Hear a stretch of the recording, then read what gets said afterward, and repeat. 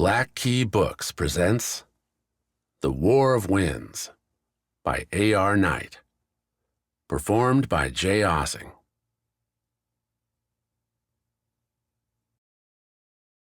Chapter 1 The Stone of Souls. Wax feared he'd never get used to the voices in his head, and now he had another. The Tama scar shone in its lower left spot, warmth not making it through the thick Tamas tunic Wax wore for the ceremony. The show. The performance.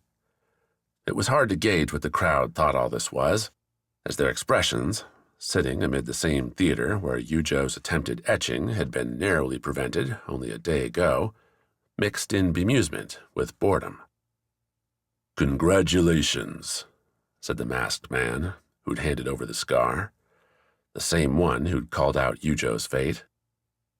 He was Wax's sole partner on the otherwise empty stage, the exchange marked by a few feeble musicians in a nearby pit, plucking at their instruments.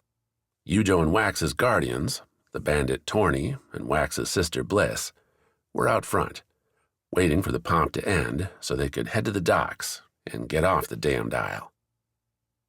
Tamas hadn't exactly been a pleasure, and when the masked man, his crimson robes ruffling, leaned in, Wax expected the problems to continue. "Leave quickly," the man whispered, extending an arm to usher Wax off stage. Unsaid apologies tainted his rueful tone. "Normally, there'd be a more grand affair for this. A play, honors, feasting, and far, far more drinking." "But?"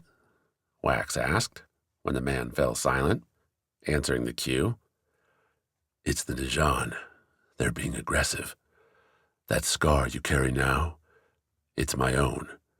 They've refused to let us gather anymore." "You're giving me your own?" As curtains closed about them, the masked man chuckled. "I'll get another. What's important is that we hold to tradition. You performed. You deserve the reward. Now go." Wax didn't need to ask why the man still sounded nervous. The Nijan didn't just want to keep the scars. They wanted to take the stones from anyone who had them. They'd know, now, that Wax and Eujo were present in Tamas's capital, and would probably have their purple and black thugs running right this way. In fact, the masked man might have turfed the Tama scar onto Wax just to avoid getting in trouble himself. Convenient. If Wax had wanted to confront the Tamas about it, though, the time had passed. A look around backstage confirmed only workers bustling around, setting the theater for a later show, one blissfully free of renewals, scars, and the fate of the world. Torny, bandit and best dressed of their bunch, in svelte, fuzzy greens and blues, whistled as Wax approached and lifted his necklace. The Tama scar did its job, glittering, even as, inside his mind, Wax heard the stone whisper alongside his friend's approval. Less in real words, more through impressions and flavored gibberish, the scars were imperfect assets, capable of miracles, capable of mass destruction. Wax had nevertheless grown used to their constant jabbering. Like being back home, in crowded, bubbling Kid-Eye. The bandit's counterpart, Bliss, stood nearby, working on a fresh staff with a whittling blade. Every stroke cut aside stripes to replace with iron bands, a technique she'd learned on Fody, the fiery isle. Too many hard heads among their enemies, Bliss signed, and she didn't want her staff to break mid-battle. A head far from the hardest stood near the cart's head, watching the meandering Tamas crowds going about their cool, but not cold, day. Livier, Kance assassin and one-time foe, kept a hand near his rapier and the other on the cart itself, helping to hold the man upright. Despite getting vis scars from both Eujo and Wax, the man was taking his time recovering from a burning brawl a couple weeks back. Not that Wax minded. Olivier compromised was Olivier he didn't need to fear. Much. "How's it feel?" Torny asked, following her whistle. "You're tied now." "Tied?" Eujo, the Kance queen, and looking it as she sat on the cart's piled satchels, drinking something from an earthen mug. "He's going to win. I'll never get a Tama scar now." "Unless I steal it for you," Torny said. "Thought you were my guardian," Wax asked, coming up to the cart and slipping the necklace back beneath his shirt. "She's a queen, Wax. I gotta follow the power." "She has a point," Bliss signed, glancing up from her metalwork. "There's no renewal anymore. Eujo is real." "I'm plenty real," Wax protested. "Just need Kance and Noctia, and then—" He trailed off, a too common trait when this topic came up. Torny and Bliss didn't push him on it, because they knew as well as Wax did that anything following the 7 scars was murky at best. Getting a Noctia scar seemed impossible anyway. The whole isle had flipped from peaceful watcher over the isles to a marauding force, attempting to control everything through their Volges and armored soldiers. And even if he did manage to get all 7, what then? He'd promised Pan to get the stones, and that promise had been enough to keep Wax going. But to what end? A question he could put off answering till Wax had all the scars, perhaps, but one growing louder nonetheless. "We should be going, my queen," Livier said, "now that the Vis is back. Your ship should be coming into port soon." "Then let's go," Eujo replied, looking up from the short, scrawled missive next to her mug. "I hate this place anyway." That note, urgent, was the one naming Eujo Kance's sole queen and requesting her immediate return. She'd been staring at it for most of the last day. Wax would like to say he could understand why, but Pan's dying promise was the closest he'd come to any real destiny. Still, he climbed the cart and sat next to Eujo, hand finding hers, a grip returned. What that was, what those intertwined fingers hinted at, was still unknown. The last night had been burned in deep conversations with Livier, the queen catching up on what Kance was like now, what she needed to expect. Wax, soothed with ale, had slept. The Tama scar tried to read Eujo's mood, burbling over the other stones, only for Wax to push it away, like choosing not to listen to a conversation or to ignore a rumbling stomach. He'd rely on old-fashioned smiles, touches, and the soft crinkle around her eyes as Eujo held his look for a long moment before returning to the note, her mug, black tea, and what it meant for today, tomorrow, and beyond. Bliss joined Livier at the cart's driving bench, the sole sun-dappled pony hitched up, ready to pull them towards the dock. Torny, as she preferred, took her own seat on the cart's rear, humming some tune, tossing a stiff carrot up between bites. The Tamas port buzzed with winter's slow decline. Fresh ale barrels dominated, though wines and other foods added just enough variety to keep things interesting. Heavy galleons rested near the docks, recently returned to waters from dry wintering slots. Southern trading trips would be starting soon, to hear the clamor say it, and nice days like this one made for a good chance to get ahead. What Wax didn't see, amid the port's bluster, was the Storm's Edge, Eujo's personal ship, captained by the inimitable Dieu. They'd last bid the vessel an aborted farewell on Went's southern coast, dashing away under night's cover, after Wax had, well, immolated an estate. Wax cringed at the memory, a reminder the scars were hardly servants ready to do his bidding, more like wild friends, willing to listen and then take matters into their own hands. "We're early," Livier said, as Bliss guided the cart to an open spot before a dockside warehouse. "Or Dieu's late," Eujo replied. Their entourage drew mild attention, mostly from other carts and porters having to dodge around them. Otherwise, the port bustled enough to keep Wax and his friends at the bottom of anyone's concern. Anonymity sat well, and Wax stayed in the cart, watching the horizon, while Eujo and Livier bantered back and forth about Due's timeliness. "The Najan could have found him," Livier said. "We ought to slip away, Eujo. Find some sailor's hole to hide in until Due arrives." "He'll give us away the moment he shows," Eujo countered. "If the Najan are really hunting us, then we'll need to board as fast as possible. Drinking ale in some dark tavern won't help that." "Don't think that's going to work anyway," Torny said, stepping off the cart's back and brandishing the dagger down the dock. "Guessing we're about to get noticed." A galleon bearing Fodi's red and orange flag slipped out to sea, shoved by dock workers with long poles. As the massive vessel moved, its bulk revealed a purple and black frigate in the next slot down. Najan soldiers, armed and armored, stood near keeping watch. The ship's sails were furled, provision crates sitting along its chosen pier, reloading for a journey. Maybe not, then, tasked with finding Wax, Eujo, and their scars. "Then get on this side of the cart," Livier snapped. "Don't stand in the open." Torny laughed. "What, you think they know us by sight? Got some great drawings of Wax on hand?" The bandit's snark, though, shriveled quick as their quintet formed up near the pony. A new dockside sound approached. Collective curses and the scrapes, bangs of goods on the move.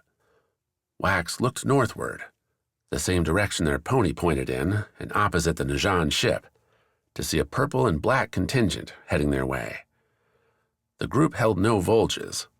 The curved spears were hard to hide, and sported robes, not armor, looking less like soldiers and more like scholars.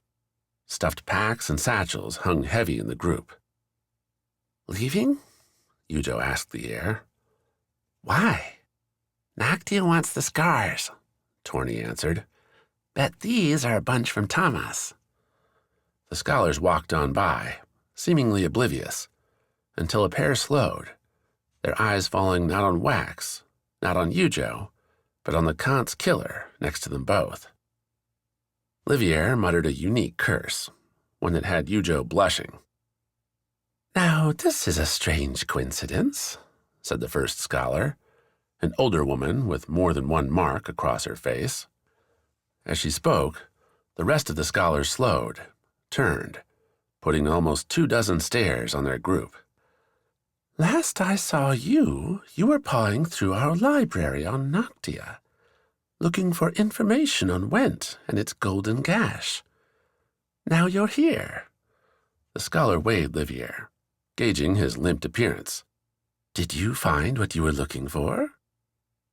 "I did," Livier said, offering up a slight bow. "Your assistance, very helpful." "So they're dead, then? The traitors?" The scholar let her look drift to Wax and the others. "You said they had committed a grievous offense against Kance. You were so angry, and your hand—" The scholar nodded towards the marks on Livier's palm, brought about by Wax and his deadly dinner fork. "At least that's healed." Livier began to answer, and Wax would have listened, save for a soft tap on his left arm. Bliss, partially hidden behind the cart. She flicked her head southward, along the dock. Running towards them, their satchels abandoned, were 2 Najan scholars. When they started shouting, Wax didn't have to guess their words. He only hoped Due wouldn't be too late. Chapter 2. The Sky Palace. Kance spread below him, its many spires and their offshoots, a girded web Quik had only begun to understand.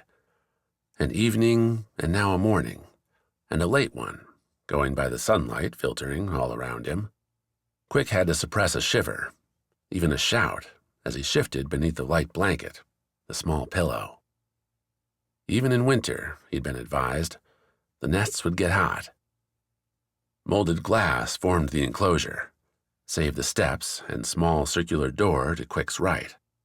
2 bronzed metal loops kept the glass container in place, holding it to the Sky Palace, a bland name that nonetheless conveyed exactly where Quik was.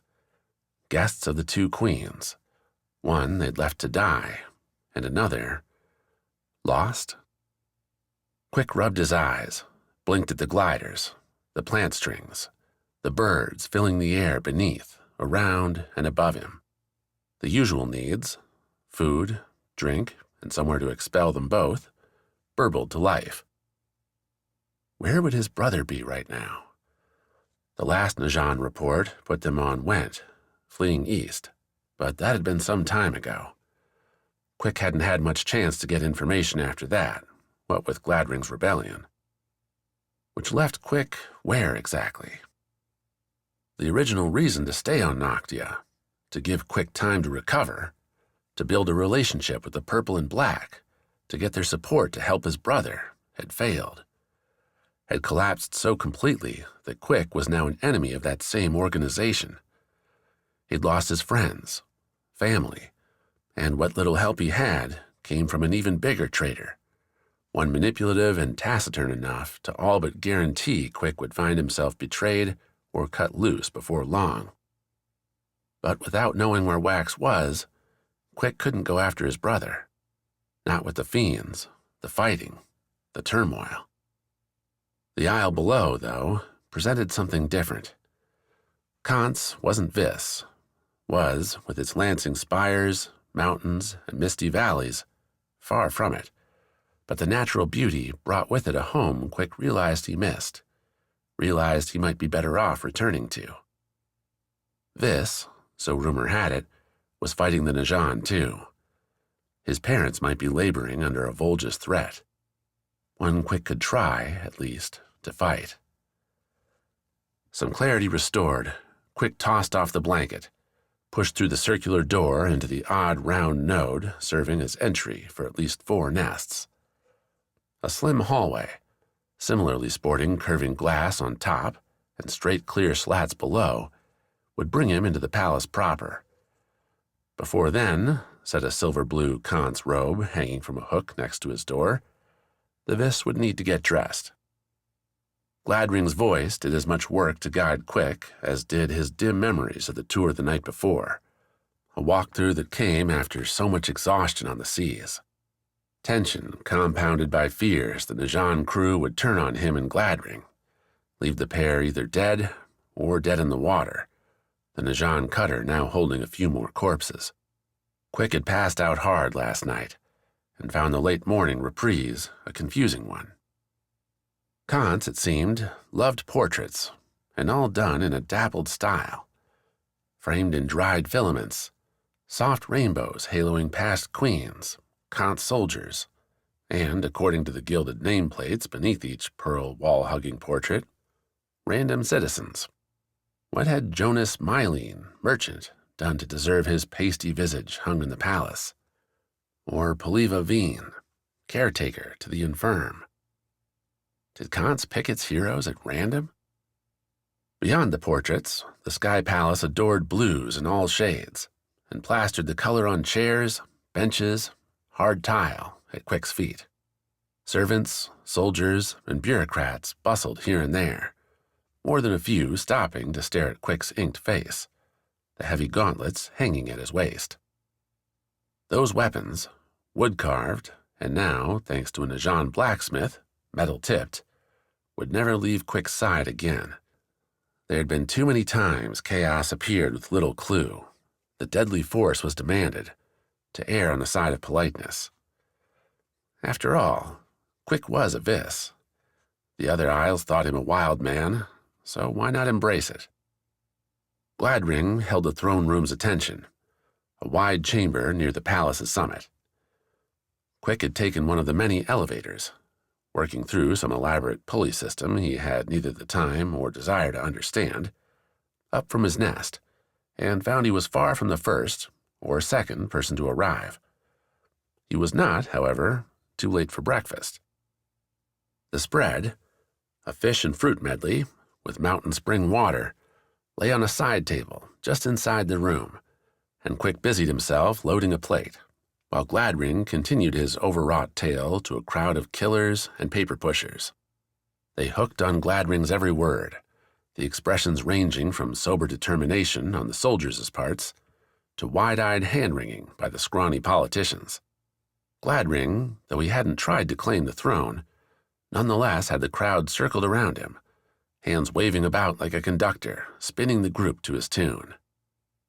Quik hadn't much liked those grand Noctia orchestras, and he didn't bother joining in this performance either. Instead, he ate, drank, and waited off to the side until Gladring concluded, ending his diction with so many suggestions as to send the Kance crew off, dazed and driven. Quik then frittered more minutes away while Gladring did one-on-one dances, the former tenant and current Noctia trader making sure to give Quik knowing nods here and there. As if Quik would fall for that anymore. He could consent to being used, but believing that Gladring held anything more than his own success in the man's black heart. Not after the Noctia renewal tipped over the cutter's edge into the water. "We have them," Gladring said, at last, when he came over to Quik, pulling the Vis Hunter away from the big room and its twin glass thrones. Gladring held his tongue until he had Quik into a small side room, one that appeared meant for servants needing a break. Gladring slid a narrow bolt across the door, shutting them in. Their only company was a single stool and tiny table, a small window near the ceiling casting just enough light to keep them from needing the tiny lantern on the right wall. "A private room," Gladring explained, as Quik scanned the space. "It's quite normal. The queens would use them." The tenant crouched, causing Quik to step back, and ran his fingers along the door's bottom. Black cloth pressed down to the ground. It didn't sound. Difficult for spies to listen in. Who would be spying? The other queen, obviously. No surprise there. Quik had seen that rivalry up close, nearly died to its consequences. "I trust you slept well?" Gladring asked, clasping his hands, but otherwise seeming to really mean the remark. "They're a bit strange, aren't they, the nests?" "Used to it." Gladring blinked, then smiled. "Of course you would be. Sleeping in the trees can't be too different, can it?" "I meant I'm used to being in odd places. Doesn't scare me anymore." "Ah." Gladring's nod came slower now. The man did like his gestures. "Then perhaps you'll be happy to know we won't be leaving this one soon. The Kance believe our story, and believe in the scars we gave them even more. I've secured our appointments as advisors." "Our?" "Well, me, and you as my personal guard and assistant." Quik snorted. Gladring frowned. "You seem hostile this morning, my Vis friend. Have I done something to upset you?" "Nothing," Quik replied, "but I'm not going to be your guard or your assistant. I'm going home." Quik might have gone on into the full story about his brother and so on, but giving Gladring more to work with would only, well, work against Quik. Who knew what chains Gladring could find in that story to wrap around the hunter? "To Vis. You know the Isle's lost, right?" Gladring stuck one hand in his robe's pocket, right where a Tama scar would probably be waiting. "According to what I heard this morning, Kidai's under Najan control. Only Mottilan survives, and that's only a question of time." "Keep your hands out," Quik said, pointing at Gladring's pocket. "I know your tricks." A slight smile, but Gladring pulled the hand free. "Only some of them, my friend. The point, though, remains. Vis is falling. Kance is our best chance to stop Vassal." "And do what?" Quik raised the jabbing finger to Gladring's face. "You keep arguing you're saving the Isles. That's what Annalise kept saying on the beach when you kept me in the cage. But do you even know how?" "I'm trying, which is more than what you'll get from Vassal." "That's not good enough anymore. I'm done waiting for you." Gladring looked like he was about to protest, then stopped, a puzzler's look coming over that wrinkled, jowled face. "You know, I think there's a way we can both get what we want," Gladring said. "Annalise, you told her to run to Vis, right?" Quik shrugged. "It was all we could think of." "If anyone might have an idea of what to do with all these scars, it would be her." Gladring smiled in earnest now. "Go home, Quik. Go back to your isle and find the scientist. Bring her back here." "Why would we come back?" "Because," Gladring said, that smile growing broader, "Kance's missing queen has been found, alive, and she's on her way. I think you know who's traveling with her." Wax. Bliss. A chance to fulfill an old oath. Gladring had Quik again, and the manipulative bastard knew it. But what else could the Vis do?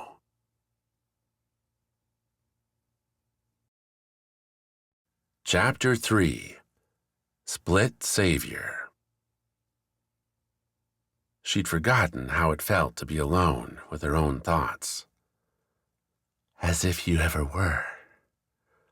Her other self nestled in Mayna's mind, always her company, always her companion, as they stared at the dirty gray ceiling overhead.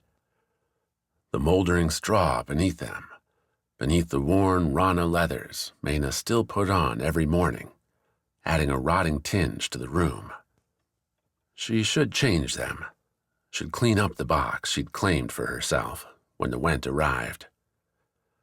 A task destined for the bottom of a list that never seemed to move up. Because we're doing more important work. That, at least, Mayna could agree with. Speaking of, she lurched up, snatched her Went-fashioned short sword, and brushed clinging straw off her leathers from her hair, grabbed a torn tunic, and used it as a rag to rub dirt, a random beetle, off her face. The bugs were a fact of life in the dark below. No worse or better, really, than a Rana ship. At least the rats didn't make it this far down. Her squat room occupied a corner on the third story of what was, to any onlooker, a carved block. Half natural rock and half stone, moved, mortared, and smoothed by tireless corpses, kept alive first by the dead king, and now by Svard, the Fodi barbarian. The construct mirrored more than a dozen others, with still more yet being hewn from the stone itself. What Svard's plans were for this underground metropolis, Mayna wasn't sure. Last she'd heard, the fiends were going to get an escort up to the surface. Who'd stay down here then? The bodies? Did they even need houses? Focus, Mayna. It's a big day. Her mirror self, a soul ripped from Mayna and remade by a fiend not too many weeks ago, didn't need to remind herself. The activity sang throughout the massive cavern. Carts rumbling, hammers pounding, and shouts calling for this or that to get to here or there. Every command found its following by the silent, dead masses as they shambled, lurched, and lumbered, with gear or goods in tow. Mayna watched it all from her building's doorway. Her various roommates were either already working or, having come from some overnight shift, dead asleep, likely with Aile's assistance. The Rana captain stifled an itch to draw her blade, cut down a passing corpse bearing a crate of what seemed like boiled mushrooms in its hands. Rations for a walking army. Though what those firewalkers would eat, Mayna wasn't sure. Probably stragglers. Mayna half-cocked a smile at that, one that slowly fell as she made her way through the bustling city. She went through the huge front gate, its barricade coated with dusted bones from humans and monsters alike, along a wide tunnel to another large room, this one bearing 1,000 battle scars along its natural walls, its chipped ceiling. In recent days, the space had borne as many different weapons, went engineers churning at all hours to fortify barriers, build in artillery, and craft a fort from which the Seven Isles could hold back a fiend horde. Now those barriers stood shunted to the side or split apart, spiked ends stacked atop one another. Ballista bolts lay in thick stacks, their launchers without strings and leaning against walls. The engineers tasked with taking care of them had their heads and hands bent to a different task, churning out thick, strange leathers masked with metals. Too large for any human, they dealt the final blow to Mena's mellow morning mood. Ami's talking with them right now. She thinks they understand. Svard, man of 1,000 wounds, said near the room's center. The barbarian wore only the thinnest armor, though his real defense came from the jagged black blade always at his side. The blade's hilt glistened with opals, Noctia scars. Somehow, the sword kept the gnarled, brutalized warrior alive, despite enough damage done to render any normal human to gristle. His partner in conversation had fewer scars, but stood just as tall, with a beard now big enough to qualify as a nest for most Rana birds. Hochi, Went warlord and master of the Northern Isles' sweeping cavern conquest, nodded at Svard's words. His leathers bore better thickness, metal studs, and a nasty axe pair at his waist, one that gave Mena a start every time she saw it now. They'd been Svard's once, a gift the barbarian made when his hand switched to favor, to need, the blade. He'd not asked Mena to take the weapons. Svard didn't ask Mena much these days. Because we frighten him. Frighten a man beyond death? That didn't seem plausible, but there it was, a flinch as Mena approached. He doesn't understand us. He never did. Now that wasn't quite true. There was a moment, maybe several, on Mena's old ship as it went north, and in the pits, before all this, before... "What did you decide?" Svard asked her. "Are you coming with us?" "You can't. You know why." "March to a war with the Went?" Mena snorted. "Sorry, Svard. That's something I'll never do." "Trying to save the Seven Isles doesn't interest you, Rana?" Hochi said, the man's voice a charred snarl after so many pipes, so long shouting orders. "Still holding to the old ways?" "Some things aren't so easy to forget. Besides, with you all gone, might be I'll finally get something done around here." Svard cocked his head at that, but it was Hochi who responded first. "I'm not going either. Too much to do around here. And if I'm hearing Svard right, it's the Firewalkers and the Najan who will do most of the fighting. This isn't Went's war." "Until Fassel decides it is." "We have a deal," Svard said, interrupting. "Fassel and Yarvik know the terms. We bring Kance to heal. The Firewalkers get their home. Once Kance sees what they're up against, they'll fold." "I wouldn't," Mena said. "Not for anything." Svard laughed, while Hochi glowered. "Then it's a good thing, Mena, I'm not going up against you." Mena's lip twitched. Every so often, the barbarian showed he still had life somehow inside that ruined body. "Don't. It's not worth the pain." "You won't be going up against anybody if those suits aren't done," Hochi said, looking past Svard to the biggest working mass of engineers. "I'll hustle them along. Fassel wants you moving by tonight, and the sooner those burning bastards are out of here, the sooner we can start securing the pool." That's what they called it, the pool. The underground lake, holding those swirling gates to what Ami said were other worlds, artifacts of the gods left behind and now falling apart. The firewalkers came from one, apparently because their efforts to save their own world had failed. So now they had a chance to ruin this one. "I should have asked you," Svard said, turning to level his full attention on Mena, "about all of this. I don't mean to ignore you." "But you do." Svard winced, but the man held his ground. "You're still not yourself, Mena. Haven't been for a long time. You say odd things, and you're gone at strange hours." "Strange? Coming from you?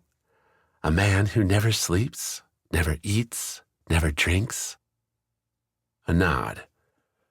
"Maybe neither of us is quite what we were." "Damn right. If I remember, the Svard I met wanted to destroy the fiends," Mena said, crossing her arms.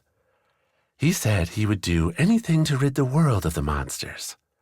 But here you are, fighting for them. Why?" "Because, Mena, I'm not sure we could win. The firewalkers are numerous, they're strong, they're smart. The Isles aren't united." "A calculation? Coming from you?" Now Svard frowned. "This is what I'm talking about, Mena. You're hostile one minute, happy the next. I don't get it." "And he never will. He's lost sight of the goal, Mena. We haven't." "Maybe you'll understand it when you see what they do to Kance," Mena said. "When those monsters burn the Sky Isle to ash. Maybe you'll remember who you are." "Maybe. But I hope you, Mena, do the same." The Rana captain left Svard there, wandered off into the tunnels. A person watching might assume Mena was going on a stroll, getting some air, or even looking for fresh cave water. Went scouts, soldiers, and people did the same all the time, though they went in groups under Hochi's orders. The dark below remained a home for fiends, remained a risk. Mena walked alone. As she left behind any curious eyes, ventured higher through narrow bends, a small lantern at her belt giving her light, Mena picked up her pace, strode with purpose. She turned at notches, almost invisible, carved into the stone at intersections, making her way around the wound's gaping chasm and up, over, and around. Nearly an hour's journey. It ended in a bubble, a sloping chamber, damp and musty. Holes dotted the floor, almost a lattice in parts. Mena didn't need to go that far, though the chamber extended deep into the dark. Far enough to do what needed doing. A muffled groan drew her eyes, her light, to the right. Mena reached into the satchel on her back, packed slim for the short journey, and withdrew some of those mushrooms, wrapped and ready to eat. A water skin, too. She bent down, slipped the cloth gag free from the young man's mouth. His eyes were wild, skin more gaunt than the last time she'd visited. "More often," I said. "He'll starve if we don't take better care. We need him still." Mena winced as she loosened the man's bounds, kept a hand on her sword hilt as he ate and drank. At least he'd been following instructions, using those holes to void his bladder and bowels. When he finished, Mena reached back into her pouch, pulled another small box, this one marked with warnings in Went's blocky script. "Is this what you told me to find?" Mena asked.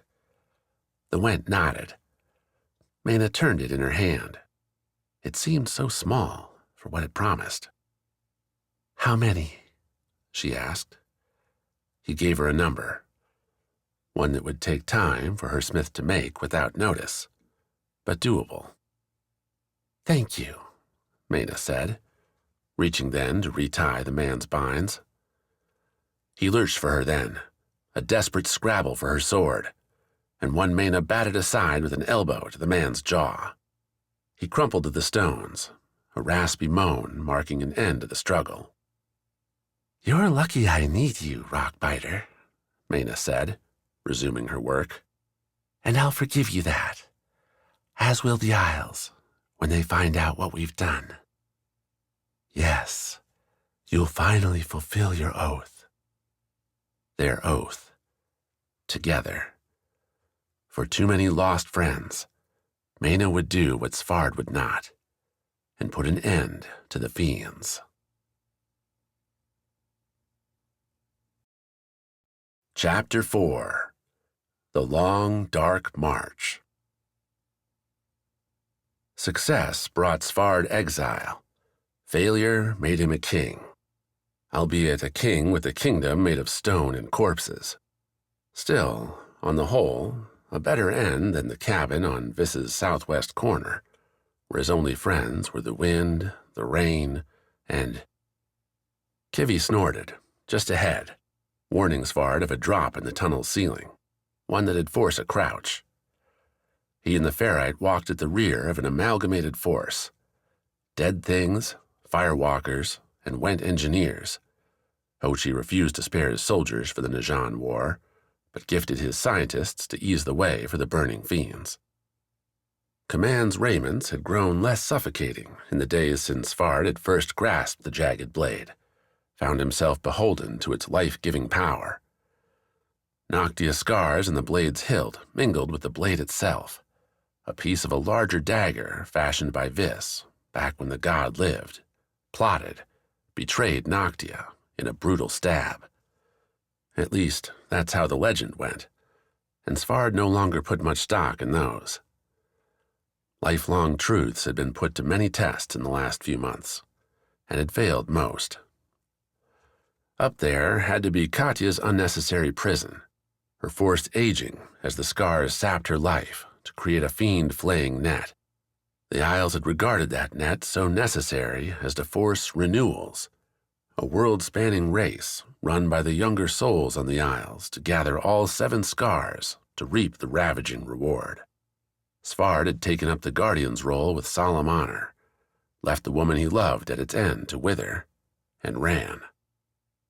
Only to learn, at Ami's, his fellow Guardian, one equally riven by Katya's fate, efforts that the fiends weren't random tormentors, but fleeing creatures, hapless, confused, and thrust from their dying worlds into the Isles.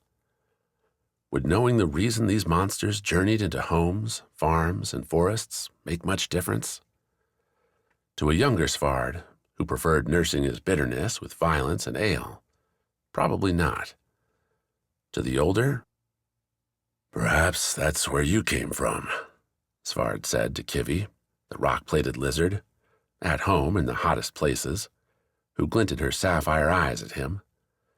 "Fodi's fire-blasted ruin would be perfect for you, wouldn't it?"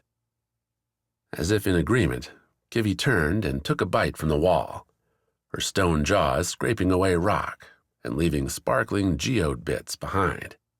Svard saw all this courtesy of the lantern hanging at his belt, the swaying flame and the oil powering it giving the broad tunnel a shadowed life. The trail left by Ami and her firewalkers at the formation's head wasn't hard to follow. Where the fiends walked, black burns marred. Charred mosses, singed stone, and ash littered the path. That the firewalkers agreed to Ami's war, one requested by the Najan above as a price paid to give the burning fiends a home among the Isles, came as a surprise. The monsters had shown, with their metal constructs and 4-armed flails, a talent for destroying anything in their path. Ami, while noting she couldn't understand everything those obsidian-crowned creatures said, suggested the fiends were tired, that they'd been fighting a losing war against their dying world for so long. Well, Svard could understand that, even if he'd chosen to watch the fight against the fiends from afar. Now, with one more decisive strike against the windy Kance, maybe the battles could wind down. Hochi suggested barricades, wholesale slaughter against any fiends coming out that didn't show intelligence, reason. The scars backing up crossbows, spears, and swords. Eventually, those other worlds would die, and peace, or as close as the Isles could get, would take root. As motivation to march went, Svard would take it. Beat out bitter rage, in any case. Scars spoke, and so did the blade. While Svard himself had never enjoyed the mental mishmash that came with a handful of the Godstones, Ami relayed the impression vividly enough, like standing in the middle of an argument, unable to escape. The blade didn't speak the same way, instead touching Svard's thoughts with connections, impressions, suggestions that the barbarian could take, leave, or twist. Those suggestions were, invariably, dead things. From the first, when Svard lay at death's edge, he'd found humans the easiest to grasp.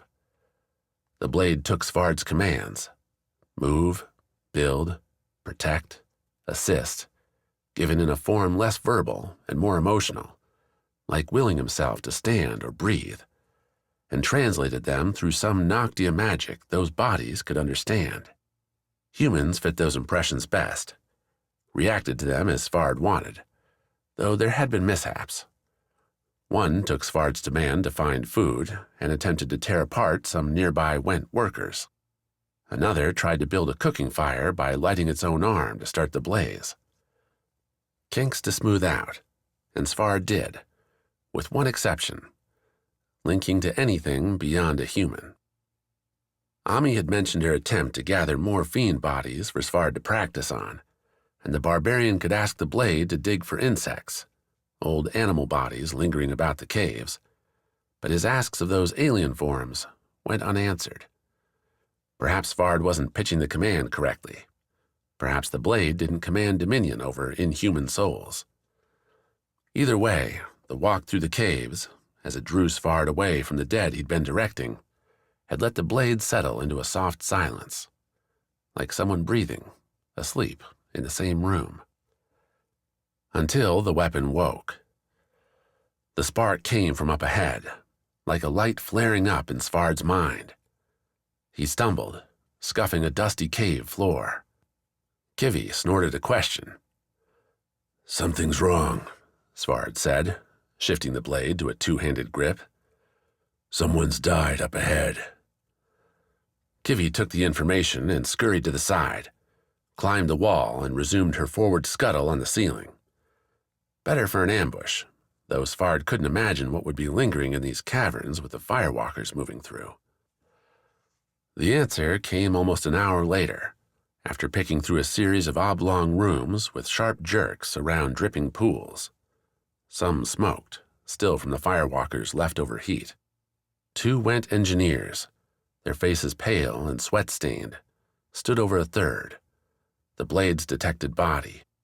The figure lay blackened, burned, almost beyond understanding. "An accident," the first engineer said, as Svard caught up, her voice a dead iron. "One of the buffer vests snagged on a rock and slipped off. He tried to catch it, so did the firewalker. His clothes caught, and that was it." Svard nodded at the pools, planting the blade in the stone ground before him. "He didn't try the water?" "Stuff was boiling with all the firewalkers. Just death by a different way." The second engineer crossed his arms, looked at Svard. "Ami told us to wait for you, see if there was anything you could do." "Like?" Svard rumbled a reply, though he already knew where this was going. "Wake him up. Bring him back." "There's no bringing back." The blade flickered a thought. The body wasn't so burned it couldn't stand, couldn't be used with a little Noctia effort. Svard pushed the idea away. "Your friend is gone." The first engineer's eyes flashed. "We're going to war, Svard. It's not about friends. It's about another body on the line." The day's march ended like it began, a cluster in a nameless cavern somewhere beneath the sea. The firewalkers had split off, found a chamber several branches away to settle in. Svard didn't know what the creatures ate, how they survived, but the fiends hadn't asked for anything yet. "Not that I'd know if they did," Ami said, sitting with ale in hand amid the chamber's small central fire. Tents lay about the room, the Went scouts and engineers splitting into their own conversations. "The firewalkers don't talk much to me anyway." Ami, her red hair tied back and vanishing into her Noctil leathers, stared at the fire. The light glinted off her gold faceplate, the dual vis scar set into the side near her cheek. A Went blade lay nearby, a commander's horn on her belt. Insignia sat about her person, declaring Ami this and that per Hochi's demands. "But they listen," Svard answered, settling down across from his fellow guardian. Not that he needed to. Fatigue, hunger, all the natural bits about being alive didn't play into Svard anymore. Oh, he felt things readily enough. Bang his toe on a rock and it'd ache plenty, and his throat seemed to be dry at all times. But pour ale down his gut, and it'd find a hole to leak from. No drunken antics, no malted pleasure to be had. Food seemed to miss the moment between hitting his tongue and tasting anything. A chalk nothing traveling to his gut and out the other side, in much the same state it came in. A creature of stasis, Svard was, and Ami knew it. "For now," Ami said, waving her mushroom sandwich, edible mosses squished between two large brown caps, at Svard's sword. "For all I know, they might be scared of that blade and what it did to their leader. With you along, they'll march where we tell them, because they have no alternative." "Is that a bad thing?" "It is if we're meant to be sharing the Isles with these monsters when we're done." Ami didn't sling the words with much fear, though. More acceptance, even distaste. She'd stopped calling them fiends, and seemed to be searching for something beyond firewalker to use. Something that had fit in better with a curse after a few flagons. "You heard about the engineer?" Svard asked. "Fried himself?" Svard nodded. "You won't be the only one by the time we're done," Ami replied, though she had the grace to frown, sigh. "Been thinking about battle strategy, as if I'm some sort of general. Can't think of any except just have the firewalkers wade on in. Burn everything as they go. Wouldn't that be horrible?" "It'd win," Svard spoke, then stopped. "Isn't it weird? Went and Noctia are probably the only two Isles with real military commanders, save Kance, and they say they have our backs, but aren't giving us anything." Ami laughed. "Svard, if I've learned anything being around Fassel, it's that he'll take any opportunity to make his allies weaker. Especially if it torches his enemies in the process." "You're saying they're setting us up?" "I'm saying both Fassel and Hochi would love it if Kance died destroying our firewalker friends, and us along with them." Ami pointed at Svard's blade.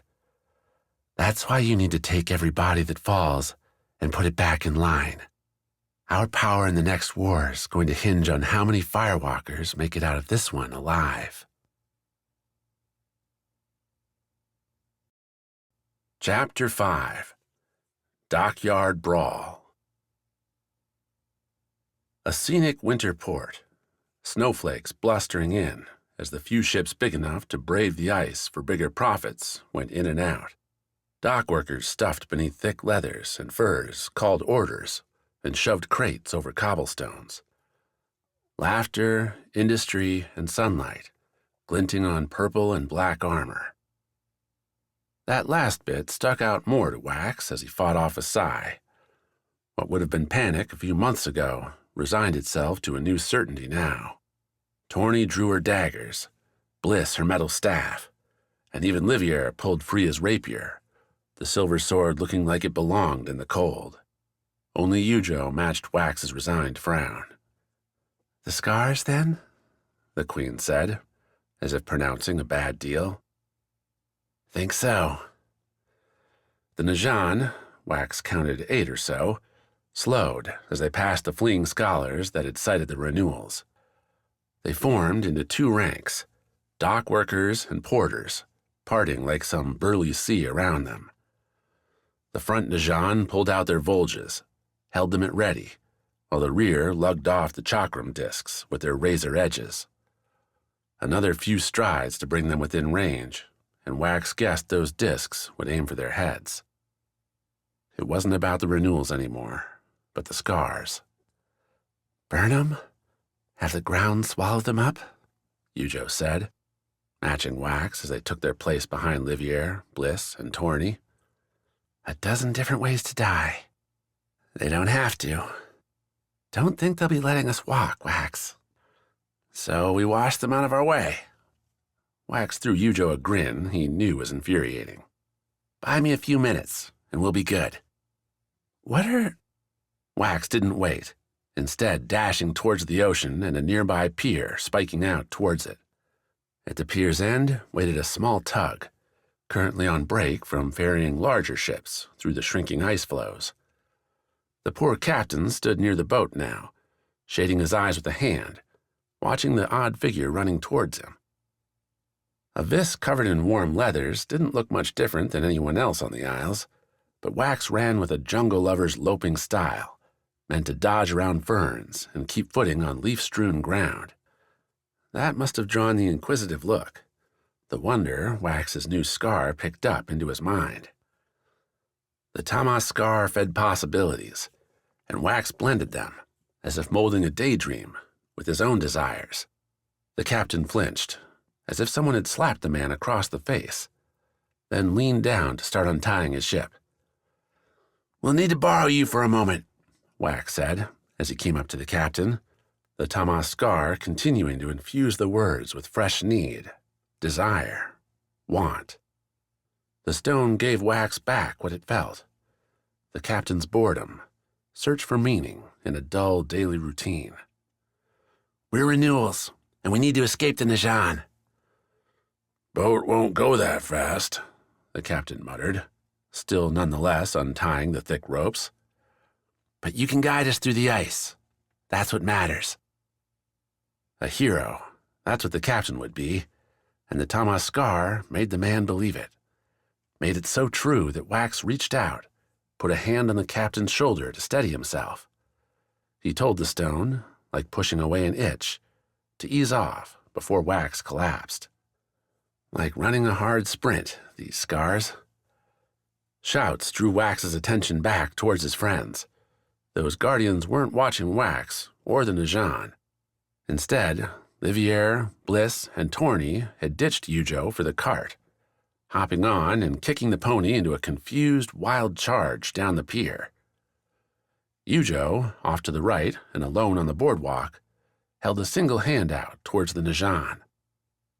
That one hand confused the black and purple advance. The waves ended it. The frozen sea surged, what had been peaceful lapping water bottoming out not far from Wax, as if a giant spoon scooped into the ocean. The hole, though, didn't fill in, but rushed towards the shore. Whitecaps ran over the stone edge, sliding over cobblestones and smashing into the Najan soldiers. Boots once on stable footing found themselves shifting, heavy armor tipping the soldiers over into a hapless, clanking disaster. One accompanied by more than a few pained shouts. Wax winced. Those chakrams, the volges, would be sharp for an accidental grab. Better, though, than death. Watch out, Wax! Torny shouted, calling the vis back to the charging cart. She's not stopping for anyone! Bliss and Livier both were trying to calm the horse, but between the roiling waves, the yelling, and the morning's sheer nonsense, the pony's eyes had rolled back, her hooves pounding. Behind Wax, his tug freed, the captain cursed and jumped aboard. Wax did no such thing. Standing straight before the oncoming pony, Wax reached towards the animal with both hands. Let the Tamaskar again take control. The stone pulsed back fear, panic, and Wax massaged those spasms into calm, into complacency. The pony shuddered, its gallop slowing, the hooves skidding as they clomped onto stiff wood, more frozen than not. Her gentle nose came to a stop at Wax's chin. Bliss's wide eyes sat behind, reins in her hands. Livier uttered a Kance curse, hopped out as Wax dashed by the horse, heading along the pier. "Unload everything onto that boat!" Wax called to his guardians, matching Livier stride for stride along the dock back towards Eujo. The Kance queen, Kance's only queen now, Wax reminded himself, backpedaled away from her own flooding. The Najan were righting themselves, a few brave ones lurching towards Eujo, bulges striking sparks as the spearheads bounced on the ground. "A bold idea," Livier said between breaths as the pair neared the pier's end. "Almost as creative as stabbing my hand with a fork, but nowhere near as satisfying."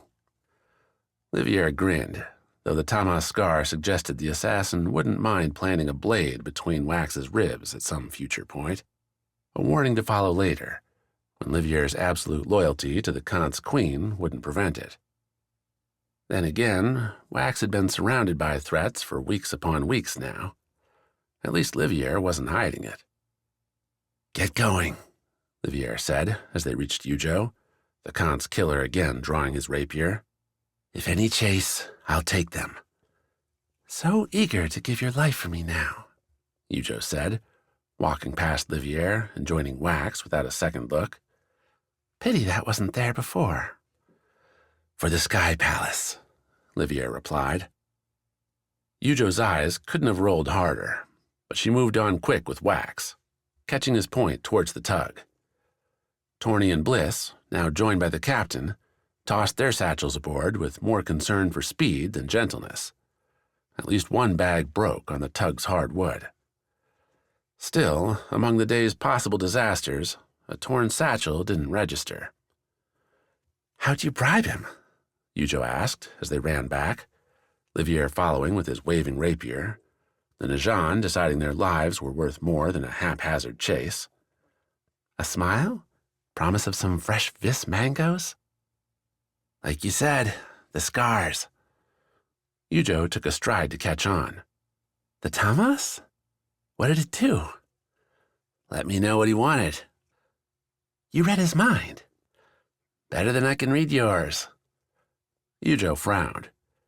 "You'd better not use that stone on me, Wax, or I'll gut you." Wax laughed, the Najan and their hapless attack all but forgotten. "You'd never." "I'll admit it's not top of my list right now." Eujo slowed as they neared the cart, looked back towards the dockside. The Najan were mostly standing now, tending to their wounds. A couple looked Wax's way, but their stare said escape would be allowed, even welcome. "That was good advice, Wax. About not killing them, I mean. Figure we're on this to save the Isles, not murder those living in them." What Wax didn't say as he helped Eujo onto the tug was that Pan would have insisted on it. They'd called Pan soft plenty of times growing up, always as a gentle jab. He'd been right, though. The wounds Wax would carry from this adventure, thanks to the vis scar, would be more mental than anything. Nightmares. Dragging daydreams. Best avoid adding to their count, if he could. The tug shoved away from the port, the eager captain at the tiller guiding the small, swift vessel. The pony and her attendant cart had been backslapped towards the dockyard and whomever wanted to claim her. The beast belonged to Daclin, the Tamas actor and apparent power player, but the man hadn't wanted to be seen with the renewals. "Reputation and rumors are all a man has," Daclin had said the night before, tipping his foppish cap one last time before disappearing. Another soul Wax wouldn't mind never seeing again. "So what now?" Bliss signed, joining Wax on the boat's prow. Eujo and Livier had their heads bent together, the latter barraging the Kance queen with information about the realm she was now ruling. Torny watched the rear, the bandit for once foregoing knife-tossing to keep a sharp-eyed lookout for any pursuit, which left Wax and his sister hunting the horizon. "We hope Diu shows up," Wax said. "Hope the ship's all right." "And then?" "Kance it is, Bliss." His sister nodded. The sun continued its shine, the sea glistened, and out there, at first a smudge on the horizon, became something bigger. Something Wax knew. "See?" Wax said. "I knew it'd all work out okay." Bliss could only laugh.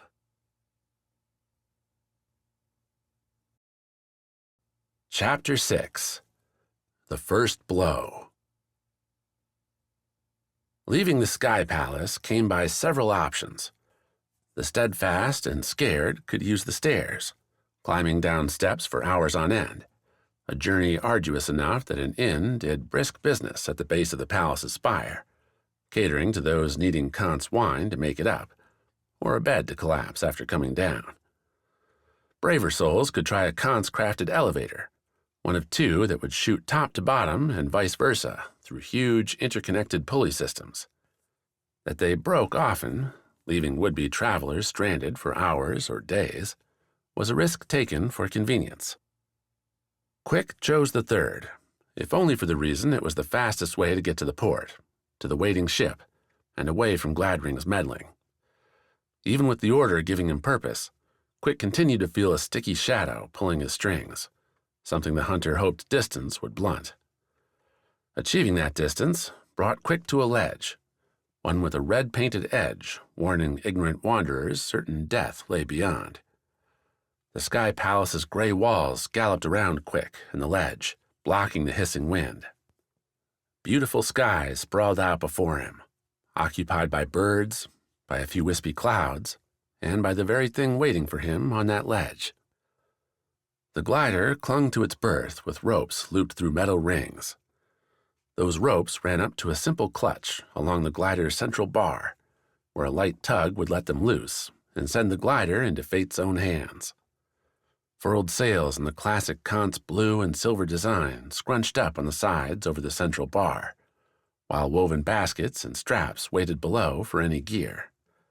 Quik's meager possessions did little to fill them, especially as the hunter refused to let the gauntlets leave his person. "So long as they don't scratch me," his sorer said, a sharp-eyed woman. "They do, we might fall." Quik approached the ledge, looked down. The slim palace, sculpted into the rising mountain, offered options aplenty for emergency landings. Berths, all with those glaring red edges, lined the whole way down. "You'll be fine," Quik said. "Risk-taker, are you?" "You have no idea." The sorer laughed, helped Quik get strapped in. As a passenger, he rode on top, a fine silver netting serving as an almost cozy bed between him and the sorer. His hands gripped sturdy bars. A single vis scar, taken from Gladring's stolen hoard, muttered calm nothings in Quik's mind. A sunny day, a gorgeous day, and with a short countdown, Quik flew into it. If Wax could see him now. The glider tipped off the ledge, the sorer kicking forward with her feet. Their flight angled down, and Quik's stomach made a race for his throat, only for the palace walls to disappear. With a snap, a rustle, and the roaring wind, those furled wings spread free. The glider lurched, Quik's view of approaching ground shifting to, again, that clear sky. Chilly air ran through his warm robes, thick gloves keeping his fingers from going numb, if not his face. "A good takeoff!" the sorer cried from beneath him. "You holding on, Vis?" "For the moment." "Make that moment last. I've never lost a passenger, and I'd rather not start with you." Quik grinned. Hard not to, now that the glider had leveled out, that a visit to Noctia's realm seemed not in the immediate future. Instead, they flew out over the peninsula that marked Kance's capital city, Besphere, and the isle's western edge. Beyond the glistening sea below, Quik saw sails and ships aplenty, more even than clustered around Noctia's ringed city. "Are all of those Kance?" "Ours, yes, and merchants seeking shelter." "From the Najan?" "From fiends, mostly. The beasts are still thick in the water." Right. Quik had heard the monsters weren't showing up on land so often these days. Whether the Aegis had recovered some strength to burn them away, or something else was interfering, nobody seemed sure. The aquatic beasts, though, showed no signs of slowing. They harried ships, assaulted ports, and swam up onto beaches to devour, claw, or spawn. The soarer angled the glider into a lazy descent, narrating her choices all the while. Gliding to the base meant getting as far out from the isle itself as possible, keeping space free for gliders sticking to the middle, or coming back up. "Back up?" Quik asked. "How?" "Wind geysers. Kance is full of them." The soarer elaborated on the blowholes, launching pure air straight up into the sky, as if Kance, the god, was sighing. Gliders could set up over the geysers, take the warm air, and launch high enough to get to the middle levels of most spires. "From there it's a hike, but not too long," the soarer concluded. Quik let her ramble on from there, letting the conversation fade as he took in the view. Better than a Vis canopy trek, if more unstable, and a reminder of what he was fighting for, what they all were fighting for. "See that? Out west?" the soarer asked. Quik twisted, noted distant, dark blots far out on the sea. "Najan caravels," the soarer continued. "They're keeping eyes on us. We could go after them, but why waste the time?" "Better chew them up when they come close." "Right? They'll have numbers on us, but their ships are too slow. We'll flank them. Send those black bastards to the bottom of the sea. The Najan are going to learn why Kance hasn't ever lost a war." Naro greeted Quik as the Vis walked up the boarding ramp, soul satchel on his back. The Kance captain, clad in the Wind Isle's traditional silver and blue cloak, cap, and boots, looked younger than Quik, a myth the man dispelled when he caught the Vis's raised eyebrow. "Naturally good-looking, you know," Naro quipped, stepping aside to wave Quik on. "It's a boon to me, one my family has always had. Age slides off us, it does, readily." "All right," Quik replied, casting his eyes instead over the Kance clipper. The ship spread like a flatboard away to Quik's left and right, whitewashed boards bleeding into a sky-blue hull. A dye job, Naro explained, meant to give the ship cover at distance. All the cabins lay below deck. Even the till sat inside the prow. "The wind, she gives us the lightest brush, save where we want it most," Naro said, pointing up at the furled sails wrapping a single mast. "You'll see. When we get moving, we'll find Vis before the Najan even know we're gone." "And how long till we get moving?" Naro grinned, a broad smile splitting the man's round face, mopped with thick curled hair. "You're the one we've been waiting for. Emergency orders, you ought to know. Coming in right on time this morning before we set sail. Not a big problem, you understand. Just a change." "A change from what?" "What we're supposed to be doing." "Which was?" Naro picked up a different gleam now. "Hunting the purple and black Vis, and sending their rotten, scar-stealing selves to the bottom of the sea."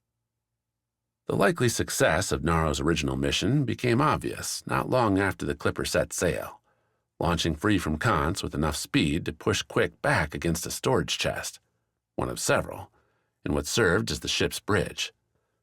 Set beneath the prow, Naro commanded a half-circle space, flush with several sailors, crates stuffed with provisions, only enough for a few days at a time to keep the clipper quick, and a glass-filled window at the front to see.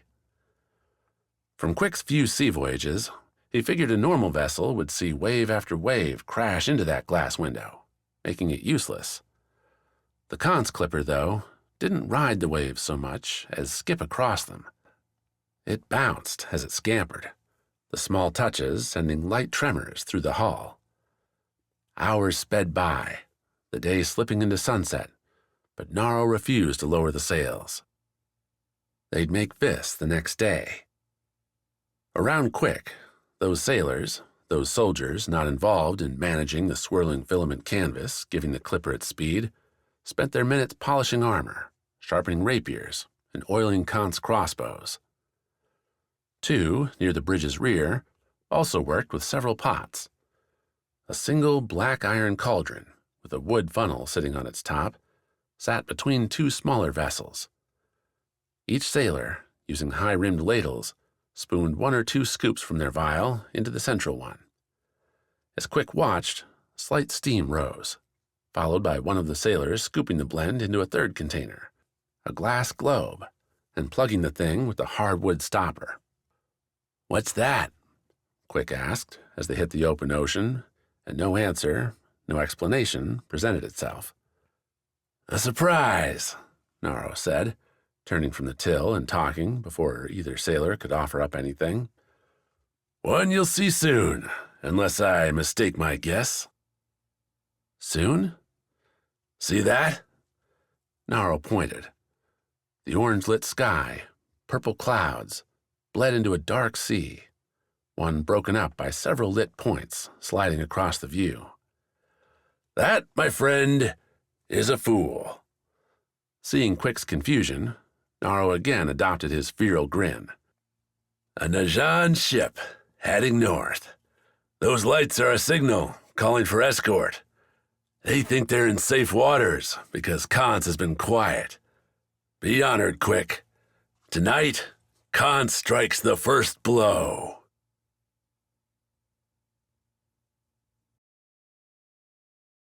Chapter 7. Weapons Trade. Dreamhold, as Mena and most everyone down here called it, wasn't quite the same without its lurching dead. Ever since Fard marched off with the firewalkers, the entire city that had hummed with those rotting corpses moved instead with the usual rhythms of a living city, the day and night cycles of industry, drunkenness, and bartering. Without the alien magic, Mena found the slate stone buildings and dreary smithies all too usual, all too sedate. The Went were acting on their promise, to turn the dark below into just another home, but in the doing, they were giving up the goal, the great quest. This place was still dangerous, still deadly, but all Mena saw as she walked towards her target was the same old routine. Enough firewalkers remained around the chamber, with more emerging every day now, shuttled free from their burning home in the large black iron capsules, to keep most wayward fiends at bay. Their giant flails, the ballistas, or just their burning hands squeezed the frothy life from the fiends that dared crawl up into firewalker territory. The smarter monsters swept out to sea through underwater channels, or broke for the small tunnels on the chamber's far side. Hochi, that morning, had ordered those tunnels fortified, those gnarled tubes pointed southward, towards Fard's firewalker force, and the Went commander felt like allowing surprise assaults on his friends wasn't a good idea. Such an order meant more equipment, requisitions, and opportunity. "What are you doing here?" snarled Mena's target as she swept inside the SWAT forge, its constant heat stealing the captain's breath for a moment. "Oh, he knows why." The burly engineer, covered in more soot than Mena would consider healthy, waved tongs in her direction, as if the orange glowing utensils might scare her away. "Helping with Hochi's latest command," Mena said. "Why else?" The engineer would have narrowed his eyes, or maybe he did, but rusted goggles coating the black smudged orbs prevented any perception. Instead, the man grunted, turned to his assistant, and ordered the similarly soot-smothered woman to take a break. "I can keep..." she started for the tongs. "I said take a break," the engineer replied. "There'll be no working of my forge without me being a part of it." Thus cowed, the assistant slipped by Mena, muttering some useless rock-biter curse under her breath. "Don't be shy now. Ask for what we need. Really need." "Do you have it?" Mena asked, looking around to see if the answer was evident. Fresh shelves bolted into the walls held the engineer's products, ranging from standard tools to heavier mining gear. The man wasn't a weaponsmith, had told Mena that the first time the Rana captain had come by, but Mena already had her swords, had a knife in her boot. What she needed, well, wasn't on these shelves. Not out in the open, anyway. "Going to have to be more clear, Rana," the engineer snuffed, putting down the tongs and meeting Mena at the broad working anvil in the smithy center. "There's a lot of its in here." The man's tone suggested more than his question. He knew very well why Mena was here. Knew because several consecutive nights in a simple tavern 3 doors down had pried the information from her. Or so he thought. "The plan's in motion," Mena said. "The opportunity's there." The engineer leaned over, shoved the goggles up off his eyes. The man slipped into a shady smile, revealing several missing teeth around a gnarled, singed beard. "Too late by my reckoning. Most of the firewalkers are already gone." Another sniff. "Missed your chance." "They'll die on Kance's shores. What I'm worried about is what comes next. That's what we agreed." "You think you can do it, then?" "We're the only ones who can." "If you help me," Mena said. "Time, though, is starting to run out. People are going to notice." "Why's that?" "Because that scout we've tied up is going to have friends. Friends who will look harder for him every passing day. We should have killed him already." "Better you don't know." Mena reached, pulled out a pouch. Opening it revealed some luminescent purple moss. "This is what you wanted, right?" The engineer nodded, swept his eyes around the small smithy. Lanterns shone in the corners, but oil to keep them lit required trade. Keeping the moss alive was easier.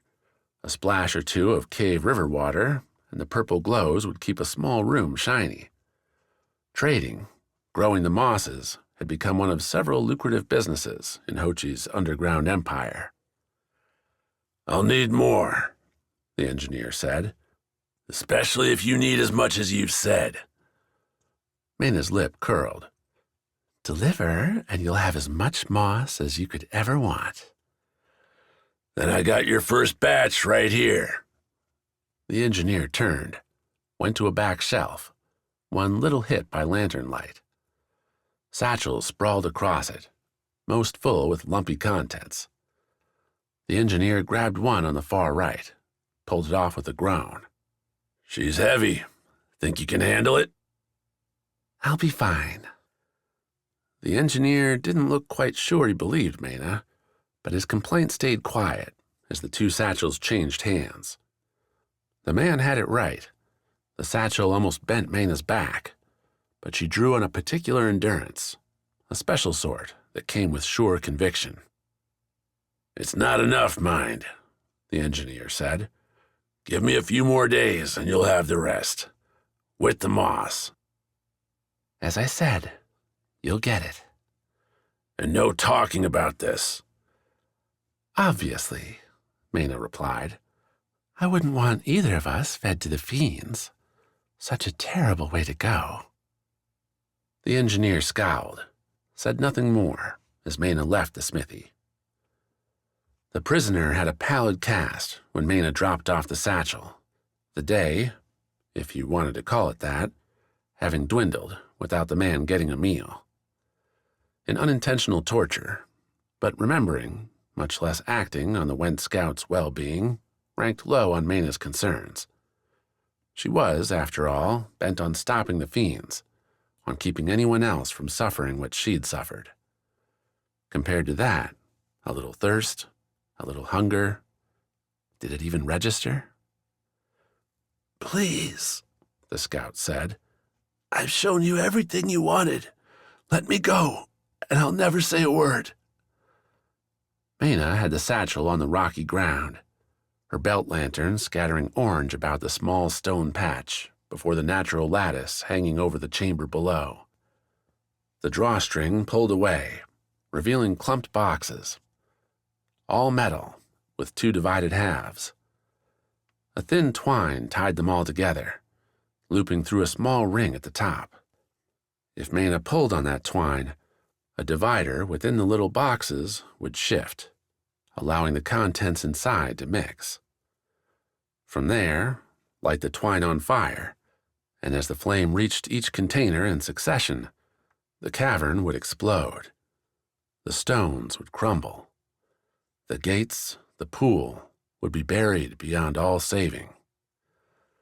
No more fiends, no more terror, no more like us. "It's not that I don't believe you," Maina said to the scout, the man's hands tied, the gag lying on the floor between them. She'd already given him water, more mushroom paste on thin bread. "It's that I still need you." "What for?" "I'm working out the specifics, but don't worry. It won't be long." "I don't feel well, Maina." "Don't call me that, Rockbiter. I'm nothing to you. Nobody." She stood, put a hand on the scout's trembling, thin shoulder. "You should sleep. Dream of something better than this." The scout continued to beg until Maina slipped the gag back in place. She sighed at the sight, turning away quick. It wasn't that she wanted to hurt the man, even if he was a went. That the scout would go blabbing right to Hochi upon the man's release, though, was a given. A waste, seeing as the scout still had some use. The most important part to play. True. Maina would let the man end his suffering soon enough, but to do that, she needed more moss to trade, more devices to cover the lattice. She stretched, felt out her legs, her arms. Fit, ready to go, and still a few hours yet before she ought to get back to Dreamhold. Time to forage. Hochi's scouts, the ones not trapped in Maina's secret alcove anyway, kept good maps. The originals sprawled across broad tables in the Went camp, watched by guards and often perused by Hochi himself. Those maps outlined patrolled paths back to the surface, dotted growing camps along the way. Maina tracked one of those paths now, heading up and veering off here and there to tread deeper. All was deeper, now that the mosses were so valued. The caverns were getting scraped clean. Maina's lantern drew shadows as it shuddered with her steps, spiked shoes giving grip, if not the most comfortable walk. Still, as you left the larger tunnels behind, sudden drops and climbs made good gear a necessity. And, if the spitting growls she heard were any indication, a good weapon helped too. The noises suggested conflict, so Maina hooded her lantern beneath her Went cloak as she approached. Narrow cave walls forced the Rana into a tight squeeze, spitting her out onto a thin lip. Beneath lay a small pool, filled by water dripping from a ceiling, almost in line with Maina's platform. At its edge, haloed not by their lanterns, but by harvested blue and purple mosses, stood several Went. Their burly outfits were too clean to suggest a long time in the dark below, and they didn't wear Hochi's colors. Traders, then, or layabouts hoping to find fortune beneath the earth. That they'd come across a slithering, spitting fiend was a poor play. The snake-like creature, with a narrow blue body jutting with legs and spiny ridges, staked its own spot a few strides back of the Went. Twin tongues jutted from a slit mouth with every hiss, bumpy orbs on its feet suggesting a home far different from where it now found itself. Both sides, then, unlucky. But not us. No. Mena slid her legs beneath her, settled in as the traders brandished blades and clubs towards the fiend. The monster didn't seem intimidated, the reason coming clear as it reared back, opening that slit and spitting some foul-smelling gunk at the trader trio. The went howled as it hit, the gunk stinking, and steaming? The Rana leaned forward, stared as the fiend tried to take advantage. The beast darted in, knobby legs keeping it unsteady. The monster barreled into the lead went, the burliest man, and knocked him back into the pool, one deeper than Mena first thought.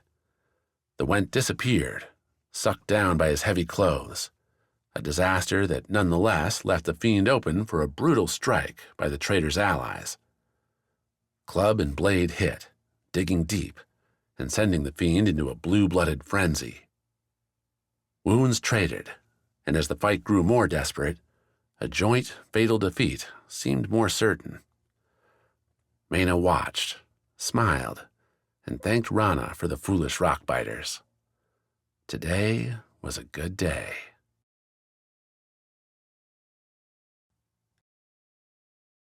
Chapter 8. Surfacing. Daylight. 2 weeks in the dark, eating mushrooms and wondering when Svard would crack the surface, at last feel air untainted with the firewalker's scorched scent. The Went scouts delivered that hope through a seaside cave on Kance's northern end, one blocked by landslides, and cleared now by the firewalkers themselves and their blunt strength. We could have blown it up. Olgata, the Went scout and Hochi's chosen speaker on the march, said to Svard as they stood well back from the firewalker pair, hacking aside the rock. That's what we brought the explosives for. And risk the caves collapsing on us?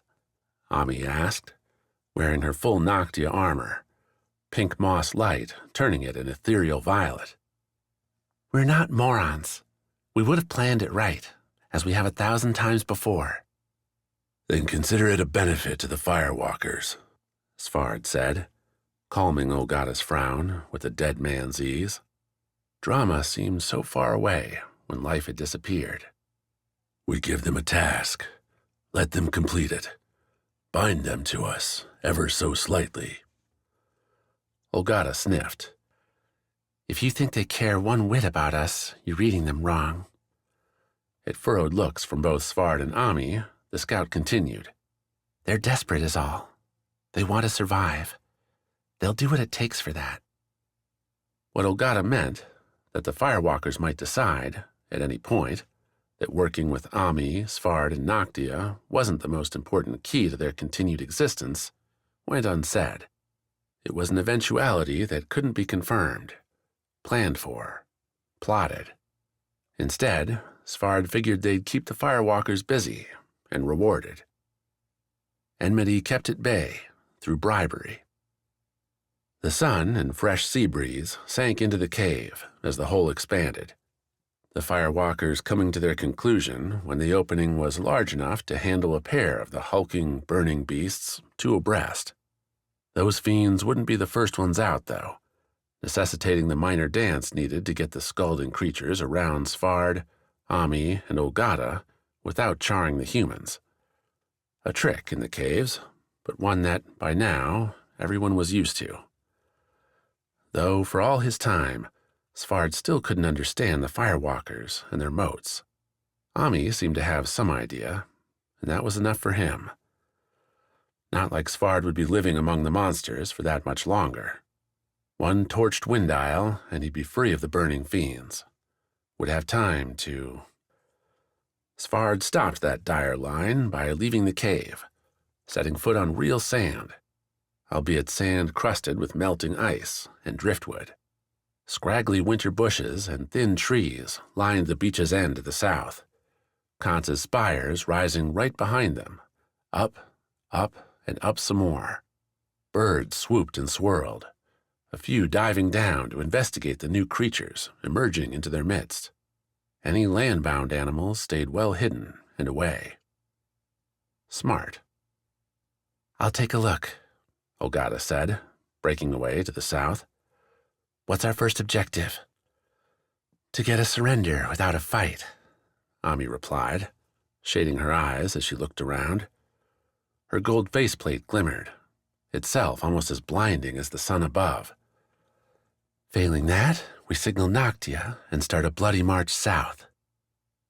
Ogata nodded and stepped off, loping over the trees and stones, marring the otherwise pleasant tan sand. "A bloody march?" Svard asked, glancing back at the cave. Kivi lurked at the entrance, nibbling on some gray, wet stone.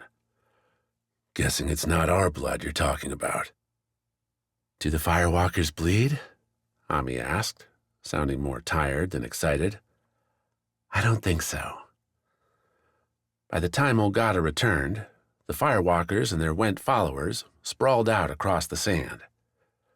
The firewalkers had to adjust their footing quick, their heat melting the sand into glistening glass with every step.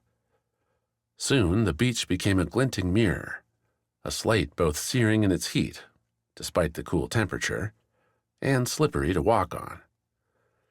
Svard had the Went climb back into the trees, await Ogata's promised word. "There's a town less than an hour's walk south and west," Ogata said, meeting with Svard and Ami beneath leafless branches. "Small enough I wouldn't expect a fight. Perfect, then, for the signal and an easy opening." Ami nodded, slid her eyes to Svard. "You agree?" "Perfect to let Noctia know we're here, sure. Easy?" Svard chuckled. "Nothing in our lives has come easy, Ami." "The ale used to." Ogata looked between them both, her weathered face not the least amused.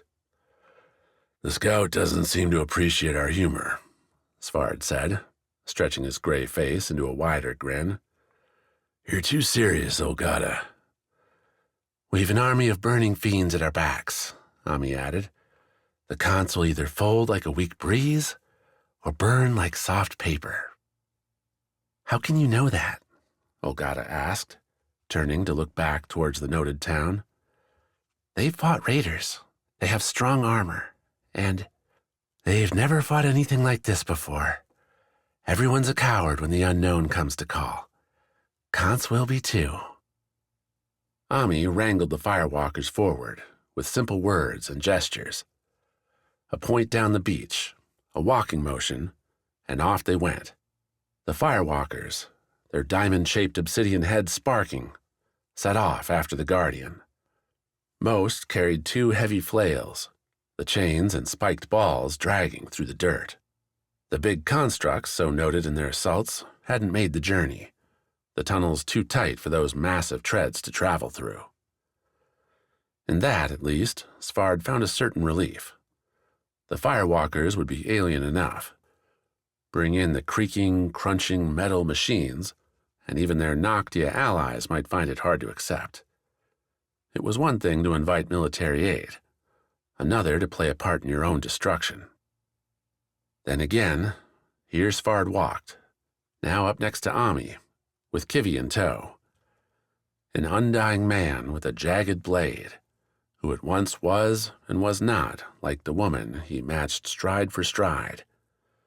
Food, drink, even air to breathe were as distant to him now as death had once seemed during those heady days marching the Isles with Katya.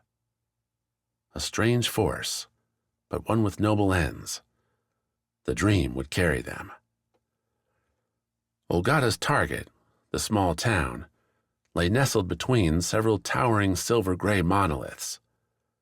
The spires framed the clustered buildings and the central spike, a stair-wrapped cylinder with glider launch points at its top. A skilled flyer could use Kance's winds to get halfway across the isle from a spike like this, and Svard had to wonder if one had already launched, carrying warning across the wind. Deep afternoon brought an orange glow and shadows to match, the firewalkers themselves blending into the sizzling air, following their marching ranks. Black and burned lines followed their steps, glassy sand marking their prints. The beasts marched in silence, though Svard saw their skulls sparking every time he turned around. Golds, blues, greens, dancing against the obsidian. Battle strategy, he hoped. Ami whistled a halt outside the town, in a muddy field meant for spring planting.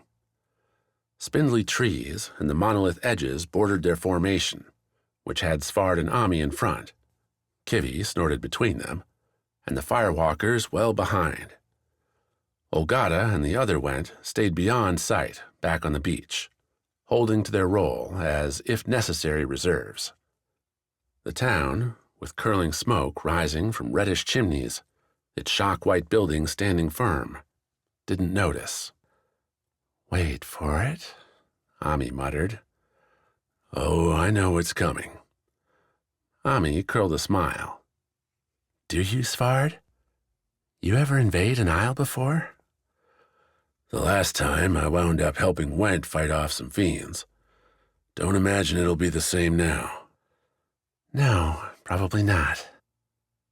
That answer found its truth when a single glider launched off the town spike. It made a long, lazy turn in the cloudless sky, sweeping over the firewalkers before soaring down to a soft landing, some strides before Ami and Svard. Its pilot, a wiry Kance man, ran to a stop, pulling on a wire to collapse the glider's wings into a narrow line. The man shrugged off the contraption, catching it and settling the glider into a gentle rest amid the muddy lumps. With his wrist, he nudged the flight goggles up and off his eyes, blinking at Svard and Ami.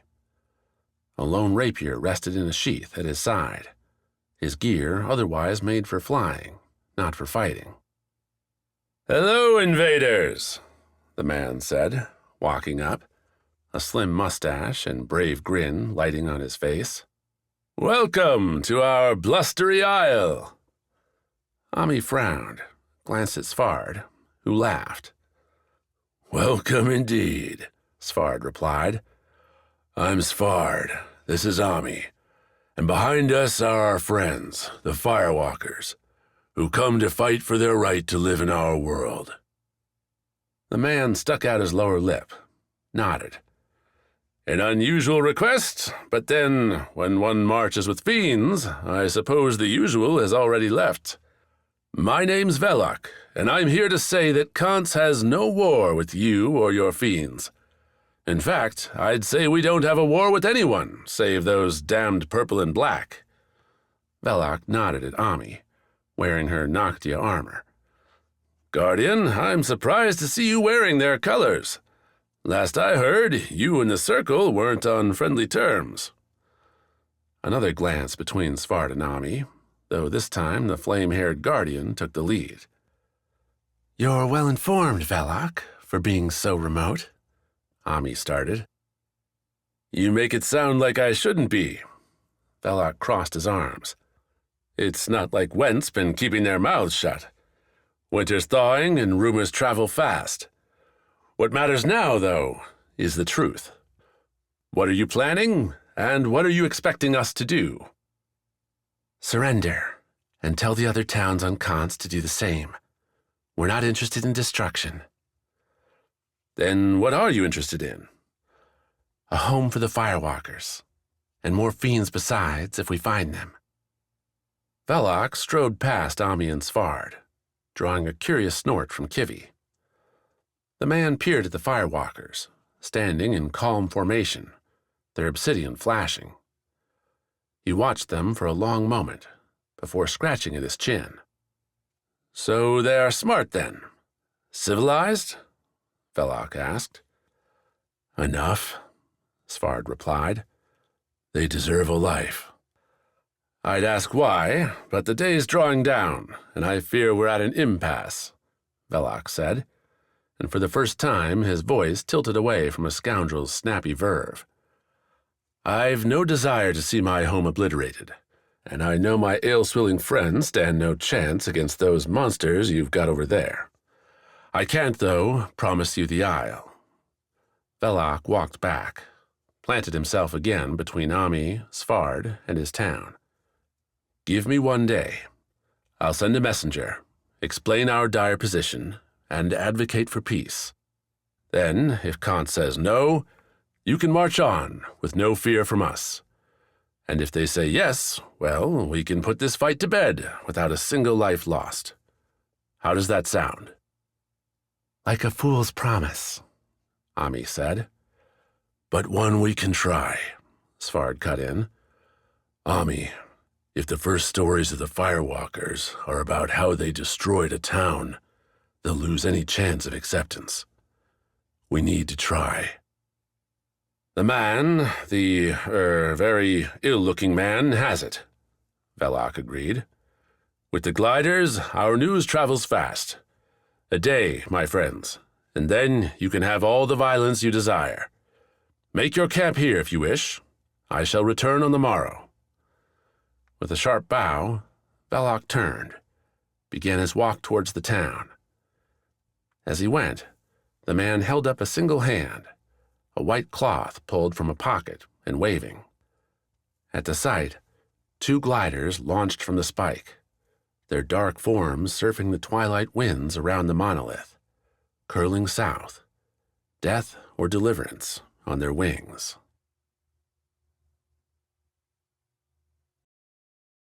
Chapter 9. On the Sea.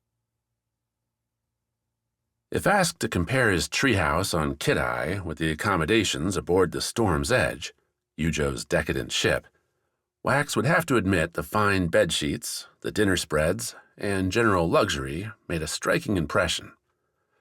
Spiders didn't crawl along his legs at night, and the fresh sea breeze countered the jungle's oft-oppressive humidity. And it was hard to deny the delight in a crew preparing every meal, delivering coffee or tea upon request. "I know," Bliss signed when Wax, sighing, relayed these thoughts to his sister as they sat on the ship's uppermost deck. The silver-white roof over the expansive dining room served as a sun-catching layabout during the fine sunny day after their departure from Tamas. Wax and Bliss each had a thin canvas chair, clean Kance robes replacing their tattered adventuring gear. Neither wore a weapon. Both had faces and feet cleaned with seawater showers, and they clinked steaming mugs as shimmering Kance sails fluttered above. While ice floes bobbed here and there amid the deep sea waves, dew no longer considered them a concern, and the Storm's Edge simply bludgeoned them aside. Not every ship could say the same, however, so otherwise the ocean sat deserted, not a shadow on the horizon or anywhere else. No clouds either. A sunny, beautiful day. Almost enough to make one forget why he was out here at all. "I can't believe we've made it this far," Bliss continued, signing with her left hand while sipping with her right. "Nobody's really hurt, either." "Thanks to the scars," Wax replied. "And that's only the physical wounds, though Wax kept that part quiet. Eujo's ultimatum back on Noctia arose every time his thoughts trended in that direction. Push away the trauma, the terror, the lasting damage, and focus on saving the Isles, being the renewal, so on and so forth. A litany, almost a mantra, that Wax had taken to muttering to himself at the start and end of every day. Whether Noctia believed it or not, the Isles needed him, or so Wax would tell himself. "What do they say?" Bliss asked. "When we're sitting here like this, do they talk to you?" "All the time, constantly." "You understand them?" "It's like talking to an animal. You can tell what they want, and they might listen to me if I urge them to do something, but it's not perfect." "Right now, what do they want?" Wax chuckled. "Well, Vis is focused on a toe I stubbed this morning.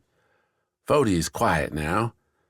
Rana keeps telling me to get the ocean to shove us along, while Went seems to want the ship broken up into tiny rafts." "What?" Wax raised the tea mug up in a shrug. "Like I said, They're not smart. They're mindless and strange. What about Thomas? Wax glanced at his sister. The Thomas scar ran different than the others, less focused on the natural world, and more the life around him. Right now, it snatched honest curiosity from his sister, mingled with worry and a little desire. You want to try it? Wax said, reaching beneath his robe to pull the necklace free. With a little pressure on either side of the Thomas scar slot, he squeezed the topaz out. It's not going to hurt you. Just, don't drop it. As if.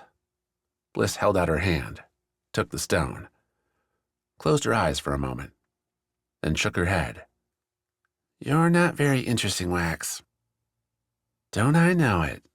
Came a new voice, Eujo, climbing onto the upper deck.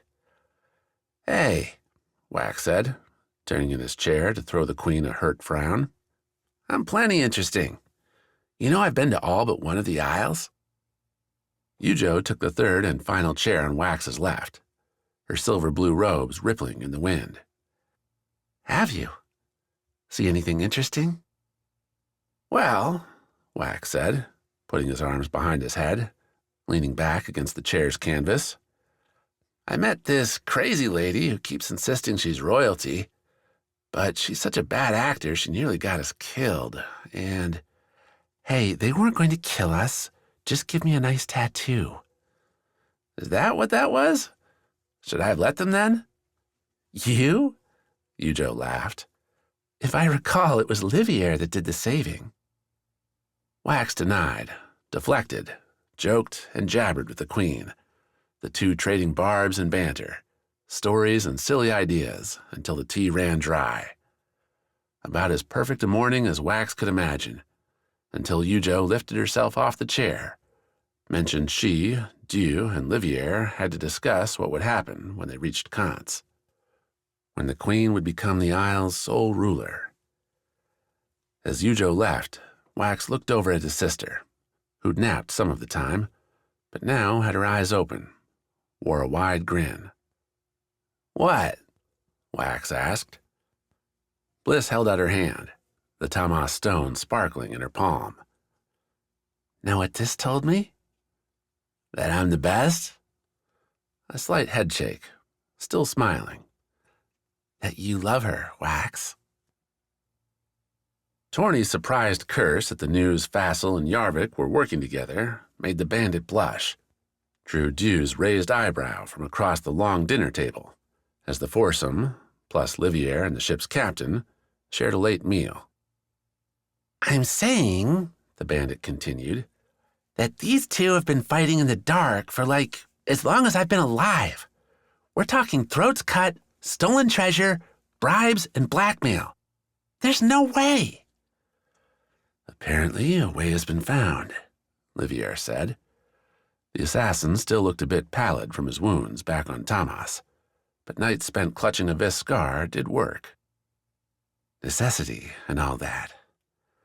Necessity? Wax asked. What necessity? What's the threat? Eujo raised her hand and tapped her bracelet. These.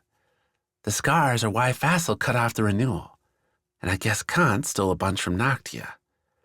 Fassel wants them back, and so does Yarvik. An alliance like that lasts only till the scars are recovered, Dieu said. After, I suspect, they'll go back to their old ways. Grand. Not something we'll see, Torny said. So they're sending all the Najan after Kance? Not all. Vis is fighting as well, though that struggle appears to be all but over. Mottilan holds out. Kid-Eye has fallen. Wax gulped, shared a drawn look with his sister. Would his mother, father have taken part in any fighting? Unlikely. Still, they might have lost friends. Bliss's Lyra would have been in the thick of any rebellion. A younger Wax might have jumped up at Dieu's words, demanded to head right back home, but instead he held silent. There wasn't anything Wax could do for Vis. Not back home, anyway. Wax? Eujo asked. You don't have anything to say? What can I say? We made our decision a long time ago. It's the scars, it's the Aegis, or nothing. You agree, Bliss? Wax's sister nodded. I am his guardian. I go where Wax goes. Thank Noctia, Torny said. I do not need to go to that plant-infested isle. They were, however, going to Kance. Dew, with Liviere and Eujo sprinkling in details, delivered a fresh briefing to Wax, Bliss, and Torny. The latest word, before Dew had left for Tamas, detailed those stolen scars and the Najan in pursuit. That Fassel and Yarvik would wage wholesale war on Kance seemed inevitable. That Kance would eventually fall seemed similarly destined. Fodi, Rana, Went, and Tamas supported Noctia, and with those resources, a conclusion was already defined. Except we have the scars, Eujo said at the end. With those, we can turn back any army. Yeah, except Noctia has them too, Torny countered. You want to save your isle, Eujo? You'll need something different. What's that, Torny? Eujo's familiar steel back in her voice. Get rid of Fassel's support. Yarvik's too, Torny said. They're talking about stopping the fiends, saving the isles. We do it first. They have no reason to fight. The other isles won't give themselves up for nothing. Liviere laughed. You make it sound so easy, Bandit. That's because it is. We get Wax here to Kance, toss him a couple scars from that stolen stash, and bam, that's a set of 7. And then what? Liviere asked. The Aegis's throne sits in Noctia's center. They'll not let you near it. And even if you somehow make it there, who cares? They won't stop. We'll show the Isles there's a different way, Wax said, drawing the looks to him. I'm not trying to become the next Aegis. I don't want to use the scars to kill or hurt anyone. But I have to believe, we can use them to stop the fiends. Like Fassel and Yarvik, but without their armies, without their control. We can be better, because we have to be. A speech, a small one, and Wax would have liked to see support on the faces staring back at him, but instead he found concern, doubt, and more than one sigh. Eujo noted their food was getting cold, and the conversation melted, without any obvious solution, to other things. You tried, Eujo said after, when she and Wax stood at the ship's aft. Sichi shone bright, her pink light turning the sea into a frothing summer flower.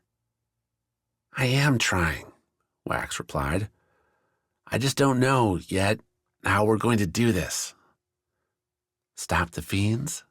Save the Isles? 2 hard questions.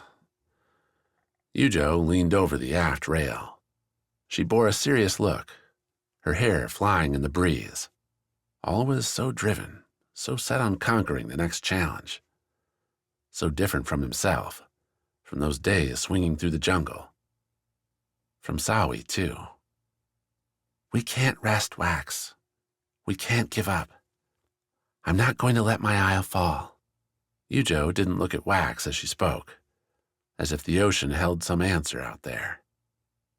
But I don't want my people to die either. Do you think it's worth it? Fighting for the scars? Or what? We give Fassel and Yarvik the stones, that's what. Make them promise to back off. The other queen didn't. She must have had a reason, Wax said. I think we get to Kance, we find out what that was, and see. Who knows, if we're lucky, the answer will be waiting. If it's not, we'll find one, Eujo. That's what we've been doing this whole time. We can't stop now. Guess not, Eujo smiled, straightened. We'll see Kance tomorrow. First time in months I'll be home. The first time you'll see the spires, the gliders. It's amazing, Wax. You'll give me the tour? Eujo put a hand on Wax's arm, turned him back towards the cabins. Everything, Wax. I'll show you everything. And for once, we won't have any knives at our backs. Sounds boring. The Queen's eyes shone as she chuckled. Wax, I guarantee you, nothing about this is going to be boring. She started walking, giving Wax a light tug, a laughing wink. Including tonight. Eujo turned, stepping backward, her hand in his, looking every bit the mischievous, the mighty, the magnificent. Wax shook his head, followed that bright smile, that determined hope. The Tama scar hummed its truth, and Wax could only agree.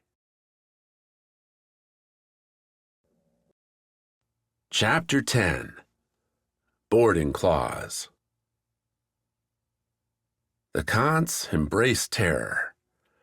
As Naro put it, hiding a ship on the open sea, even at twilight, wasn't something easily done. So why not embrace the attack? Become your enemy's end. The Kance soldiers, those not maintaining the sails or steering the clipper, clambered up on the slim deck in a cloudy twilight, thick robes and rapiers at the ready. No plate. Not for these swordsmen. Instead, they pounded hilts on the ship's rail as the two vessels closed. Their voices rose in a thundering song Quik didn't know, but soon learned, a simple recitation calling for the wind god's aid and their foes' downfall. Quik watched, sang, took part in all this from the clipper's prow, his own Kance robes light in the chilling twilight. He wore no sword, but instead his wood gauntlets, carved on vis and now metal-tipped thanks to some enterprising Noctia blacksmiths. Ironic, perhaps, that effort would now cause harm to their own forces. The Najan didn't ignore the approach. Like the Kance, the caravel didn't seem meant for soldiers. Sailors in Najan black and purple tunics and leathers gathered on the top deck, some passing crossbows to a front line for the first fire. Quik was about to call out the imminent quarrel rain when the Kance clipper jolted, slicing hard to starboard and away from their straight-on slam towards the Najan vessel. The move cut the ship into the water, lowering its profile just as the Najan fired. Quik had to grab the prow's railing to keep from falling over. Heard whistles as quarrels meant for him, for the Kance, whistled overhead. A ridiculous maneuver, a wild pull, and one reversed in the next second. Sails snapped, and the Kance ship swung to port, closing the gap quick to the Najan caravel. The enemy ship had size, the Najan sailors leaning over the rail to angle their next salvos down, only to find grapples flung into their faces. "For Kance!" Naro shouted. Some of the three-pronged iron hooks bounced off their targets to fall into the sea. Others bit into the caravel with hard chunks, wood splintering. Their tossers shifted aside, and Quik saw Kance runners waiting to leap, robes fluttering, onto the ropes. With careful steps, the Kance planted one foot along another to rush the Najan. Behind them, other Kance fighters opened up with their own crossbows, aiming for Najan archers trying to reload amidst the chaos. And hitting. Quik heard the first screams as he made his own leap, eschewing the Kance ropes. He wasn't so confident to think he had the balance for those, for a strike into the caravel's side. Quik's gauntlets bit in, his booted feet scrabbling for footholds. Finding none, the wet hull a poor climber's aid, the vis hunter relied on his arms, one lurch at a time, yanking himself up the caravel's side near the vessel's prow. In the twilight, not a soul saw him. Or perhaps they did, and assumed Quik's strength would fail him long before he could make the railing. A poor thought. As Kance and Najan engaged in old-fashioned swordplay, rapiers meeting more traditional Rana cutlasses and a couple drawn volges, Quik kept up his climb. Naro had given the Vis a different objective, one he would meet. With wood chips sprinkling his hair and his arms beginning to burn from the effort, Quik hit the prow's top railing, pulled himself over with a clumsy roll. He came up to a kneel to see a whirling Najan, crossbow rising to find Quik's face. The hunter sprang forward, his boots at last finding traction on the flatter, drier deck. Quik tackled the man, used the hit as leverage to stand himself up, and, lurching to his left, tossed the Najan over the ship's side. The sailor bounced once off the hull before disappearing into the waves, a wordless scream, the last sound he'd ever make. The Najan caravel matched the same design Quik had rode on Fodi, which meant the hunter was on the wrong side. To his right, the caravel's prow curled up, a sail linking it to the main mast in the ship's center. A smaller mast and sail lurked at the vessel's aft, glinting orange in daylight's last embers. That smaller mast and the tiller near it, the cabins beneath, were his goal. To get there, Quik would have to wade through a bloody morass. Naro's confidence in the Kance seemed, at first glance, to be misplaced. Their rapiers gouged the sailors, drove the Najan back, but the small blades didn't have the reach to close with the volges.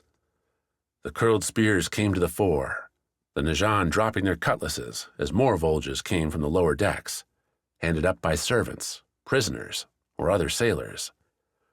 Even as Quik looked, tried to plan a way across, the Kance fell into a desperate stand.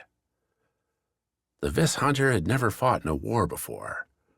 The closest he'd come had been the Najan beach raid against the bandits, and what to do seemed an utter mystery. Barrel in? Try to sneak around the starboard side? Shirk off the Kance cloak and try to claim he was a Najan spy all along? Vis! The word carried, hard and panicked over the slapping waves, the screams, grunts, and curses. Naro, scaling the ropes and looking at his pressed, losing band. The Kance had one hand and both feet on the rope, the rapier raised, and a pleading look aimed Quik's way. One more than a couple Najan followed. Well, there went the stealth option.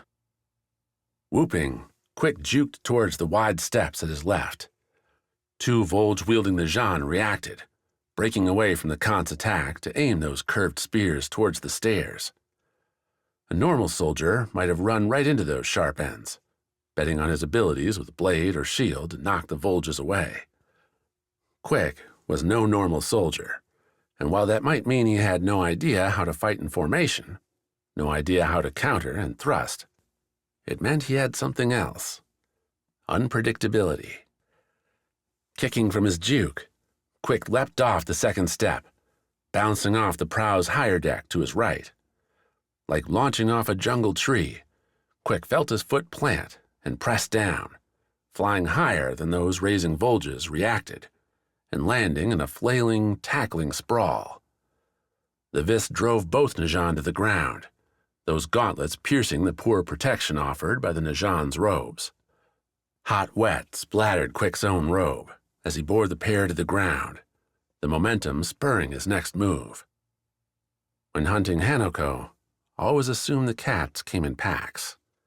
Never make yourself an easy target. Quik rolled off the Najan bodies, bringing his gauntlets and the bone, the skin, the fabric caught in their tips, up across his chest.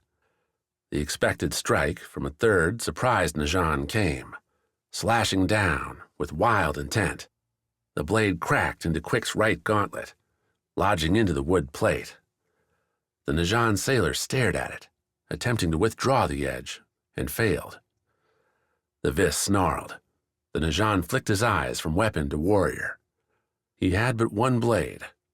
The warrior had two, and the second gauntlet had no difficulties. Surging up, Quik pushed the stuck sword and its wielder into a fumbling retreat. One ended with a hard forward jab from his left gauntlet. Its victim coughed, shuddered, and collapsed. But the guttural howl didn't come from the sailor, nor did the cutting blade nicking Quik's arm. The hunter whirled, saw another Najan collapse to the deck, Naro's rapier withdrawing from the man's side. "Keep your eyes about you, Vis," Naro said, giving Quik a nod. "We have the opening. Back to it." Naro's spare words told the truth. While Quik had only cut down 3, the chaos in his charge split the Najan defense, letting the Kance raiders break through. The rope line secured, more Kance fighters sprinted up, while the Najan struggled to form a defensive line along the top deck. Those Volges still held a murderous advantage, not one Quik cared to brave. Instead, Quik broke right, calling for Naro to come with. The Najan spread to follow, chasing the Kance pair across the caravel's top deck. The motion thinned the purple and black's line, an effect Quik caught more in shadow as the sun descended past the horizon. Nobody had time for torches, for lanterns, the battle sinking into dark. Sichi had yet to rise, and in her tardiness, Quik found advantage. Naro countered the first arrival, using his rapier to knock the Volge thrust aside. Quik, staying to Naro's right, ducked the deflection and cut in close. His gauntlets pushed the Volge haft high, opening the sailor for Naro's follow-up stab. The purple and black robes fluttered as Quik continued his charge, staying in the body's cover as he pushed the poor soul into following friends. Barely visible in plain view, Quik darted right, giving the body one more shove into a sword and spear gaggle. The Najan cursed, missed the vis as Quik broke towards the original goal, the Najan captain's cabin and the secrets that hopefully waited inside. Behind Quik, Naro hollered, drawing attention. The Kance pressed their attack, and Quik, listening for pursuit, heard none. A fighter fleeing the scene brought less worry than the blade already at your neck. Or perhaps they couldn't even see him anymore. Quik almost ran dead into the cabin, the wood door and wall appearing more as a feeling than an object seen. His gauntlet tips scratched, found the door's line. Quik pulled on the handle, an awkward move with the huge gauntlets, but the vis dared not disarm with the fight still roiling at his back. The handle shook. Locked. Quik stepped back, aimed, and snapped his left gauntlet forward. The metal tips shattered the door's upper hinge, bending it inward. A second crunching blow knocked out the lower hinge, the bent metal creaking. One shove now would... Steps, running his way. Quik whirled, thrusting with his right gauntlet. The incoming Volge, spearing straight towards Quik's neck per Najan training, slid a deep furrow into Quik's right gauntlet, lined a burning cut through Quik's right shoulder. The Najan followed the miss with a shoulder charge, one that might have worked against a weaker opponent, a slighter build. Quik met it with a left shoulder thrust, the impact punching through the Najan's robes. Ribs cracked, the man gasped for breath, and Quik snapped a kick after the stumbling fool. The blow struck the man's groin, dropped him and his Volge to the deck. There'd be no more fighting from that one. Ignoring the gash on his shoulder, Quik turned back to the ruined door, delivered a second kick. The lock did its job, wheeling the door into the right, where it slapped against the cabin wall and hung there, a ruined thing, and one Quik could finally see, thanks to the candlelight coming within. There, waiting, stood a single armored form, the Najan captain, with his crossbow raised. The weapon clicked, the bolt flew, and Quik felt a stinging pain in his chest. The hunter faltered. The captain bent to reload, to crank the crossbow. For Vis. For his friends. For his brother. Quik snarled a hunter's prayer, fell into a bull rush. 1, 2, 3 strides, and the captain dropped his crossbow. Didn't reach for the sword at his waist, but instead the lit candles beside the table at his back. One covered with thick papers, lines blurring as the crossbow bolt tore at Quik's lungs, heart, something important. The captain reached, knocked the candle over, as Quik drove his gauntlet into the narrow seam at the man's arm. The candle hit the table, the flames finding their lick. Quik's claws found their own grip, biting through the softer rings beneath that Najan plate, hooking into skin and what lay beneath. The Najan screamed. Quik pulled, kicking at the same time, yanking the captain into a bloody tumble back to the floor. Smoke's first tendrils, a burn's first scent, hit Quik's nose, and he spied an answer, a jug of wine. Quik reached for it, found his fingers numbing, his gauntlet too clumsy, his vision too blurred. So he swung instead, smashed the jug onto the small flame threatening to devour the maps.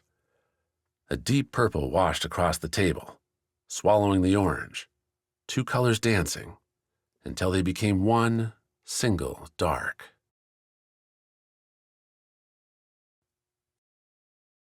Chapter 11. Charity. The setting was beautiful for a murder. A cave pool, water lapping at moist stones and stalagmites around the edges, the drip drop as more leaked in from above. Dead air picking up some life as a far-off gust made its way through. And, of course, the snarling, twitching demise of the fiends who'd ambushed the Went party had fallen victim to their swords and axes, though, of course, not without taking their own bites in exchange. One's Mena was about to finish off.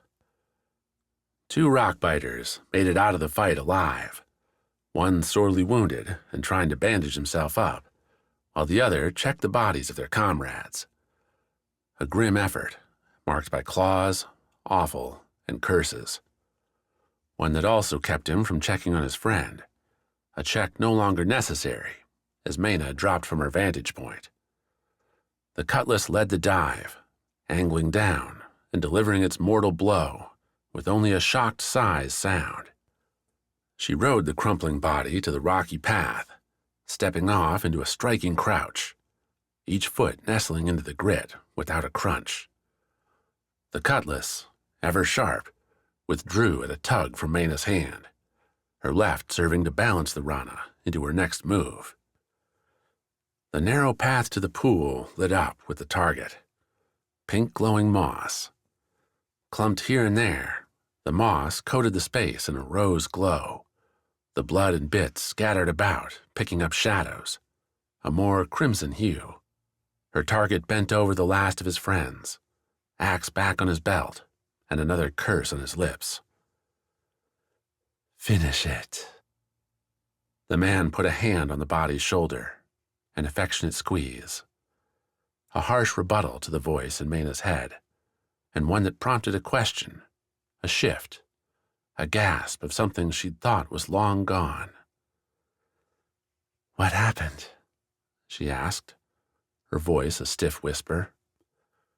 The man whirled, hand going for his axe before hesitating, confused.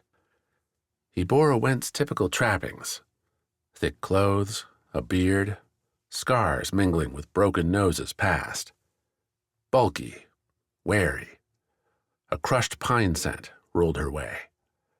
A furred cap covered his head tight, its once pristine silvers and browns now clotted with battle's leavings. Who are you? I was looking for this, Mena said, gesturing at the moss with her cutlass. Heard the sounds and came to see if I could help. You're too damn late. The man started to say something else, then noticed the slumped form near Mena. Damn it, no. He shuffled forward, brushed past Mena. The Rana sidestepped, watched as the rockbiter bent over his friend's form. You burned your first chance. Don't blow this one. Mena wanted to sigh, to curse, to lament the follies that had led this man and his friends to their miserable ends. Instead, she raised the cutlass, aligned for a simple, neck-severing stroke. The rock-biter, his hands on his friend, shivered to a stop. Those fingers would have found the new wound, would be realizing its clean cut didn't come from any fiend claws. She swung. He dove to his right, rolling off the cave's side in a twist. The cutlass didn't miss. It cut a red line along the man's arm, slicing through Went leathers like they were little more than paper. Went's own sharpening at work there.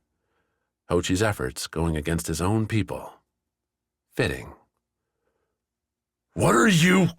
the man started, tugging his axe free as Mena pressed, whipping the cutlass in another crosscut. The Went didn't have time to draw his axe, had nowhere to dodge, and took the cutlass swing on his arm. The blade bit deep, the bracers and coat doing little to deter the swing. But it bought the man a second, one he used to bellow out a wild challenge, swing the axe in an uppercutting swath. Such wild swings had their downsides. Predictable, inaccurate, and Mena ducked this one, letting the axe cut the air over her head as she yanked the cutlass free.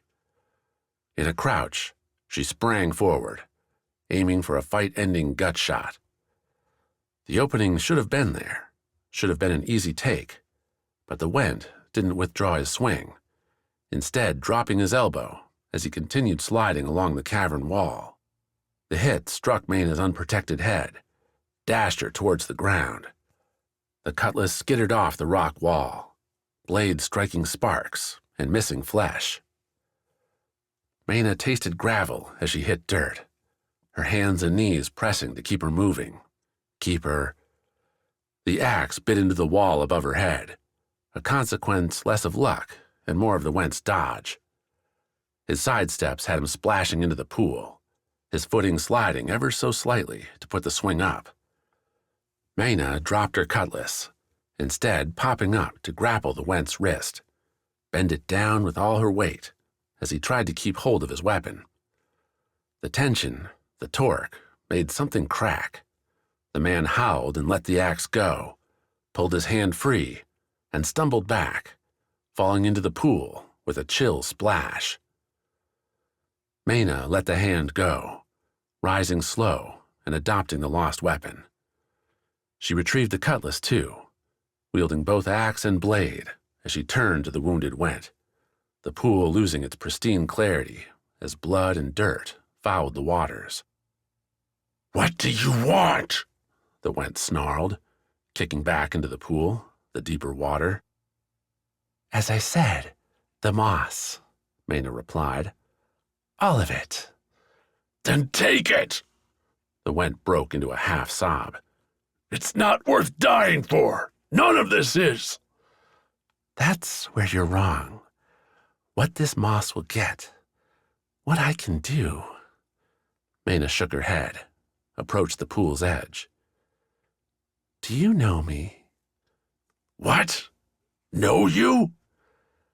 "You can't, Mena. If he goes to Hochi's camp, he'll identify us. We'll be trapped." "Who I am?" Mena asked the Went. "Do you know me?" "Never seen you before in my life." "But you'll remember me." The Went seemed to grasp the import as he held his broken wrist, sitting 3 strides deep in the pool. "Nah, I can barely see you. In fact, never saw you at all. Fiends. Fiends attacked us. Took everything we had. I had to play dead, see?" The man was gibbering now, pleading. Tears. Snot. "Should have died. I should have." "Make it so." Mena watched the sad show for a long moment. So far from the rockbiters she'd fought on the decks of 100 ships. So far from Hochi's own warriors, ready to take on the firewalkers and other fiends down below. Finishing the man now would be almost a mercy, delivering a gift. But we're killers, Mena, because we have to be, because of what needs to be done. But not heartless. Not yet. Stay there, Mena said. Don't move from the pool until I leave. Then count to 100 and do it slow. Once that's done, you're on your own. Her other half, her split soul, raged as Mena packed up the moss. As much as she could carry, stuffed into pouches, satchels, and the parts of her it could stick to. The Went whimpered at first, then fell to a stony silence, watching Mena as she moved. Yet he held to her threat, made no motion to leave the pool. She steeled herself to potential insults, but they never came. No foolish bravado that would force Mena to deliver a killing stroke. The Went stayed quiet, and only after she'd disappeared around the bend, after she'd stopped to listen, did she hear him talk again. Numbers, one after another, counting up. The smith was asleep when Mena returned. Dreamhold never quite felt quiet, the dark and depth proving ample encouragement for ale swilling and drunken debauchery, so Mena's hard knocks came with a sing-song calamity behind her. Brawls and buffoonery. It took 3 sets, the final one conducted with her cutlass hilt, to get the man to open the door. He took the packs without a word, opened them once, and nodded at her. 2 days, the smith said. You'll have 'em in 2 days. Mena returned, then, to her own bed. The flat straw mat. She cleaned her cutlass with a tattered rag, refreshed herself, and settled onto the hard bed. That was stupid. He will tell others. So what if he did? A strange woman appears, defeats him in a fight, all for some moss? Mena laughed to herself, then stopped, glanced around. Nobody was there to listen, her housemates now all doing their best to obliterate yesterday before tomorrow could begin. It's a risk, and we cannot afford to take any more. We're saving the Isles, Mena. This is worth too much. The Rana captain frowned. She'd done terrible things, rationalized them against a greater good, a better future, one that seemed to never arrive until now. They were so close. 2 days. 2 days until she'd have enough. Then the earth would shake, the chamber would collapse, and the fiends, all of them, would be destroyed. Which is why you cannot play these games. True. Not anymore. Though, what did it matter? A single wounded, weaponless Went, lost in the dark below? Mena patted the stolen axe haft, the rest of the weapon buried beneath her satchels, leathers, and other gear. The weapon had good quality, could be traded for something better. Its former owner certainly wouldn't need it anymore. The man would never survive.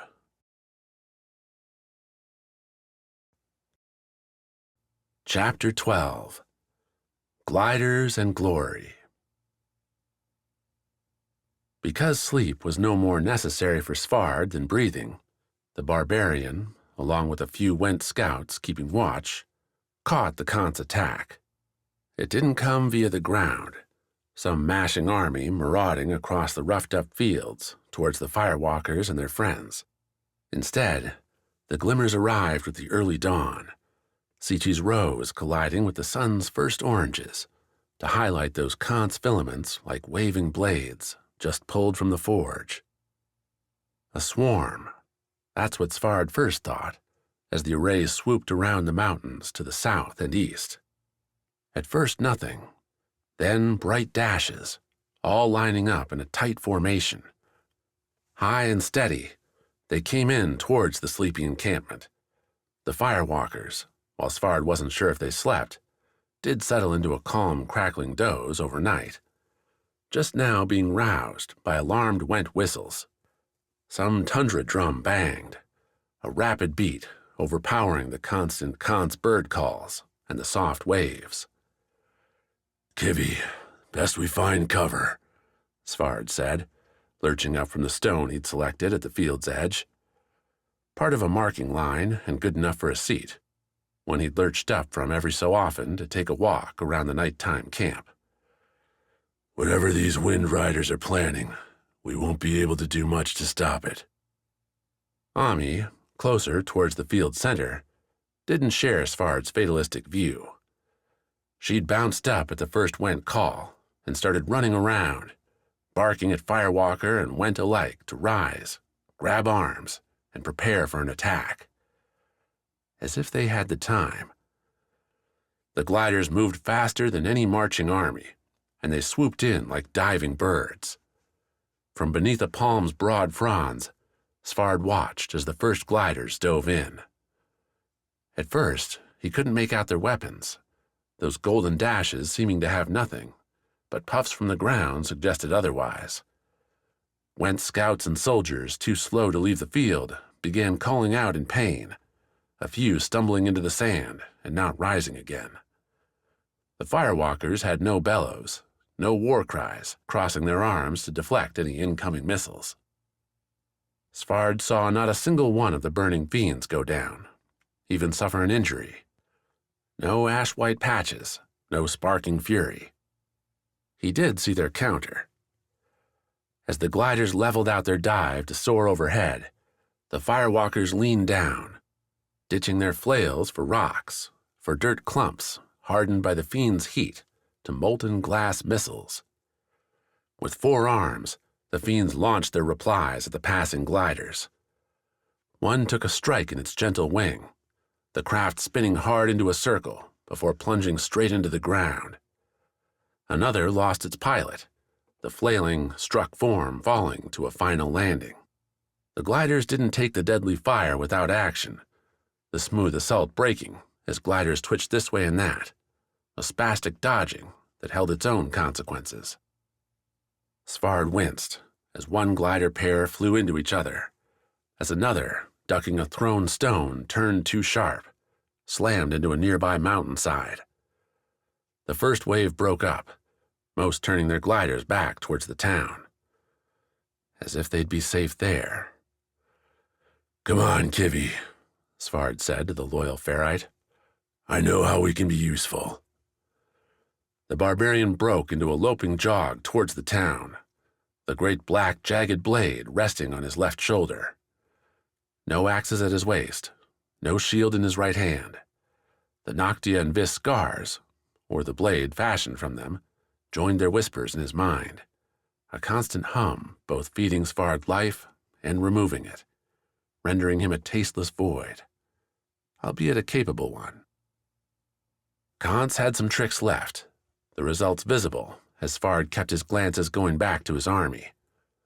A second glider wave came in higher, their bolts, shot, Svard noted from the first wave, from rail-mounted crossbows, less accurate, but merely an opening for their next weapon, small bombs dropped by hand. The tiny things screamed down, striking the earth and erupting in popped explosions. A bright idea stolen from Fodi and Najan craftsmen, now deployed against the scattering Went soldiers. They dropped too, amid the Firewalkers, who soaked in the heat, the pressure, with indifference. The fiends proved they could throw higher as well, the dirt clumps, the stones, soaring so far into the purple-blue dawn they seemed like shooting stars. Gliders fell. Pilots died. The Kance assault withered, retreated. No third wave rounded the mountains. Svard ran on, alone. The Kance town had a small stone wall around its outskirts, less a defense than a pleasant border. Murals coated the whitewashed bricks. Names, too, calling out the town's notable citizens, its leaders. Names Svard would soon render into ash. Yet the barbarian sighed as he clomped closer, leaving the fields for the hard dirt roads leading in. There had been such slight hope yesterday, a chance at peace, and now that hope was gone. Too stubborn, this stupid isle, and now they'd die for it. Well, Svard would pick his targets. Those who didn't fight would be spared his sword. Whether the firewalkers would adopt the same mantra, he couldn't say. Better, then, that he had first crack at the enemy. Break them, and in the doing, save them. 3 soldiers in Kance's glassy armor stood at the town's gate, really just a gap in the wall. Behind them, as Svard approached, chaos reigned. Crashed and landing gliders, those who hadn't kept enough momentum to vanish into one of the mountain passes, lay strewn about the square, smashed into rooftops, or caught on chimneys. Townspeople ran this way and that, many with stuffed satchels on their backs. Fleeing, then. Smart. "Morning," Svard said, Kivy snorting at his side as he approached. "Don't suppose you'd like to surrender now, seeing as your attacks only provoked us." One guard stepped forward, and Svard recognized the face between the helmet, shadowed across half as the rising sun shot its orange-purple rays across the land. "Wars aren't won in a single skirmish," Velik said, drawing his rapier and holding it level toward Svard. "Today we learn. Tomorrow we win." "Those gliders that got away, maybe. You? Definitely not." Svard kept his big blade on his shoulders, nodded at the rapier. "That little poker's only going to get you killed. Put it away." Velik flushed. The other 2 guards stepped up at his sides. "We'll buy our families and friends the time they need," Velik said. "For that, the rapiers will be enough." Svard tilted his head. "Surrender will give you all the time you want, your lives as well. We're not here to kill you." "And we're not here to lay down and let the rockbiters and their fiends walk all over us." The barbarian lifted the jagged black blade off his shoulder, gripped it with both hands. The Noctia voices surged, hungry, demanding Svard's strike. Behind them, beneath them, the Vis stayed quiet.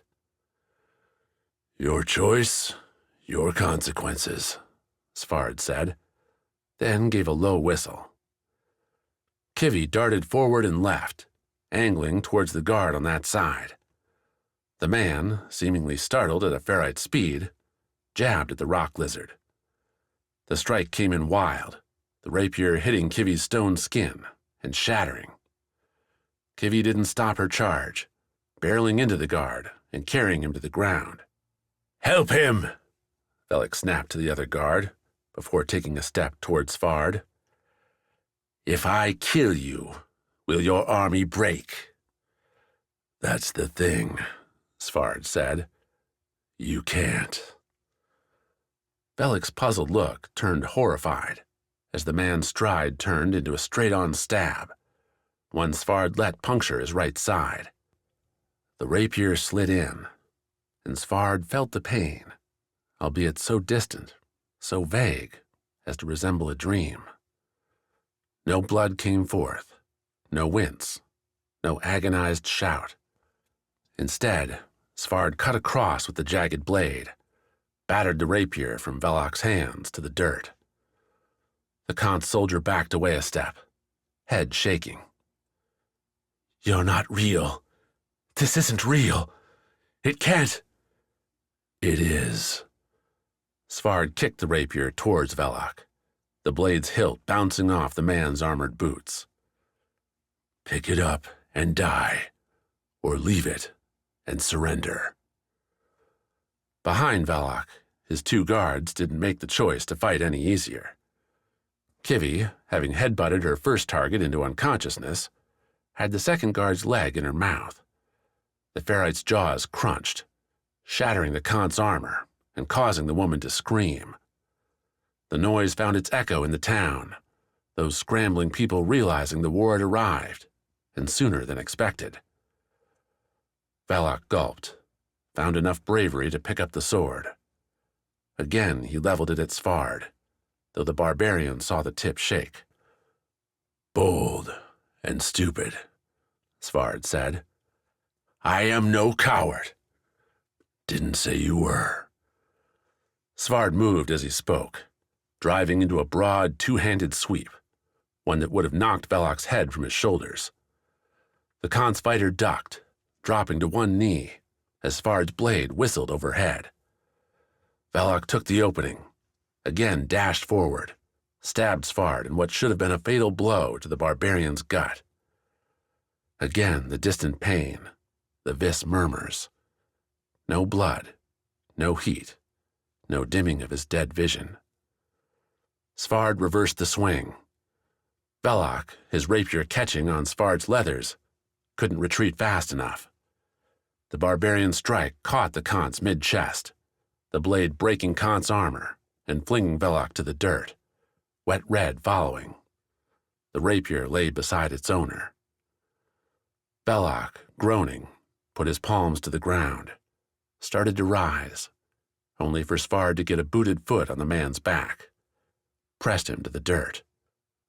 "Last chance, Velok," Svard rumbled. "Stop, or I grind your skull into dust." "You're a bastard," Velok spat through gravel and grit.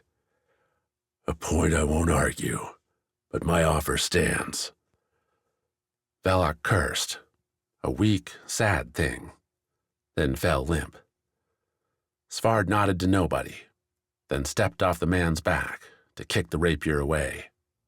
As he did, Svard whistled again, calling Kivi off the moaning guard and to his side. "Nice work, girl," Svard said to the ferrite, kneeling down to pat the rock lizard on her head. "Proud of you." Kivi flashed her sapphire eyes, a particular glint. Svard laughed. "True, they weren't much," Svard muttered, rising and looking at the town. People continued to stream away, towards what Svard assumed was a rear exit, a passage through the mountains, when their army would follow soon enough. "Content with 3? Ami asked not long after, the Kance guard trio left sitting against the wall. Only Velok had a serious wound, and Svard had helped the man patch it up with cloth from his satchel. "I saw you leave and expected the whole city to be burning by now." "If you invite those firewalkers in, it will," Svard said, looking at the blazing ranks formed up behind Ami. "They're what's left. I sent the Went back below. They're at risk here, and we don't need their bodies." "No?" Ami, flame hair and golden faceplate blazing as morning erupted in full, held a grim smile. "You're immortal, and the firewalkers might as well be. Kance is doomed, Svard. The only question is how many of them need to die before they realize it."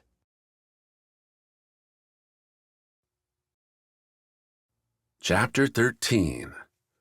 Sea and Stones. The Najan came at the storm's edge with impossible efforts.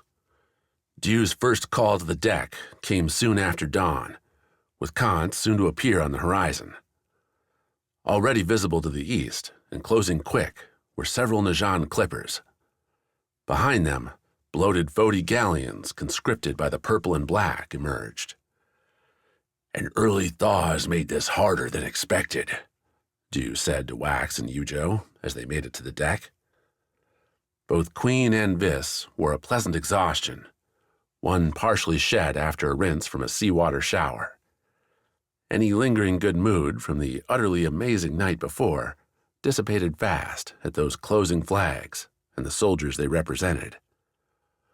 Wax put his hand on his necklace, felt the warm stones waiting beneath his shirt, the Kance robe. That he'd be calling on their power before long wasn't a question anymore. That Wax would have to control the Godstones again and again was now his life's pattern, as inexorable as eating, drinking, and... His attention drifted to Eujo, who'd fallen right into a straight tactics talk with her captain. "Can we outrun them?" Dew replied to the Queen's question. "The galleons haven't a chance of catching us, and in a fair race I'd say we might beat those clippers too. But here they're cutting us off, going half-hour distance with fair weather besides. I'll call the crew to arms." "You don't sound confident," Eujo said, sharing the railing with Dew and matching his stare to the enemy ships. "We're sailors, not soldiers, my queen. Liviere is the only true fighter we have aboard, save your guardians, perhaps. Every one of those clippers will have a squad or more of Najan's soldiers, armed and trained in killing. We'll be hard-pressed against one, much less three." "Then we won't fight them," Wax said, getting both stares his way. "We don't have to." He tapped the necklace. "Use your Kance scar, Eujo. Give us the same boost you did on the way to Went." Eujo nodded, reached for her bracelet, then stopped. "Dew, the Najan are fighting us, right?" "They are?" "Then every one of their ships we sink helps us, right?" "It would." "Eujo?" Wax asked. "What?" "We're not running," Eujo declared. "Kance's queen won't arrive back home running.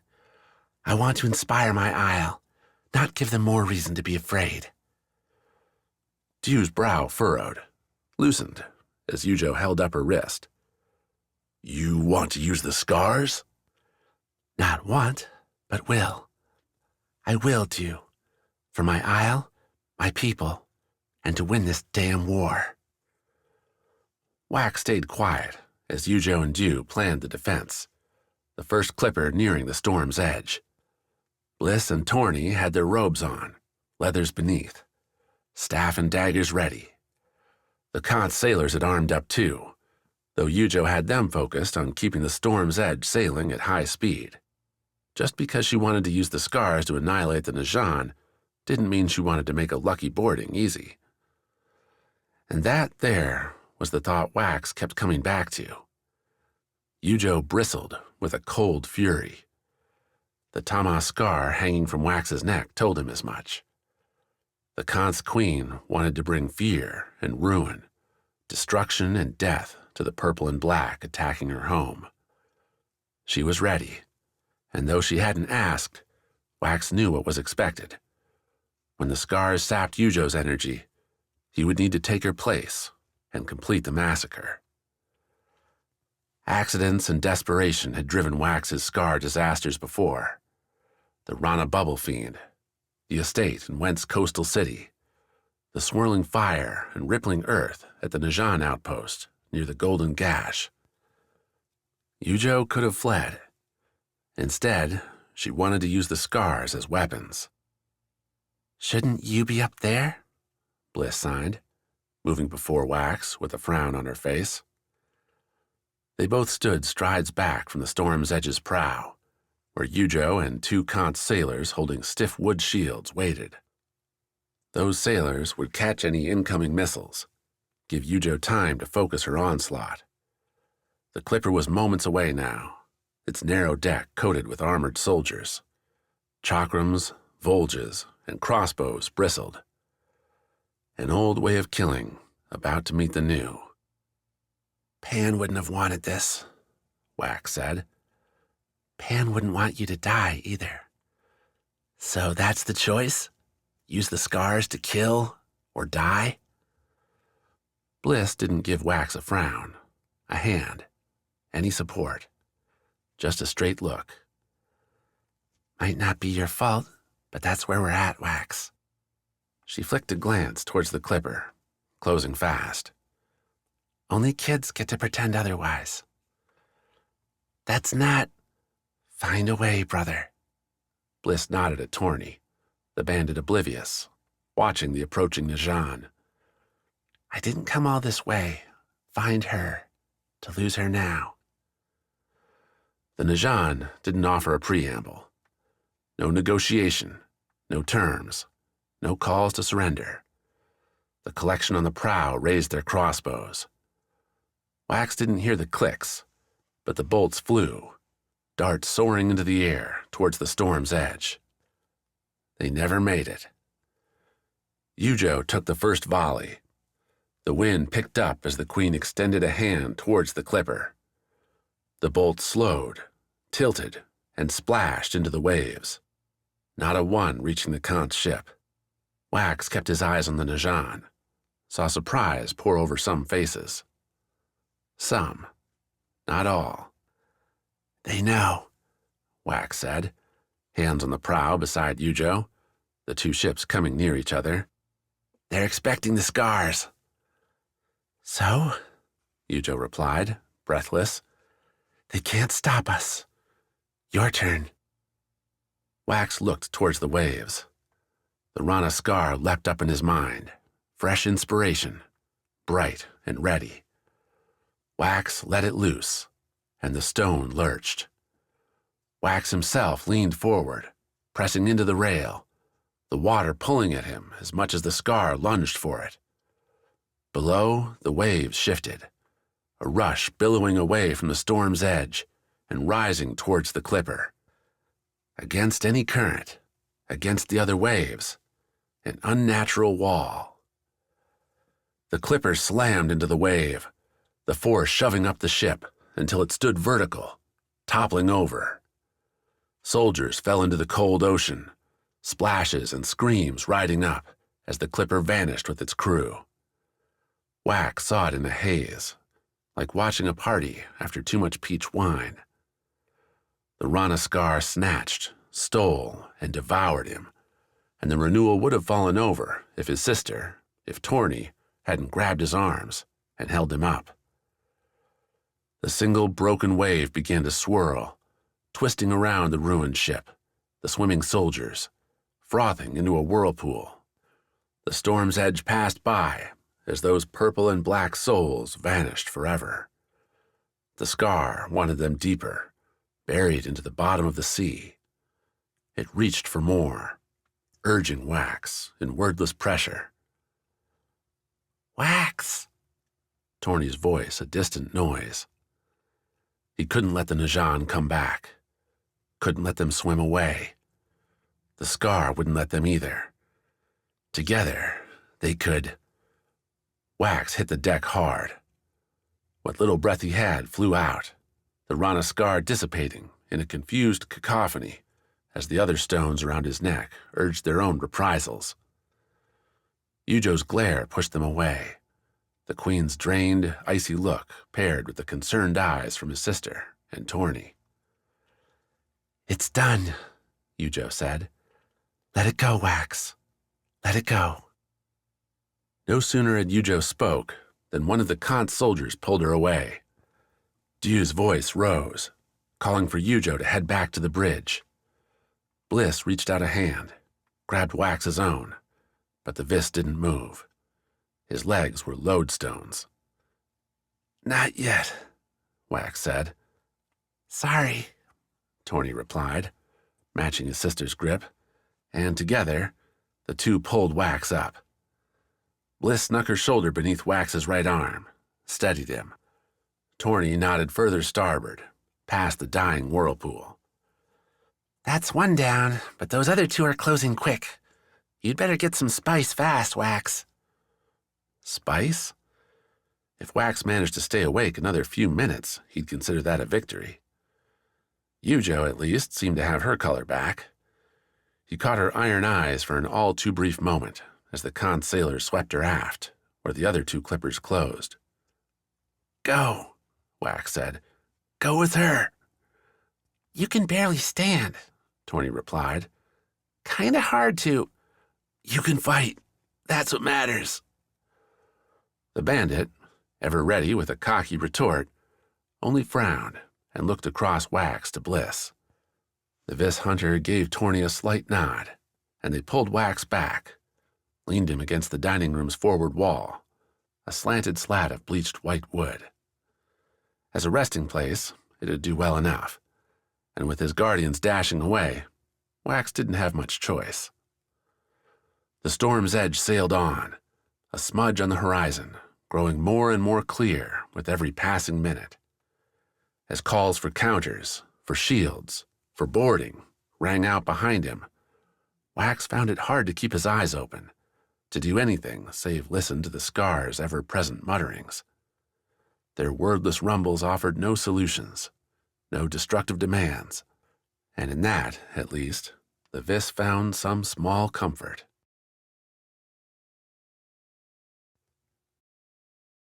Chapter 14. War-Torn Reunions. The pain, sharp and snappy, popped Quik from an unknown darkness and into a soft, sandy, sunlit world. Standing over him, a chill concern on her face, was someone Quik had given up seeing again. It had only been a few weeks since their hurried escape from Noctia, but the Isles had flown so far into chaos during that time, anything earlier seemed a blurred dream. Annalise, right here, right now, in a Vis weave, with a growing tan declaring she'd spent more time outside than Noctia ever allowed, crashed that dream right into reality. "You're awake?" Annalise said. Quik tried to nod, felt the aches, heard a Vis Scar's thunderous rumblings as it thrashed against his wounds. The Scar explained why he couldn't muster the energy to move, to even shake his head. The damn stones took as much as they gave, though. As the moments in the Najan Caravel's cabin came back to him, Quik figured he once again owed his life to the Scars. What would linger, the memories, the trauma, that he could deal with later. "I'm sure you're tired," Annalise said, apparently judging Quik's open eyes as an adequate answer to her question.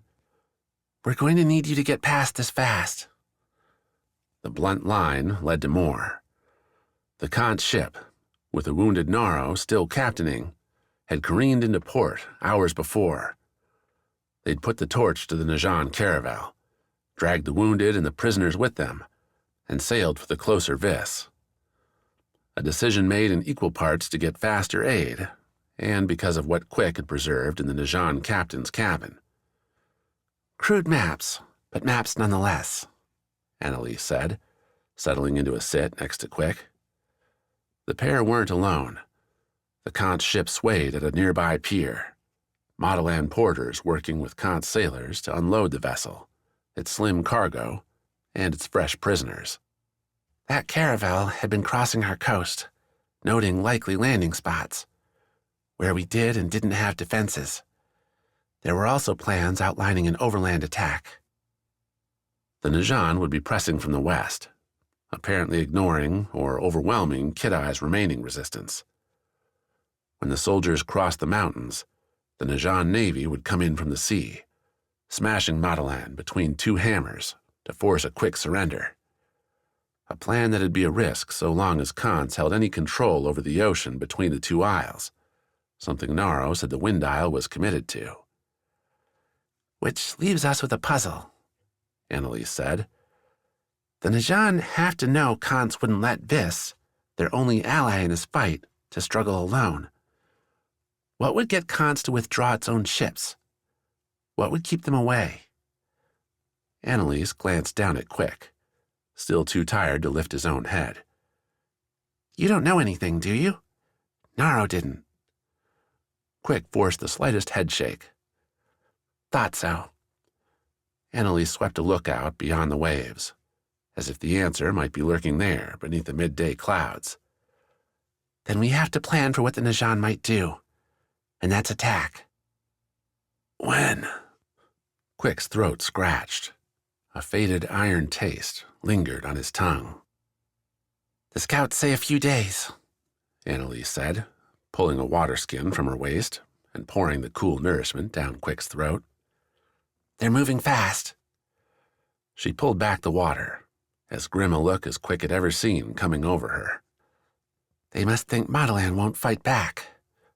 Vassal doesn't know how wrong he is." By sunset, after sleeping away the afternoon, Quik sat in a stiff chair around a large stone table bearing a map of Vis's eastern side. Deshiva, somehow alive, somehow as vibrant and dangerous as ever, presided over the first real war council Quik had ever seen. She dished out commands and took advice from elders, hunters, Naro, and Annalise alike. Quik himself kept quiet, letting the orders and their recipients come and go. Deshiva delivered the edicts with force, without Gladring's silver tongue. A command to double up scouts on the mountain passes came with clear warnings about how many lives would be lost if the Najan came unexpected. A plea to Kance to send more naval support dashed out the door to fishermen with boats so small, pilots so skilled as to make discovery on the open ocean next to impossible. That those tiny boats might wreck in open sea was a risk rewarded with Deshiva's open admiration, a trust that their bravery would be remembered. If Gladring pulled people with strings, with knives at backs and scars shifting souls, then here was a real leader. When Deshiva, at long last, turned to Quik, he stood. His knees almost buckled, the hunter planting his massive palms on the stone table. But Quik didn't return to the chair. He couldn't show weakness here, not among his peers, especially the Mottilan hunters. Annalise twitched at his right, but Quik shrugged off her attempted support. Deshiva gave him a solid nod. "Quik, I can say it's a true lift to see you standing here with us. Those gauntlets at your waist are ready to find fresh Najan blood?" "They are, Huntmaster." "He nearly died, Deshiva," Annalise spoke up. "The Viscar is doing its best, but he needs more time. We all need more rest, Annalise. If Quik says he is ready, I believe him." Deshiva tapped a spot on the map. The Great Sana. "We'll win this war by outlasting the Najan. To do that, we need every one of our hunters to count for a dozen of theirs. The only way that works is with more Viscars." Deshiva again put her hard eyes on Quik. "Go up the path. You'll find a group on the third house on the left. They leave in an hour. Join them. Take the Sana." "Take the Sana?" Annalise asked. "But the Najan are everywhere." "They expect us to hide, to cower," Deshiva snapped. "We will do neither. Quik, do you understand?" The hunter did. Quik caught the group, a scattered mix of Mottilan, Kidai, and Lyra hunters. Inked skin called out each, the tattoos rising up off their skin in Sichi's rose light. Quik knew not a face among them, save one. "How?" he asked when Sawi ran up, wrapped the hunter in a tight hug. "How are you here?" "Turns out those caves go a long way," Sawi said, stepping back, folding her arms. "Annalise thought you'd need more time. I knew better." So did Deshiva. A whistle drew them both to the group's leader, a grumpy hunter named Wrath. The man hefted a spear, a Mottilan blowgun hanging from a thread around his neck. Every other hunter wore the same, and Sawi handed Quik his own shooter to go with his gauntlets, promising to teach him on the run after they'd swapped stories. Without another word, with satchels on their backs, pouches tied to their thighs, the 15 hunters broke along the cliffside path leading up and away from Mottilan. As they loped, Quik noted covered spike pits, platforms nestled in branches where archers could shoot from cover, and stacked logs and rocks ready to be loosed for devastating slides. Some Mottilan builders still worked even now, digging out trenches for more traps. "Surprising, right?" Sawi said, as they jogged near the group's back. Quik's legs were heavy, but the feel of Vis dirt beneath his feet, the tropical scents, jungle sounds, brought with it invigorating memories.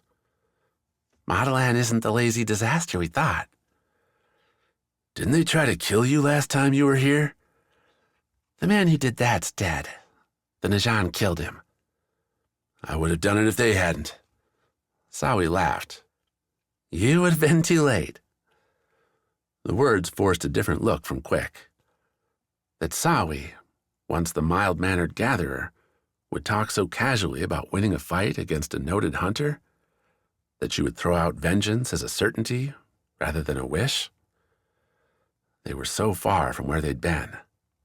So far. "It's never coming back, is it?" Quik asked as they reached the cliff's top, curling west now into the mountain passes. "The life we used to have?" "Never. Do you even think we'll see Wax again? Bliss?" "I promised I'd help him, Sawi. I haven't given that oath up." Another laugh, a crass one.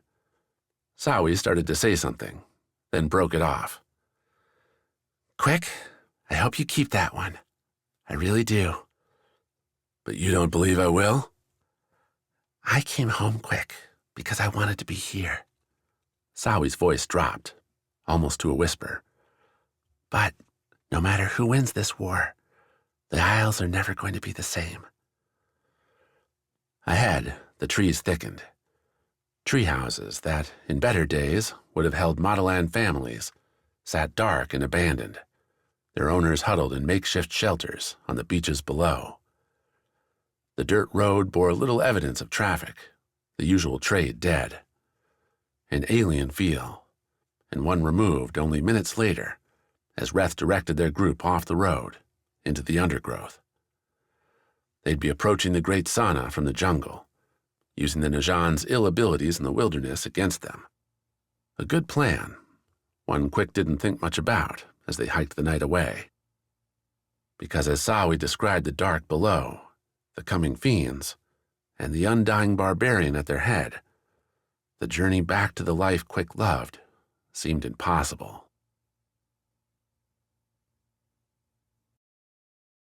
Chapter 15. The Missing Man. The morning started well. A late wake-up after her long night, followed by fresh eggs and bread, brought into Dreamhold from the first of many Najan supply drops. The wound rang with hammers and squeaking wheels now, as Went engineers worked from the bottom, while their Noctia counterparts came down from the top to string ropes and elevators along the massive length. As Mena heard tell, larger ledges were being converted to way stations, where posted soldiers would transfer satchels from one slat to the next, making a days-long journey from the surface in hours. Even in its earliest incarnation, the deliveries brought relief from mushrooms and moss, and Mena devoured her portion amid the crowded tables set up along Dreamhold's central square. The ancient, gnarled stone played host to frenzied mealtimes decreed by Hochi and his quartermasters, declared by ringing bells every few hours. Anything beyond those intervals required bartering, but if you were willing to accept whatever slop Hochi provided, you could eat for free. For now, anyway. Mena, always alone, cast her eyes about the people eating around her. They were cleaner now, less an explorer rabble, and more a civilized, as much as any rock-biter could be, group.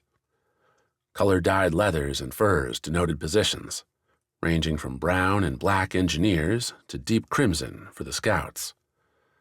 Fresh water basins kept faces cleaner. Functioning smithies meant knives and blades were sharp. Smiles and laughter had replaced the mordant fear that had dominated when the firewalkers were still a force to be dreaded instead of friended. Dupes, all of them. The fiends will turn, and Hochi will lose everything. If Pennifer or Rasselbeck had still been here, instead of ditched back to Rana, they would have agreed. Hochi saw peace and profit, untapped glory. Mena stopped a rising chuckle. She'd give him that, though he didn't deserve it. Closing off those gates would hand the dark below to Went and Noctia, and Mena knew she'd received no credit for it. The true heroes never get their due. Waiting for anyone? The question, asked by a stretched and toneless voice, snapped Mena's look up from her remaining scrambled eggs, salted and delicious. The speaker had a Went scout's body, thin and meant for ranging, but wore no weapons, no battle-ready leathers. Instead, light furs, a bone-tooth necklace, and a bland tunic gave cover to ashen skin, a face that looked like it hadn't seen sunlight as long as he'd been alive. He smelled like campfire, a scent growing more and more rare as Dreamhold established better braziers to combat the depth's constant chill. A newer arrival, then. And not an accident. True, that someone would randomly approach Mena, a person whose reputation seemed to spread instantly to anyone arriving this far down, was ridiculous. She bought into that aura, too. No need to have rockbiters harassing her a few moments of peace. Going to answer, or am I that interesting to stare at? Mena set down her fork, nodded to the stone stool at the small square table's opposite side. There's room. The man slouched onto the stool, his elbows splaying to either corner, hands steepled in the table's metal. No food or drink, putting to rest any innocent reasons for the sit-down. You're Mena, the Rana captain, right? The man asked, knowing full well she was exactly that. Who are you? Haggarth. I'm here on Hochi's account. The man stayed rigid as he talked, not a muscle moving, not an eye blinking. Going to ask you a few questions, if that's all right. Questions about what? And what do you mean, on Hochi's account? You're Rana, so you might not know, but Went's not all brawlers and boors. The pits are for criminals, and I'm one who catches them. He disappears people who aren't wanted. Justice is a malleable thing on Went, from my experience, Mena said. It's that way everywhere, including down here. Mena twitched her fingers in a tossed-off agreement. Threw a look around, saw not a soul interested in their conversation. No watching reinforcements, no onlookers curious, meaning either they didn't know Haggarth or knew well to stay out of it.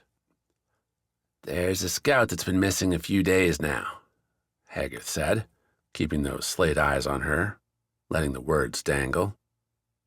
People go missing every day down here. Up there, too. It's my job to find them, Mena. Gathered that. Haggarth delivered the scout's description, one so matching Mena wondered where he'd picked up the information, until Haggarth revealed his source, the scout's partner. Of course, we wind up with the one scout who loves something other than being alone in the dark.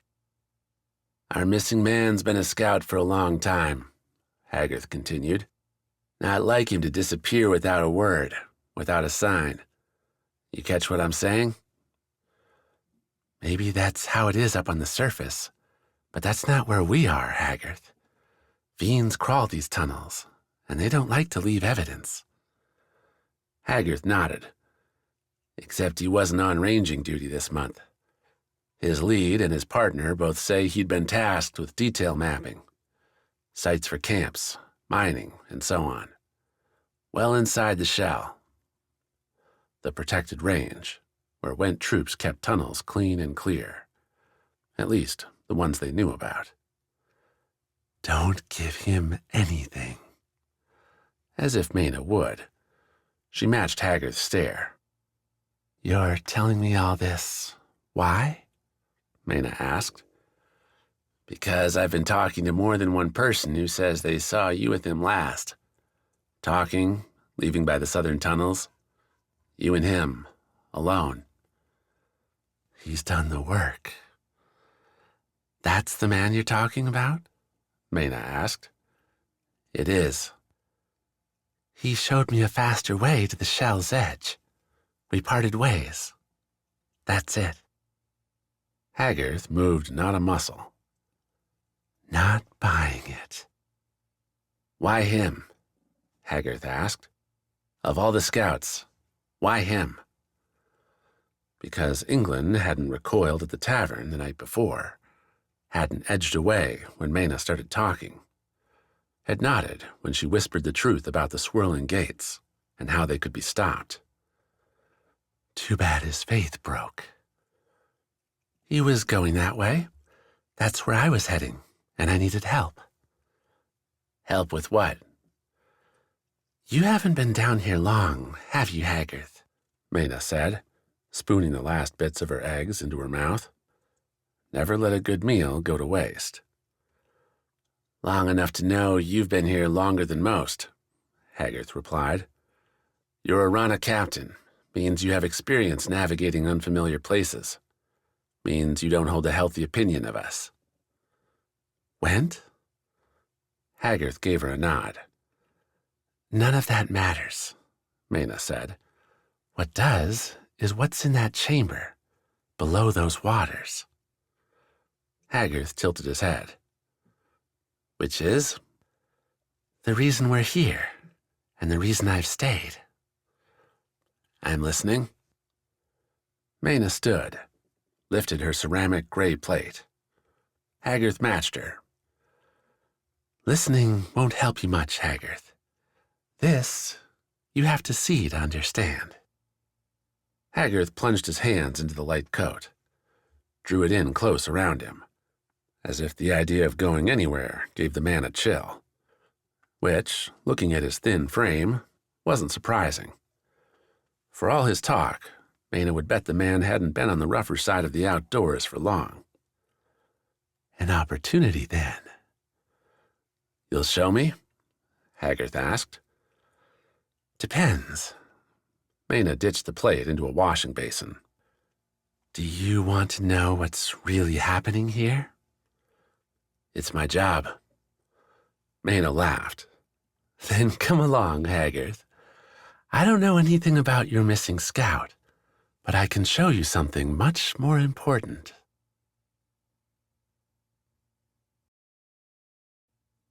Chapter 16. Invasion. Victory under a leader's guise wasn't satisfying.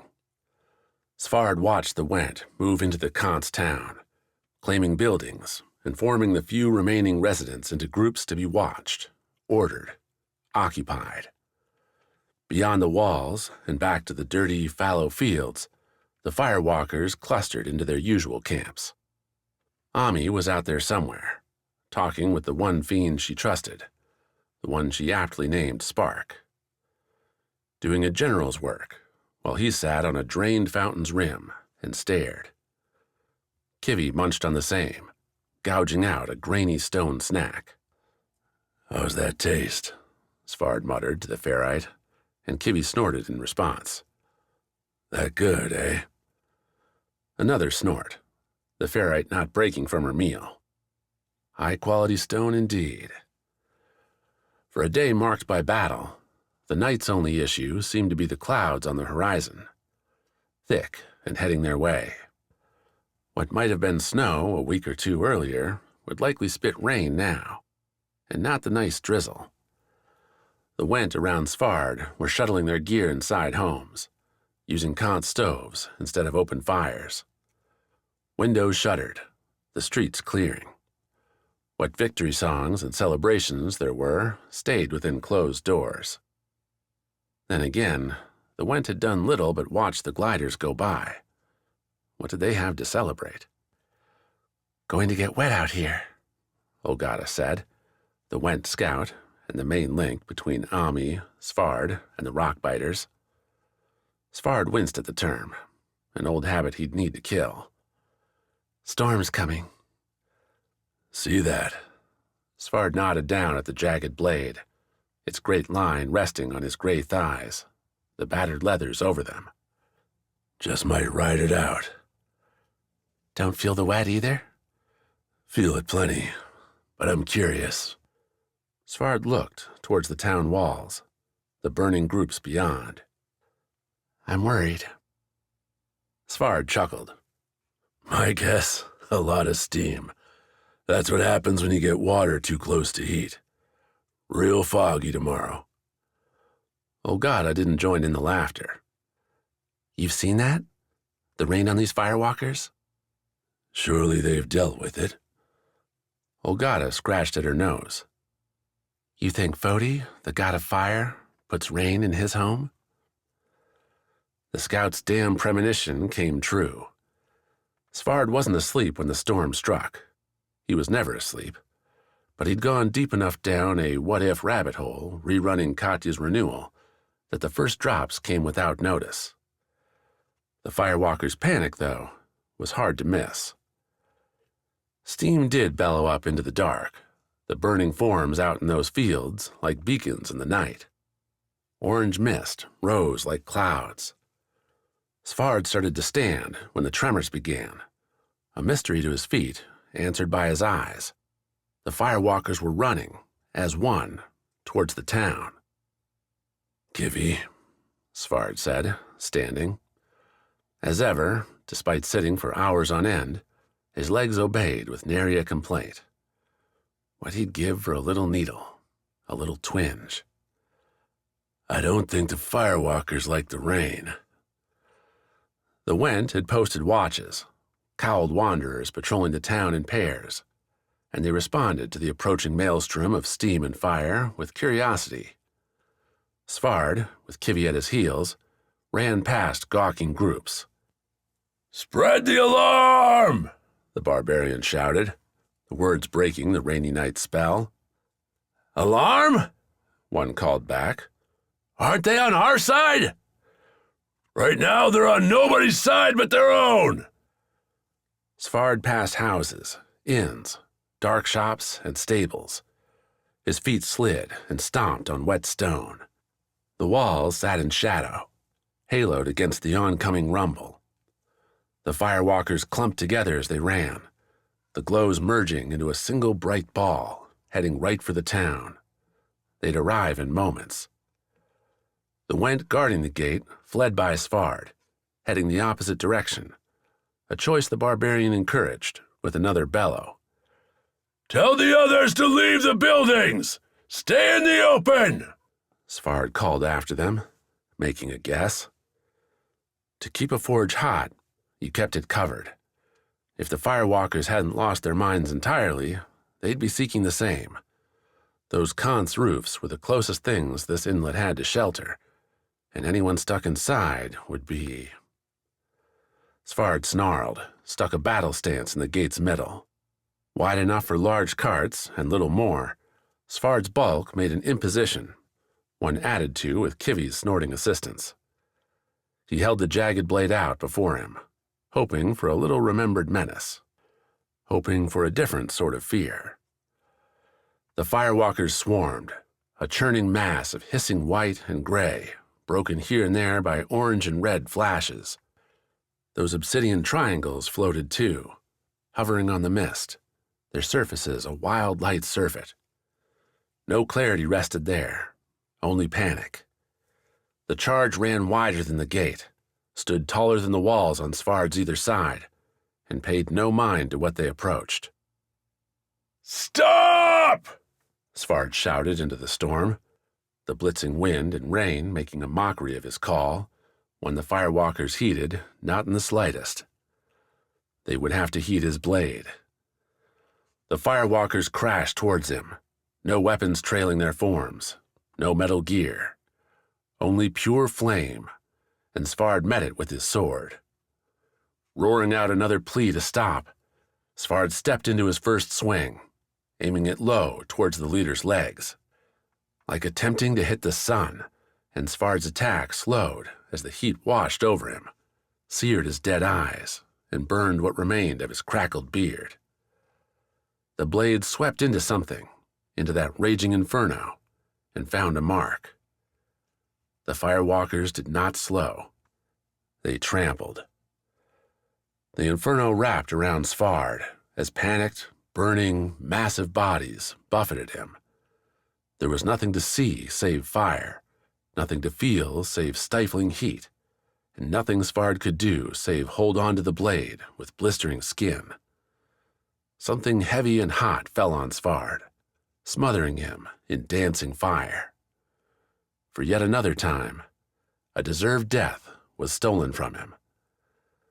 A dull agony remained. Not pain exactly, but the thudding drain as limbs shuddered, as his eyes, mouth, lips vanished. As Fard became little more than bone, as his back moved, scraped along steaming stone. Something hard gripped his shoulder, and Sfard turned, saw, with eyes that shouldn't exist, Kivy pulling at his charred skin. The blade shivered along to Sfard's right, and he didn't have to look that way to feel his skin, body, and broken bones knitting themselves back together. He could see it plain enough as his legs, nothing more than ash-blasted bone rattling free from the firewalker, began to sprout dead gray skin anew. The scars echoed their infernal triumph in Sfard's mind. With their cries came a different sound, stone crunching, shifting, the earth shaking as the firewalkers found their reprieve.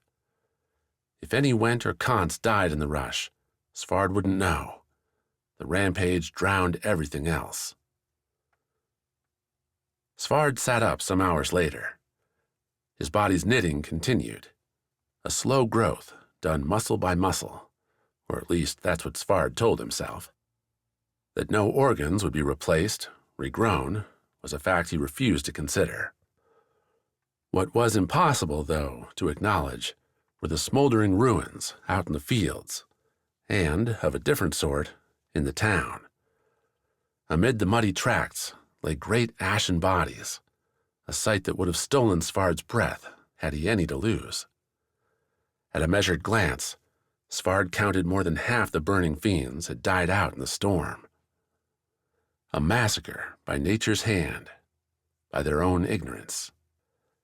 The town had suffered too, though its losses came in buildings knocked asunder. Displaced roofs became makeshift shelters, steaming as their heated slates caught the rain.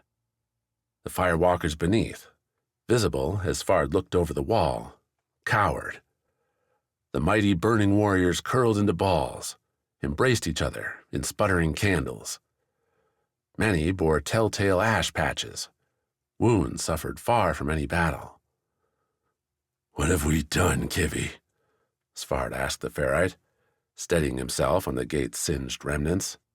His left hand rubbed the stone, more bone still than dead flesh. "We brought the monsters to their slaughter." Worse, Sfard could see Hochi, Vassal, and Yarvik declaring this a double victory. The firewalkers laid low by the simplest weapon the Isles could command, while at the same time devastating a Kance town. The first day in the Kance invasion had proved ill for both sides. "So what now?" Sfard said, the ferrite still his only audience. Beyond the clustered firewalkers, the waterlogged streets were empty. The Went must have heeded Sfard's advice, fled for the spires, the canyons beyond. Ami would be with them, trying to find some order, some strategy. Sfard watched his left thumb, saw skin sprout like a small plant from the bone. It wrapped up and around his fingertip, disparate parts melding together. He'd been trampled by the firewalkers, burned to nearly nothing, yet here he was, nearly whole. If those fiends couldn't destroy him, then what could?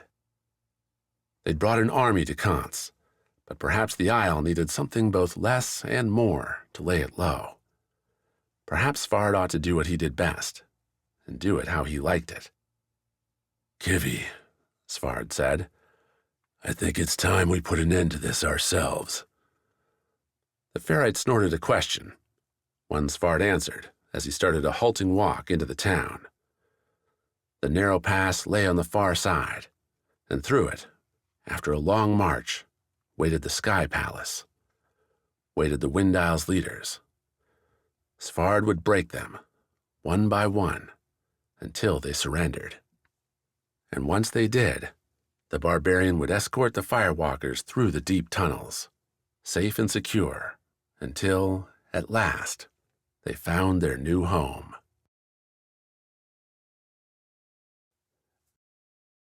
Chapter 17. Ship to Ship. Up until this moment, Wax had never felt trapped on the sea. The waves and the ocean beyond were an inscrutable mass, one to be ignored, like clouds or the vast jungle. The boat would see him through to the other side, so long as he trusted in the sailors. Even when they'd boarded the Rana merchant, intent on rescuing Bliss and Torny, the whole craft sinking slow beneath them, Wax still felt able to escape, to blow, burn, or float his way free. The Najan assault put up walls Wax couldn't bring down, not by himself. The seafaring soldiers eschewed thicker plate for warm, maneuverable robes and leather helms, and they swarmed the storm's edge from the 2 clippers who'd caught her. Grapples bit into the wood railings, tugged the vessels tight enough for boarding ramps to plunge across the decks. Dieu's own sailors, packing rapiers, clubs, and whatever seemed handy, hollered their way into combat, but they weren't fighters.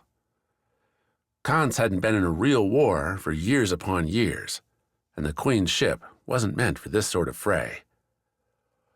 Wax saw the first stabs, the Volges and Najan short swords cutting into Eujo's crew in a deadly first blow. The Vis Renewal leaned on the railing near the storm's edges aft, Bliss standing nearby with worry writ across her face.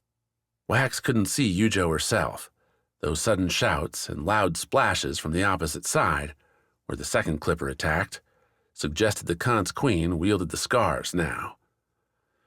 Going by his own stretched breath, his heavy arms, Wax figured Eujo's troop-tossing tactics wouldn't last long.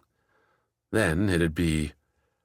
"Here," Bliss signed, handing Wax his own sword, one she'd pulled free after his collapse. "Didn't want you to cut yourself, but you might want it." His sister planted her staff before her, watched Wax hold his sword with eyes that doubted he'd be able to. "I'll be okay," Wax replied, "at least for the moment. One of those at a time." Neither, though, charged towards the boarding ramps. Instead, Wax glanced back beyond the prow. A distant smudge suggested Kance, confirmed any escape to the Isle would be hard-pressed. "No choice," Wax said. "I'm sorry, Bliss." "For what? Dragging you into this? This is the Najan's fault, not yours. Let's make them pay." Bliss's confidence might have matched a duel against a Hanako, the jungle cats back home, but neither she nor Wax had real experience matching trained soldiers, or knew what to do in a pitched battle. That worry nagged his first steps as they broke towards the fighting, towards a faltering Kance resistance. The Volges had range, and the Najan knew it. The curved spears jabbed forward, cutting and grabbing Dieu's sailors. Wax saw one knife under a rapier's guard, slice through the blue-white robe, and pull its target, screaming, over the railing into the frigid ocean. The Volge's wielder stood side by side with 2 other Najan on the boarding ramps, the trio taking their patient time slashing the defending sailors. An easy task with the rapier's short reach. Wax noticed 2 other Najan on the clipper loading and firing crossbows. The jolting ships and wave action made targeting difficult, but every quarrel striking home sent a sailor to the deck or stumbling away. 4 hapless Kance remained when Wax and Bliss reached the assault, bloody, sweating, and cursing. Bliss saw the obvious and took the lead, dancing to the rail to the boarding ramp's left. She planted her foot on the railing. Wax pushed past the Kance sailor on that side, swiping his flat blade in a wild swing, one that drew the 2 nearer Volges in for a block. Metal struck metal, and Bliss had her chance. The Vis hunter flew, swinging her staff as she jumped. The metal-barred end beat the leftmost Najan's rising Volge to strike the man's helm. The black gear crunched as its owner fell to his left, into the next guard. Bliss stuck her toes on the boarding ramp's edge, cutting her swing short to draw the staff back into a follow-up jab. "Charge now!" Wax cried, lunging into the distracted gap Bliss created. The Najan trio found themselves barraged by rapier points, the small blades slipping through the soft robes and light leather beneath. Bliss's staff struck again, going for weak knees and sending the farthest Najan slipping off the boards. The other two followed Quik, a victory tempered by the last, in a desperate hooking flail, snaring a sailor and dragging the poor soul with him into the abyss. For a brief moment, the ramps were clear. The crossbows filled the gap. Wax stuck out his hand, pressed the Kance scar, and felt its wind rise. The dozen quarrels bent, smacking the boards themselves or flying off into the sea. Wax's own knees buckled, a fall staved off as Bliss, letting her staff linger in her left hand, pulled Wax back onto the storm's edge. The three remaining sailors lifted off the first ramp, threw it into the sea. By the time they reached the second, more Najan soldiers charged in. The reckless Najan approach gave Bliss an opportunity as she pushed Wax onto the storm's edge's deck. Keeping her staff low, Bliss stepped past the sailors and washed her weapon across the ramp. The first Najan brought his Volge low to counter the blow, a smart play that stopped Bliss's cross-swing, a dumb one as his momentum carried the Najan forward. He tripped over his own block, fell to his right, where the tossed ramp had been, and plunged into the dark waters. Bliss shook off the blocking Volge, threw up her staff to block the next strike, a jumping attack from the next Najan. The soldier's brave vault brought him off the ramp onto the storm's edge, a collision earning him rapier stabs, but driving Bliss and the sailors back from their boarding ramp barricade. More Najan sprinted across. No more slow, measured assault. Wax pushed himself up as a Najan came for him, the leading Volge making a gutting stab the Vis deflected with a frantic slap. The soldier darted the Volge in a second time, scooping it away as Wax went for the block, sending the weapon's butt end to crack against Wax's chest. Fresh pain, both a dull ache and a sharp pierce, rattled Wax as he stumbled back. The soldier brought the Volge home, sent it in for another straight stab. Again, Wax flung the sword in a wild block, the curled spear's end snagging on Wax's thigh, drawing a burning line. The Vis yelped. The soldier went to hook the Volge up, extend that line through Wax's stomach, chest, and all that lay inside. Wax charged his would-be killer, half falling and half attacking, his sword taking advantage of the Volge's low position.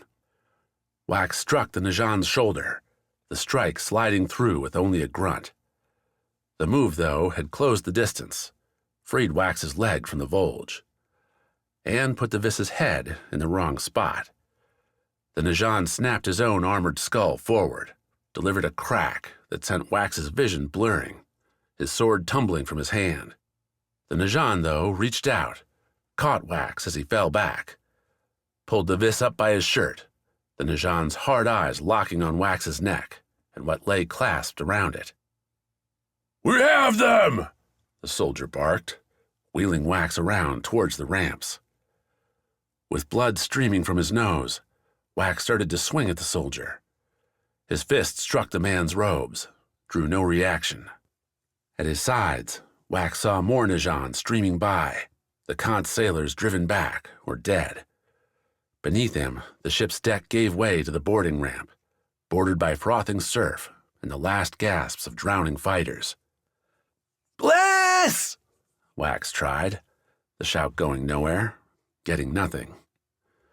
Amid the purple and black robes, the battle cries and clashes, Wax couldn't see his sister, Eujo, or Torny.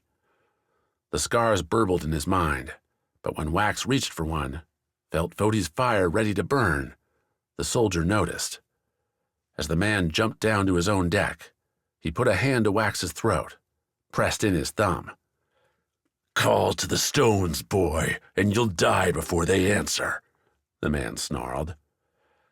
That's what he thought. The Fodi scar would show otherwise. As Wax felt the first heat build in his palm, the Najan soldier's glare flicked up past Wax's shoulder. Those hard eyes widened, and the scars fell silent. Chapter 18. Top of the World. Quik waited out the day with Sawi and the other hunters beneath a warming canopy. Spring's first whispers came on the wind, fresh buds and birds building nests. The heavy loam as nature woke. Back in a weave, his marred Kance robes left in Mottilan, Quik spent much of the day just being, naming songs and scents, stalking through the ferns, feeling bark too long absent from his touch. "It comes back fast, doesn't it?" Sawi asked, joining him in the afternoon along a woody hillside. She'd brought fruit and some salted fish, a water skin filled and ready. Like Quik, she walked, talked, without youth's vigor now. She wore scars inside. "You leave this, and it feels like you're lost, but home doesn't hold a grudge." "I didn't realize how much I missed it," Quik said. "It's like coming alive again, after all those buildings, the ocean, the fighting." "That last isn't going away." "True, but at least I know I'm on the right side now." "Why, because we're trying to kick the Najan off our isle?" "That's the obvious reason." "Ever think about what happens when we win?" "When?" Quik snorted. "Sawi, I'm not going to dream." "You don't think we'll do it?" Quik shook his head while munching on the fish. He had to give it to Mottilan. The town did know how to season their seafood. Kidai loved the ocean's bounty just as much, but his home preferred a simpler spicing. More fruits and leaves, less salts and peppers. "I think Fassel and Yarvik won't stop," Quik said. "I think they both want to hold on to power, and the easiest way to do that is to conquer the Isles, or keep them at war." Sawi laughed. At Quik's questioning look, she pointed her own sandwich at him like a point. "Listen to you. A few months ago, you were all gruff and bluster. Punch first, talk later. Now you're going on about the fate of the world." Quik drowned a little blush with a smile. "I've been around Gladdring long enough, I guess." "What happened there?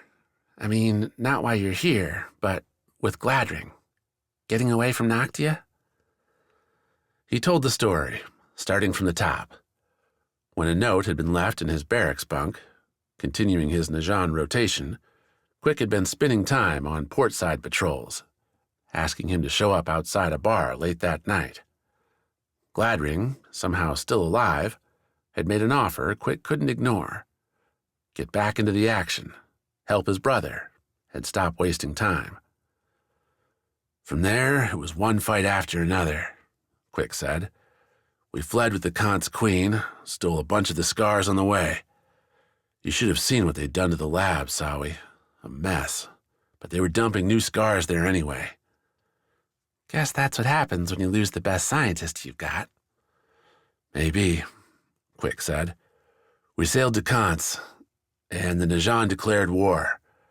I didn't want to sit on the sidelines, and now I'm here." Why didn't he want to talk about the Kance queen?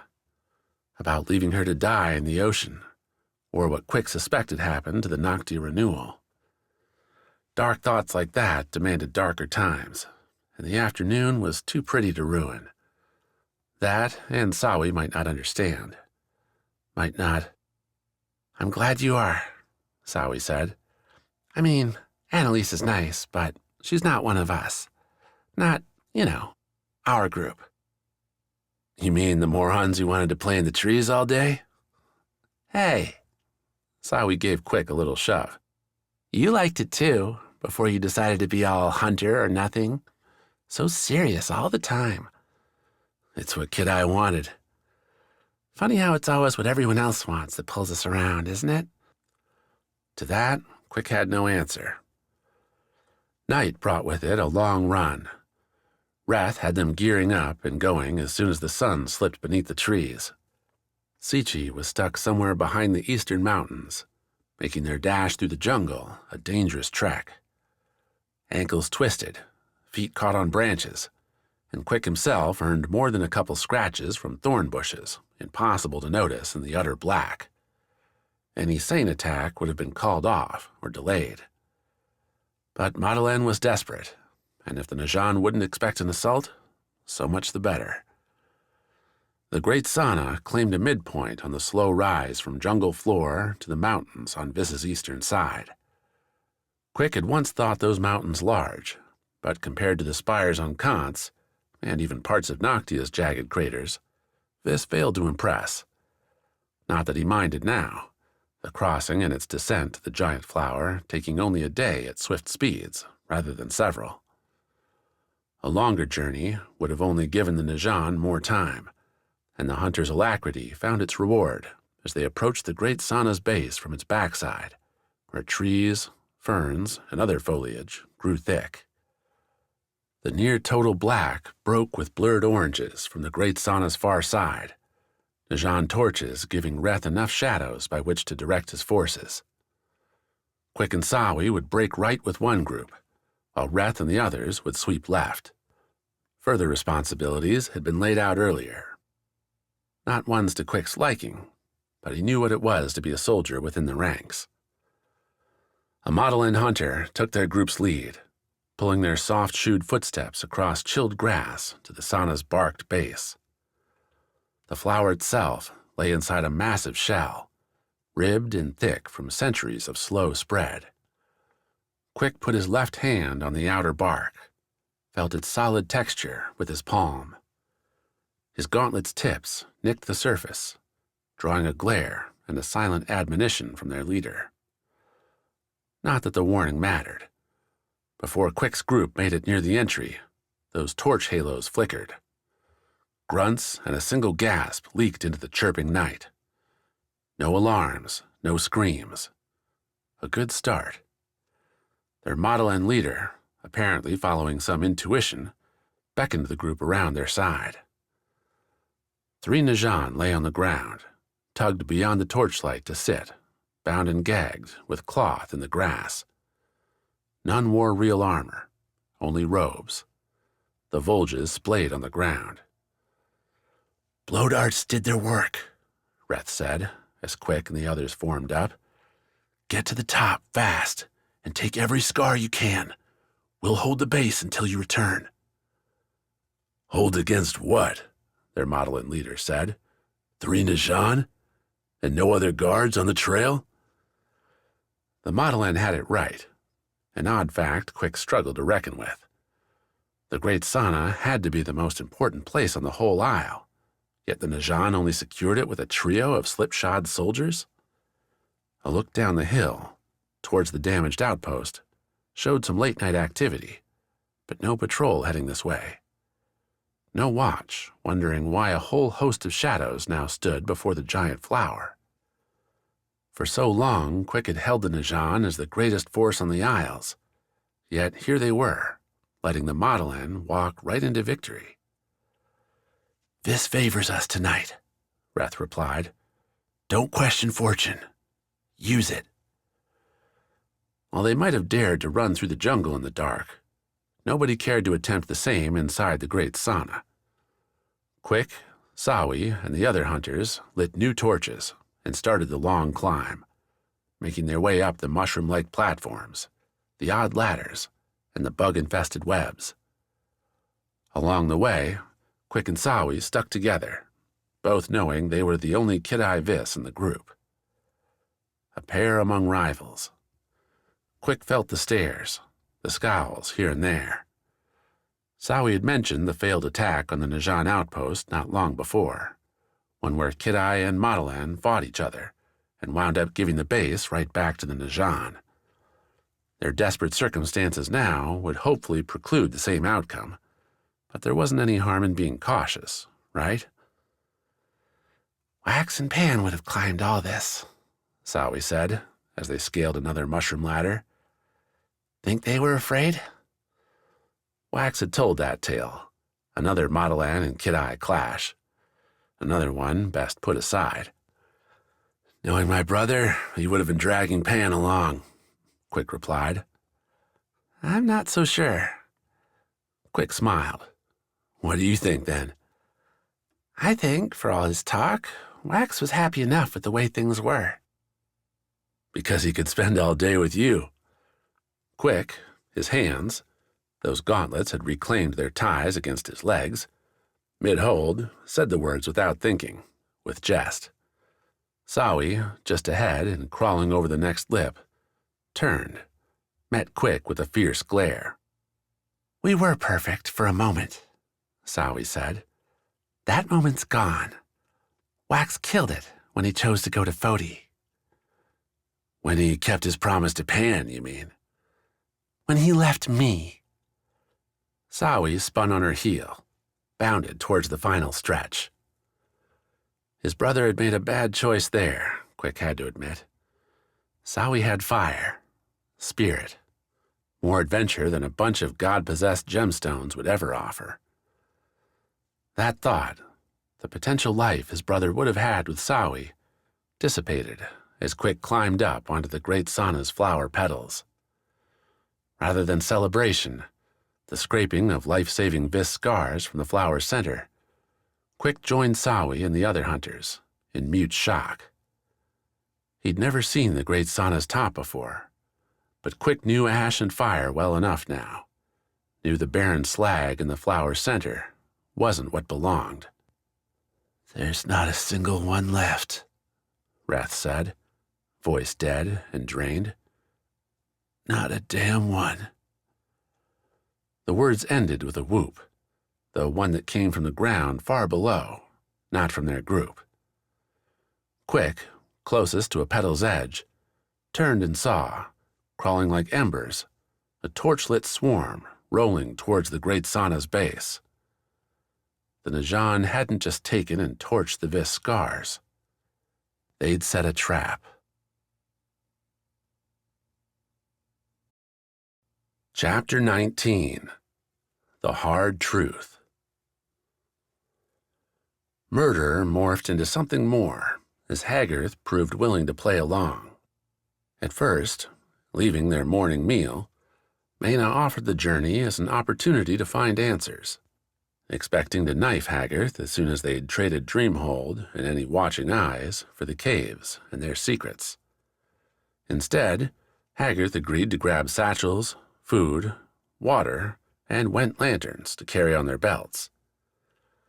"If this will help me find the man, I'll go along," Haggarth said, when Mena tossed out the offer. A day's journey, there and back. Mena wouldn't say where, dangling the idea.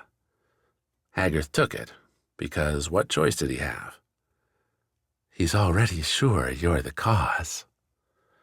That was clear enough. But Haggarth kept his aloof tone, his open questions. The man wasn't calling for Hochi's guards or drawing some weapon from his crowded jacket. They formed up, supplies gathered, on Dreamhold's southern side, ready to venture. Every exit from Dreamhold had living guards now. With Svard's departure, the corpses had fallen to nothing, their bones and bodies lying in the dust and forcing living replacements. With the firewalkers still holding their place, though, the fiend incursions were minimal. The guards joked, sharpened axes, and stared at nothing for hours. Mena suspected more than a few filled their water skins with ale, going by the glassy eyes and grunted goodbyes. Whomever came after Haggarth wouldn't be getting good information from these bums. "You're either lucky or very, very skilled," Haggarth said, several hours into their walk, after listening to Mena tell the long, winding story of how she'd wound up here. "Both." Haggarth huffed a laugh, as if the man didn't want to admit he found it funny. "The best way to be, I'd say." "Which are you, Haggarth?" Mena led the pair, now long past outer lanterns. The tunnels were darker now, with mosses scraped away by enterprising scouts and searchers. Her own light cast shadows amid the twisting rock the occasional stream, the jutting formations cutting up and down. Haggard tailed, keeping several strides behind. Too far to stab without warning. All her other half wanted was another body. Haggard kept thwarting that idea, not just because of the range, or Haggard's obvious suspicions, but because the man didn't seem blindly against her.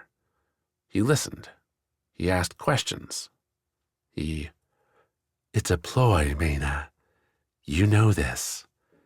You'll wait to be sure, until you're questioning yourself, and then that'll be it. You can't risk it. What are you thinking about up there? Haggard asked. Watching my steps, Mena tossed off. Tunnel's easy enough. Mena stopped. Haggard stopped too, keeping his distance. She looked at him, her cheeks feeling the fur lining on her thick coat. Her hand lingered at her waist, right near her blade's hilt. 3 motions: a draw, a step, a lunge. As many heartbeats to pull off. Haggard couldn't move left or right, could only retreat. He'll stumble and fall. An easy kill. I've looked into a lot of bad eyes, Haggard said, breaking the soft silence. Yours aren't like those. Mena blinked, left her hand off the hilt. What? Why I'm here. I've seen heartless bastards, the ones who've done terrible things and belonged in the pits, belonged in the fights that nobody was getting out of. Haggard spoke with both hands lazy at his sides, not in any defensive stance. That's not you, Mena. Maybe you're stuck in something bad. Maybe you pulled my missing scout into it. But you're not evil. Mena laughed once, gave a quick head shake. You don't know what you're saying. That's just it, Mena. I do. I really, really do. Now Mena squinted, studied the man. Who are you? That's not the question here. Haggard nodded ahead. Think we should keep going, if this place is as far away as you said. Plan scrambled. Mena did as Haggard suggested, her steps again advancing. This time, she stopped measuring Haggard's distance. They arrived and took a late lunch at Mena's target, a slim opening onto a broad slope, rolling down into the vast pool, the one swirling with colors, and, in the distance, reaching the Firewalkers' encampment. Ami had told Mena about this place. Indirectly, the Guardian had been talking with Svard and Hochi, ignoring the Rana captain, and Mena had come here several times since, hunting for options. She found one now, as Mena often did coming this way, with great slimed wings, a snub-nosed fiend scrabbled on the slope's watery edge. It emerged with sputtering fanfare, breaking through the surface with harsh breaths from holes peppered along its sides. 3 eyes, each a narrow diamond, glistened green as the creature fought for purchase in a world very much at odds with its home. A fiend. Haggard stated the obvious as they looked down, the wrapped mushroom breads and dried carrots strewn on set satchels near their feet. Is that what you were hoping for? I wanted you to see, Mena said, starting down the stones towards the struggling creature. All these monsters, you know, the ones you've seen tearing apart your homes, ravaging the isles. That's not all. Not even most. Haggard didn't follow, folding his arms and watching as Mena closed with the beast. Those diamond eyes centered on Mena, the creature's struggles slowing. The heavy wings weren't meant for a windless place like the cave. Perhaps it had come from Kance's silver swirls, a land likely blowing in a constant rush. What a cruel surprise to escape death and find something worse. Mena drew her blade, turned back to Haggarth. These fiends don't belong here, Haggarth. Their worlds may be dying, but that doesn't mean ours is where they ought to go. Nowhere, then, is what you're suggesting?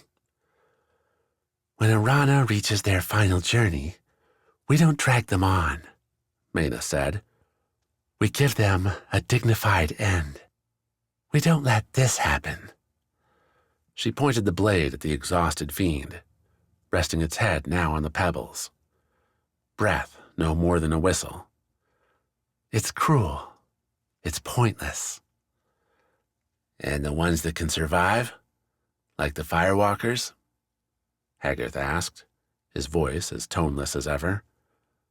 What would you say to those? I'd say we gave them a chance. And look.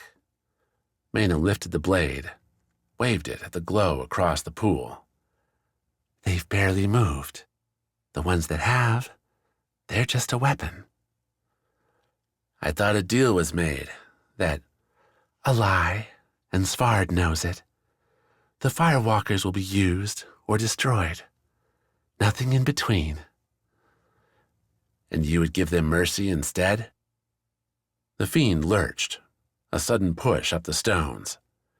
Its left wing swung up towards Mena, ready to knock her away, only for its webbing to catch on a sharper rock. A mouth flush with serrated teeth gnashed from beneath the fiend's eye trio, well shy of the Rana captain.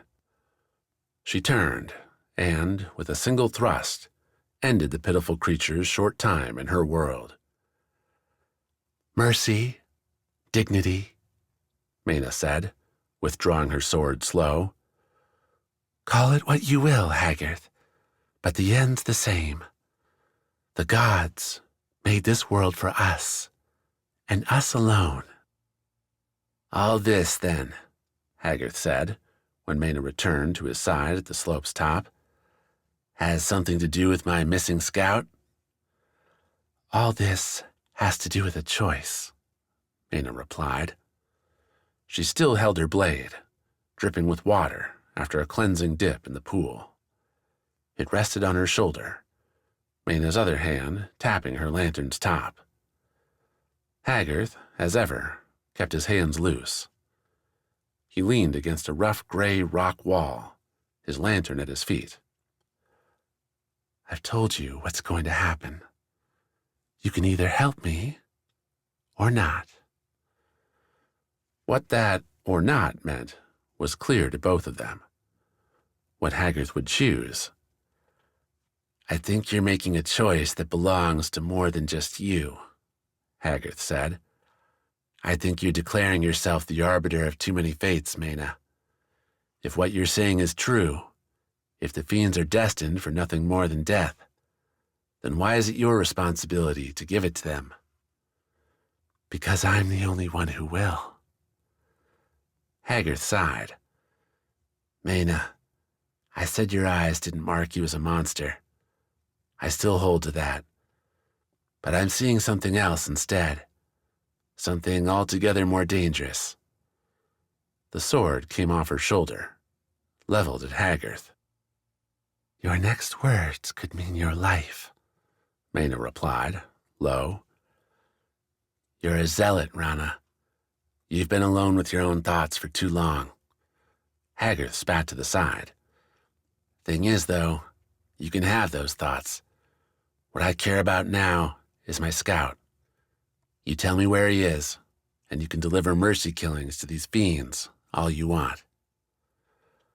I told you that he wouldn't see things the right way. Yes, she had, and Mena couldn't deny it any longer. She started forward, and Haggarth kicked his lantern. The burning globe struck Mena's leading blade, shattering and sending burning oil splashing over her clothes. Cursing, Mena swung anyway, her sword hitting air as she threw off her coat, let its burning bits smolder on the stones below. By the time she straightened, Haggarth had disappeared. If he makes it back before you and says what he thinks, We're dead. Ever a speaker of the obvious, but her other self missed the same just as often. Haggith had no lamp, had only walked the confusing tunnels to get here once. She had hours, knowledge, and light on her side. This would be a hunt, yes, but Haggith wouldn't get far. Chapter 20. A Stand.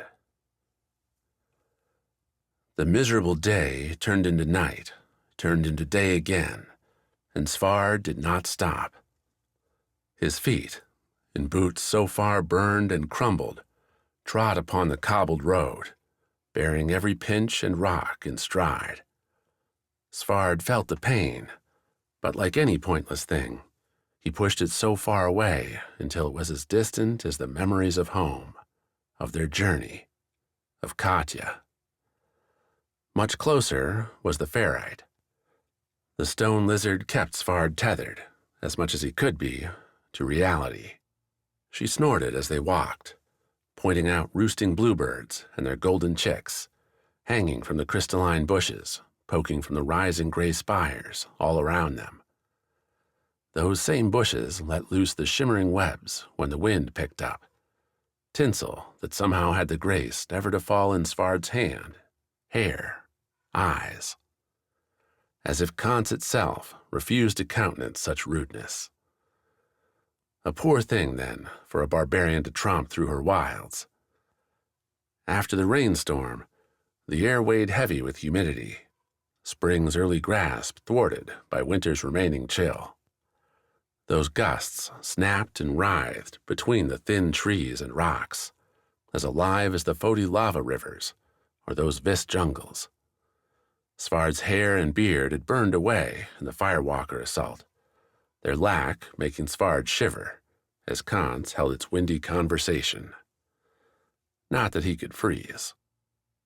Svard spent his steps taking in the scenery, running and rerunning the proclamation he would give to anyone who dared stand in his way. A protest against taking life, a dream for the firewalkers. When his audience, hopefully those fools up high in the Sky Palace, turned him down, Svard would persuade them in a different way. The jagged blade didn't feel heavy, though Svard figured the slice broken from Vis's dagger wasn't for those who preferred lithe weapons. His arms helped the sword rest against his shoulder as Svard went, striding forward at a comfortable pace.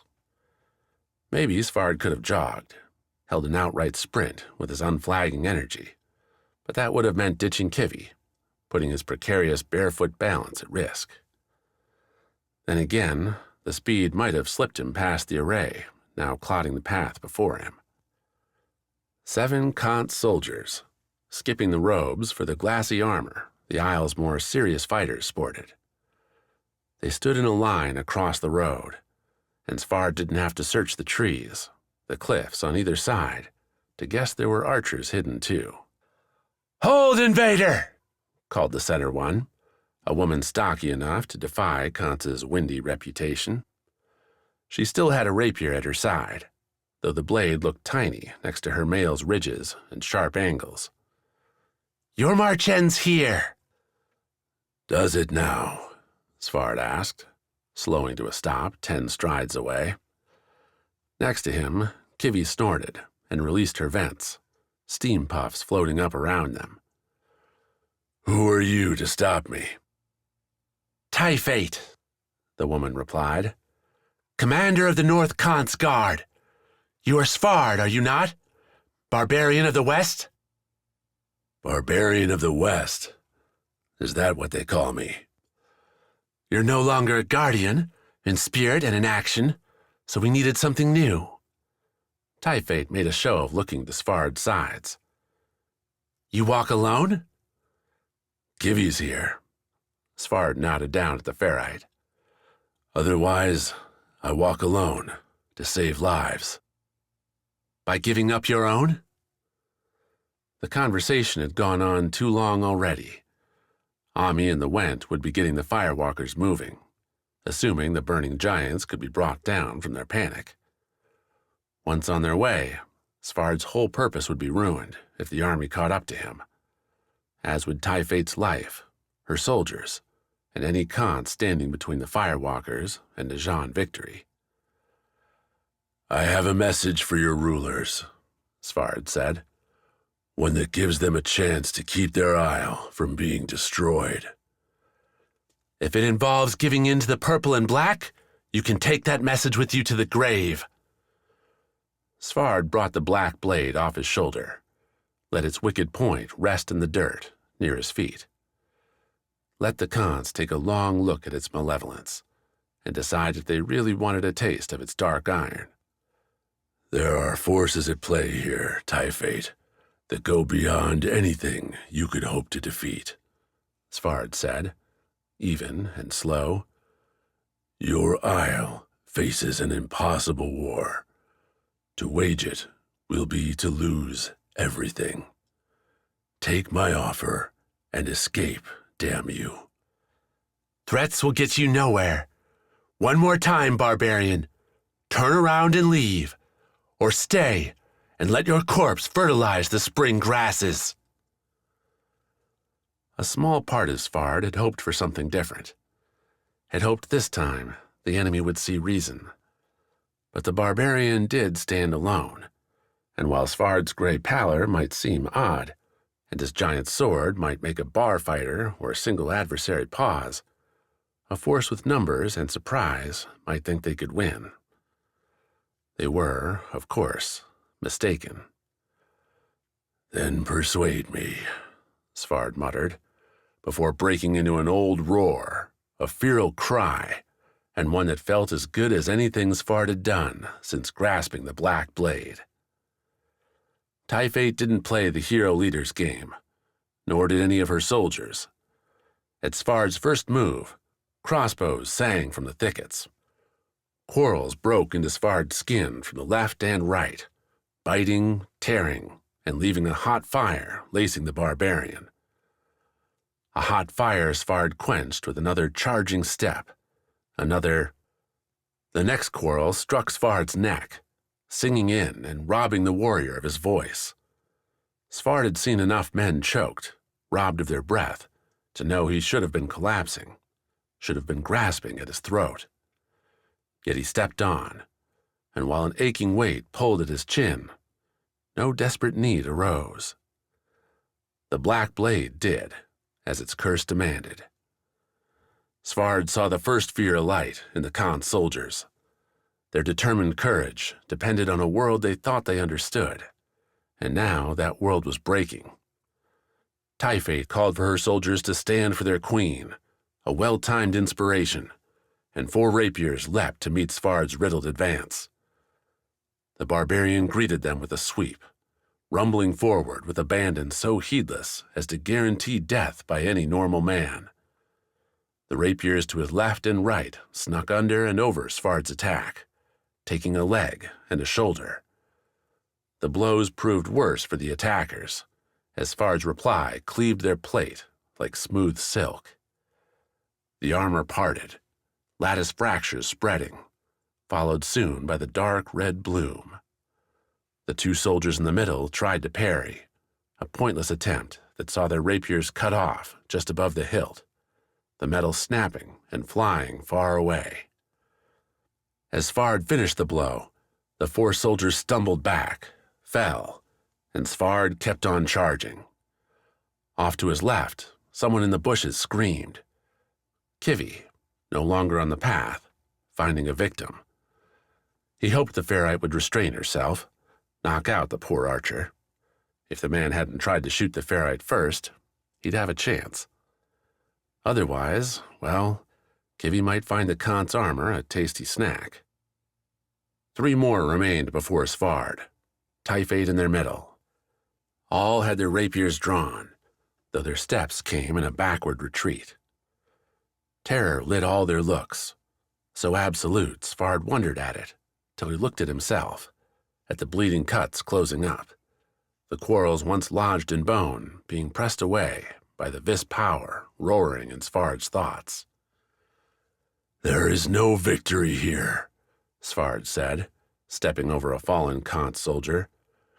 You lose yourselves and gain nothing.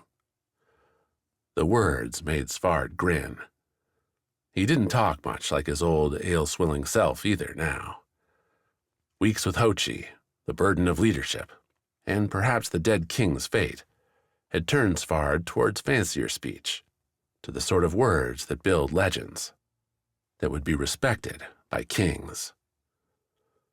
"What are you?" Typhate stammered, again matching Svard's advance with her own retreat. Another archer hollered. A breaking crossbow's stock snapped. From the other side, a quarrel, again, found Svard's side, stopping the barbarian not in the slightest. What am I? Svard asked. I am exactly what I said. A bringer of peace, if you wish it. Typhate shook her head. This is no peace I can understand. Then best you learn, or you'll match your men.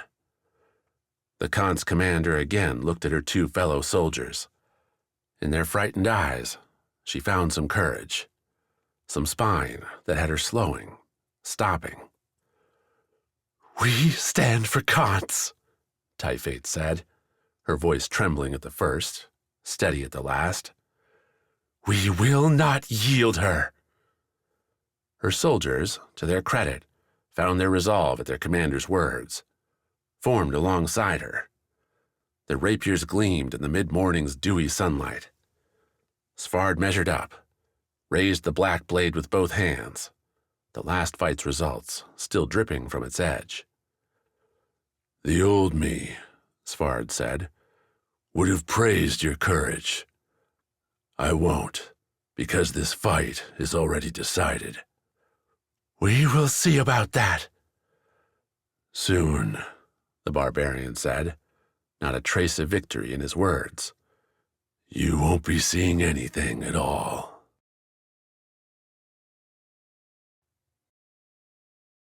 Chapter 21. Lives Are Lives. Wax woke up when he hit the floor, shoulder popping as he rolled off the swinging hammock onto wet wood, then a cold metal grate draining splashing water deeper. Lanterns creaked, the noise-splitting yells from crew, the rolling lash of thunder. All that didn't hide the aching roil in Wax's head, his bruised bones, and the strange echoing silence in his thoughts. Not a single scar spoke to him.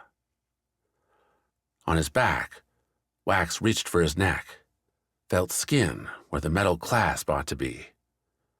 His clothes remained the same. Kance linens, fine woven, though Wax's robe was gone, and in its absence he shivered. Gray light filtering through an opening to the upper deck suggested daytime, but the deep shadows, the rain, told of clouds. A worry, given where he was. The Najan Clipper, a small ship. They'd bashed Wax, knocked him out, and stuffed him down here. That he was still aboard meant Eujo, Torny, Bliss hadn't been able to rescue him, if they lived at all. No, that was a trail he wouldn't walk down. Not yet. Not ever. Instead, Wax reached for a post and used the drenched wood to pull himself up. They'd left him the boots he'd worn since Went, and the sturdy things gripped the lower deck well enough. The hammocks around him suggested a couple dozen beds, though they all swung empty now, twisting as the Clipper lurched with wave after wave. Crates and personal effects stuffed into small lockboxes sat roped into the corners, along with spare gear. Vulges stood tied to a rack near the stairs to the upper deck, and their gleaming points gave Wax an objective. The Najan might have taken him captive, but they'd made a mistake leaving Wax untied. He took measured steps towards the rack, listening to the shouts up above. The Najan calls were anything but calm, A leader's voice, a hard woman's tone screaming to cut the sails, to toss ballast, to get a rope after some poor soul who'd gone overboard. Her shouts were met with a mix of eyes and panic. The clipper rolled. A wave splashed over, streaming down the deck stairs as Wax neared the first step. The renewal hesitated. Grabbing a Volge and emerging a violent threat would get Wax what, exactly?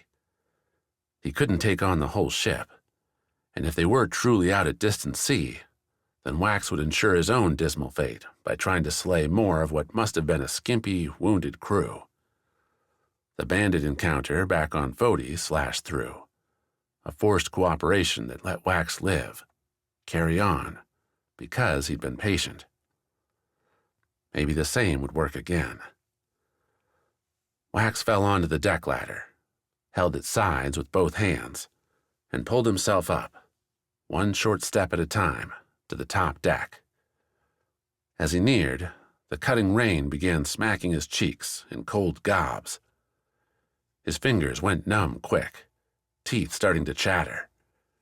Without the Kance robe, Wax might just freeze to death before he made it far. The scars, though, could help with that. They'd keep him warm. They could, too, save the ship. Wax lunged up the last rung to flail onto the top deck, the storm's rage revealed in its full terror. As the Vis slipped onto soaked, half-frozen wood, he saw waves towering over the clipper as the small ship seemed to spin in fraught circles. Before him, the clipper's single main mast and the sail stretching from its bulk to the prow split the gray horizon in two. Sailors, soldiers scrambled across the ship, some falling, others dancing along the deck as if the turmoil was as normal a thing as could be. "Get those ropes tied!" The captain's voice again, behind and above Wax. She focused on a couple lines near the prow that had become unmoored, casting about like snakes looking for mice. Two soaked crew broke from the rigging to dive on the things, wrestle them back together, a fight that seemed to go their way until a wave crashed over the bow, tumbling the pair against the boat's starboard side.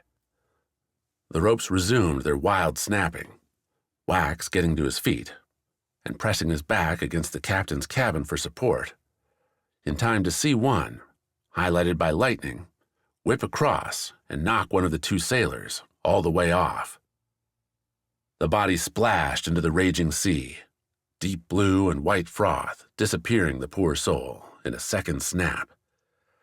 Nevertheless, more sailors dashed to the side, hauling ropes and ringed buoys to chuck in after the man, as if the clipper would stay close for more than a moment.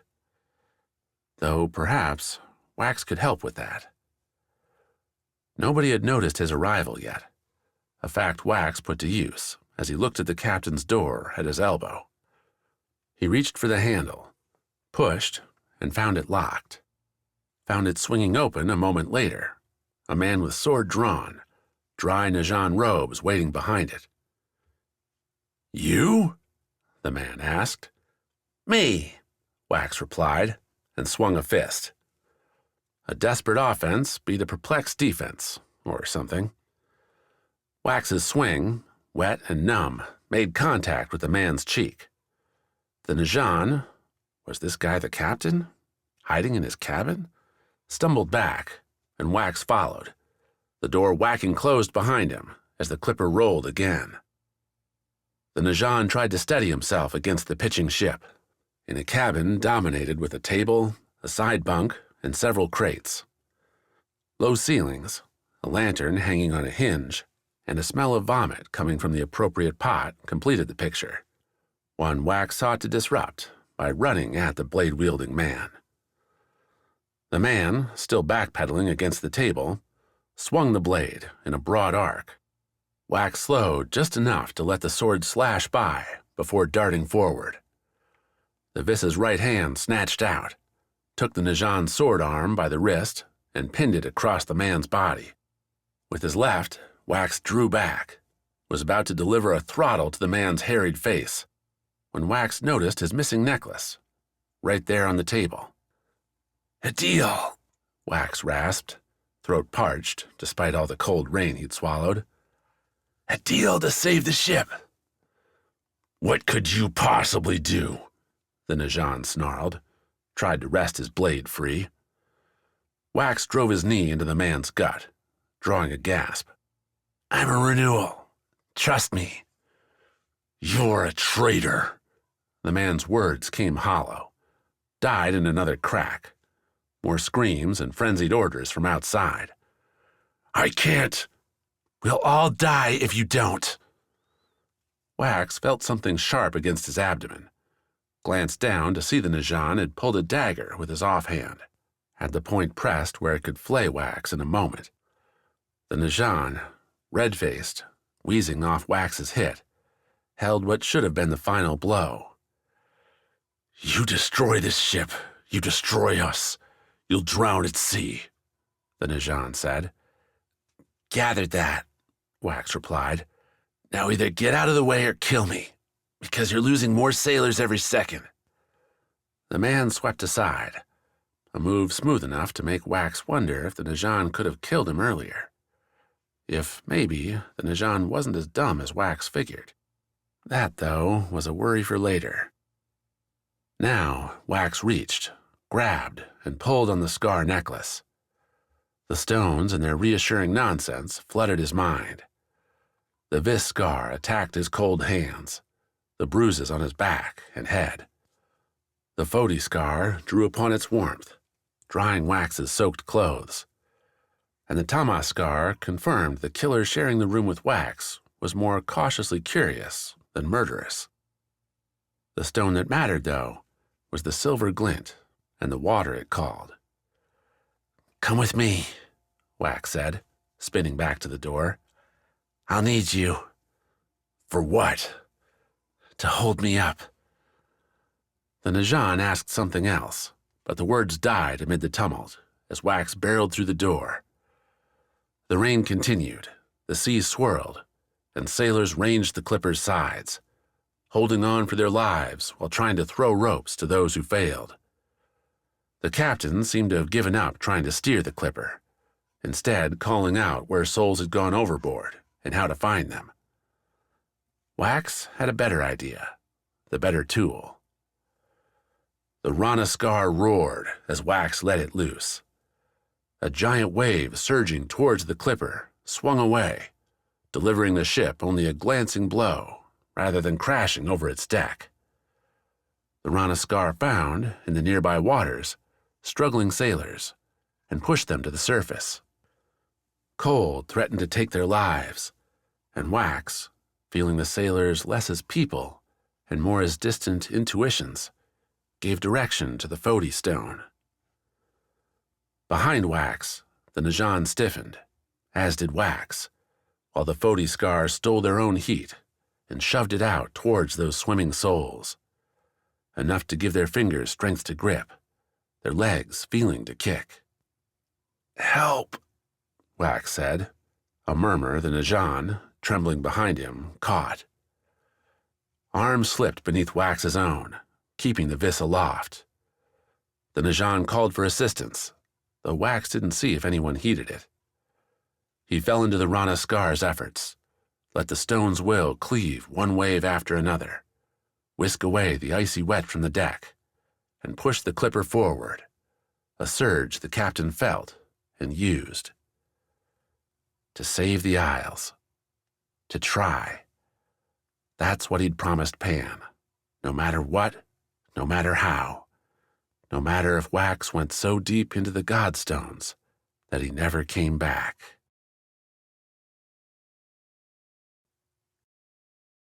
Chapter 22. A Far Fall. Attacked by bandits, river monsters, another renewal, and a master assassin. As Quik saw the Najan soldiers rushing the few Mottilan hunters at the Great Sana's base, he almost dove off the giant flower. This had to be a dream, right?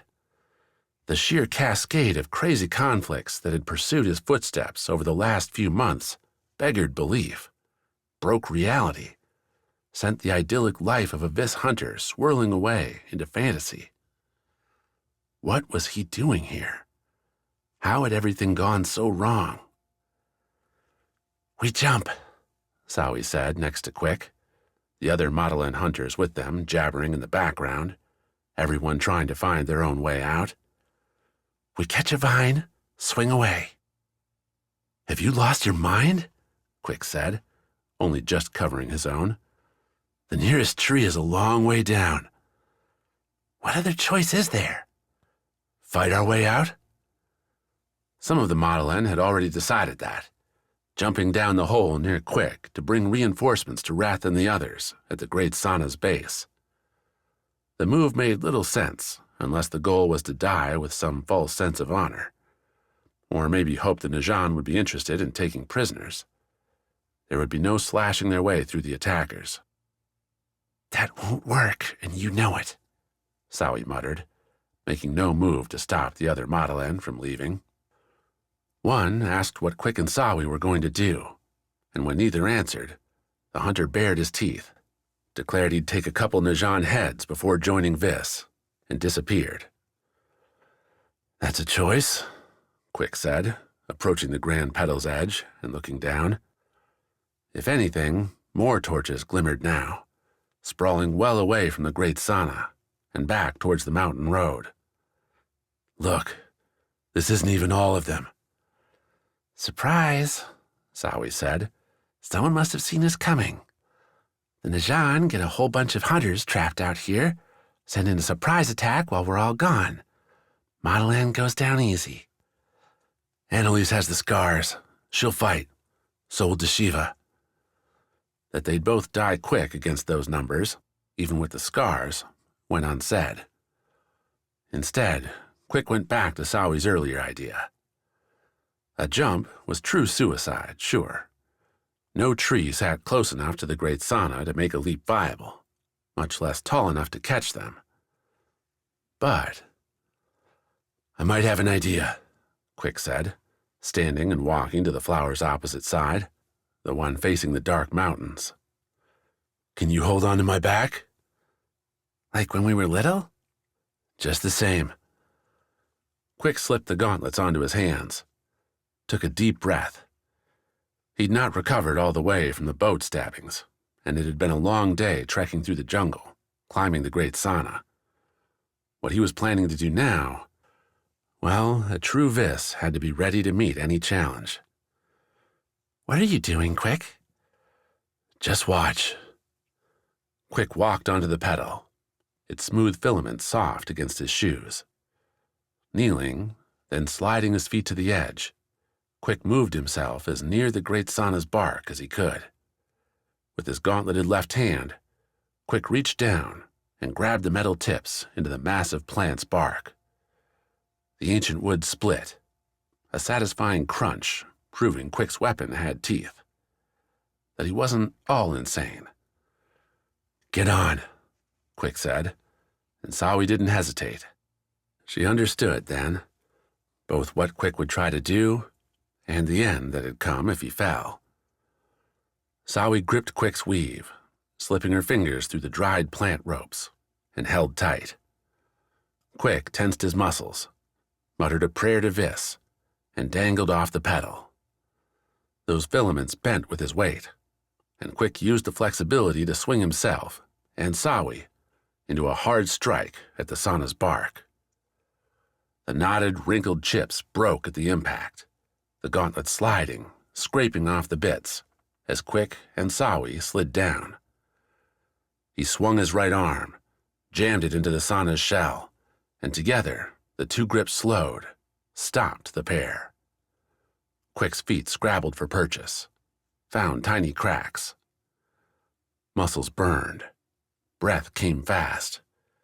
Sawi's weight on his back did more to knock off Quik's balance than drag him down, and the hunter leaned into the Sana's side. "We're in this now," Sawi said.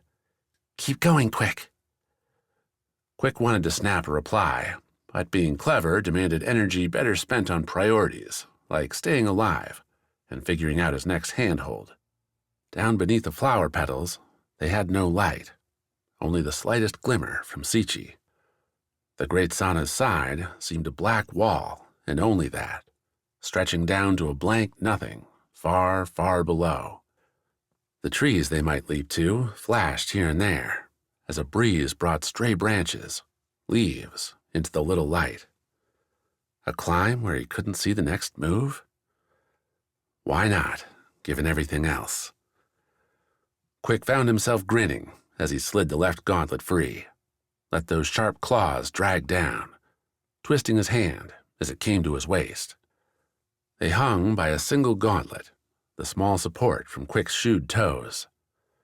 His right wrist burned as he jammed his left into the sauna's side, once more burying the tips into the flower's trunk. Now the right. He eased it free, the sudden drop scraping the gauntlet along the bark. Sawi yelped. Quik jammed the gauntlet in, catching them fast. His left arm sat well above his shoulder now, aching, and they'd barely dropped. This wasn't going to work. "Sawi," Quik said, "we're going to slide, and you're going to jump." "I'm going to what?" "Jump. On 3. The hunter started counting. "Jump where, Quik?" He took one more breath. "I don't Quik slid the gauntlets out together, going to their barest tips. The purchase gave, the bark splintered, and they dropped. Quik fought to keep the gauntlets close, pushing in even as bits smacked, scratched, stuck into his face, pushed through his weave into his chest, mauled his legs. His shoes broke open, and Quik flipped up his feet, letting the battered soles bounce off the bark as their speed picked up. Sawi started to yell, then stopped, coming to the right conclusion that any escape would be hard to keep secret with her screaming. Not that the descent came quiet. The snapping bark announced their fall plenty loud, but Quik couldn't worry about that. Not now. He wanted to turn his head aside, watch for the trees, for the right distance, but they fell too fast, had too much speed, She leapt without warning, bunched up her legs on Quik's back, and kicked, soaring off. Without her weight, Quik tried to jam his gauntlets in, slow the fall. The tips broke, metal bits flying off with their bark brethren. The hunter tried his toes, angling for any foothold, plastered his broken hands against the bark, and found nothing big enough amid those ridges to grab hold. He'd strike the bottom in moments, and there would be no surviving that impact. So Quik, instinct, panic, pure desperation driving him, pressed his knees up to his chest, put his burning palms against the bark as he went into freefall, and launched, flying into the dark, a bloody, battered thing.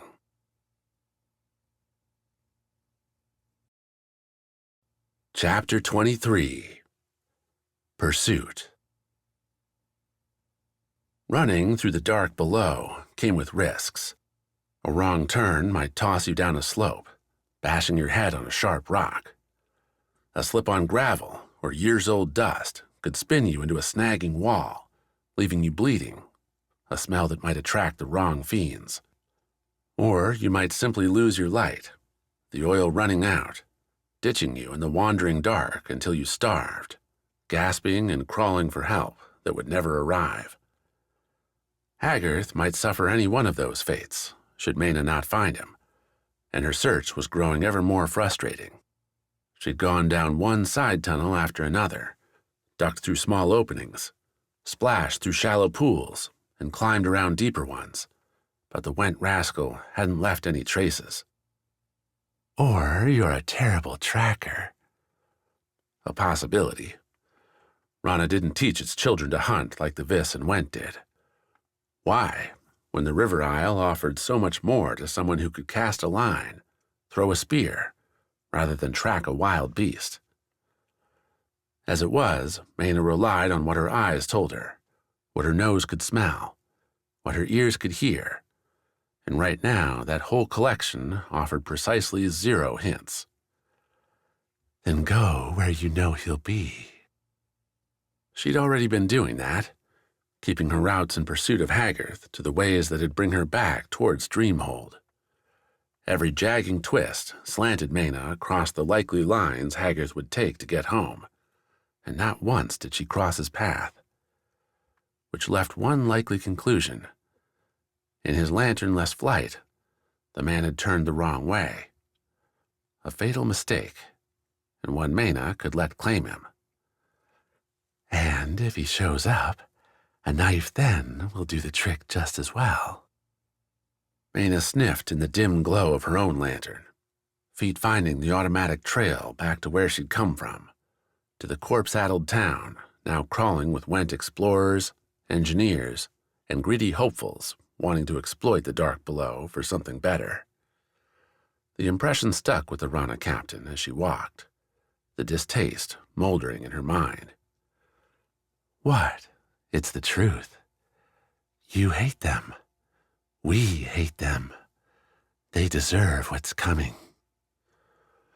What Mena did know, what she'd been helpless to prevent, was the growing homicidal bent from her split soul. The part that had been rifted free by a shadowed fiend and wouldn't go away, wouldn't stay silent, would poison Mena's thoughts every moment until she had no other option than to obey. Obey? That's a convenient excuse. You want this as much as I do. It's what you told Rasselbeck and Pennifer. Had she? Back on the surface, when Hochi barred the Rana's friends from joining his deep-diving expedition? Yes. You told them you'd carry on the fight, fulfill their oaths to destroy the fiends. Don't forget your promise, Mena. Your promise, not mine. But promises made in ignorance? No, not this. Not now. We've had this discussion 1,000 times. The plan is in place. By the time we get back to town, the explosives we need will be ready. Then we'll bury all those monsters, once and for all. The idea had a certain appeal, and what else was Mena going to do? Stay amid a bunch of rock-biters, without responsibility? With Svard gone, Hochi didn't give one damn what Mena said or did. Returning to the surface was a choice, one that'd see her going back to Rana, and that's a question for another time, Mena, when our work is done, and you come back a hero for saving the Isles. Ah, right. A hero. Mena laughed to herself as she stalked the tunnels heading back towards Dreamhold. Celebrated, writ into legend, a life worthy of remembrance, and her oaths to those Rana slaughtered by the fiends fulfilled. Her other self might be murderous, might think in terms of blood as benefit, but she did have one thing right. What choice did Mena really have? Dreamhold greeted Mena's return without remark. A different guard waited at the southern tunnel exit, but he gave Mena the same bland nod she'd received when they left. The fur-clad, axe-carrying boulder of a man didn't question her about Haggarth, meaning the previous shift hadn't passed anything along. A lucky break. Luck? You assume people care about you and your doings, Mena. Only one did, and he's lost back there in the dark. They will, though, after. Mena bundled her anonymity about her and walked through the expanding Dreamhold towards its center, where her chosen room and the nearby smithy waited. The hour, marked by lantern silhouettes on carved notches in cavern walls, suggested Mena's return came late. Loud, drunken noise from various carts, taverns, and street-side gatherings seconded the impression. Went did love to celebrate after a day, any day, ended with them alive. Of all the things, I have to agree with them on this. Mena could share that feeling, though she didn't stop at any of the revelries passed along the way. Nor did she spare a glance at the miserable corpses, shoved along and sat up against walls. Garlic and other herbs had been spread along the rotting bodies to cover the smell. Svard hadn't wanted the bones buried, so he could use them upon his return. Until then, Dreamhold stank like a distorted springtime festival, with a too-deep breath bringing with it Awful's lingering acid. One more reason to detonate our play and be done with this awful place. The smithy's doors were locked when Mena arrived, the windows dark. She knocked once, received no answer, making it likely her blacksmith had joined one of the evening's parties. Looking for the man floated as an idea, one Mena dismissed. She'd wandered a long way, and her legs made it known they wouldn't mind a rest. Perhaps she could take one, return in the morning, and commence her heroic devastation fresh. The idea brought her to her room's building, off Dreamhold Central Square. Rounding the last corner, though, Mena pulled up short. Standing near her door were two more went, just as armed and armored as the tunnel guard. They held no ale mugs, and their eyes searched the street with purpose.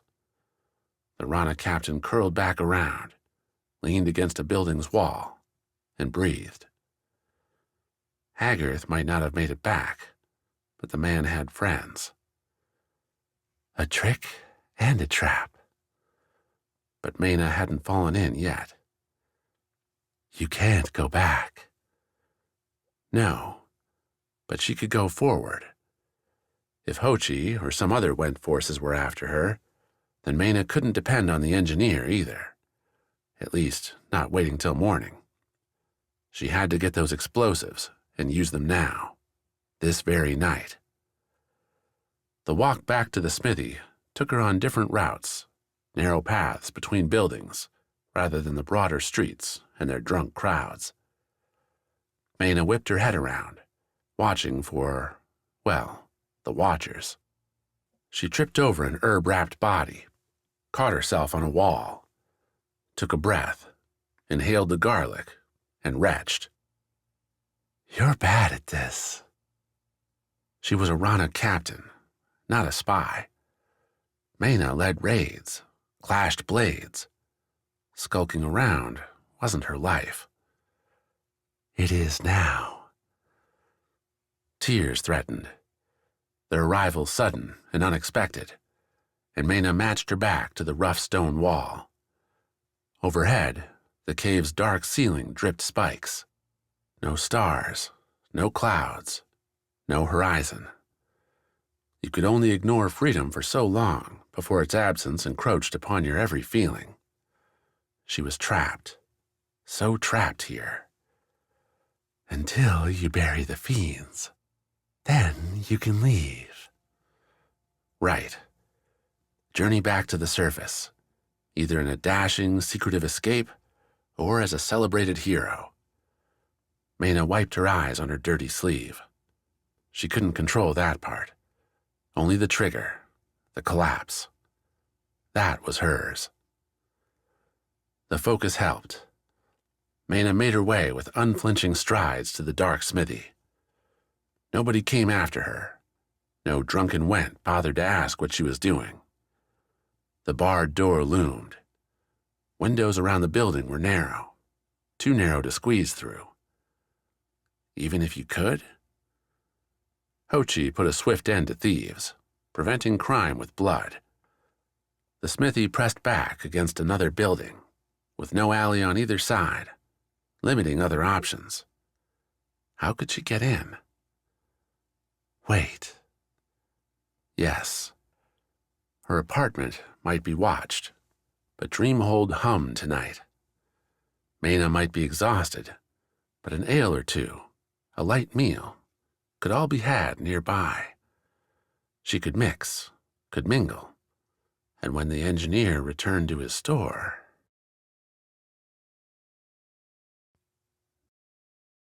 Chapter 24. One Man, One Isle. The attacks didn't end, and Svard didn't stop. The bodies marked his progress, as Kance's band struck from trees, cliffs, caves, and simply striding down the road, astonished to see the barbarian and ferrite, both coated in the results of their brutal labors, in their way.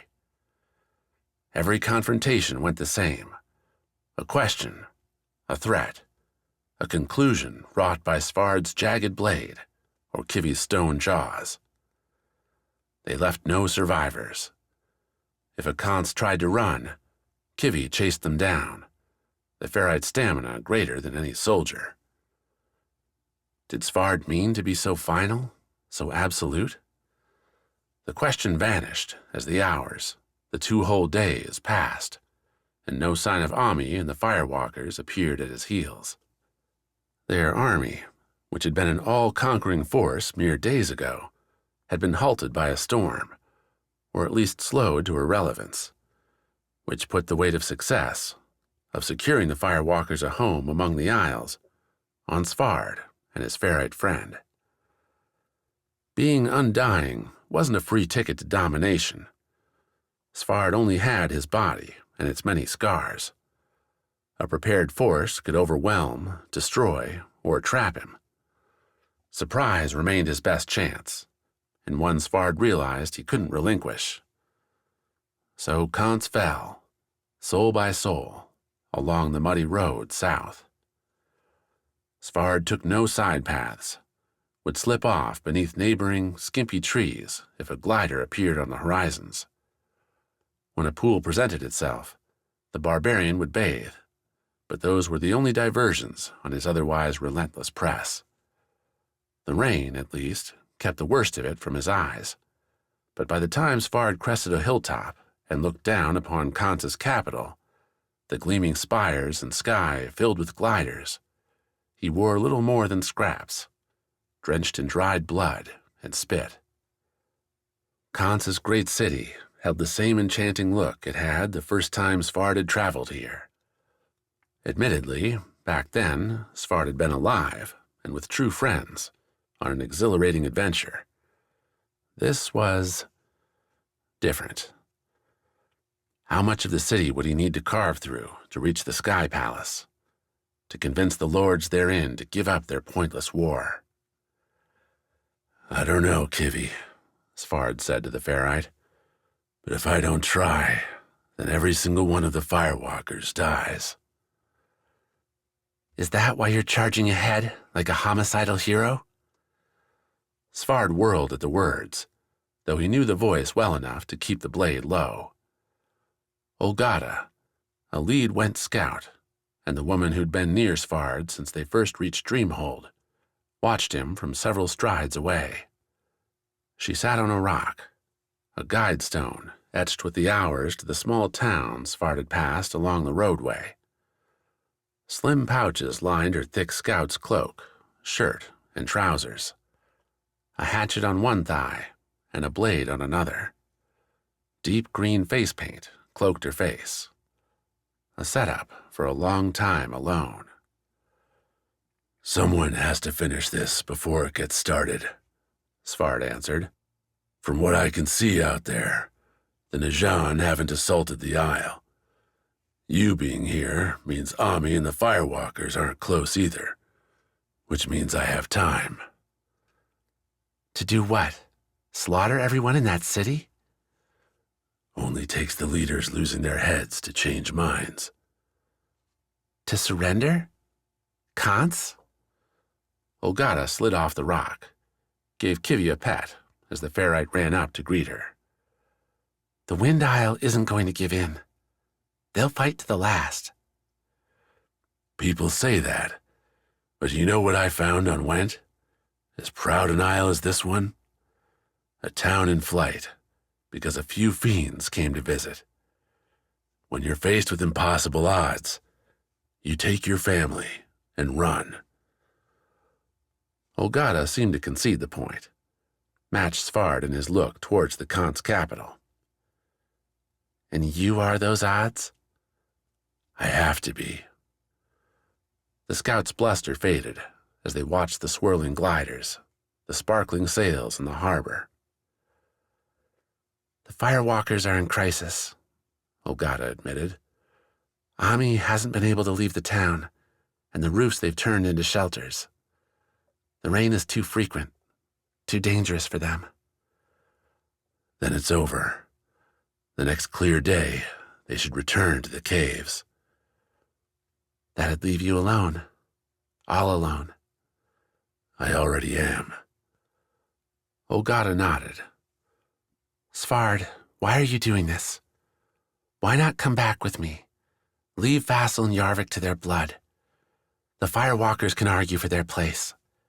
Fodi won't refuse their heat for their forges, and Went could use them too. The scout grinned. Plenty of inns wouldn't mind a fiend like that keeping their common rooms warm all winter. Svard almost bought into the scout's idea and its wider meaning. Let the fiends in, those that weren't all blood and teeth, and each would find its place among the isles. Sure, it would take time. It wouldn't always be easy. But there were homes to be had, needs to be met. Svard could sit in Dreamhold and watch the gates until all the worlds beyond collapsed into nothing. A pleasant thought, of a sort. All it would cost is thousands of Najan and Kance lives, as their armies and navies slaughtered one another across the seasons. If I can end it fast, Svard said, then we can accomplish both. The fiends can have their homes, and this city can be saved, its people spared. A noble conqueror, then? No, a warrior looking for a path. The wind continued to blow. It always blew here, and the clouds wafted away from the massive mountain spike at the city's western end. The crag's green and gray surface was dimpled with Svard's objective, the Sky Palace, shining as its diamond multitudes caught the sun. Gliders darted off as sight lines opened, like birds alighting from their perches. The spire's winding stair shimmered, groups walking along its many, many steps. Others would be on the inside lifts. Either way, an option. And an idea. Could you stay? Svard asked Ogata. The scout didn't seem surprised by the ask.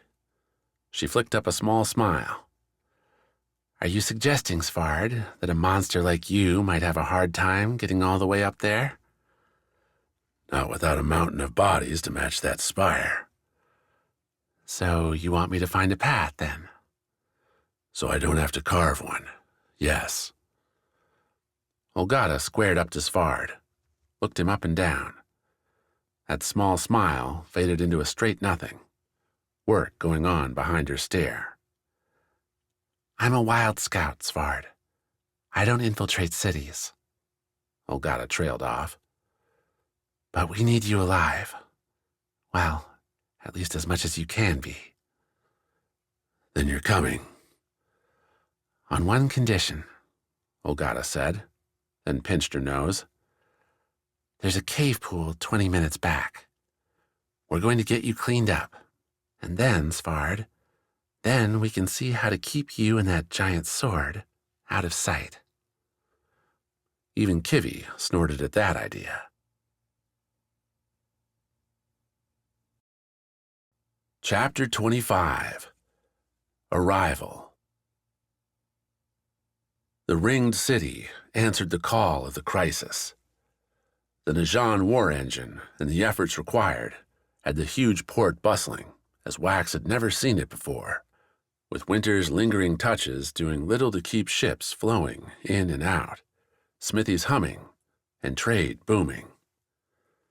Najan soldiers crowded the docks, overseeing crates loaded onto vast Fodi galleons, conscripted from their usual service hauling ore into arms transport.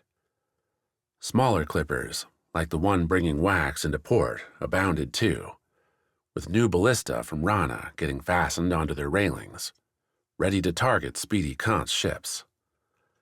New weapons, barbed ropes, lay in clumps to go with those ballista, designed to shred Kance sails and founder their vessels. A military litany continued. One Wax drowned out as his escort marched the former renewal through wet streets and chill air towards the Najan quarter. The familiar stepped and stoned avenues danced back not-so-distant memories. Nights with Eujo, going from one fetid dinner to the next. A far more pleasant diversion than hearing yet more bluster about how his home, Vis, and Kance would soon be crushed by Najan might. The scars helped Wax, their murmurings a convenient diversion. The Went scar found all the rock and stone around them appealing, suggesting in wordless urges that Wax let the scar crumble a building here and there. The Rana stone sniffed out the rain barrels lodged beneath the sharp rooftops, hinting that it could wash away the quarter escorting Wax, leaving him free to burn it all down if the Foti scar had any say, start a massive inferno that'd leap from home to home and turn the ringed city to ash. Tamas offered a different idea. Wax's Najan escorts were curious about the Vis renewal, even inspired by the young man walking with them. Wax could, with a nudge, turn that inspiration into rebellion, that Wax alone, with the scars, could stop the fiends and put the world into its prior peace. A rosy idea, discounted by all the weapons around them, by the fact they were taking Wax to meet with Vassal himself, leader of the Najan's guiding circle, and the same man who'd ordered the Isles to war in the first place. That Vassal would let Wax simply become the next Aegis and call everything off, buying a few years of relative calm, seemed absurd. Wax himself didn't even want the honor, or the debilitating curse that came with it. A curse Wax was realizing didn't come just from the wound and its throne. He'd used the scars to see the clipper through the storm, to speed it past lazy currents and opposite winds, to bring the boat to Noctia's port faster than anyone would have expected. The effort had Wax lying down at all hours, getting food and drink handed to him bit by bit from an appreciative crew, diminished by battle and drownings. The episode hadn't left Wax wondering about the possibilities, but more about the drain still afflicting him. Heavy steps, slow breaths, eyes half-lidded even amid the bright, early spring afternoon around him. The scars had some power all their own. A burst exhausted Quik with any real effort, and the Godstones wouldn't hesitate to take more from their host. Not just a day's will, either, but a week's, a year's, a lifetime's. How much had Wax already lost with these scars? So you see, the Najan captain's voice broke through as they passed the Najan quarters gates. This is all a foregone conclusion. Kance and Vis are brave isles, nobody is discounting that. But the sooner this fighting ends, the more lives are saved. You recognize that, don't you? Wax turned a bleary eye the man's way. You think I have any power here? The Najan captain, ensconced in his helmet, took the question with a frown, then a laugh. Suppose you don't. Forgot you renewals aren't what you used to be. That sentiment stuck with Wax all the way through to the circle's meeting chamber, a literal circle with a sunken platform in the middle, from which visitors would address Vassal, the two adepts, and any other people deemed necessary to decide one way or another. Wax, now bundled up in Najan purple and black robes, walked into the room beneath lanterns and their warm glow. The room itself had a smoky heat bubbling up through furnaces far below. Vassal, the only one sharing the space, seemed to indulge in the manufactured climate. His robes looked as thin as the man's face, as bony as his steepled fingers. The rogue renewal, Vassal said, by way of greeting, once Wax had found the golden, ridged ring marker in the room's center and stood on it. I can't say I ever wanted to see you face to face, but I'm not disappointed you're here. The Najan escort hadn't given Wax much on the walk up, save for two things. Requests Wax made as the Najan turrets and their dire flags grew near. Coffee, fresh brewed from Vis beans, and the thick, formal robes he wore now. The ones that would have made Wax sweat if the Vis scar wasn't doing its level best to keep Wax's body in perfect alignment. As it was, the renewal that stood before Fassel took the man's light insult without a hitch, throwing back Wax's classic broad grin. "You're lucky you found me," Wax said, enjoying the thrill sent along by the Tama scar, detecting Fassel's surprise. "Lucky? Sure, you're about to throw all these people, all those beautiful boats out there to waste. But now that I'm here, you don't have to. And let Kance and Vis keep their scars." Fassel leaned forward, studying Wax from his higher perch. "I think you misunderstand, Vis. We cannot risk the future of the Isles on benevolent trade." "That's my point. You don't need any more scars." More confusion. Crinkled eyebrows. A scrunched nose. "Let me elaborate," Wax said. "Over the last season, I've been across most of the Isles. I've seen the scars in action up close. I know the power they have. I know, too, that a single set of 7 can keep the fiends at bay for a long, long time. Shorter now than ever before. The whole reason we are here." "Right, but that's because you haven't tried anything new." "Anything new?" The look of a leader befuddled. Was there anything more precious? "Look," Wax said, reaching up and tapping the necklace. "The Aegis has, as long as we've been around, burned these scars to keep the fiends away, right? All that power, doing one thing. But what if we did something else?" "That is what we're doing. We're going to train our soldiers to use the scars to take the fight to the fiends and eradicate them." Fassel seemed to realize he was explaining himself to his prisoner. "Now, what?" "I'm telling you there's a better way," Wax said. "Give me 7 scars and a chance, and we can put an end to the war before it really gets going." The Vis pointed at Fassel. "Think about it this way. Right now, your legacy is destroying how the Isles have worked for a long, long time. With my help, we can twist it further. You can be the savior, the one who broke the chain." "With your help." Fassel flattened those steepled hands. "I must say, Wax, this was not how I expected this audience to go." "I try to defy expectations." "Apparently. But I find your idea intriguing enough to give it one chance, though you're too late to stop the war. Kance has already been invaded, and the final assault on Vis is commencing as we speak." Fassel tapped his fingers. "Still, if you work fast, you might spare a few lives. 2 days, Wax. 2 days to prove your idea has merit. If it doesn't, I'll sit you on the wound with your 7 scars. You'll be our new Aegis, while the Najan take the Isles and ready our forces to rid the world of the fiends once and for all.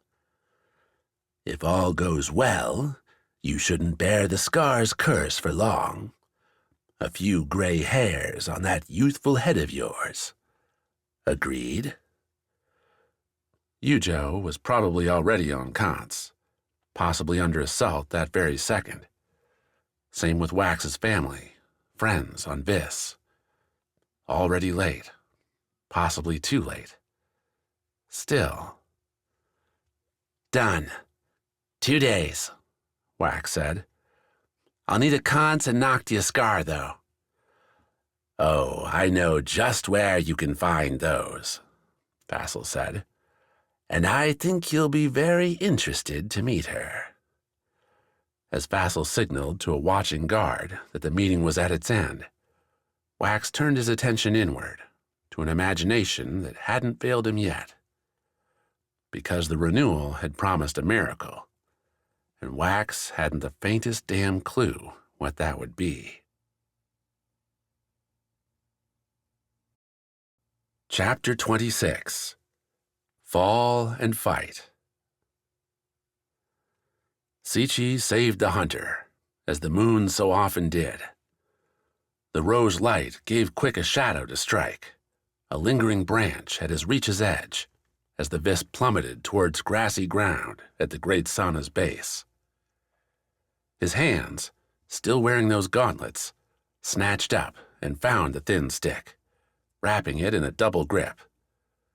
Quik's stomach lurched, the branch swinging down with his weight, before finding some hidden strength and looping him towards its trunk. A jungle revealed in silhouette, 100 options and traps emerging as Quik flew, as the branch snapped. A fall arrested became a fall resumed, but Quik had his goal, had his changed momentum, and he swung his body forward. The fern leaf caught Quik's chest, bending, holding, as the hunter slid down its chilly length to smash through the other side, rolling, battering into bushes, leaves, and dirt. Thorns and stones tore at his weave, gashed Quik's skin, and his right shoulder snapped with enough sudden pain to make Quik want to scream. He held his tongue, bit his teeth, lay there instead, amid the cold ground. Beyond, the battle around the sauna's base began to die. Mottilan hunters weren't whooping war cries anymore. Najan orders to surrender floated over instead. Quik forced away the implications, all thoughts of the bigger struggle at hand. What mattered now was standing, was breathing, was making it out alive. The first goal came with pain's litany, ache stabbing and throbbing in equal measure from his ankles, knees, and waist. Quik's shoulder had vanished into a numbing void, the arm hanging limp, leaving the effort to rise to Quik's left. The gauntlets, toothless, weren't much help here, but removing those would wait until Quik made it to his feet, to a point where more trivial matters could. Noise, and not blade on blade or blade on body. Crunching leaves, shifting grass, and spoken questions.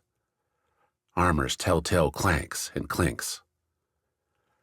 Shoving into a crouch was easier than a stand, and Quik's bloodied legs seemed more eager to take the halfway approach, accepting his left-handed push to a squat. Turning on his heels in the dirt, his shoes, already scraped to scraps by the sauna, had broken off in the landing, Quik once again thanked Sichi for her benevolence. 3 Najan approached, Volges at the ready, across the narrow green span between the great sauna and the jungle. They moved slow, cautious. Well trained then, and not cocky. Bad luck. Most of the Najan Quik had met on Noctia had been all too eager to share their seeming invincibility, their disdain for the other isles. A few of those cocky fighters here, and Quik might have been able to teach them a lesson. A fatal one. Instead, the hunter stayed low, kept on the front of his feet.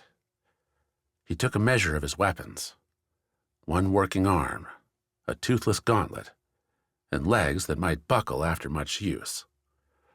Not great, but the damaged gauntlet could still block a swing, and the Najan wouldn't know Quik's right arm. His legs were near useless. Surprise, too, was his. And this was Quik's home. The hunter sidestepped left as the Najan trio found the broken branch, caught in the spindly arms of smaller trees. One asked if an animal might be the cause. His partner slapped that idea away. suggesting any coincidence tonight was an enemy until proven otherwise. The third kept moving forward, using their volge to push aside bushes, the fern's first leaves. Quik waited till the Najan hit the fern's middle, till the volge swept wide to clear the way, leaving a gap in the man's defenses. Najan helms kept the sides and tops protected, but left the face clear, an opening Quik exploited with a palm-sized stone. The hunter whipped it, rising to a stand as he threw, and the rock crushed the Najan's nose, sending the soldier stumbling, tripping over the undergrowth. Heavy armor had its advantages. Getting up from going down wasn't one of them. The Najan would be on the ground for a few moments. Gaps Quik must use. The hunter kicked right, angling for the sprawling tree whose branch had been his savior. The other two Najan shouted, and Quik had a fleeting hope the pair might retreat, look for reinforcements, and give the hunter an opening. Instead, they forged on, ignoring their downed friend to split. One followed the fern path opened by their bashed ally, while the other, showing their ears worked better than their reflexes, cut left, right towards Quik's chosen cover. A necessary mistake, separating, and one Quik would use. He broke towards the leftward cutter, putting a few strides between that Najan and the other two. Quik didn't have another stone, but a dirt and leaf wad in his left hand worked almost as well. His legs burned, the hot blood trickling down, but they worked well enough to scramble the hunter around the trunk's side. The Najan angled the volge Quik's way, opened her mouth to call for help, and caught the dirt right on her lips. The shout turned into a cough. The volge wavered, and Quik hit it away, the gauntlet's backside knocking the volge's curling spearhead towards the ground. If Quik had a working right hand, a simple jab would have ended the fight then and there. The Najan expected it, her panicked stare matching the dirt spewing from a retching mouth. The hunter had no such option, but he did have a skull, and the dirt made an easy target to aim for. His forehead struck the Najan's face hard, her eyes crossing as she collapsed. The armor clanked as her body bunched up, as clear an alarm as any shout. Quik turned to face the oncoming pair, the purple plate catching Sichi's pink streaks to make the Najan appear like harrowing phantoms as they charged.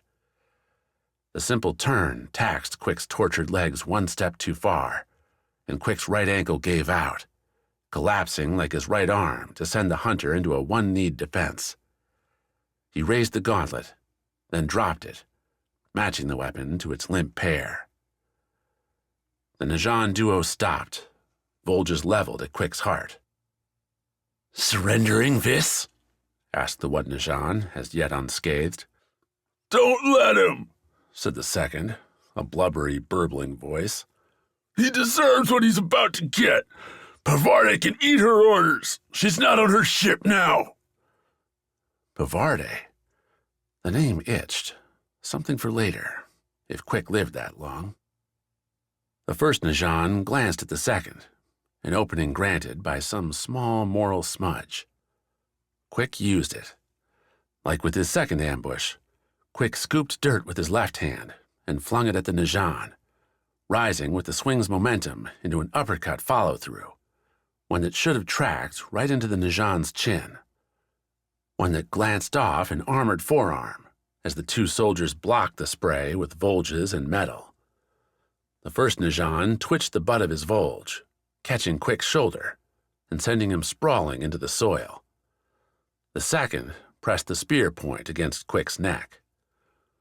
"Like I said," the bloodied Najan growled. "Do it then," said the first. Quik didn't have a chance to reminisce, to say any last words. His body flagged, overwhelmed with the fall, the bash, the fighting. The volge, at least, would put an end to all that, and to do it while Quik lay in the cold comfort of his home isle? A certain justice. Except the strike didn't fall. A surprised grunt, a curse, and a loud metal thump. Scattered dirt brushed Quik's cheek, and he turned, looked to see Sawi facing off against the first Najan. The woman's went blade flashed, batting aside the Najan's Volge in a narrow counter. She tried to close, but the Najan wasn't a rookie, and he canceled the advance with a retreat. One that brought his knees right near Quik's prone body. As Sawi, blade double-gripped before her, waited, the Najan took his chance. The soldier slid his left foot forward, going into a straight thrust.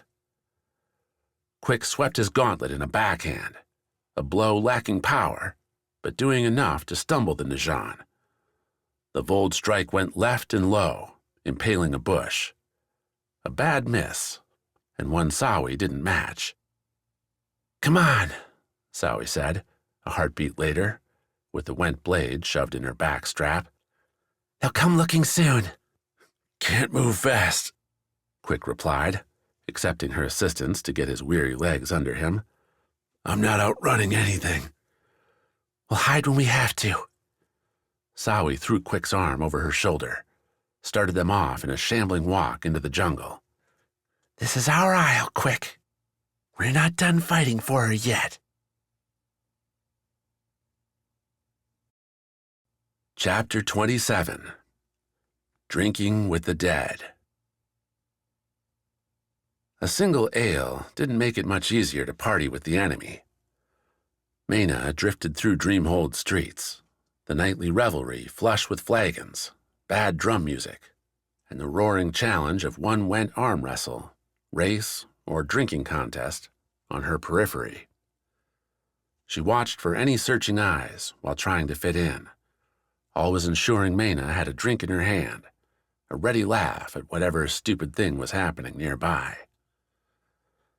The Went, however, didn't want to let Mena play her game, a reputation Mena herself had cultivated by avoiding their raging parties in the past meant the burly warriors, scouts, and traders found the Rana a curiosity and not one to be indulged. One friendly brawl came to a halt as Mena slithered to the inner ring, stairs going to the Rana captain, until one Went, bruised and bloodied from the previous bout, demanded to know what Mena thought she was doing there. "No gutter lovers here," the man growled. "Don't care if Hochi says we're not supposed to punch you. Doesn't mean I need a Rana rat spoiling my good time." "As if you knew how to find one of those," Mena snapped back.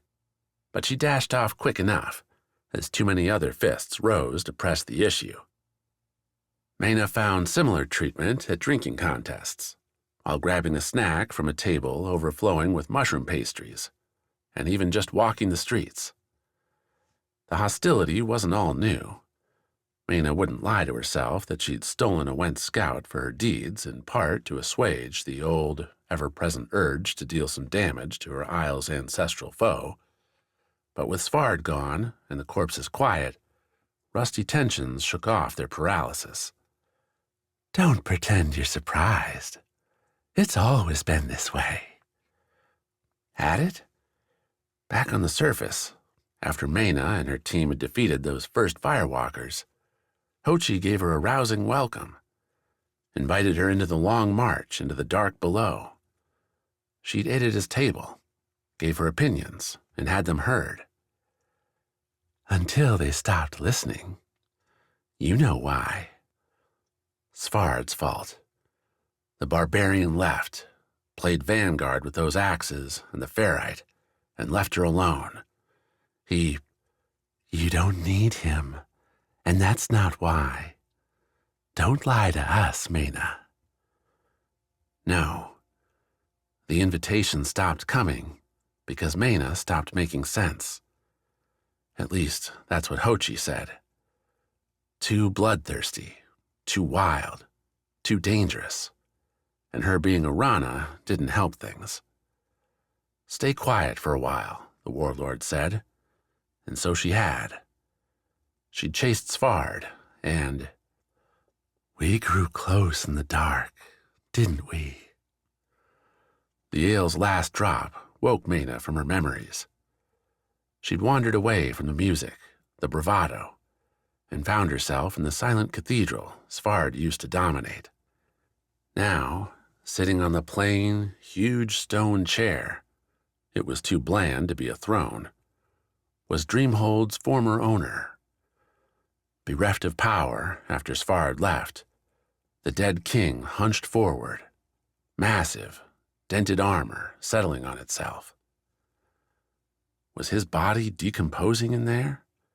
Or did the blade's enchantment, once gifted, keep the man preserved? The other corpses sure seemed to be stinking up the place, but then Mena hadn't yet seen any crumble to dust either. At least, not by natural means. More than a few had lost limbs or been destroyed by want and went. "I think you'd approve," Mena said to the towering figure. "All these years holding the line against the monsters, waiting for an end, and here I am to give it to you." The dead king offered no reply, so Mena chucked her empty flagon at the first guardian. It shattered amid his marred and mottled plating, marking no move. "But they won't sing any songs about me," Mena continued. "They'll never remember the Rana pirate who closed the gates, who saw the truth. You didn't either, until I showed it to you." "Showed it? You wouldn't let me forget it!" Mena's voice echoed around the cathedral. Without a living occupant, nobody had replaced much of the moss. Instead, small rose light leaked through from far above. A tiny gift from Sichi, all the way through Noctia, down the wound, to right here. "Because you needed to accept the truth. The fiends are the gods' mistakes. They must be destroyed, not forgiven." "Don't I know it?" Mena muttered, turning back to the dead king. "You could have saved us all so much time." A low laugh, because how absurd was all this, really? "How much effort would it have been to swamp the chamber? Shovel dirt with your corpse-driven army into the pool until you buried it."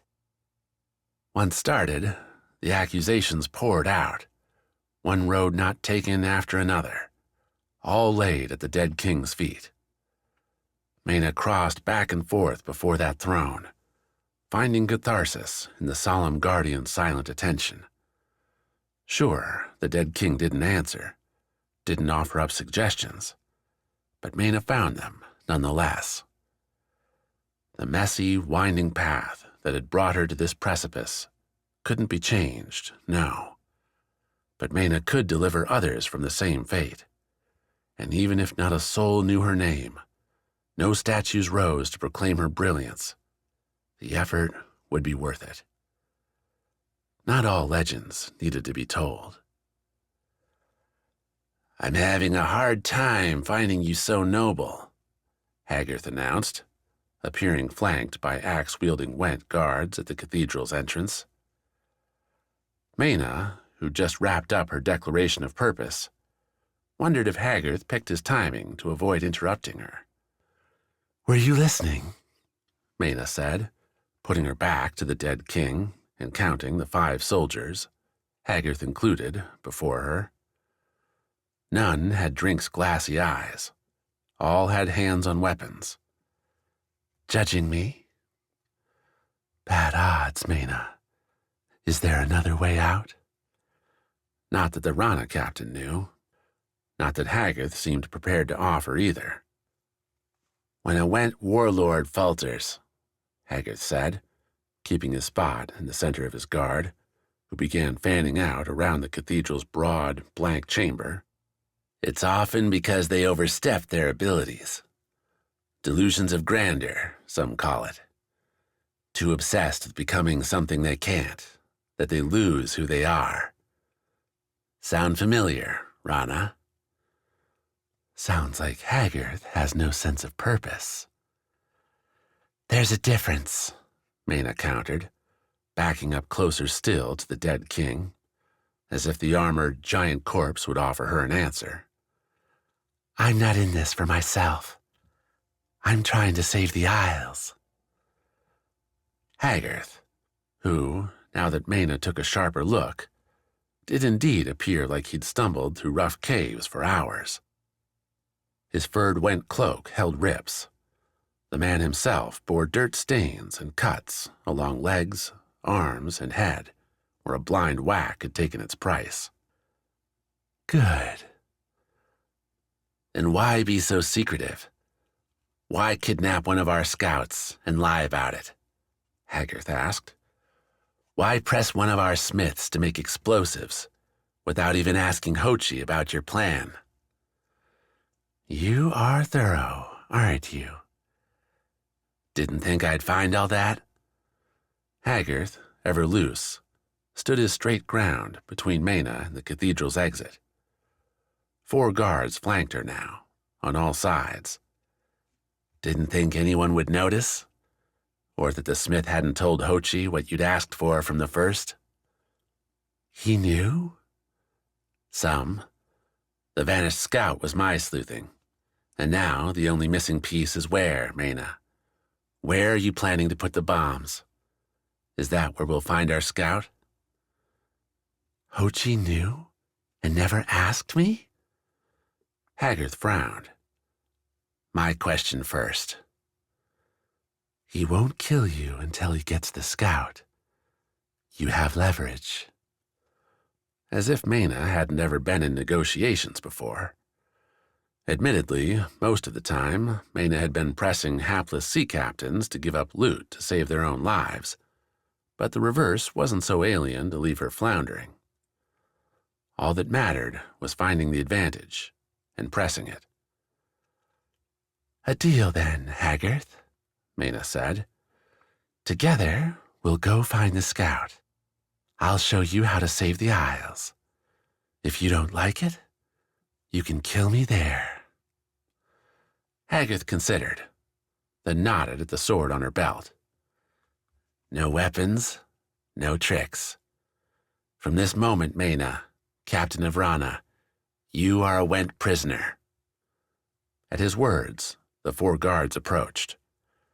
Resist, and I'll have you sent straight to the pits. If you survive them once, you won't make it out a second time.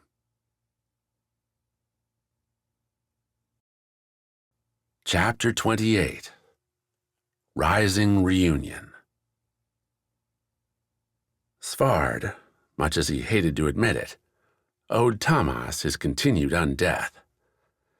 The damn Isle, back when he'd been Katya's guardian, had insisted he perform a background role in Katya's performed scene. He'd needed to move with music, act light on his feet while carrying a white-painted lid meant to be the sun. Ami had mocked him for it, and even Katya couldn't quite hide her grin, but Svard had done his job, flouncing across the stage as the lines called for it. Now he flounced on soft feet through Kance avenues. Clouds obscured Sichi, sprawling shadows cast from corner lamps, wicked with Noctia oil. A supply Kance was rationing already, going by how many winding blocks lay cloaked in darkness. Olgata figured Kance had put in a curfew too, as too many taverns sat quiet. Too many streets lay empty. Soldiers wandered here and there, robed and wearing rapiers in the cool air. The bird calls, Kance's natural symphony, shifted with nightfall, changing to low hoots and trills from creatures Svard couldn't see. The great blade sat on his back, cloaked in the stained raiments stolen from several Kance soldiers who wouldn't need them anymore.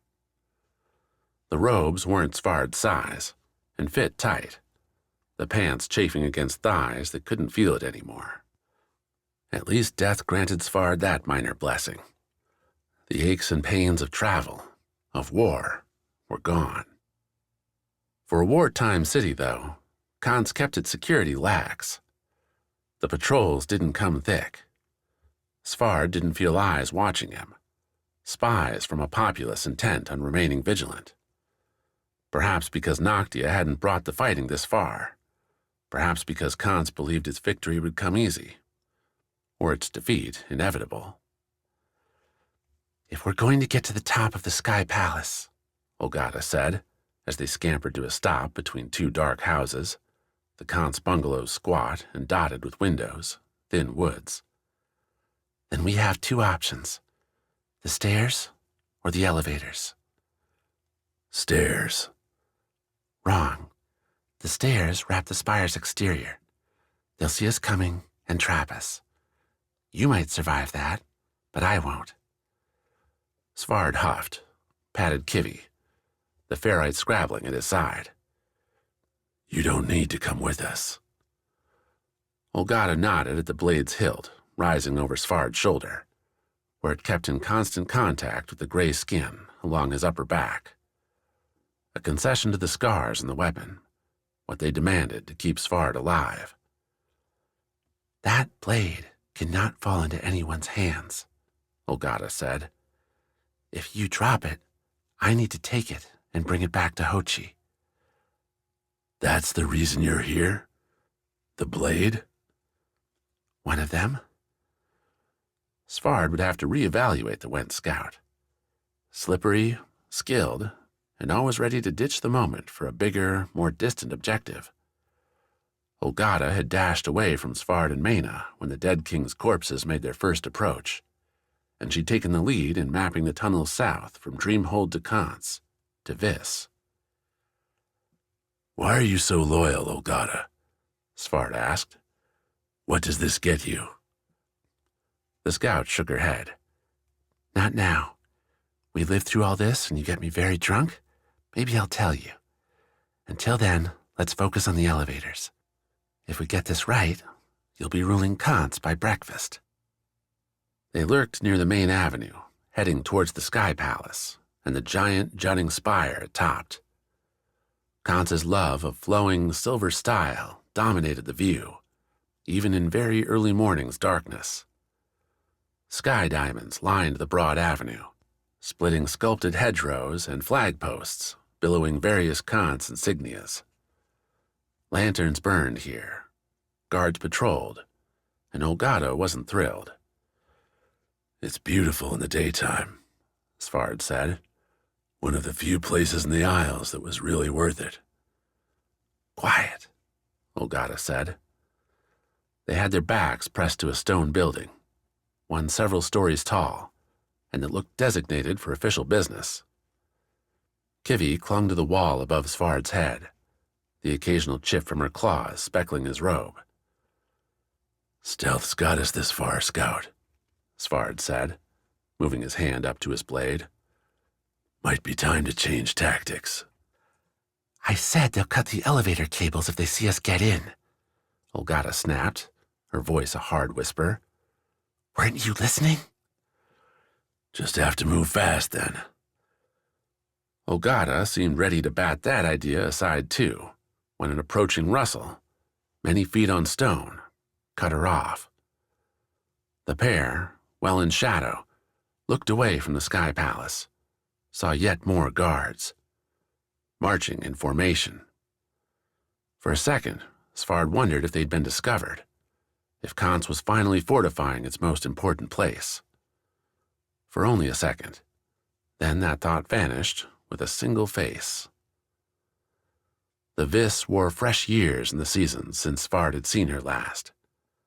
The staff she carried, too, had changed, from flexible but breakable Vis bamboo to hardened wood and metal.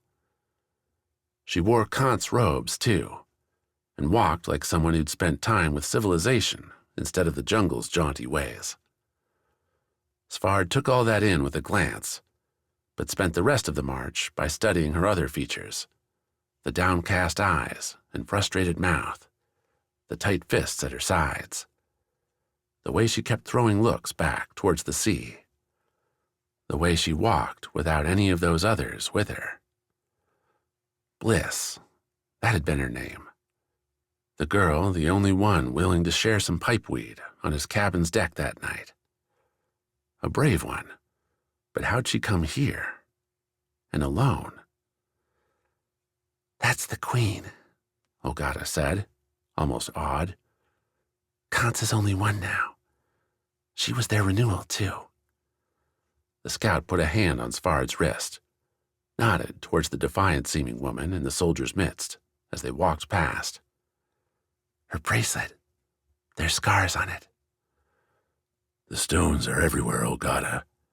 What matters is whether the queen knows how to use them. No, what matters is we have our opening. What? The regent, or whomever is leading Kance now, is about to lose their station. The queen will take over, and now you can take her. Ogata nodded after the royal entourage. Kance will lose its will to fight with her at risk.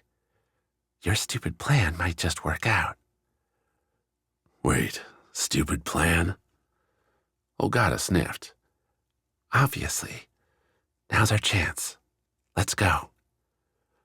Before Svard could inquire further into what exactly made his plan so stupid, Ogata curled along the building's side, into the broad avenue, but keeping to the shadows. If the guards in view weren't distracted watching the queen, the move would have been caught. Instead, Svard lumbered after Ogata, and Kivi after him, all staying low. Kance helped its invaders here, too, with its ornate yet flat architecture.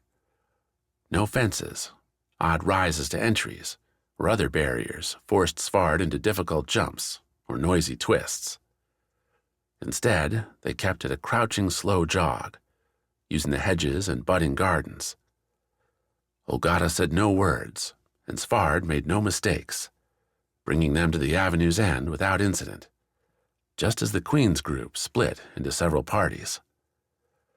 The Queen herself headed towards the spire's center, the elevators waiting inside. Most of the guards broke off to rest their legs at ground-level barracks, Svard assumed. Now we wait, then make our own break, Ogata said. We'll take the second elevator, and... No, Svard muttered. The barbarian's intuition had given him a new idea. I'm changing the plan. Cover me. Cover? What? Svard broke out in a straight-line dash across the courtyard. Kivi, ever loyal, matched him stride for stride, breaking through the hedges in a crackling burst of leaves and twigs. The Kance guards at last took notice, turned and shouted. Some thought to draw rapiers or crossbows. Distract them, Kivi, Svard said, as his feet pounded the diamond-touched stone courtyard. Don't get yourself killed. The ferrite did as Svard asked, breaking hard at the nearest guard and tackling the poor man.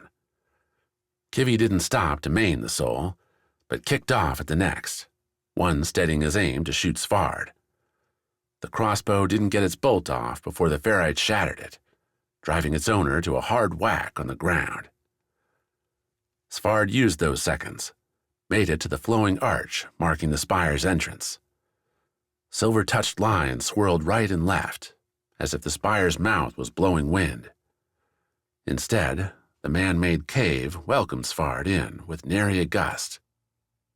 Inside, soft lanterns haloed the twin elevators and their massive doors. The Queen and her party, Svard took a quick count of 10, were boarding the elevator to the left. 2 guards, these in the ornate Kance armor, with those pretty gilded rapiers, abandoned the elevator effort to stand in Svard's way. Poor souls. Svard didn't stop running as he reached up, swept the great blade free. As he did, Svard's robe split, fragments on his sleeves billowing out like some strange creature's fins.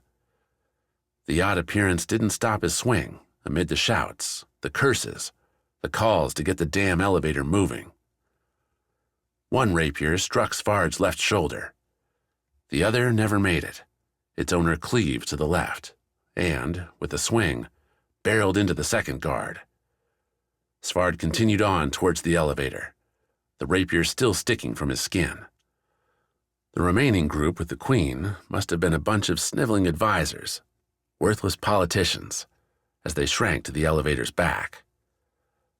All save for two, a scrawny young woman with a dagger in each hand, and Bliss, her staff drawn and ready. A battle stance that faltered as she saw Svard, recognized the lines in his dead face, as she heard his demand, delivered as Svard set his undying feet upon the elevator. Peace, not for Kance, not for Noctia, but for the fiends.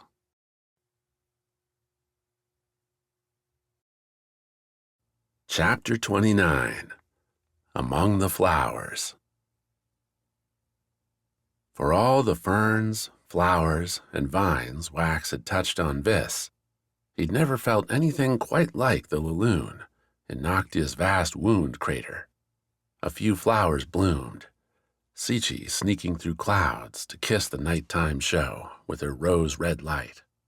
A crisp wind raced around, shivering the budding plants and reminding Wax that he hadn't worn the warmest robe Noctia had provided. The armoire in his room had been stuffed, really, with so many garments, Wax had to assume they'd been left over from someone else. Yet, all had fit. "These are my favorite," Katya, the former Aegis, said, as she led him through the flower fields. She stepped slow and careful, a cane always in her hand, but she spoke sharp and clear. "Every night I could, I'd leave the wound and watch them bloom. They're beautiful. A reminder of what I was trying to defend, I think. More so than the Najan, anyway." "They didn't treat you well?" "They used me." Katya glanced back at Wax, gave a rueful grin. "Well, we used each other. These scars might have stolen much of my life, but I never had to barter for a meal, worry about keeping warm, or if a fiend was going to bite my toes off." Wax laughed. "I know more than a few people who'd make that trade."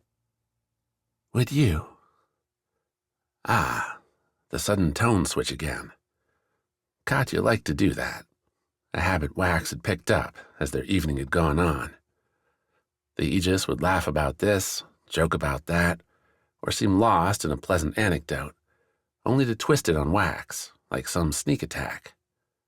A test, maybe? Or just a quirk developed over a decade with little to live for.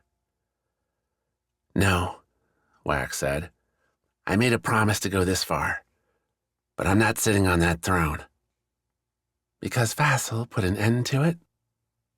"Because I think it's a mistake." They reached a sparse patch. Katya sat on the soft stone, patted the space next to her, and told Wax to break out the wineskin, the tarts baked for them. "Strawberry," Katya said, smiling as she lifted the pastry free. "A season ago, I wouldn't have been able to eat this, not without having it smashed to a paste." "Guess it's a relief, then, to be off that throne?" "That's just a chair, you know. There's nothing special about it." "But—" Katya set the tart aside, reached into her robe's pocket, and pulled out a necklace, one that looked an awful lot like the one Wax now wore upon his neck. All the scars were there, save one, the Vis stone Wax knew so well. "They let me keep them all, but I've not put the necklace on since I took it off," Katya said. "The one scar that I still hold?" Her free hand went to her neck, where a simple brooch hung. Wax could guess what sat inside it. "Vis has given me back what the other stones took. At least a little more time." She turned to look towards the tented center, its guard relaxed since the Went force had staunched the fiend flow. "The chair was a symbol to everyone else. It doesn't matter to the scars. Vassal, of course, likes that he can control it. Then how do you, did you do it? The Aegis. A small smile. They call the renewal while the Aegis is still alive for the transition, which is more than just sitting your young butt on that chair. As I understand it, Demian told the one after, and her words have been passed down from one to the next, all the way to me. Words? After. Before it gets cold. Katya held up a finger, then proceeded to dig into the tart. Wax took the cue, loaded up 2 small wooden cups with red Tamas wine, a good southern vintage, so stated the Najan who'd appeared at his door with the late-night assembly and orders to meet Katya at the wound, and tasted his own pastry. Still warm, still gooey, and delicious in a way nothing Wax ate on Vis could be. Artificial, almost. Crafted without nature's thorny hand. They ate in silence. Katya took an easy time of it, a pace Wax decided to match once he realized haste wouldn't get him answers faster. That had been the way of it since the meeting with Vassal. A Najan stuck to Wax's side, ready to answer his questions, to a point, and direct him to meals, to parts of the Najan quarter he hadn't seen at his first stint at the ringed city with Eujo, and to avoid telling him what would happen later, except to warn against slamming one ale after another. Which Wax wanted to do, because that might blur the nightmares threatening assaults every moment. Visions of Bliss and Eujo wrecked in the sea or stabbed by some Najan Volge. Torny, riddled with crossbow bolts. Or, almost worse, carrying on without Wax, assuming him dead and lost. The Vis couldn't commandeer a ship, couldn't swim to Kance. He'd asked his Najan minder whether he could send a message, and that answer would come in the morning. "You're struggling," Katya said, in between licks of strawberry filling off her fingers. "That obvious?" "You're here without friends, no guardians, though Vassal said you were a renewal." Again, Katya put up a palm, then lowered it to hold Wax's wrist. "I don't need your story, Wax. Don't have time enough for it anyway." She laughed, turned her look up to the moon. "These walks aren't easy." "Then why take one with me?" "2 reasons. First, because Vassal ordered it, and he'll take away my scars and all I have if I don't do what he wants. Second, because you have a real chance to change everything." Wax emptied his cup, refilled it. "Too many people say that." "The difference is, I know what I'm talking about." Katya pulled the scar necklace back out. She reached towards the glimmering diamond in one slot, and, with nimble, stretched fingers, popped it free. "This is yours. I don't need it anymore." "Kance?" Katya nodded as Wax took the scar, blended its curious whispers with the others. "More than any other, this one tried to get me to run away. It sang of freedom, always." "Sang?" "That's what the stones are doing, Wax. Singing." "I always thought they were talking in a language I couldn't understand. The God speech or something. Then the emotions, right? The urges pushing me to let them go, do this or that. You're saying it's a song?" "A part of one," Katya said. "Like a band, every scar is its own instrument, playing its lines. When you give it a solo, that's when its abilities shine, and you get your fire, your wind, your shaking earth." Wax blinked, turned to his wine. Hoped Katya wouldn't see the skepticism on his face. "The Aegis before me? He was a musician, so perhaps it's his interpretation, but it fits," Katya continued, no hint of offense in her ever-polite tone. "The gods united their powers to create the isles and the world we live on. That we know. And making the shield to circle them requires shifting the scars to be in sync, to play in harmony. That, at least, Wax could buy. The stones wanting to get a starring solo turn? How do we do that? Wax asked. Or how did you do it? First, you have to listen. Not to one, but to them all. Then, when you have their songs playing together, you conduct. Tell Fody to slow down, Vis to speed up. Katya waved a finger in the air as she spoke. For all the time I sat on that chair, Wax, I wasn't doing nothing. Rather, I was keeping the scars in harmony. Day in and day out, catching sleep where I could, for years and years, while the scars drained me for their song. Wax had started to listen to the stones, stopped when Katya finished, with the implication. I don't want that, Wax said, dropping his hand from the necklace where he'd slotted the Kance scar. I'm not trying to be you. Then don't. Katya rose to a shaking stand. Wax, you need to get yourself a Noctia scar. Then you ought to do something different.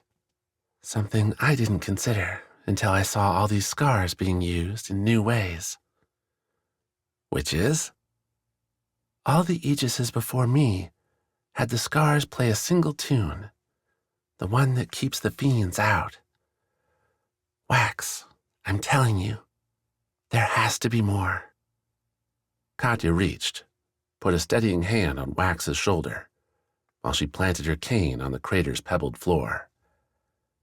Maybe you can find the song the gods meant for us to play, the one that can set this cursed world right again.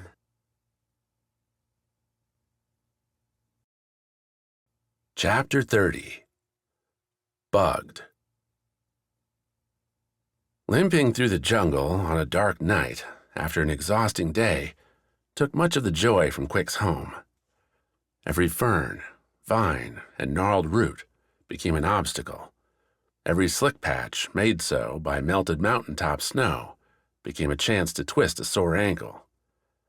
There weren't many bugs yet, but what ones were out seemed to find him and Sawi and harass their slow forms without remorse. Itchy bites soon speckled their battered selves. Quik figured it had been at least 2 hours by the time Sawi gave up, by the time they stumbled into a relative clearing on the upward climb towards the mountains and Mottilan. She set Quik down, leaned him against a tree before collapsing herself. Leaves and needles provided a bed, albeit a cool one. The blood from their wounds clotted with dirt. Quik's mouth ached for water, and he suspected Sawi wasn't any better. The early spring season meant Vis didn't yet have its verdant fruit. Their stomachs grumbled without an easy solution, so Quik fell back on the old ways. We have to be hunters, he rasped to Sawi, visible as a rose-tinted shadow. Live like the hunters did on long journeys. How? Eat what we can. I don't understand. Quik felt a curious bug land on his thigh. His right arm didn't work, but his left moved just fine. Sawi had taken off his gauntlets, left them lying in the dirt. So when Quik snapped his hand over to the bug, when he cupped the winged creature in his palm, the wooden weapons didn't get in his way. The swallow didn't come easy, but the bug went down all the same. They won't make you sick, Quik said. Enough, and you'll survive. The silence answering him made Quik wonder if Sawi's disgust had stricken her quiet. Then he heard the soft slaps, the swipe from hand to mouth. He grinned, let his head loll against the soft bark while he snatched another bug. Sawi hadn't forgotten what it meant to be a Vis after all. The Isle, the god, would provide. Sawi, in fact, took the idea further. She began running her hands through the decomposing leaves, finding juicier worms, beetles, and grubs. Every bite pushed back at Quik's life, what he'd learned to accept, to aim for. But savagery was survival, and before all that long, their stomachs were full, their thirst nourished by warmer things than water. "I think I've had worse," Sawi said, sitting next to Quik now, both leaning against the same tree. "Noctia could learn a thing or two from these bugs." "You don't mean that." Sawi croaked a laugh. "Maybe not, but their fish was always so tough." "It was, wasn't it? I'd chew it for an hour." Now they both laughed. It pushed the pain away. They slumped together, swatting idly at those few insects still braving the pair for a bite, and let the night wear on, swapping one story after another. "We should sleep at some point," Quik muttered later. "It'll be dawn in not too long, then we'll have to walk again." "Or we could just wait here, eat bugs until the Isles settle down." "I swore an oath to wax, Sawi. I can't quit." "I think you'd understand, given the circumstances." Quik shifted, looked at Sawi's shaded, filthy, bug-spattered face, with its matted hair, bloody clothes. He must have appeared no better, and yet he saw there a certain sense, a considering that just lying beneath the leaves, telling tales, might be as good as it could get, so long as it was the two of them. Except Quik was half dead, and Sawi had been his brother's partner. "I'm not sure that he would," Quik said, pulling his focus away, settling on some dark trees across the clearing. "How well did you know your brother?" Sawi asked, not giving Quik any distance. "He was my brother? What kind of question is that?" "You were always hunting, Quik, acting important, only to show up here and there and tell us to grow up." "Because you all were getting into trouble all the time." "It wasn't because you were lonely?" Quik swallowed, blinked. The life of a Vis hunter meant days in the jungle, alone, tracking prey and returning with it in hand, or at least a location for a party to raid. That's what was expected, what was done. "Maybe, no more than anyone else." "If you'd spent more time with us, then you'd know Wax isn't the kind to dwell on the past, on failure. He keeps going, tries again and again, sometimes just for fun." Sawi chuckled.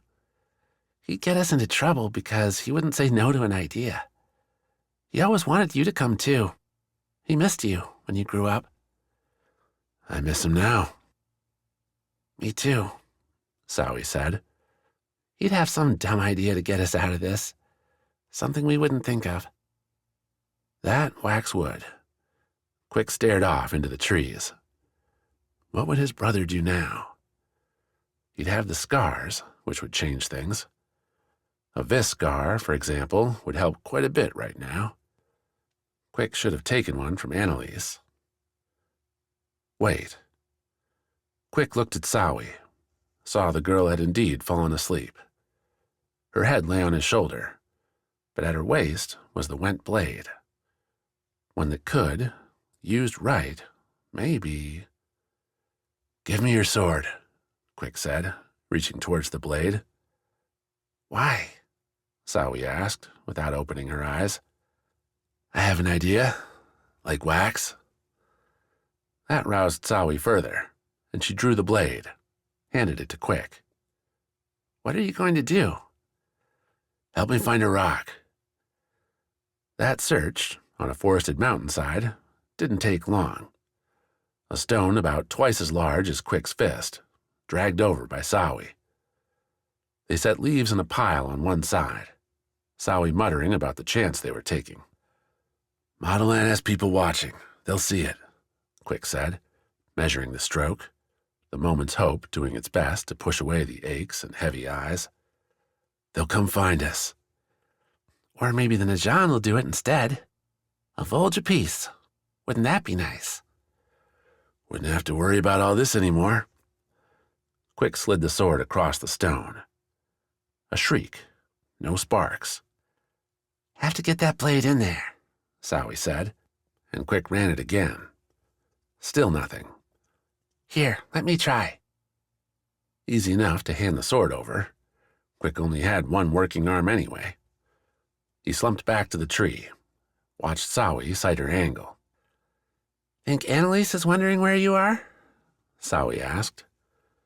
The question threw Quik far enough that he didn't notice as Sowie made a measured stroke, sent the first sparks flying into the leaves. She drew the sword back, repeated the slide. More sparks, more shrill metal-on-stone shrieks. Maybe, Quik replied. Guarantee she is. Did you not pay attention to how she looked at you? Of course he did. Of course he noticed. Of course Quik had wanted to find some time with Annalise, to pick up what they'd left on the pier back on Noctia. How is that? Quik asked, and Sowie laughed, slid the blade. This time the sparks left some smoke. The next time they left an ember, one that grew. I'm just saying, Quik, we make it out of this. I don't think you need to be alone. Quik chuckled, watched the flames build. Dawn neared too, the sky overhead losing its clouds and gaining light. Mottilan might not see the fire's glow, but they'd definitely notice the smoke. They'd come, beat any armored Najan trying to navigate the jungle. Quik and Sowie would live, would get to fight again. Or not. Slip away to some quiet beach on the isle's southern edge. Without wax, Quik would have held to that idea. What about you, Sowie? Quik asked. Who's waiting for you? My family. My isle. Sowie stood over the flame, blade held at her side. I came back to fight, Quik. Looks like I'm going to get that chance. Chapter 31. Becoming Legend. Years and years at sea, starting as a simple runner, a deckhand, a waif aboard Rana cargo haulers. Once she could hold a cutlass, fire a crossbow without hitting an ally, Mena graduated to the clippers and cutters, dashing the waters between Noctia and Went, hunting for easy prey. Through all that time, all those raids on coastal towns and clunky Went craft, Mena had never found herself a prisoner. That had changed with Svard and his dive into the dark below, brought to the pits once, and now, again, after following that reckless barbarian, she walked with Went rockbiters at her back, ropes tied tight around her wrists.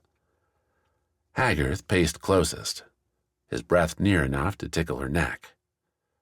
That he held a blade with a point aimed right at Mena's waist wasn't easy to ignore either.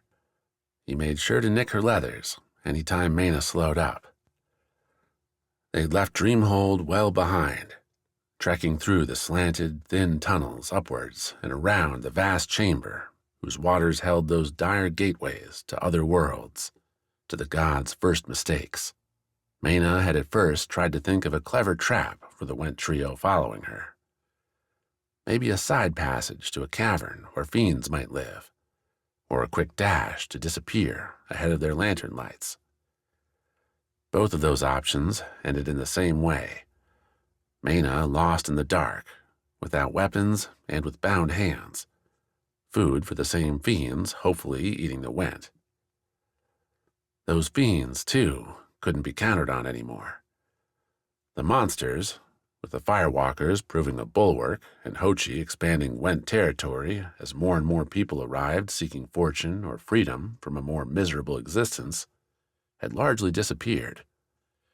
Scouts, watching the chamber, reported water-friendly fiends still slipping out through the deeper tunnels leaking into the oceans, but land-loving monsters found themselves under assault the moment they swam free. So Mena walked to her chosen hideaway, said nothing. listened instead to her rambling other self, a personality always on aggression's edge in the happiest times, tilting now towards full derangement. I'm only trying to help you, since you seem unwilling to do so yourself. Yes, Mena turning and trying to headbutt Haggarth into submission was a definite strategy. One that'd result in her painful death, but a strategy. I don't hear you making any suggestions. True.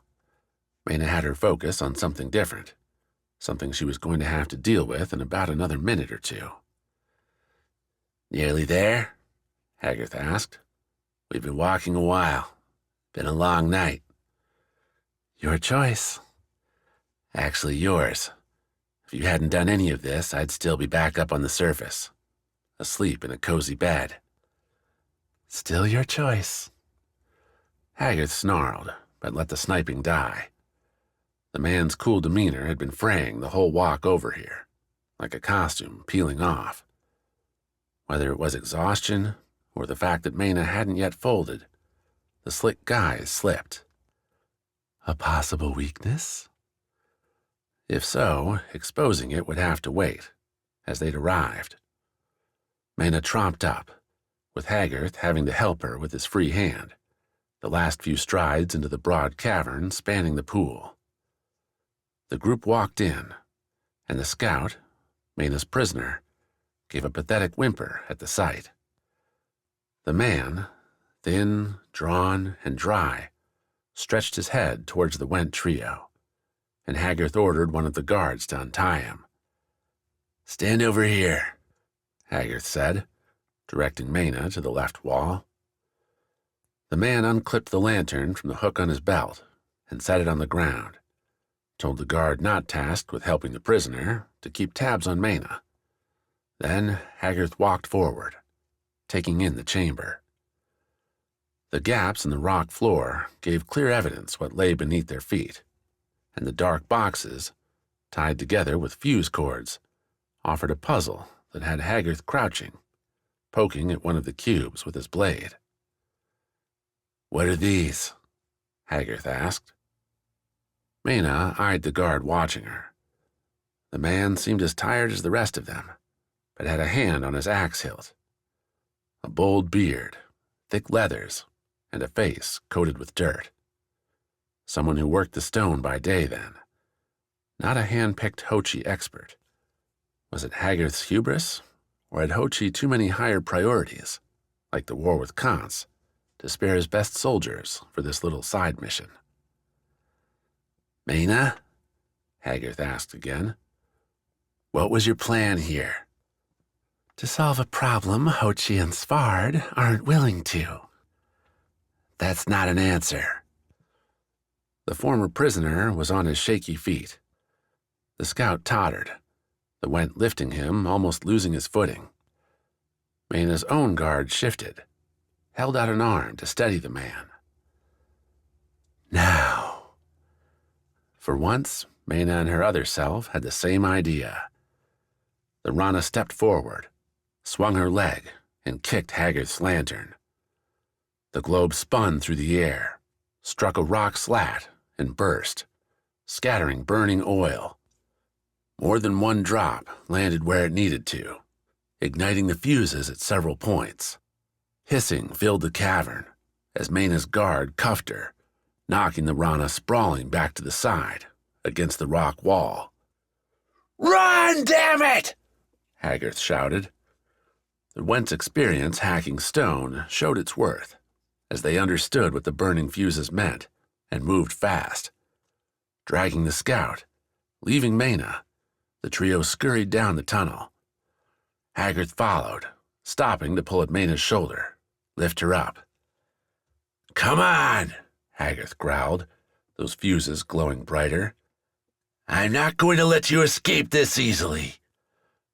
Mena twisted away from him, put on the manic smile that came so naturally now. I already have. Haggarth reached for her again, and the cavern blew apart. The pressure came first.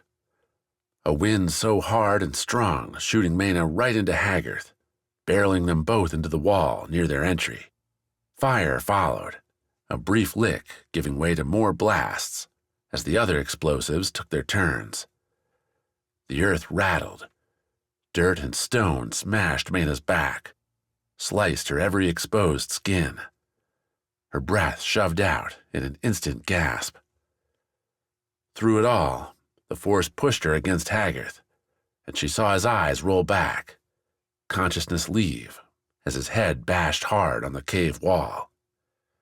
For a second, escape seemed a tantalizing possibility. In the next, the cavern's remaining floor collapsed, sucking Mena and Haggarth back with it. Falling came as a vague sensation, Mena's connection with reality rendered tenuous by the repeated shockwaves. The engineer had done his job, and while Mena hadn't finished the full mapping, what had been there was enough to send her, ears ringing, head aching, and body half broken, plummeting with rock and stone towards her goal. Haggarth, a shadowed smudge lit from above as the lingering bits of burning moss and fuse spent their final moments, fell near enough to Mena, close enough that when they struck the pool's cool waters, she could reach out and, "Swim, you moron!" Her hands, burned and battered, but free. The rope split in the blasts. Mena couldn't feel her fingers, but her arms churned in the murky water. Her legs kicked. She reached out to Haggarth as boulders, as pointed stalagmites, plunged around them. Their clothes, the thick wet leathers, dragged them both deeper, a certain death. And Mena wanted Haggarth to see, to understand who it was that had brought him here. The man hadn't won, hadn't succeeded, and as her lungs burned, Mena's scarred touch found Haggarth's coat. She pulled him near and almost despaired, the water too dark to see. Haggarth, too, seemed limp, possibly dead already. Enough of a final victory. Was it? Mena looked up at the surface, but saw no light, no ripples, only stone after stone, rubble and dust crashing down. Perhaps she'd succeeded anyway. Perhaps the caverns were fragile enough. Maybe she'd saved the Isles after all. Yet Mena's descent into darkness didn't continue. What had been black found sudden light, a hazel glow, amber motes rising up around her. Mena, still holding Haggarth with one numbed hand, kicked herself in a circle as the motes grew ever more crowded. Kicked until her feet weren't swimming any longer, until they felt a weight and pulled her and Haggarth through to a place no Rana, no human, had ever been. Chapter 32. Changing Minds. The slow grinding of gears became Svard's ally in the Kance elevator. The pulleys creaked with grinding motion, pulling the thin wood construct upwards, while its occupants shot curious glares back and forth. "You're here because you trust Vassal to keep his word?" Eujo, the Kance queen, asked. She stood flanked by her two guardians, a name she used despite Noctia's discarding of the renewal. A word Svard still used to describe himself, though his run at the renewal had ended more than 10 years ago. "I trust them because I don't have a choice," Svard said.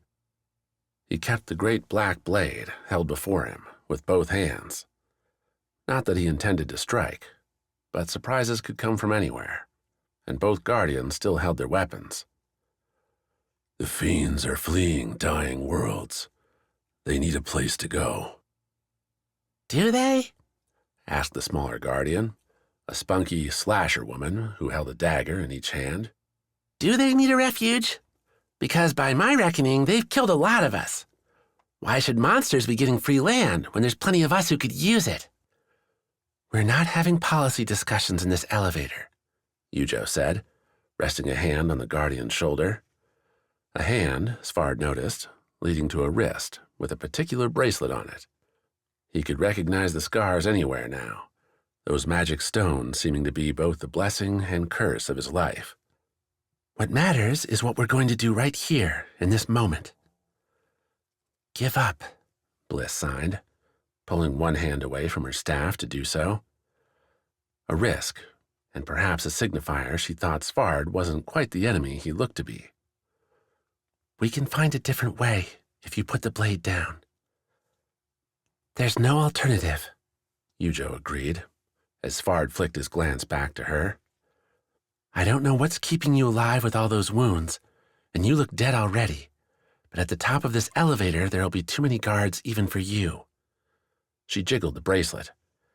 And I can use these. You know what that means. I do. Svard, though, didn't move the blade. Killing you would bring chaos, Queen of Kance. Noctia would exploit it. They would take your isle and give my fiend friends the home they deserve. Again with that trust. I'm telling you, Fassel's not going to do a damn thing, the Dagger Guardian cracked. Once he has the scars, he'll have his power. That's it. Everything else is either useful or tossed out. You talk like you know Fassel. I know Yarvik, and Yarvik knows Fassel damn well, the Guardian snapped back. The elevator crept onward, upward. On either side climbed close rock walls. No rails, the gaps between wood floor and the rough stone slim enough to stop an accidental fall. Nevertheless, Svard almost stepped back at the Guardian's words. Instead, he shook his head, glanced at the Queen. You found quite the Guardian collection. They're not mine, the Queen replied. But Torney's right. I can't trust Fassel, which means I can't trust you. You can, Bliss signed. Svard helped us, back at the beginning. On Vis. Wax and Sawi would be dead without him.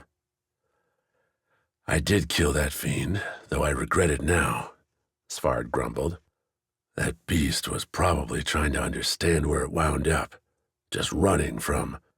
Stop, Eujo said, then nodded up at the elevator's tan ceiling. We'll be at the top soon. If you're going to live, Svard, then we need a plan. Negotiate, Torney, the Guardian, answered. Fassel might not be trustworthy, but he's a power-hungry bastard. He's got to know any invasion here is going to cost a lot of lives. Won't make him any friends. We talk, stall for time, and then take him out. If there'd been a better way to draw everyone's attention, Svard wasn't sure of it. Repeat that last part? Eujo asked. Sure. Seems obvious this guy's part of the problem, Torney said. Yarvik always said Fassel was Noctia's biggest mistake. We get him out of the way, maybe the next Nishan leader's willing to play. In the meantime, Big Ugly here can get all those fiends into the dark below. Build up pressure. When there's too many of the monsters to hide, we force the Isles to pick places for him. Easy. Did you come up with all that right now? Svard asked. Been noodling on it for a while, actually. Spent a lot of nights staring at the stars, contemplating the fate of us all. Torney rolled her eyes. Of course, right now, moron. I think fast. Any good thief needs to know the way out of a jam. Then we send a ceasefire to Fassel, Eujo said. Svard opened his mouth, and she stopped it with a wave of her hand. With an offering. We'll return the scars I'm hearing were stolen from Noctia. They won't get their outpost on our isle, but they'll get their stones back. She leveled a straight look at Svard. Will he accept that? The barbarian nodded. He'll have to, or I'll cleave him in half myself. The elevator deposited the group into a white stone, lantern-lit great hall. Eujo put herself in front, Svard at the back, though Bliss kept herself between the two. A cool breeze welcomed them, along with a smooth, wandering flute, whose airy music guided the group rightward. Or it would have, if at least 20 armed and armored Kance soldiers weren't standing with blades drawn and pointed Svard's way. "Put your arms aside," Eujo announced, and while Svard judged her young yet, her voice held a forged commander's steel. "We've reached an agreement." The Kance soldiers hesitated. Eyes and looks dashed around under those ornate, glassy helmets. "I said return your swords to their sheaths," Eujo said.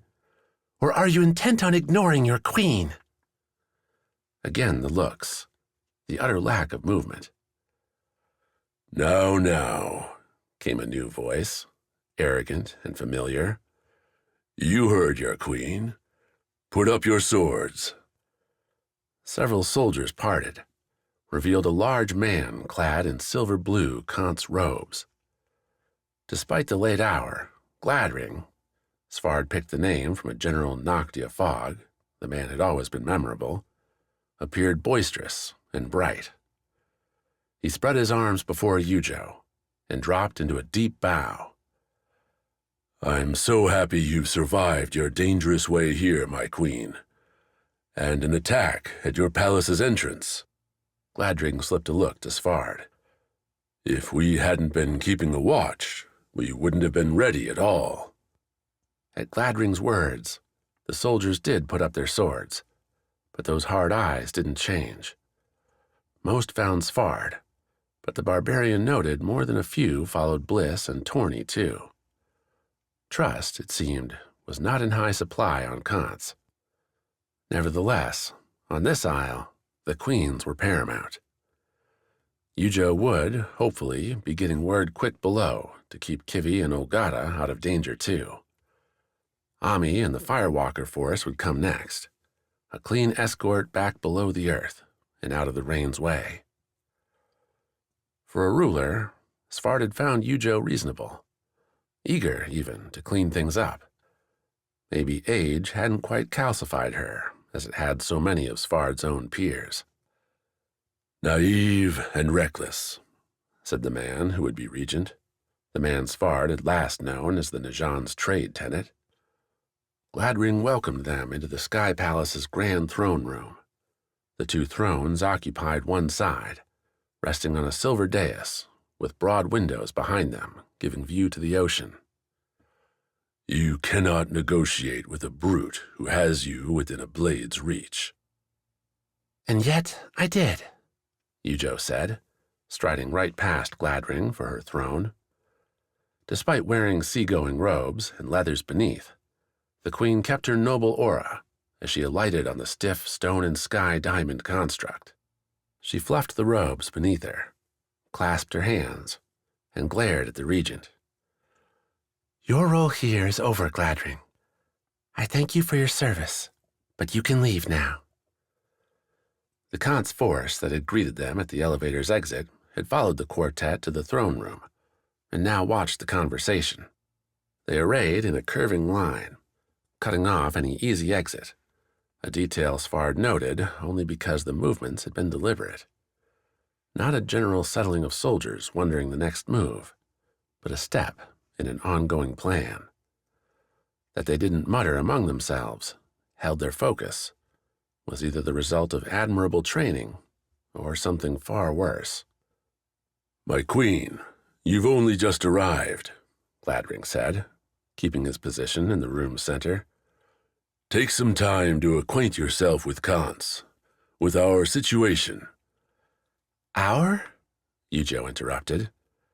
There is no our, Gladring. This is my isle. These are my people. And you are neither. Leave. The elevator can take you down, and I'm sure you have enough valuable trinkets in that robe to barter passage to somewhere else. Svard chuckled as Gladring's face went red. She's got you there. Queen's orders, Gladring. Get moving. You stay quiet, Gladring snarled, before whipping his narrowed eyes back to Eujo. I'm sorry, it seems you don't plan to be reasonable. Plan to be reasonable? Eujo stood up from her throne. "My isle is under attack, and just now I received an offer to put an end to it, to find peace. What could be more reasonable?" "You would turn Kance into Noctia's pawn," Gladring said, his voice picking up a new tone, one that carried with it a particular weight. The man's hands had disappeared into the pockets of his robe, giving him a calm advisor's appearance.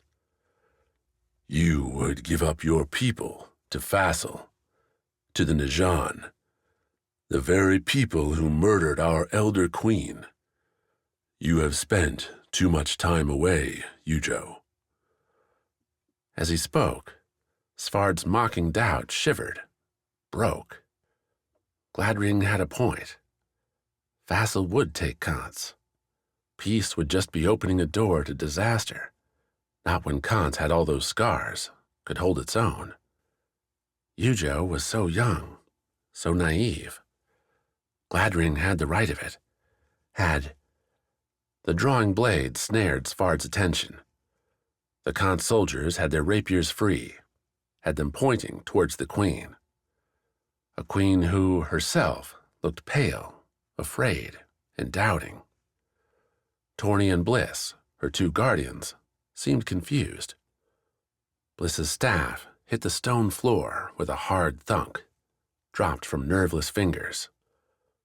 The sight gave Svard his answer, brought the strange brew messing with his thoughts into fresh clarity, even as Gladring gave the order. "Take the queen to her chambers. Kill the others."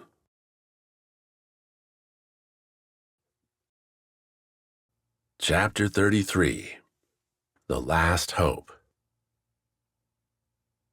Wine and wonders had a way of making the night disappear, and Katya had no shortage of stories.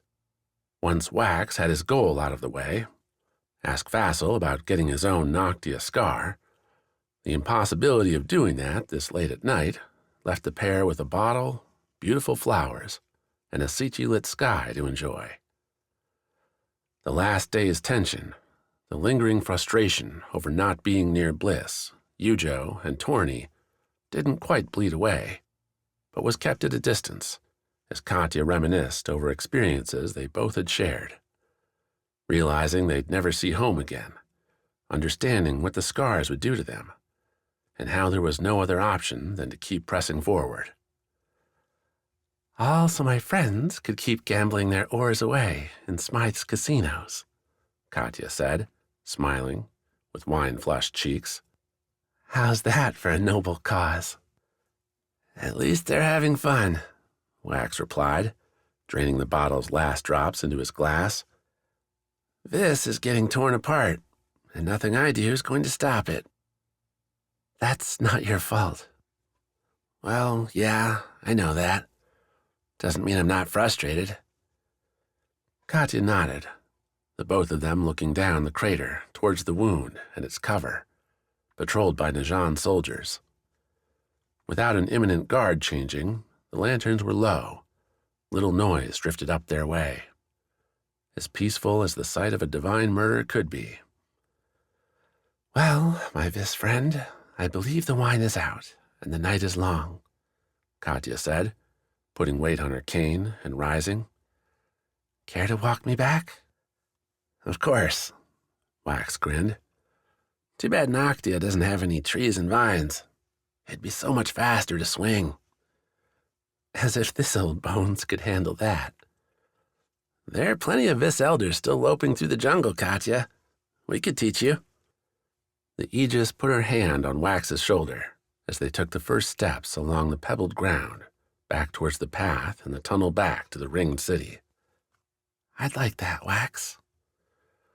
Katya's second step didn't land. As she said Wax's name, the ground lurched, a sudden sliding towards the wound. Katya's cane slipped, and she fell as Wax twisted, grabbing for her even as his own feet slid underneath him. Together they tumbled into the Laloon flowers, the earth trembling for several brief seconds, until, using Katya's cane and jamming it into the tumbled rock, Wax pulled them both to a stop. Katya's bony fingers clutched Wax's robe, but the Aegis had no fear in her features, only determination. Looking at Katya, below Wax, gave the Vis a glimpse of the wound and where it had been. The gash grew, swallowing tumbling rock as if it were some great mouth devouring Noctia. The canvas covering snapped and fell, the first screams echoing their way. The ground continued to shake, tremors growing more violent. The cane rattled in Wax's grip. "Let me go!"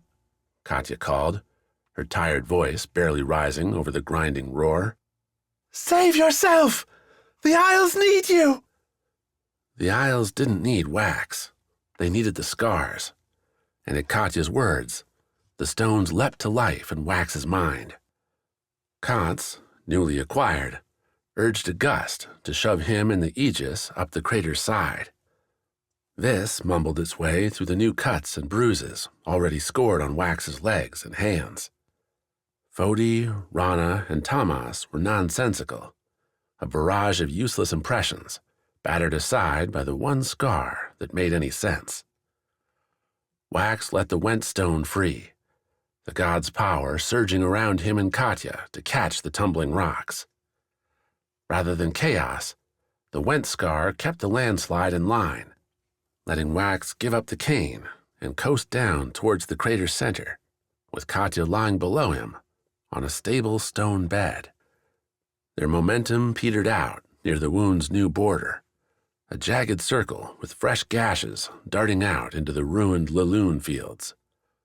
More landslides spawned as the tremors subsided, and each time, Wax let the Went scar redirect the rubble to pile up around them in harmless lumps. "Help!" The shout came as the landslides lapsed, and more followed. Calls from inside the wound. Wax checked himself. Katya found the Aegis wincing but alive. The Vis also seemed to have escaped serious injury, and the imperative therein spurred him to the wound's edge. Sichi's rose light splashed into the hole, one now covering almost all the crater's floor. The expansion hadn't come evenly, with cliffs and crevices jutting out amid the fractured ground. Najan soldiers, the canvas overhang, and all their gear lay scattered amid the outcroppings. Wax counted 8 Najan calling for help, their armor catching Sichi's light to stand out amid the dark rock. How many had there been before the quake? Wax shook his head. Help the ones he could, warn the ones he couldn't later. That help, though, would have to come by clever means. The hole had swallowed all the Najan gear, leaving Wax with little more than broken flowers, rocks, and his own hands to draw the soldiers free. And, of course, the scars. Kance came to the fore this time. Those gusts offered as a possibility. When Wax focused on the nearest soldier, a woman coated in dented black gold mail slumped over a curled, cracking stone, the scar suggested in feelings over words that weight wouldn't matter. The stone could affect the rescue, could save them, if only Wax would let it sing. Okay. Wax relaxed, let the Kance scar flood his arms and legs with a breeze's cool touch. Air shunted away from him, an invisible hand swooping below the soldier, whose eyes went wide, whose mouth issued a panicked yelp as she lifted from the rock, flew up and over the wound's edge, to land with a heavy crunch amid the rocks. Ouch, Wax muttered, wincing at the groaning body. Gentler next time? The Kance scar didn't respond, save to push Wax to let it free again, this time targeting a scribe, dressed only in Najan robes, who'd managed to find hand and footholds on the crater's far side. Wax let the scar loose, felt the rush again, and saw the scribe lifted out. The poor man flailed as he flew, but this time the scar didn't drop its prize in the dirt, but set the man smooth on a crumbled clearing. Much better, Wax said, his throat scratching as he spoke. His legs trembled, the first sign that Kance's scar was taking its power more from wax than the god's remnant energy. Wax sat, looked, and found the next soldier to save. That one next. 3 more flew out in quick succession, leaving another trio remaining in the pit. These 3 were deeper, and while Wax wouldn't admit it out loud, he'd left them for last because the effort would be that much greater. "Let me," Katya said, walking step by slow step to Wax's side. She'd recovered her cane, looked to be bleeding from her side, but maintained a ferocious life all the same. "You're about done, aren't you?" "I think I can do 1 more. "And if your spirit fails, they'll fall. No, give me the scar." The Aegis had it right. With the Vis scar still knitting his cuts and salving his bruises, with the effort burned by the Went stone to secure their landslide ride, and at the end of a long day, Wax's reserves dwindled. How Katya could have much more, Wax didn't know, but one didn't say no to the Aegis. Not when the scars were involved. Wax popped the Kance stone free, handed it to Katya. Around them, the rescued Najan picked themselves up, came to the crater's edge, and called encouragement to their friends. Several others began the struggling climb upwards on the ruined path, angling for home and help. Ropes and rescue from those means wouldn't be coming soon, though, and waiting risked failing grips, slipping feet, and... "All this time, I only used the scars for one thing," Katya whispered, slotting the god stone into her necklace. "Now I get to see what we could have done." "Just let the scar guide you, Katya," Wax said. "It will—" "That's where you're wrong, Vis.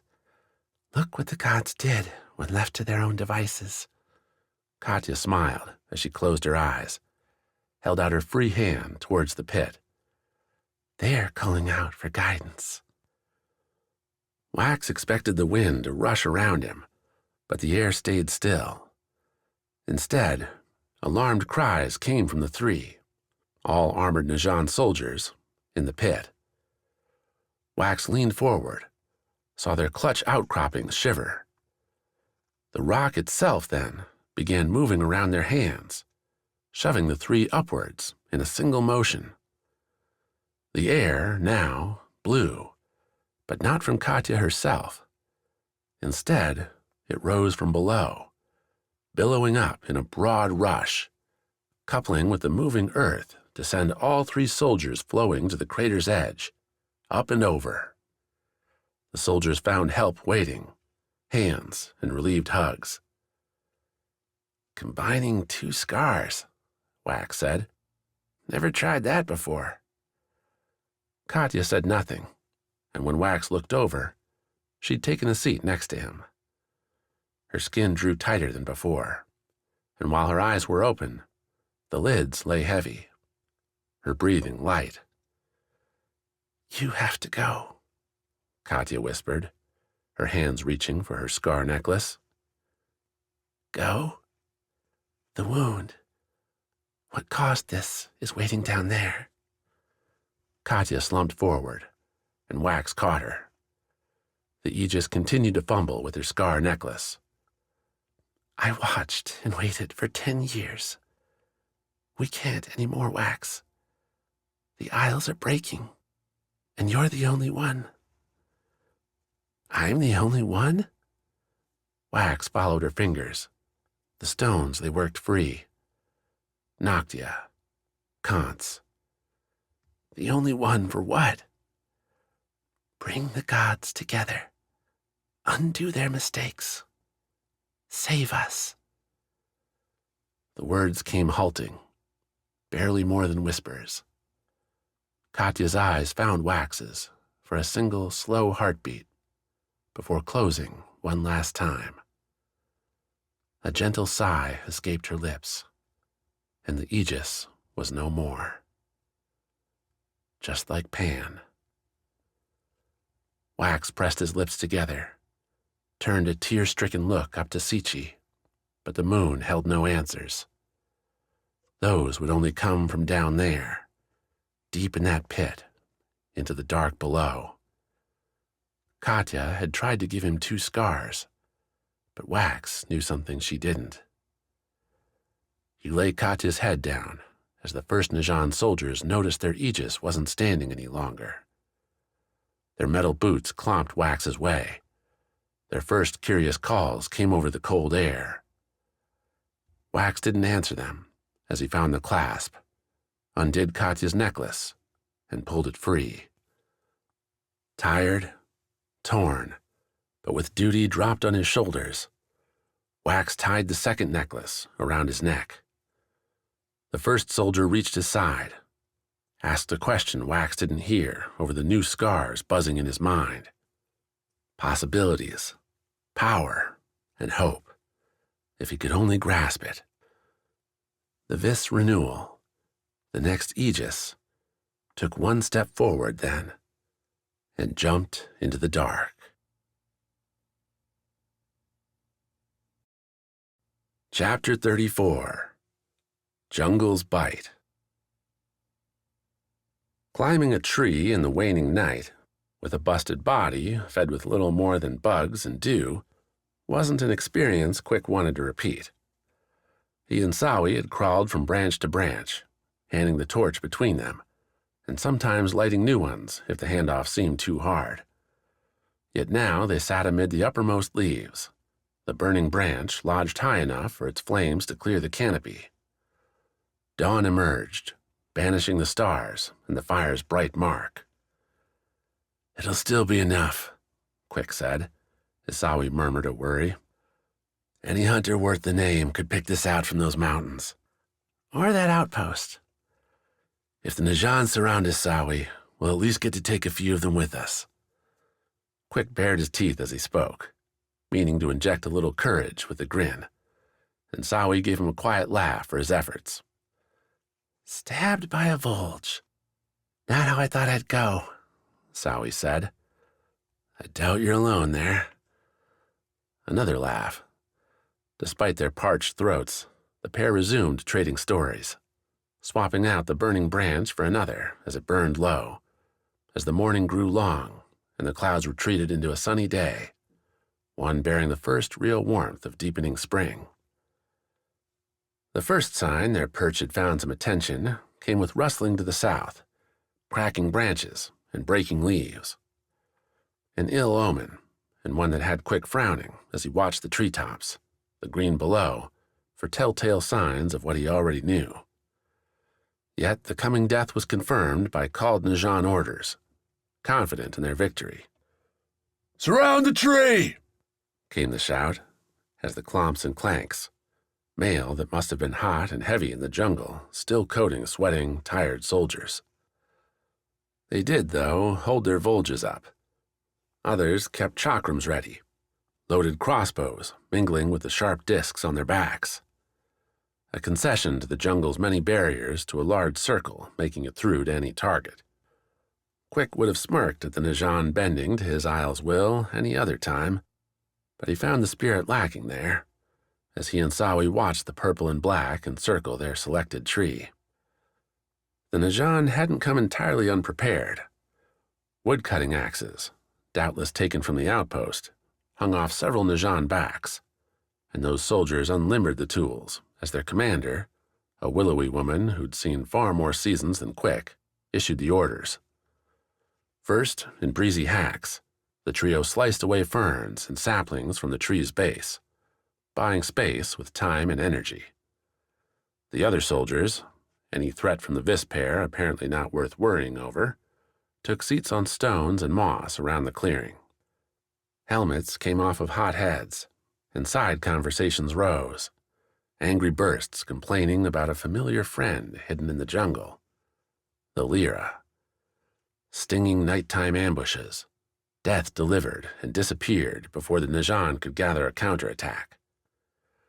As her squad complained, the commander called up to the pair with questions, all of which Quik and Sawi refused to answer. "Should we drop some branches on them?" Sawi asked. I think a heavy one could... That'll only get a shot, Quik said. Those crossbows could kill us now, but they're holding off. I want to know why. You aren't asking? You think the Najan will tell us? Sawi shrugged, her back against the bark. Couldn't hurt. Gatherers, always with the strange ideas. Najan! Quik called as the axe-wielders finished their demolition. What do you want? Information, came the reply, hard and eager. What would we have to give you? Sawi answered. We're only a pair of lost hunters. The Najan glared, a funny look from so far down, as if Quik was being insulted by a sparrow. We know who you are. Your trail wasn't hard to find, even if that fire gave your destination away. The captain reached out, touched their tree. There were several Najan injured by the great sauna last night, who swore their assailants were a young man and woman, a pair who matched your description. Your lives should be forfeit, but for a proper price, you can have them back. And go where? Quik asked. To live under your boots in Kid-Eye? Better that than the dirt? So you say, Quik said, only for Sawi to jump on his words. You'll let us down if we give you what you want? The Vis-gatherer asked. That glare switched to a serene smile too swiftly for Quik's liking, but the hunter spared his shock for his friend. Sawi, though, ignored him. When the commander agreed to those terms, she started the slow, aching trek down. And you? The Najan captain asked Quik. Join her, or my crossbows will have their target practice. Not leaving Quik much of a choice. He took the captain's offer, began his descent, left the torch burning up above. The wet leaves and living branches would guarantee a burnout without much damage, but every second those flames flickered meant hope? Would Quik go so far as to say he still had any? The grim reality hardened as he followed Sawi down from one branch to the next. The Najan seemed content enough to watch their climb, more than a few of the 14 or 15 breaking out water skins and bread. Quik measured the distance with every drop down, trying to find what height would work best to make a leap and land on one of those soldiers. He had no weapon, what with his toothless gauntlets sitting on the forest floor below them, but Quik had weight, and landing on an unprepared head could... A whistle mingled with the jungle's morning bird song, sharp and light enough for the Najan to miss it, for Sawi and Quik to understand. The gatherer, several branches beneath Quik, and within reach of a Volge's point, stopped her climb, wavered, with her bare feet balanced on bark.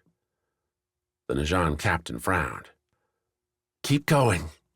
We're returning to the outpost before dark, with you or without your bodies. The captain punctuated the words with a slight wave to a soldier near her, and the man raised his Volge. You won't like what these can do to a Vis. Sawi, in answer, glanced up at Quik, opened her mouth, and gave a whoop. The loud, classic shout would be known across the isle, along with the story it told. The Vis giving its cry was not defeated, was still standing for her god. Quik answered with a call of his own, the sounds causing the Najan to put down their water skins, their bread and fruit. They reached for their weapons when the whoops continued, now coming from the trees, ferns, jungle, all around the Najan.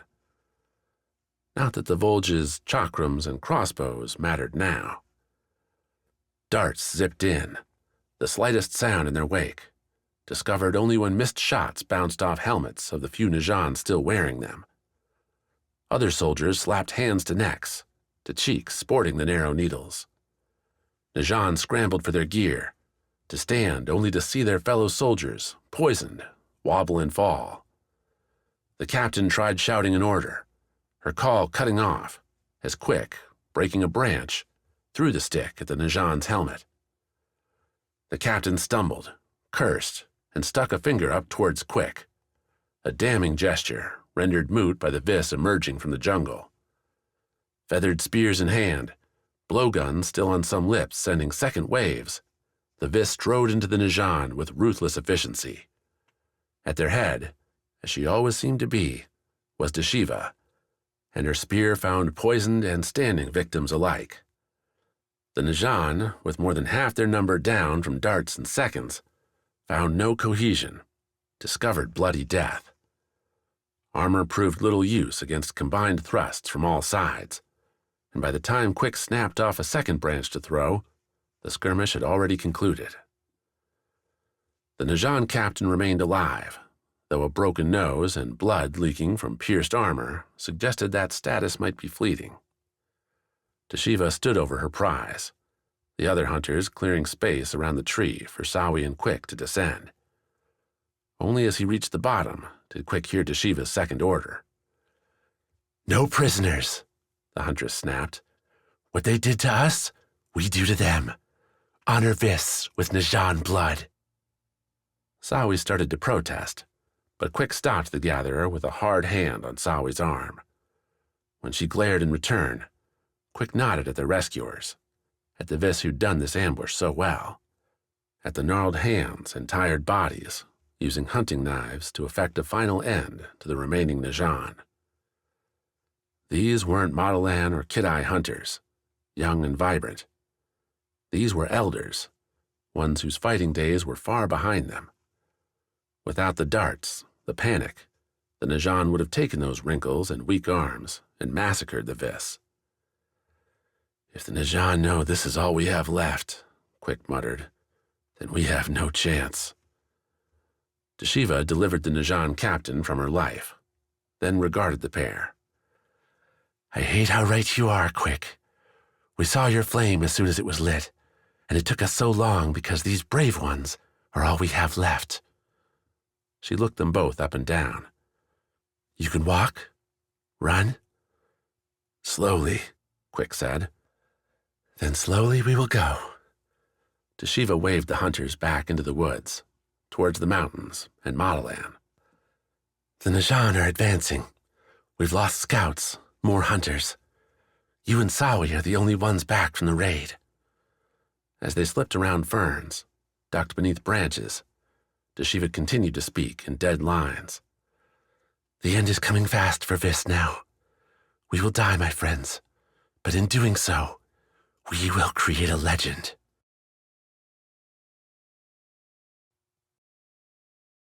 Chapter 35. Elysium. Death welcomed her with golden flowers. "Except you're not dead."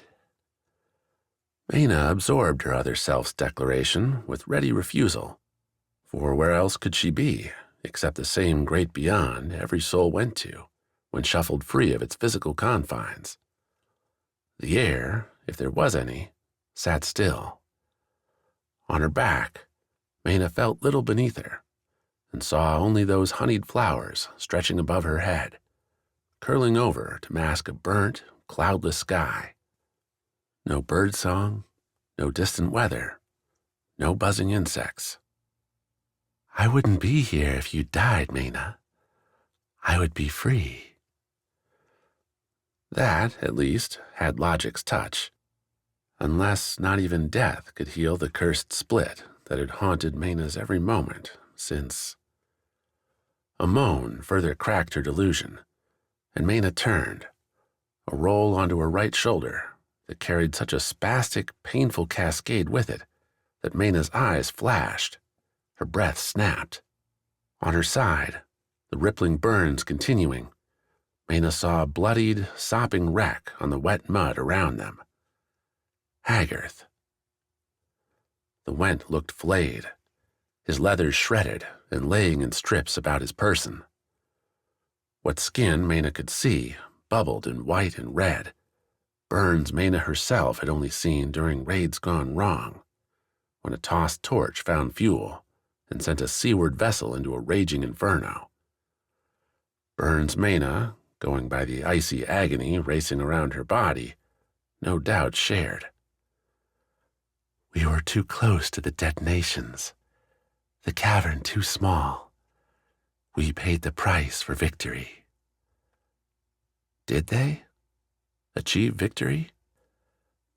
Ami, the former guardian and the only one to traverse the moats and return, had mentioned going to another world. Twice. Ami had seen the windswept disaster of Kance's god and the silver seas of Fodi's realm.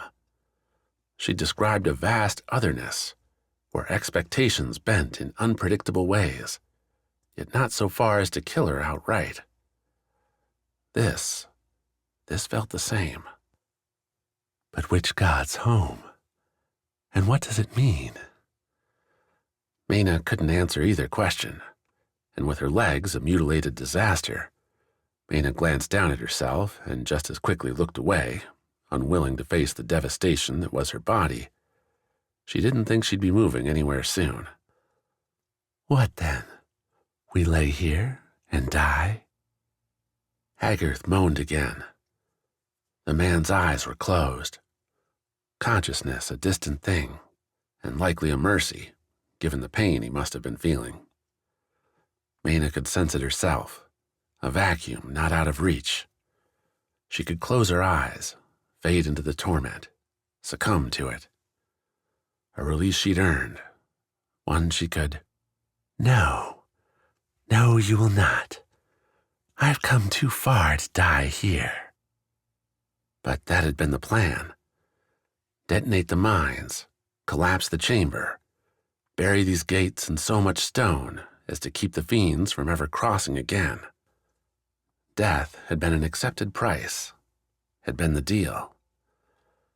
A price for success, maybe. How do we know we've achieved anything at all? Our mission remains unfinished. Or perhaps her other self no longer wanted to wander off into the beyond.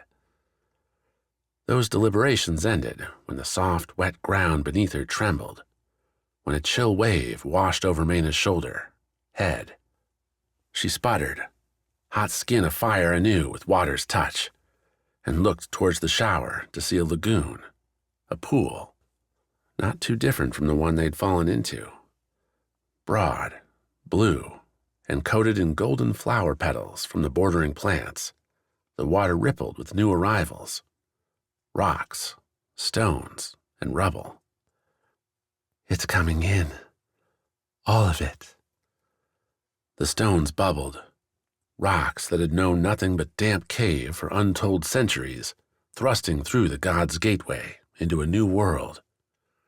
Cracks and clacks echoed as the first stones found themselves shoved by more coming behind, a mound growing at the pool's center, pushing the water out and away. A wave rushed over Haggard, turning another moan into a sputtering cough, the Went's eyes flickering open. He screamed.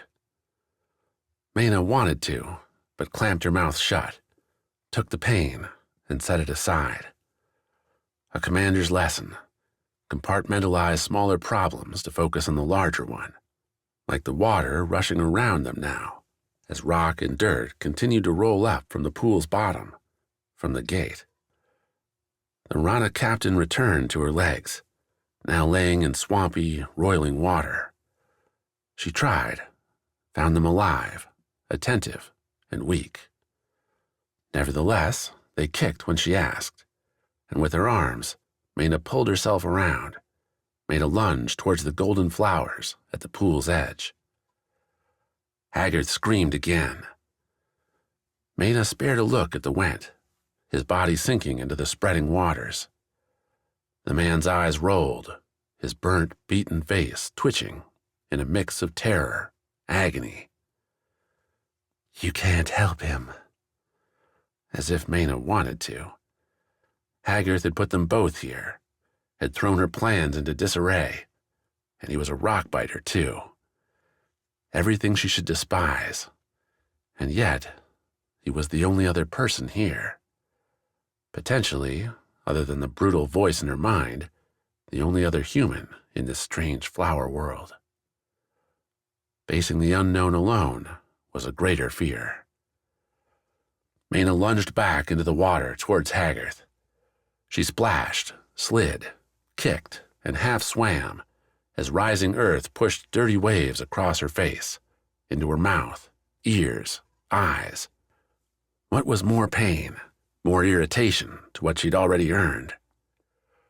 She found Haggard's legs first, grabbed them with scarred, tight hands, and pulled.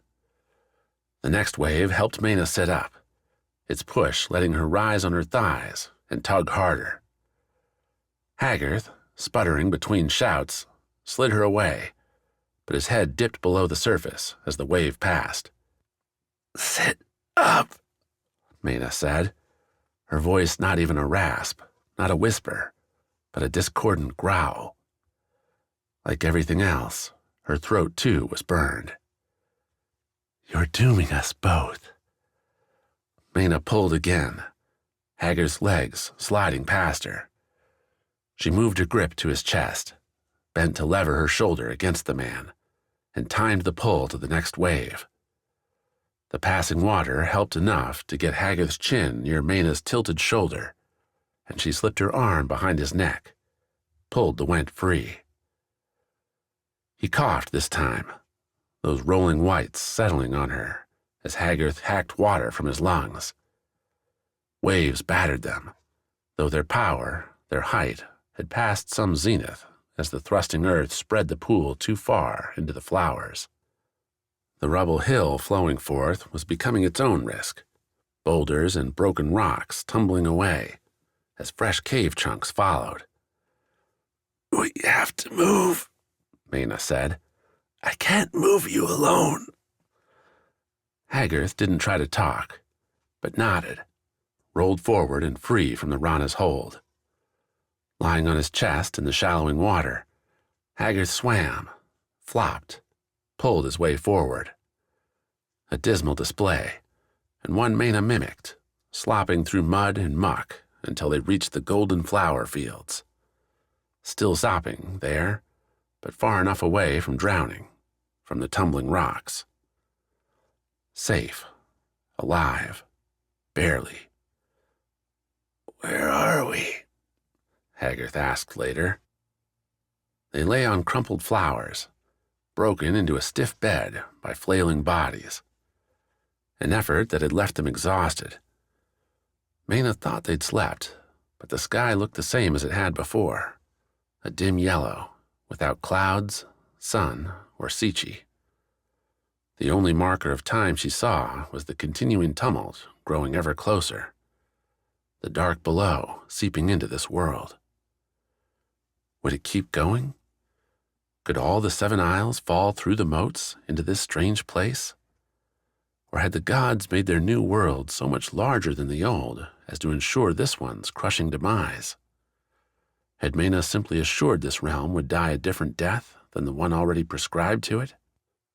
"Maina," Haggard asked, "do you know?" She shifted her head, looked at Haggard. "I'm as lost as you are." The man hacked what seemed like a laugh. "Then we're dead." "Not yet." That earned a sharper look, though one etched with pain. Why save me? Save yourself. We're ruined. Lost." Haggard's eyes closed. "I hurt everywhere." "Because we don't know." "Don't know?" "What we can do yet." Another hacked laugh. Haggard shuddered, fell silent. Maina turned back to the sky, those golden flowers. Agony lashed again, and she slipped away. The touch woke her with euphoria. All the pain, all the fear, the wonder, disappeared at an instant, replaced with blissful happiness. Maina cracked a wide grin, the scarring lines along her face splitting and giving her no pain whatsoever. And why should it? The flowers were so beautiful, shinier than the cleanest coins. The air and sky as pure as the cleanest river. That she was here was a miracle. She choked, gasped. The touch withdrew, and with its absence returned the worst. The smile vanished, the ache of its effort remaining.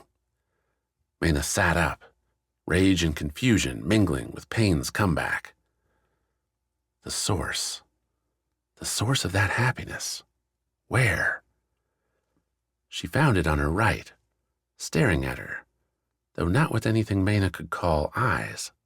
Milky white, like a cloud in its fluffy lumps, the creature lingered at her side. Almost as tall as the flowers, larger twice again as Mena herself.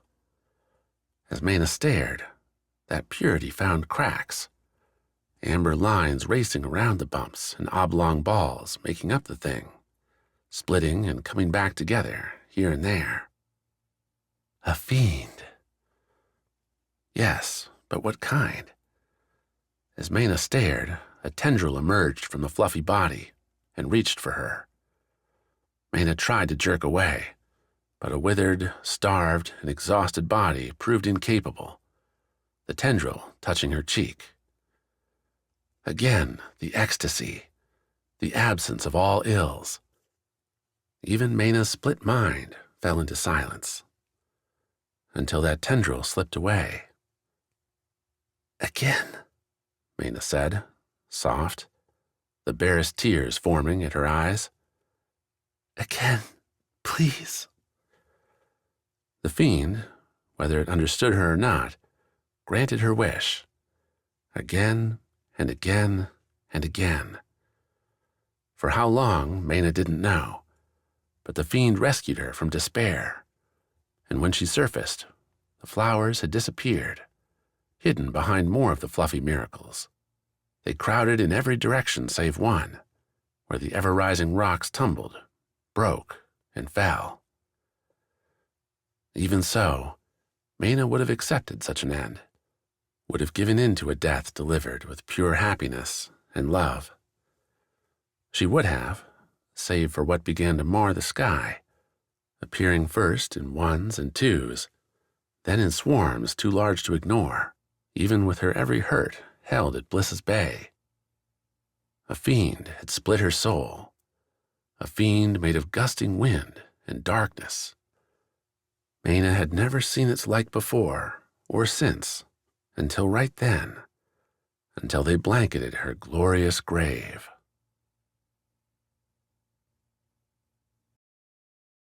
Chapter 36. Immortal Sword. Gladring's order should have landed like a hammer blow among the Kance soldiers. The glistening armor should have turned as one and skewered the former Najan leader for advising the capture of their queen. That they didn't, that stares at once vapid and vicious locked on Eujo, told Svard forces of a different nature were at play. Not too long ago, the barbarian would have stood mystified. Even among the adventures with Katya, the most magic he witnessed came from the odd fiend, or when Katya, distracted, let a scar's whim escape. Now Svard understood the Seven Isles were far from a sensible place, that the gods hadn't made a miraculous home, but instead built a fraught, random cage for their frail creations. Surviving the divine mistake depended on good people, and based on the elevator ride up, Eujo and her guardians were good people. Gladring, Svard knew with dead certainty, was a power-hungry Najan who ought to be stopped. So the barbarian did just that, letting the big black blade that had once pierced a goddess's heart fall off his shoulder into a steady grip. The Kance soldiers began to close with Eujo and her guardians, a sweep meant to pin the trio at the Kance throne, with nothing but those glass windows and an infinite night sky beyond. Svard lowered his dead shoulder, the gray skin matted with scars that no longer mattered, no longer panged with battle long over, and charged.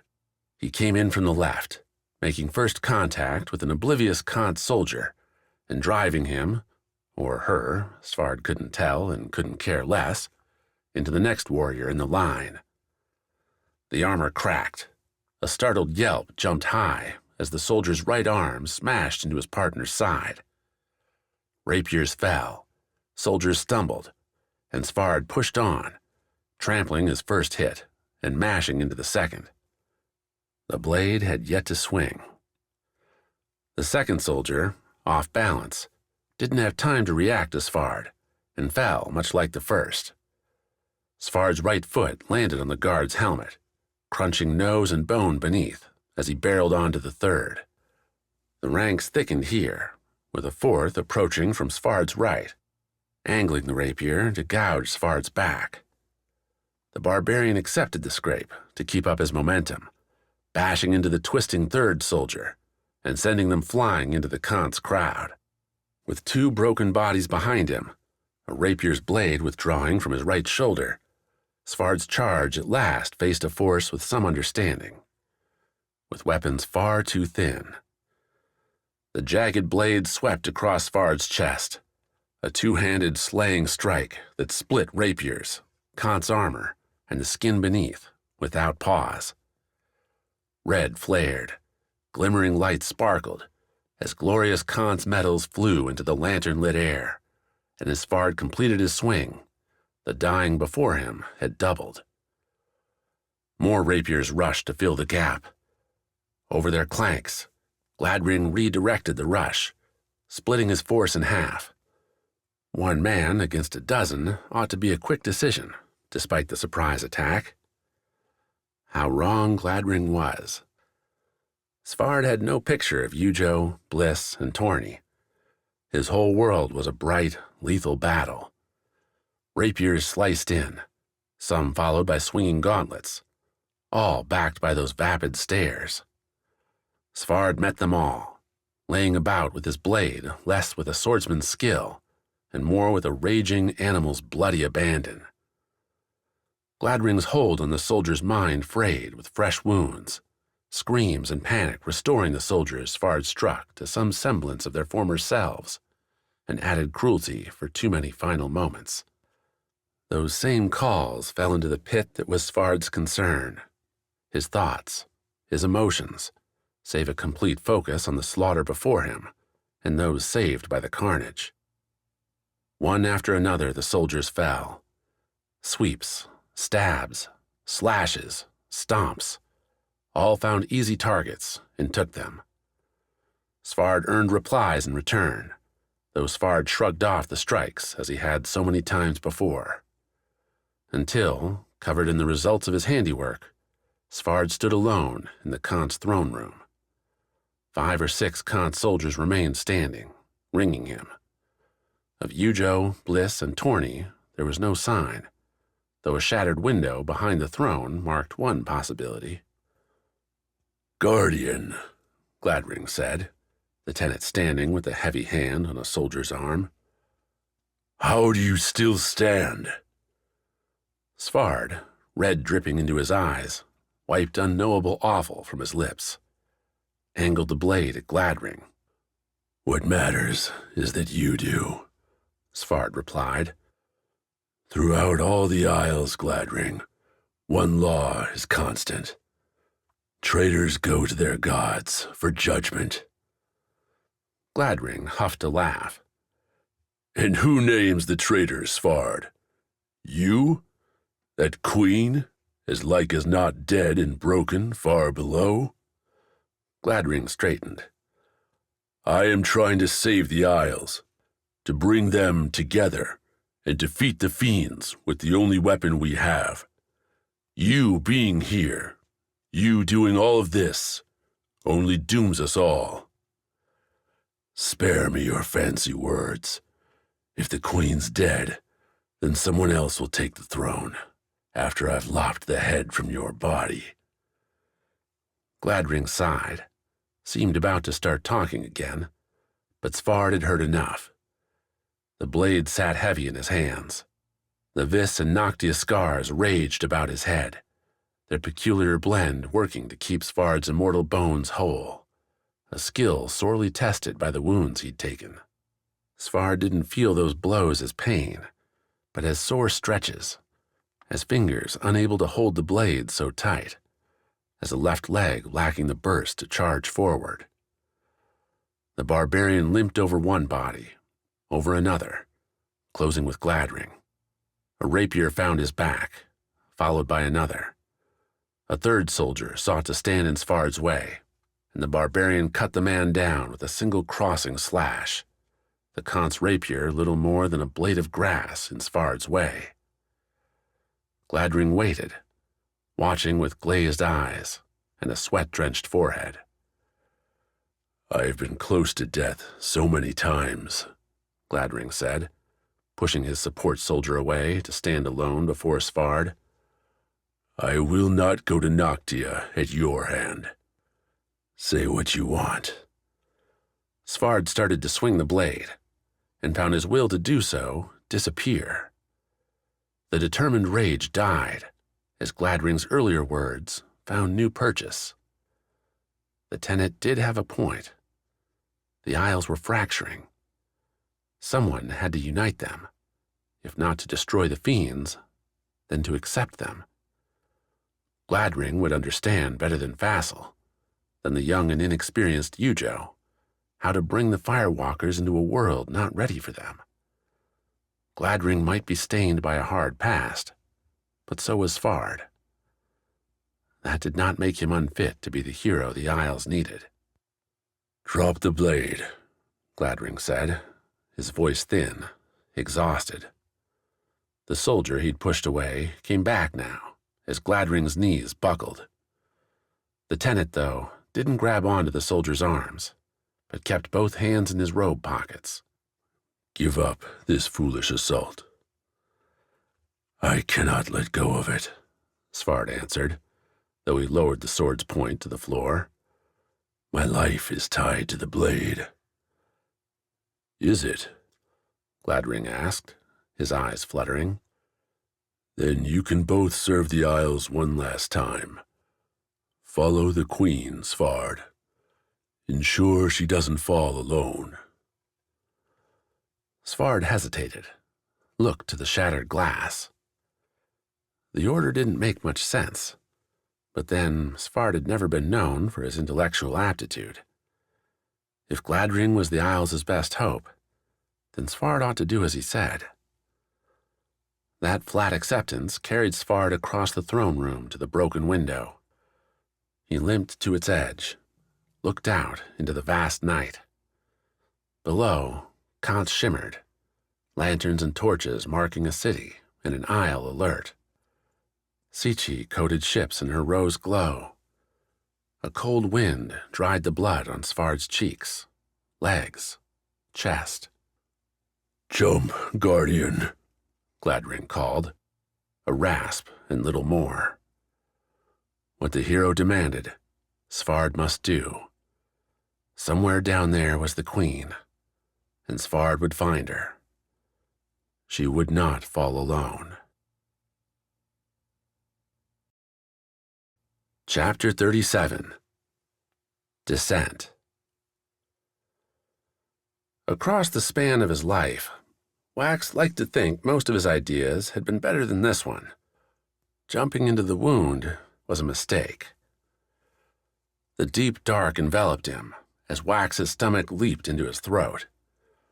Rushing air belied the many killer overhangs and jutting rocks now whirling past, a sure death only moments away. One delayed by a panicked call to the Kance scar, to its sudden winds slowing Wax's fall. Went helped too, molding a soft landing from a hard rock along one side, letting Wax touch down without fatal complications, just exhaustion. Sheer, brutal exhaustion. The Vis renewal had no food, no water, just some lingering buzz from the wine Wax had shared with Katya and the dying Savior's spark that had prompted the jump in the first place. All that won him was a lonely perch deep in the pit, with Sichi's glow far above. A few curious Najan called down, but Wax didn't bother answering. He wasn't going back. Nor was he going to dive off this refuge and risk the scars again. Not for a while, anyway. The stones had burned through their small supplies, and their blunt urges suggested they'd steal what they needed from Wax at the next opportunity, rendering shaking legs into pure jelly, tired arms into limp noodles. Not something Wax could afford. Not if he... What? Not if he what?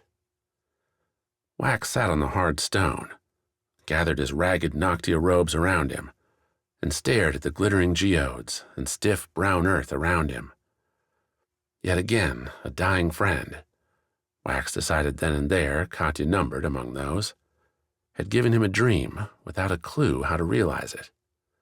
Stop the fiends, save the Isles. Wax had the scars now, had multiples of most, so it should be simple, right?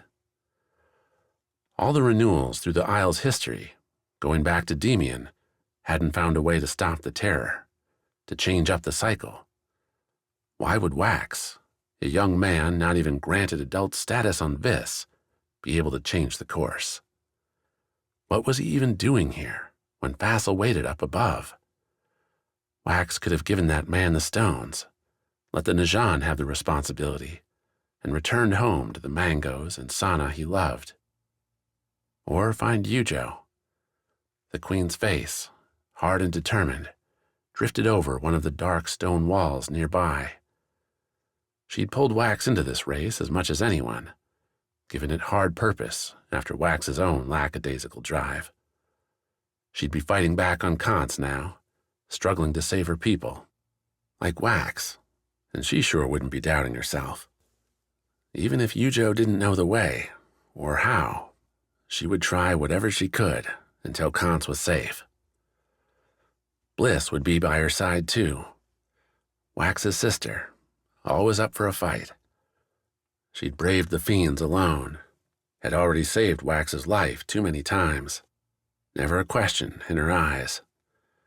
If she'd been at the wound's edge with Wax, she probably would have jumped in after him, found some way to scale those rocks and keep up. Torny, of course, would be right with Bliss. The bandit as unlikely a hero as Wax himself, yet she'd come with them through fights and perils no thief could have expected, and still sharpened her daggers for the next. She had stolen those Tamas souls, all because Torny had given an oath, all because the bandit so clearly loved Wax's sister. His brother, too, had given up his hunter slot on Vis, abandoned everyone he knew to try and get the Najan to help Wax. That effort must have failed, as Wax had checked, hadn't found Quik anywhere on Noctia in the days between his arrival and this. But still, wherever he was, Quik would be striving to make the Isles better. He wouldn't give up. "Guess that answers that," Wax muttered to himself. "No ditching out now." Determination was all well and good, but intentions didn't offer up a path forward on their own. Katya had suggested a dive to the wound's end, to the fiend's apparent source. How would Wax get there? A plunge, blind, down the pit would end with Wax bashed and broken on some rock. But maybe there was another way? The Vis crawled to his outcropping's edge, used Sichi's glinting glow to look around, found elation, a little chagrin, and a whole lot of hope. Rope ladders and spikes to hold them stretched up and down the wound's length.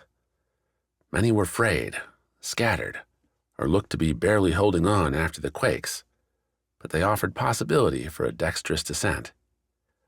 At least for someone crazy enough to try. Noctia had been buzzing with the Went mission to the dark below, and Katya had mentioned the camp waiting deep down. Wax's path lay open before him, all thanks to that effort, kicked off, so rumor had it, by the same barbarian Wax had found back on Vis. Svard? Had that been the man's name? A long chain.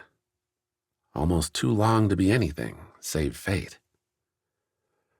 Wax nodded to himself on the outcropping, gauged the first jump, the ladder he'd grab. With a little scar support, he could move fast. Fody might spring up a flame to grant Wax enough light to make the leaps. The jumps came fast and easy, the handholds firm, the ropes strong. Sure, some of the spikes snapped loose, but Wax kept the Kance scar burbling close and clear, helping him swing from a sudden drop to safety. Fody sparked up flashes as needed, and Wax left smoldering mossy patches in his wake. Noctia and Wen's trading network proved more than just rope ladders, too, with provisioned camps bridging the distance every few hours. Water, food waited there, along with bedrolls. The quakes had wrecked pieces of them all, but Wax was able to salvage enough to survive. Sunlight gave him day and night, visible in slight shafts in the wound center, and Wax used the glow to travel faster, leaping and bouncing like he would from fern to fern back home. His ravaged shoes blunted the landings just enough to keep Wax going, the vis scar tending to any rough scrapes, to broken fingernails, and the occasional smack of head, elbow, or knee upon unyielding stone. Here and there, Wax came across the reasons for those camps, and perhaps a victim from Noctia's surface. Crumpled gear and more than one broken body lay among the rock, any rescue both impossible and unnecessary. Wax did, though, offer up a prayer to Vis for everyone he passed, those brave souls making a dangerous journey at an unlucky time. Worse than those awful sights, though, were the quakes. They continued at random, waking Wax from his short naps or threatening to fling him from a perch. He'd cling to the rock when they struck, sometimes using the Went scar to keep himself steady, to draw out stone above to shield himself from falling debris. Whatever was causing the tremors had to be Wax's first goal. Stop that chaos, then see about the fiends, assuming he even could. The Went scar rose at that thought, surging with clear confidence as Wax clung to a narrow ladder between two sharp bends in the wound. No matter what, the scar seemed to say, Went could alter the earth to suit Wax's needs. Boundless confidence was the order of the day, and Wax embraced it. The wound's conclusion came in ripples, with more lips bearing evidence of Went craftsmanship. Dropping off points for gear, food, and traded goods lingered, with carts and crude rails serving as quick transport. All unmanned now, and some crumbled with the endless tremors. The deserted posts, which Wax alighted on and then kept going down, the wound provided a straight path, who knew where those offshoot tunnels might go, were curious enough, but more concerning were the sounds echoing up from below.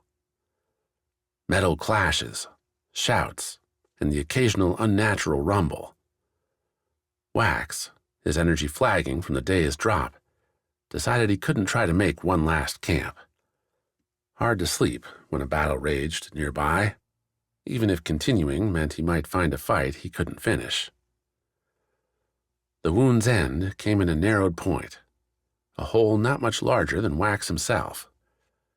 He settled on the dusty floor at the hole's border, looked down into a sweeping, smoothed dome. Nothing natural about it, including what he saw inside. A hulking, silent figure, clad in strange armor, sat upon a giant throne. Around him moved bodies of monsters and men, some rolling in red agony, others making swings with axe or claw at one another. Fiends and Went fighters, and the latter looked hard-pressed. Wax counted 2 of the leathered, bearded, and bloody Went on their feet, maneuvering back to back to hold a trio of snarling, dog-like fiends at bay. Crimson manes flowed off the hound-like creatures, their long snouts holding longer, snapping fangs. The fiends herded the Went pair towards the dome's back end, where a wall would mark a final stand. Katya had sent Wax down here to save the Isles. What better way to start than with a rescue?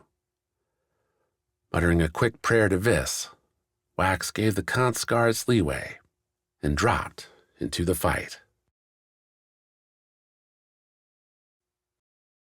Chapter 38. Fight or Flee. Becoming a legend, as Deshiva put it, would happen faster than expected. Quik and Sawi had returned, courtesy of a slow climb through the jungle and mountains. The Najan crowded the main road and its overpass, less than a day before the clanking, marching, indomitable black and purple force. Mottilan scouts, only children by the usual Vis standards, found Deshiva as their band stumbled down the verdant, dewy mountainside towards the steep cliff paths above the town, and forced her to abandon the pair, along with those elders most proficient with their blow darts, which left Quik and Sawi to make their haphazard way past fortified homes with archers young and old, but few in between, in the windows. Spike pits covered with leaves dotted the sole descending road, while side trails had been littered with sharp stones, poisoned branches, and so many nasty concoctions Quik felt darn glad no open war ever broke out between Vis's two cities. Kid-Eye might have the numbers and an advantage in a running jungle fight, but he'd have nightmares about all these clever traps. Seeing Annalise again dispelled those torments, at least for the moment. She continued working on makeshift arms and armor for the Mottilan defenders, despite having long since run out of scars to slot into her creations. Instead, she applied Went science to stiffen bracers, insulate weaves with scrap plates to blunt a blade's edge, and add a sharper tip to arrowheads so they'd have a better chance at piercing the Najan defenses. Not that it'll matter, Annalise said as she walked with Quik and Sawi to the beach, where simple thatched shelters served as wards for any Mottilan needing medical attention. Thin blankets sat on sand, many occupied by scouts, hunters, and those hurt crafting Mottilan's resistance. A bleak picture, drawn faces without Deshiva's eternal determination. This is as doomed a fight as any I've seen. Neither Sawi nor Quik responded to the words, because what could they say? Instead, rather than wallow in despair like so many around them, Quik took a different direction, one clued in by Annalise's words. Then why are we staying? The hunter asked. Because we're on a beach with nowhere else to go? Annalise replied. Or is that not obvious to you? Quik nodded at Sawi as they settled onto a blanket pair. A young girl brought over 2 coconuts filled with sweet milk, a wonderful antidote to their parched throats and bug-filled bellies. Just a sip, coupled with the fresh ocean breeze, the rejuvenating waves, let Quik ignore the groaning wounded around him and focus on the idea beginning to grow. Sawi, Quik asked, you came by tunnels, right? The dark below? Guided by Went scouts, yes. It wasn't easy. Sawi started shaking her head as Quik held his look, the woman parsing his idea. If you're thinking we tell this whole town to run into the caves, then... Not the whole town, Quik said, turning now to the ships out in Mottilan's harbor. Fishing boats and a few trading vessels, too few to carry everyone here, and thus dismissed as an option. Just the ones who can't flee on those. We can take the elders, the really young, to Kance. Gladring's there. He'll accept them. Will he? Annalise asked. Gladring never does anything that won't give him an advantage. He'll embrace it. Older islanders and children. Gladring can tell the Isles the Najan were trying to murder them. Let Vassal convince Went, Tomas, and Fodi that they should send their soldiers and ships to fight for that. Sawi squinted. Betting a lot on that idea, Quik. Did you see those traps, Sawi?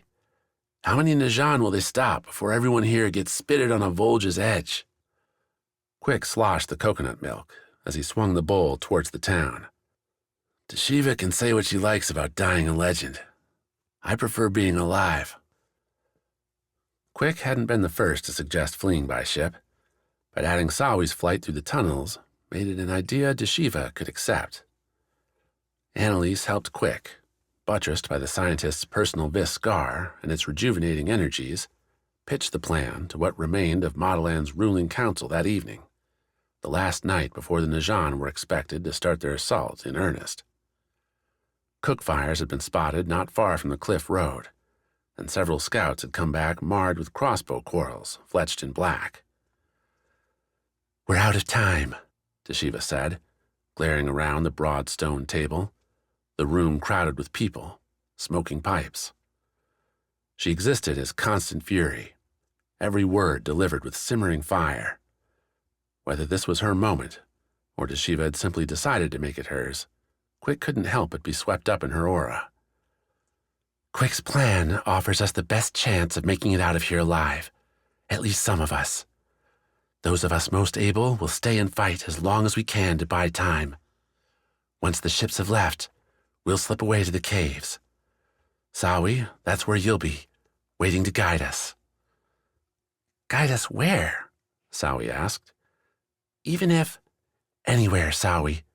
If the dark below stretches between all the isles, then we make for Kance. North, as best we can." Sawi seemed about to protest further, but Quik stilled her with a hand. There were too many doubting, nervous faces in the room. Too many people who needed spines stiffened, not made soft. "It's a risk," said one older woman, "but I see no other chance. I vote we go." She curled one lip. "Besides, if we keep the fighting free of the city, there's a chance we may even have homes to return to." Mutters rose there. More than one suggestion crawled out to burn Mottilan, spare the Najan any victorious looting. That idea dropped when Deshiva repeated the evacuation's urgency. Anything that didn't get supplies and people on those boats wasn't worth doing. And with that order and a stamp of Deshiva's spear, the meeting ended. And Vis's first retreat began. Quik waited in the bushes. His gauntlets, restored to working order, rested on his wrists. Across the way sat a 2-story house built of dried mud and stacked stone. Sawi, in one of her stories from their night in the tree, had mentioned fleeing a house just like it once.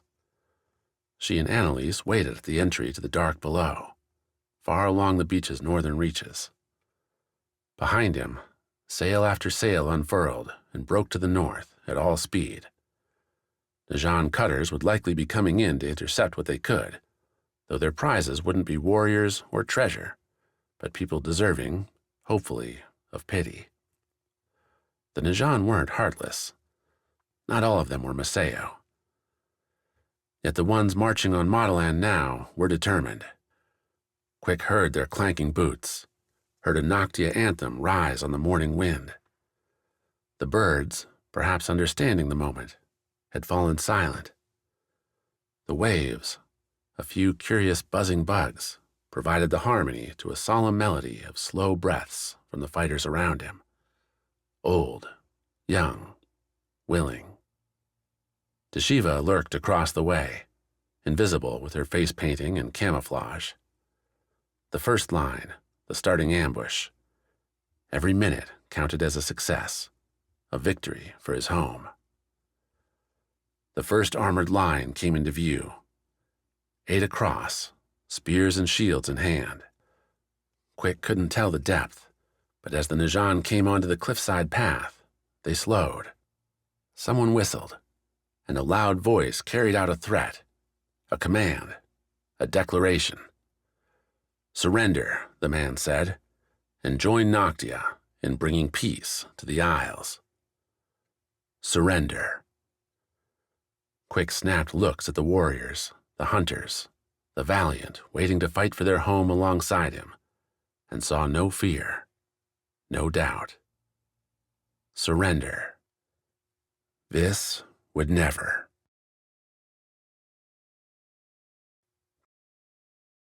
Chapter 39.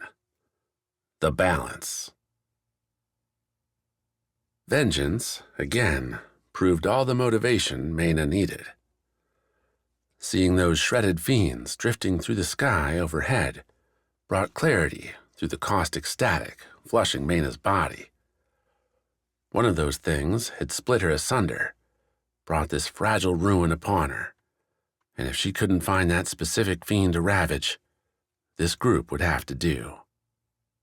Enacting that vengeance, though, became a difficult question. Beyond the golden flowers, Haggard's useless presence, and the odd fluffy cloud creatures, weapons were scarce. The continual shaking earth offered options from behind, tumbling stones that could be picked up, wielded, but Mayna's arms seemed no more capable of throwing a pebble than slinging a sharp rock. Then we'll have to get clever. To that end, Mayna reached out and touched the closest fluffy creature. Those cloud-like forms, split here and there with amber cracks that flashed and vanished, continued to swarm Mayna and Haggard, as if the pair were some sort of rare treasure. Only, after a light touch, the cloud creatures seemed content to wait nearby in silent observation. Was proximity enough? Why? The cloud creature didn't recoil from Mayna's reach, and the ecstasy coming with the contact pulsed as strong as ever, drawing Mayna into a sharp breath, a pain-free moment. In that blissful paradise, Mayna's thoughts ran wild, dashing without distraction from one idea to the next, while her eyes centered on the grim ghosts above. 7 gods. Ami had gone to a windswept ruin, declared it Kance, had visited Fodi with the firewalkers, described its blasted stones and silver sea in detail. Neither matched the realm Mayna stood in now, which left the Rana captain with 5 options. Noctia could be ruled out by the light and flowers alone. What goddess of death would craft a pleasant place like this, filled with emotionally charged fiends? It is close enough to a nightmare, though. Perhaps Noctia would. No. Svard, Hochi, Ami, and Mayna had debated this long enough in the dead king's shadow back in the dark below. The moat swam in a pool deep in Noctia's heart. That the goddess, mortally wounded by Vis, had nevertheless preserved something from each of the other gods suggested she wasn't some demonic monster. Her isle, too, offered beautiful Laloon flowers. Noctia was not a terror, but neither was she a golden goddess. Rana didn't match either. Aside from the pool, now banished by the trembling rocky rise, Mayna found no familiar elements of the river goddess. Went, ever a master of crags and boulders, seemed equally absent from the flat, golden expanse. The horizon stretched on forever, only those golden petals visible. Which narrowed it down to 2, and Vis was not a god of golden fields, but jungle. So, you think this is Tomas's home? What then? The cloud creature retreated from Mayna's touch, and the Rana captain lurched after it, almost falling to preserve the transcendent escape. She couldn't go back to the agony. Not now. Not yet. The creature bumped into another of its puffy friends, bounced into Mayna's hand, and, trapped by its encircling fellows, gave up its retreat. Again, Mayna sank her hand into its squishy, light body and found her worries disappear. If this was Tomas, then the fiends would bear the god's aspects: soul, emotion, the mind. It would explain the soul-splitting monsters continuing to cluster above, and perhaps give Mayna a way to deal with their disaster. What? Curse them out? Tell them they're being mean? Hurt their feelings? In a sense. Mayna turned to the creature she touched, caught more amber lightning spreading across its body. The jagged arcs ran near her hand, and Mayna shifted her palm to run over the shimmering split. Serenity disappeared. Cold enveloped her, A shuddering despair shut Mena down, only to whiplash away as the lightning dissolved, fled her touch and disappeared, while on the other creatures near her, the hazel lines lingered. What was that? An answer. An explanation. Mena eyed the soul-sucking fiends overhead. They'd stuffed the sky, seemed to be descending now in wafting whirls. The cloud creatures around Mena didn't seem to react, though, and Mena couldn't be sure. Those amber cracks flared faster and faster. The cloud creatures were breaking apart. Tamas, god of soul, emotion, the inner being, the sort of thing Mena used to dismiss with a flagon of ale and a well-sharpened saber. Here, without physical weapons, what did they have? You're thinking in riddles, Mena. Back in the cave, when the wind-swept fiend had cornered her, the monster hadn't ripped off her arms or clawed away her face. The fiend had siphoned her spirit, her happiness, her dreams, the very essence of her. Later, to hear Svard tell it, they'd knocked words, experiences, whole memories free from the fiend with every strike. Mena fell to her right, wincing, gasping, as the second free from contact ushered in her broken body's reality. Somewhere near her feet, Haggard continued his slow death, rasping curses into the quiet. The Rana captain reached her target, another cloud creature crossed in lightning scars. Her hand fell onto the fluff, the euphoria rising, only for Mena to banish it by wandering her palm over the lightning. As she did, as the numbing harrow rose within her, the scar faded away to the pure gray-white fluff. You're healing them. How? By doing what she'd done all her life. Second nature to any Rana, to any fighter who wouldn't accept a loss. Mena kept going, and with that effort, she pushed away the despair, took it in, and destroyed it with defiance. Nonsense. You can't heal a wound by imagining it away. In a realm made by Tamas? Mena smiled as she ran her hands along the cloud creature's lightning scars, their lines disappearing, even as their chilly sorrow failed to find a home in Mena's resolute soul. Strange, yes, but no more so than what she'd encountered ever since setting foot in the dark below. Now what? You touch them all? How many will you get before those things reach us? 2 was the answer. 2 among too many to count. The ghoulish creatures, little more than formless voids, shrouded in dark rags. Not for a second did Mena think those ripped cloaks were real cloth, descended on the cloudy creatures and devoured them. The still air found life, sucked in towards the fiends, and with its pull, the cloud creatures went too, stretching, vanishing into those monsters. Riddled with lightning scars, amber flashes zapping across their bodies in constant flares now, the cloud creatures didn't fight back. They simply shook, shrank, and vanished into the soul-sucking fiends. All save the 3 near Mena, in a conquest so fast Mena didn't have time to lurch to any others.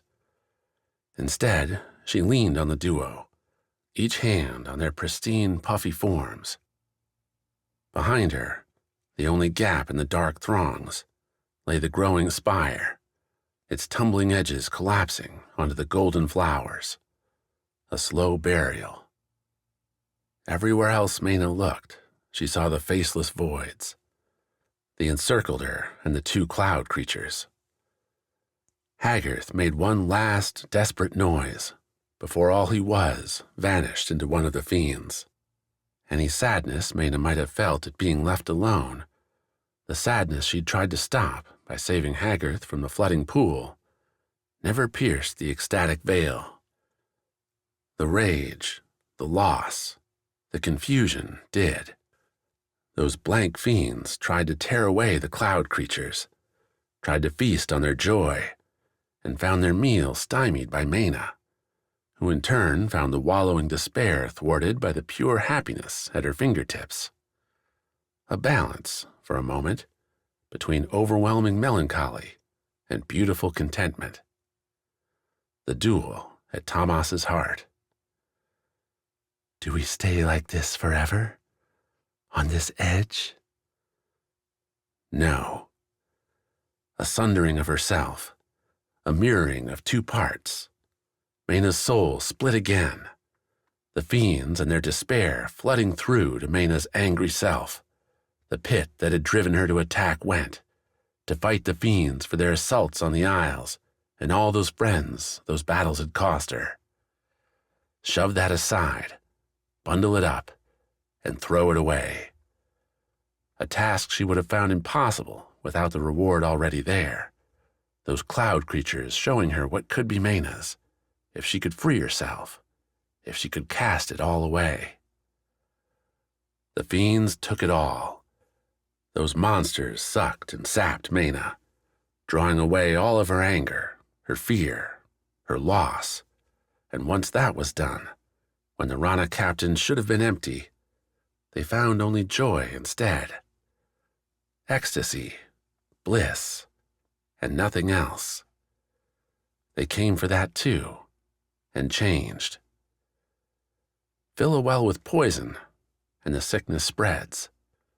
Purify it instead, and the village will return to health. An old, easy saying, and one Mena saw proved true yet again around her. The ghastly creatures changed, their shredded, shapeless forms rounding out, becoming whole, reaching towards Mena, not in hate, not to feed, but to share, to embrace, to become what Tomas must have wanted, must have broken with the god's disappearance and death. Time had little meaning in that place, but when Mena fluttered her eyes open, when her body again became hers, its aches and pains repairing her to reality, the Rana captain saw the clouded creatures drifting through the golden flowers, beneath a burnt sky, happy and clear. And in her mind, there echoed only her thoughts, and her thoughts alone. Chapter 40. Factions. A ferrite's nuzzle was neither soft nor gentle, but Svard found his dead lips grinning at the familiar touch. That those lips could move at all was a testament to the Vis power buzzing about his soul, stringing together a body that would not, could not die. The fall echoed in flashes as Svard lay in a new ditch amid an otherwise pleasant field dotted with trees. Svard suspected they grew fruit of some kind, but as he couldn't move his arms, his legs, his head, he couldn't confirm that suspicion.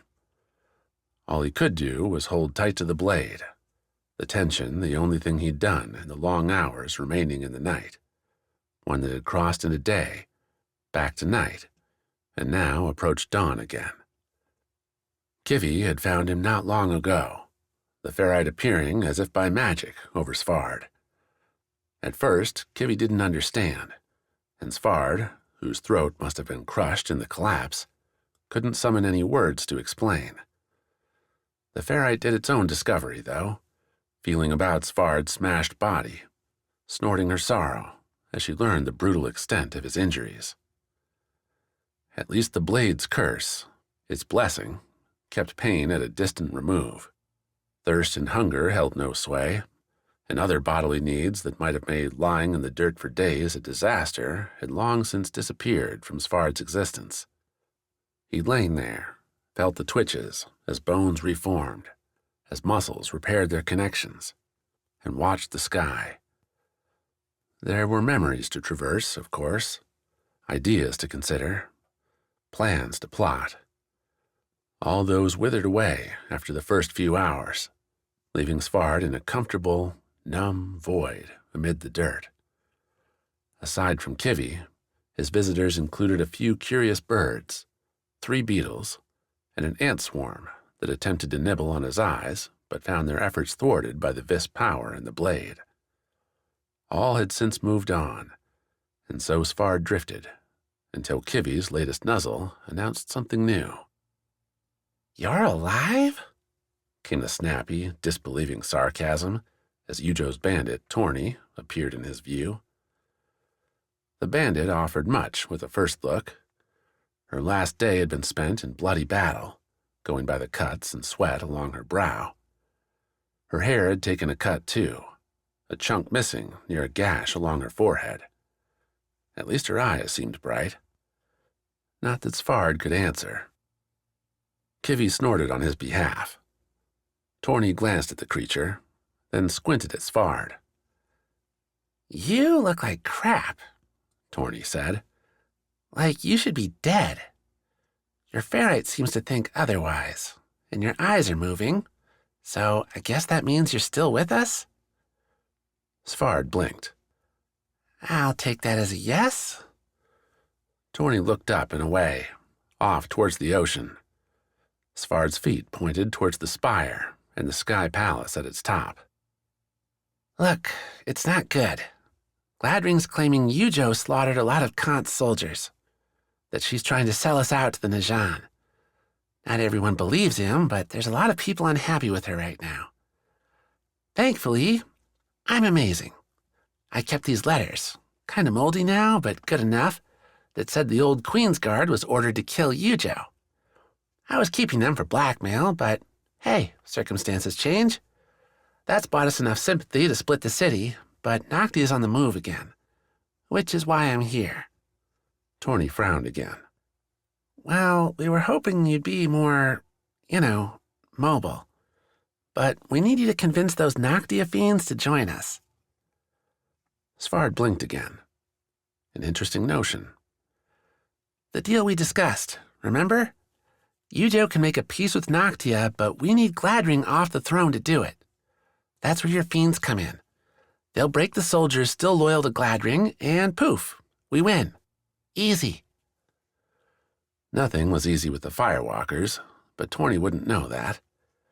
The bandit didn't dwell on that issue long, breaking fast to a tale of their escape from the throne room, on how Eujo used the Kance scar to swing the trio to the level beneath, shattering another window.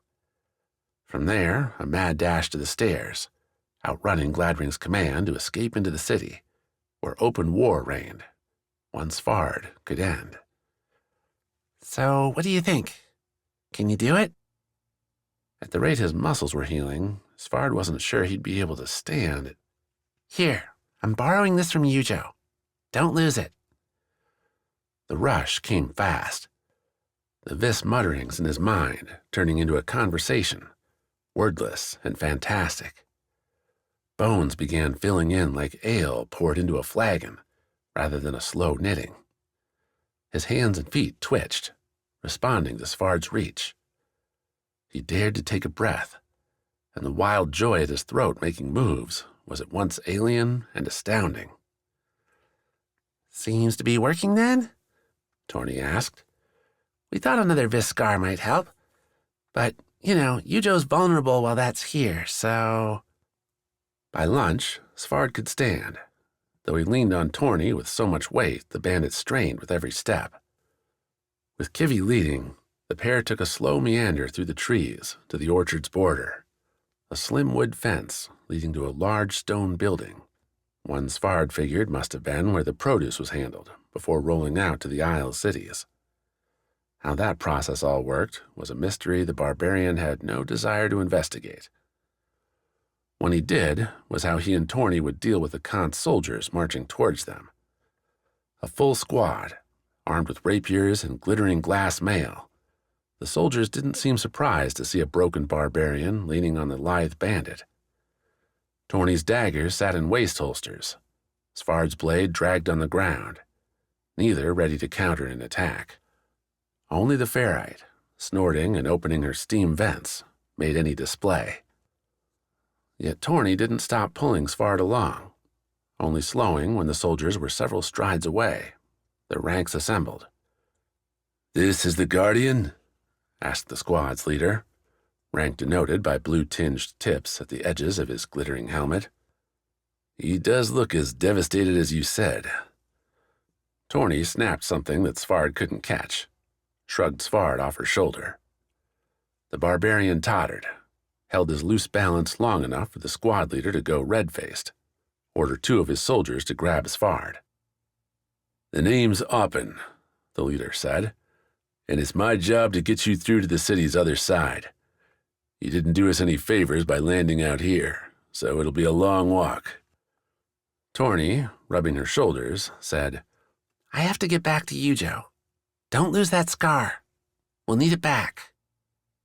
Svard held the stone in his right hand, and he kept holding it as Oppen's squad took the barbarian along side streets and back roads, past sounds of skirmishes, clashing metal, and shouts to surrender, to charge, to slaughter.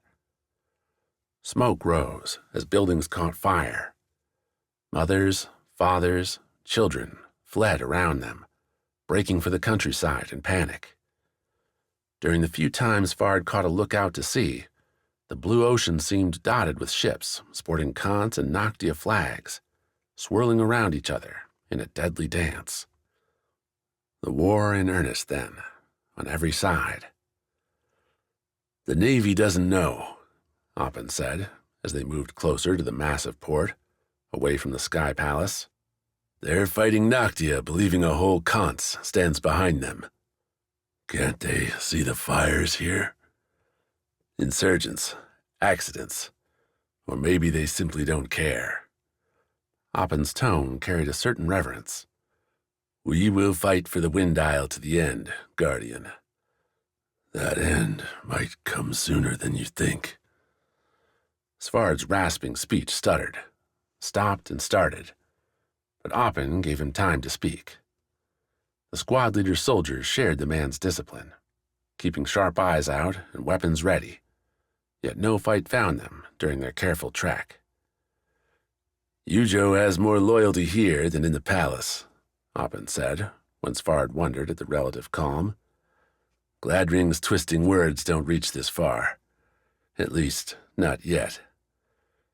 "Then he cannot win. The Queen thinks Gladring waits to bargain with Noctia after Eujo is dead and secure his place as regent." Oppen scowled. "That, to say the least, will not be happening. Not with your help." Night crept in, a burning twilight, as they reached the northern edges of the city. The same overlook where Svard had stood with Olgata and plotted his one-man assault. Then he'd been so certain of his invincible path. Now he could stand on his own, could lift the blade's tip to his knees, could look up and see the first flares as the firewalkers marched their infernos his way. Svard held out his left hand towards Oppen, dropped the vis scar into the man's palm. "Take this back to your queen," Svard said. "If this goes badly, that stone won't save me, but it might still save her."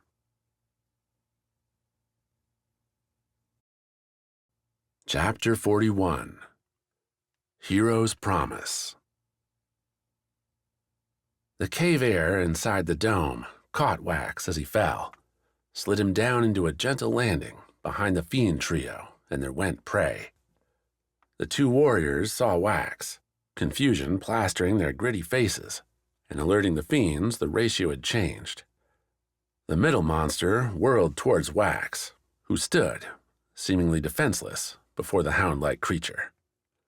Appearances, though, could be deceiving. Wax started to give the Foti scar its freedom, the day's long drop making relaxing his guard an easy move. The Foti scar's simmering hunger didn't jump to fill Wax's command. A different scar, a stranger one, answered instead. Noctia cast out her invisible influence, feeling, to Wax, as if he'd sprouted 3 cold strings from his hands. Those dark lines lanced towards the fiends, encircled their necks, and pulled tight. The monsters, choked off, squirmed and coughed. Wax, stunned, watched, felt a new energy rush back into his body, like sleeping a whole night in perfect rest. His muscle aches disappeared. The pressure behind his eyes after so many hours making precise leaps down the wound faded, and Wax's growling stomach, starved after several days with slim meals, found itself sated. The fiends withered. What little fat the monsters had dwindled, their bones pressing tight against their skin. Eyes thinned, mouths shriveled, teeth blackened and dropped. Instead of snarling, biting, the fiends stopped their struggle to collapse, quiet and dead in seconds. The Noctia scar glimmered a devious satisfaction in Wax's mind, those tendrils fading away and leaving Wax breathing hard, a cool sweat breaking over healthy skin, a sturdy stand. "What in whence name was that?" asked the first warrior, as his partner tested the expired fiends with an axe. "And who are you?" Wax heard the question, but his attention focused inward. Just what had that Noctia scar done? All the other stones sapped Wax's will to power their biggest effects. But here, this. Could Wax siphon all the strength he needed from his enemies? Could he keep on going forever? Like an unstoppable... "Asked you a question, kid," the Went warrior repeated, standing before Wax, his dual-edged battle axe held ready. "Don't know where you came from, and I'm happy to thank you for what you did to those damn monsters, but we're in a brawl here. Need to know what side you're on." Wax grinned. He felt so good. The best in days, since the first sip of wine with Katya. He had 12 scars and their untold power. "I'm the new Aegis, and I'm here to end this war." The war, though, wasn't going all that well. The 2 Went fighters escorted Wax through the place they called Dreamhold, though its streets were torn up in continual fighting. Fiends fought Went warriors, and, when different monsters collided, each other. Buildings that had stood strong days ago were rubble now, with others actively falling apart as Wax and his escorts went past. Stronger quakes continued down here, with Went lines trying to hold around shifting, sliding rock. "It's the damn gates," said Hochi, the Went leader, after Wax introduced himself. "The gods, or maybe just Noctia, left doors open to their old homes, and now we're falling in." Hochi had established a command down a tunnel from Dreamhold, past a particularly nasty gate built of bone. The warlord stood over a massive stone table, surrounded by a frenzy, with arms and armor racing out to fighters and being replaced with the wounded. Hochi himself had fresh blood, albeit blue and gooey, belonging to a fiend, on his leathers, suggesting time spent swinging 2 familiar axes on the front lines. "That pool seemed to keep them in check," Hochi continued, his eyes tracking the table and the figures on it, stone discs showing where Went scouts thought the swirling motes were. "How? I don't know. Noctia's blood, maybe, but it doesn't matter now. That damned blast, whatever it was, scattered everything." Wax just listened. Hochi had taken the Vis's appearance in stride, not breaking the evening briefing to several squad leaders, and not giving Wax a moment to talk. That was just fine, as, despite Wax's confidence, all the crazy nonsense he had seen over the last few hours was bewildering. The wound ended in a pool? One filled with swirling gates that appeared to be portals to the gods' own homes? Demian and her guardian had found this place centuries ago and sought to use it to ward off the fiends, an effort that had gradually failed? Wax would need several ales after all this, that was certain. Those gates are gobbling up everything that falls in them, Hochi continued. It's a chain, and it's letting all the fiends know where their exit lies. They're pouring in, and I'm not sure how to stop them. The Wen took a deep breath, gave a look round the table. Or if we even should, those fiends are fleeing certain death, doing what's natural. It's their world that's dying, not ours, came a voice from across the table, another blood-spattered warrior. Not our fault, and it's not like they're coming in peace, neither. Hochi nodded. True enough, but who knows how many monsters are waiting behind those moats. Thank Went that Renegade's clogged with one of those massive sea beasts, and Kance and Vis have themselves so knotted all their fiends just keep fighting each other. Hochi glanced at Wax. You've not met them yet, but the Firewalkers have Fodi sealed up for the moment. It's just Went that's the problem. For now, huffed the same warrior from before, those gates are spinning all the time. Give them an hour and we might be dealing with something new. Or, came a third, a spindly woman with a map in her hands, one she planted on the table. We might lose this whole network. Nothing's stable anymore, Hochi. You don't want to lose everything? I say we run. The warlord seemed to age a decade at those words, but he nodded, returned his eyes to Wax. So, Aegis, that's the lay. We run, these gates will keep swallowing our rock. They'll keep spitting fiends until they've emptied. Dozens, maybe thousands of those monsters. Right now, Went's fighting the battle all alone. Can you help us? I can do more than help, Wax said, feeling the scars rise up with his words, their confidence boosting his own. Keep me protected, and I can stop all this. Easy. Hochi raised his eyebrows. Either you're the hero we've been looking for, or the dumbest Vis I've ever met. I sure hope you're the former. The warlord looked back across the table. Get him to the most vulnerable spots, and let's see what he can do. No, Wax said. I'm not here to kill fiends. Get me to the gates. Like you said, we can't fight every creature that comes through. The gods left those doors open. I'm going to close them.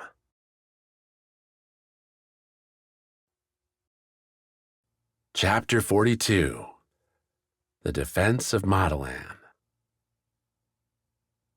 Go back to his earliest memories, sitting on his father's knee near a crackling fire, and Quik would hear hunters talking about their quarries, about days on end trailing Hanako and other beasts to lairs dark and frightening. The tellers of those tales, though, would reach a point where the serious would become smiles. The thrust of a spear or bow shot signaling victory had, at last, arrived. A toast would rise, wood cups serving peach wine to a laughing, happy city. Those hunters never spoke of war, because they had never been in one. This itself had evaded such disasters for as long as Quik knew, because the rest of the Isles wrote Vis off as a curiosity, a trading partner best left to its own quirky devices. Not any longer, and all because the god that made it, whose fallen body, according to legend, made the very dirt in which Quik now squatted, had given his scars the power of life. Ferns and other shrubs disguised Quik's chosen spot, crowded in with other defenders. A few were Mottilan and Kid-Eye hunters, having made it back from raids or in flight from Vis's other overtaken city. They held spears, a couple strung bows. Others numbered too old or too young to join the real ranks, called into action nonetheless to protect those still older, younger, or infirm. They held what tools they could use, from blow darts to grass-clearing blades. Not a one looked as frail as their weapons would suggest, and Quik found courage in their clear eyes, their sturdy frames, thin or wrinkled as they might be. Across the road, one covered with leaf-shrouded pits and muddy troughs meant to make advancing a treacherous task, waited a stone home. Within its walls, and aiming through its square, rough-cut windows, were archers. Lingering behind the building, waiting for Quik's whistle, and ready to dash around in ambush, was Deshiva and several more of the best spear-wielders Vis could call its own. The first line, and just about the only one. A few scattered bands waited lower on the cliff road, and if Deshiva's plan, formed from Quik's suggestion, had its way, the Mottilan forces would strike fast and flee, only to attack again at random intervals all the way down the cliffside. Would that deter the purple and black Najan soldiers marching, nearly there, 8 across and many deep, shields and volges at the ready? No, but it might slow them long enough for Mottilan's evacuation to complete. The Najan marched with too much confidence. Their soldiers joked as they walked, their tight formation belying an easy attitude, an assumption of victory. Quik would prove them wrong, and that proof would begin now. The leftmost Najan passed by, followed by the second rank. Neither bothered looking hard into the leaves, trying to pierce the inked camouflage hiding Quik and his makeshift warriors. The third rank didn't get a chance. Quik whooped. A loud cry carried into the Najan by his charge, woven shoes biting into the dirt and kicking him, his gauntlets forward in an overhead slash. The Najan shields, facing forward, didn't provide protection, did nothing to save the soldier's side, as Quik's metal-tipped claws rent into the seam at the soldier's neck, an uppercut piercing the gap beneath the Najan's shoulder. A stab, a tear, a kick, shoving the wounded, possibly dead Najan into his own allies. The hunter did not attack alone. Darts and arrows buzzed in behind and beside him, many clacking off Najan armor. A few snuck in beneath helmets or into turned faces, though even the misses bought flinches, turned confidence into panic, and gave the 4 hunters charging with Quik time for a parry-free strike. But 5 fighters against 40 wasn't a fight that could be won alone. Quik broke left, swinging those claws to take a turning Najan in the side, angling the strikes to the weakest parts in the armor. Armor Quik himself had worn, studied, in the weeks he'd spent among the Najan in their home. That knowledge paid off, his gauntlets tearing links and finding flesh beneath.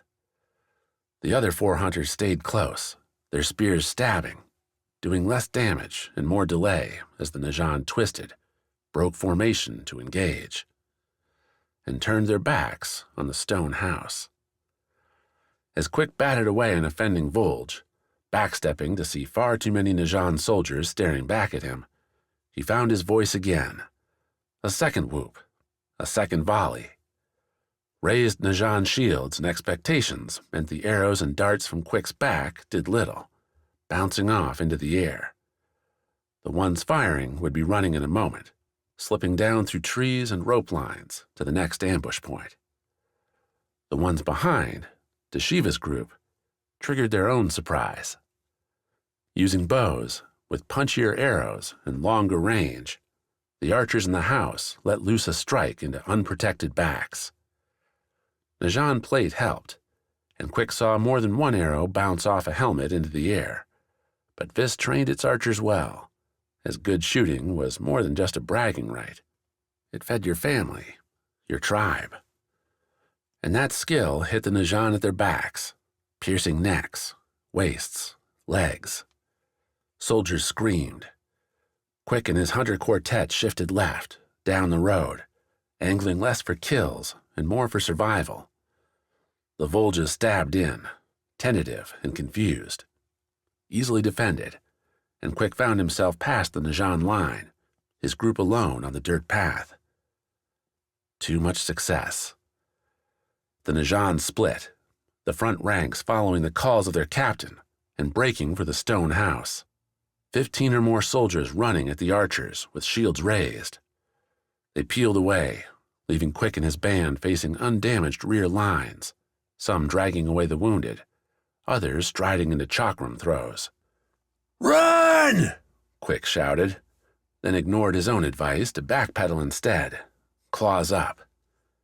Huge razor discs, the chakram, came spinning in arcs. They caught sun as they flew, blinding white lines lancing in at Quik, the hunters. Quik had seen the damage those things could do on Noctia, and lurched to his right, raising the gauntlets to protect his face. One struck, a great throw that sliced through Quik's right gauntlet, biting into his hand beneath and spinning the vis to the ground. As his head hit soft dirt, Quik saw another hunter take a chakram to the back, the man's flight too slow to outrun the weapon. The disc drove him to the ground, the spinning, barbed edge digging deep. The hunter twitched once, lay still. Another soul to avenge. Quik pushed away the burn on his hand, used his left gauntlet to yank the chakram free, the disc and the blood following it marking the path where Quik found his footing, broke in a run as the Najan switched to their follow-up, crossbows. On an open plain, the chakrams would break the defense with their weight and angle, shattering shields and turning the enemy. Crossbows and quarrels would follow, softening what remained for the last step, a Volge charge. A simple strategy, rarely questioned for a force who fought only bandits and occasional warlords with too much confidence and not enough smarts. Quik didn't know whether he had those smarts, but he'd seen enough of the Najan technique to know a slope put those crossbows out of business. The quarrels couldn't curve so well as normal arrows, so he and the 3 surviving hunters escaped those darted deaths by dashing down the cliffside road, dancing around covered pits, and hoping the Najan would follow in victorious rage. To his right, Quik saw the city's slope all the way down to the piers, the docked fishing boats and few cargo vessels. How lucky this was Mottilan, with ocean-going transport, and not Kidai, with their curled leaves made for fishing and little else. Escape was possible, though the cargo, the people winding down that dock, made it clear more time was needed. Time Quik and Shiva would do their best to provide. The battle for Mottilan had begun.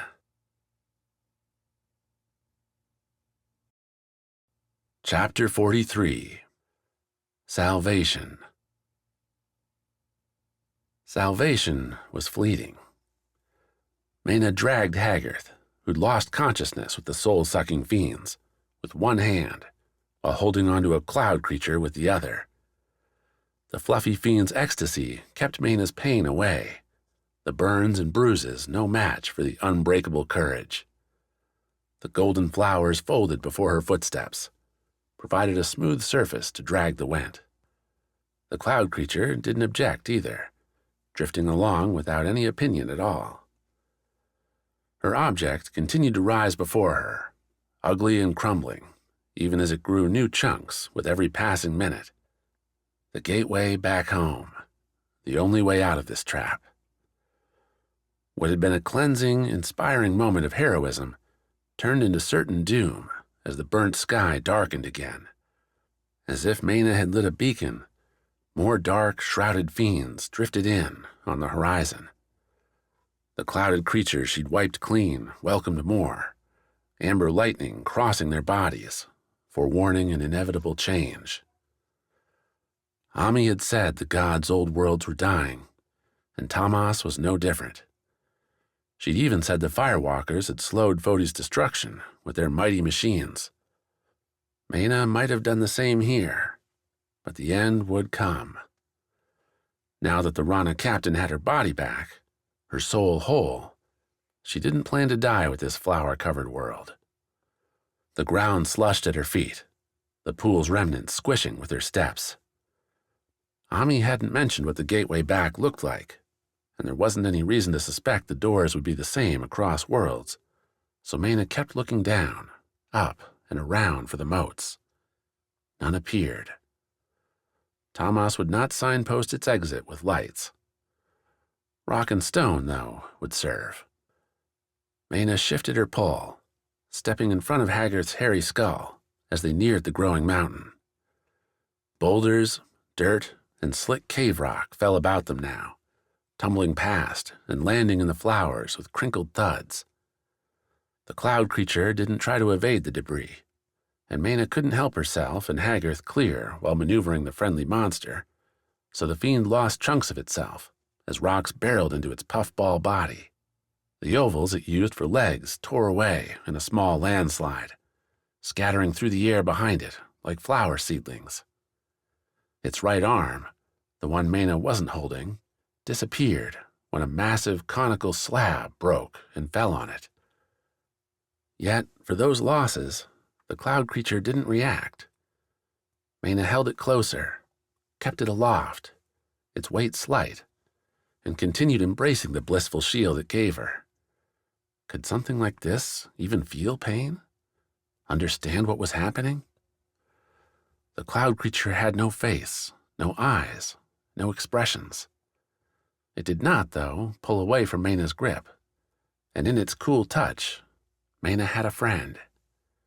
She needed one, too, because now that they'd reached the crumbling mountain's edge, Maina realized where the gate lay.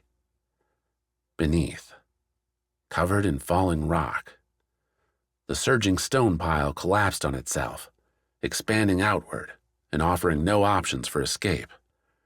At least, none that Maina could see from where she stood, sidestepping falling stones and doing her best to keep Haggard from suffering a smashing fate.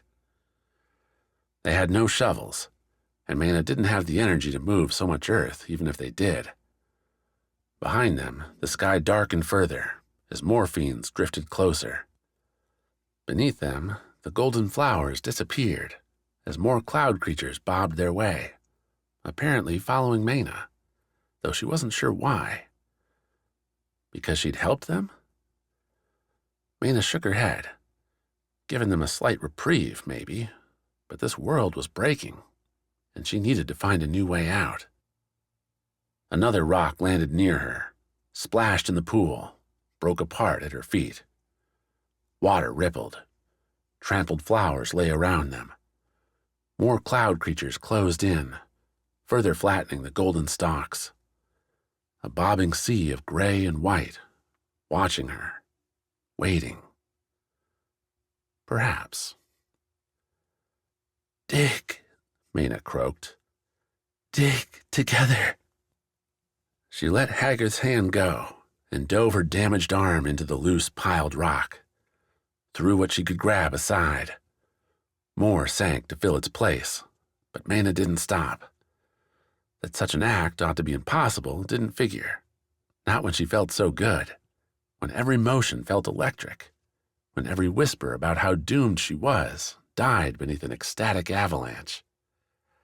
That same confidence kept Maina digging as the cloud creatures surrounded her, their bulbous limbs scooping rubble out one swipe at a time. Every smooth swing moved small amounts, but the friendly fiends made up for their light weight with numbers.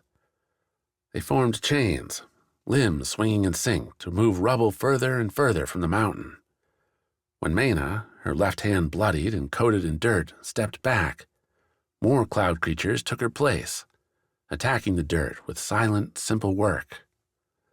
Still holding the damaged cloud in her right hand, Maina sat next to Haggard, watched as the cloud creatures broke away the mountain.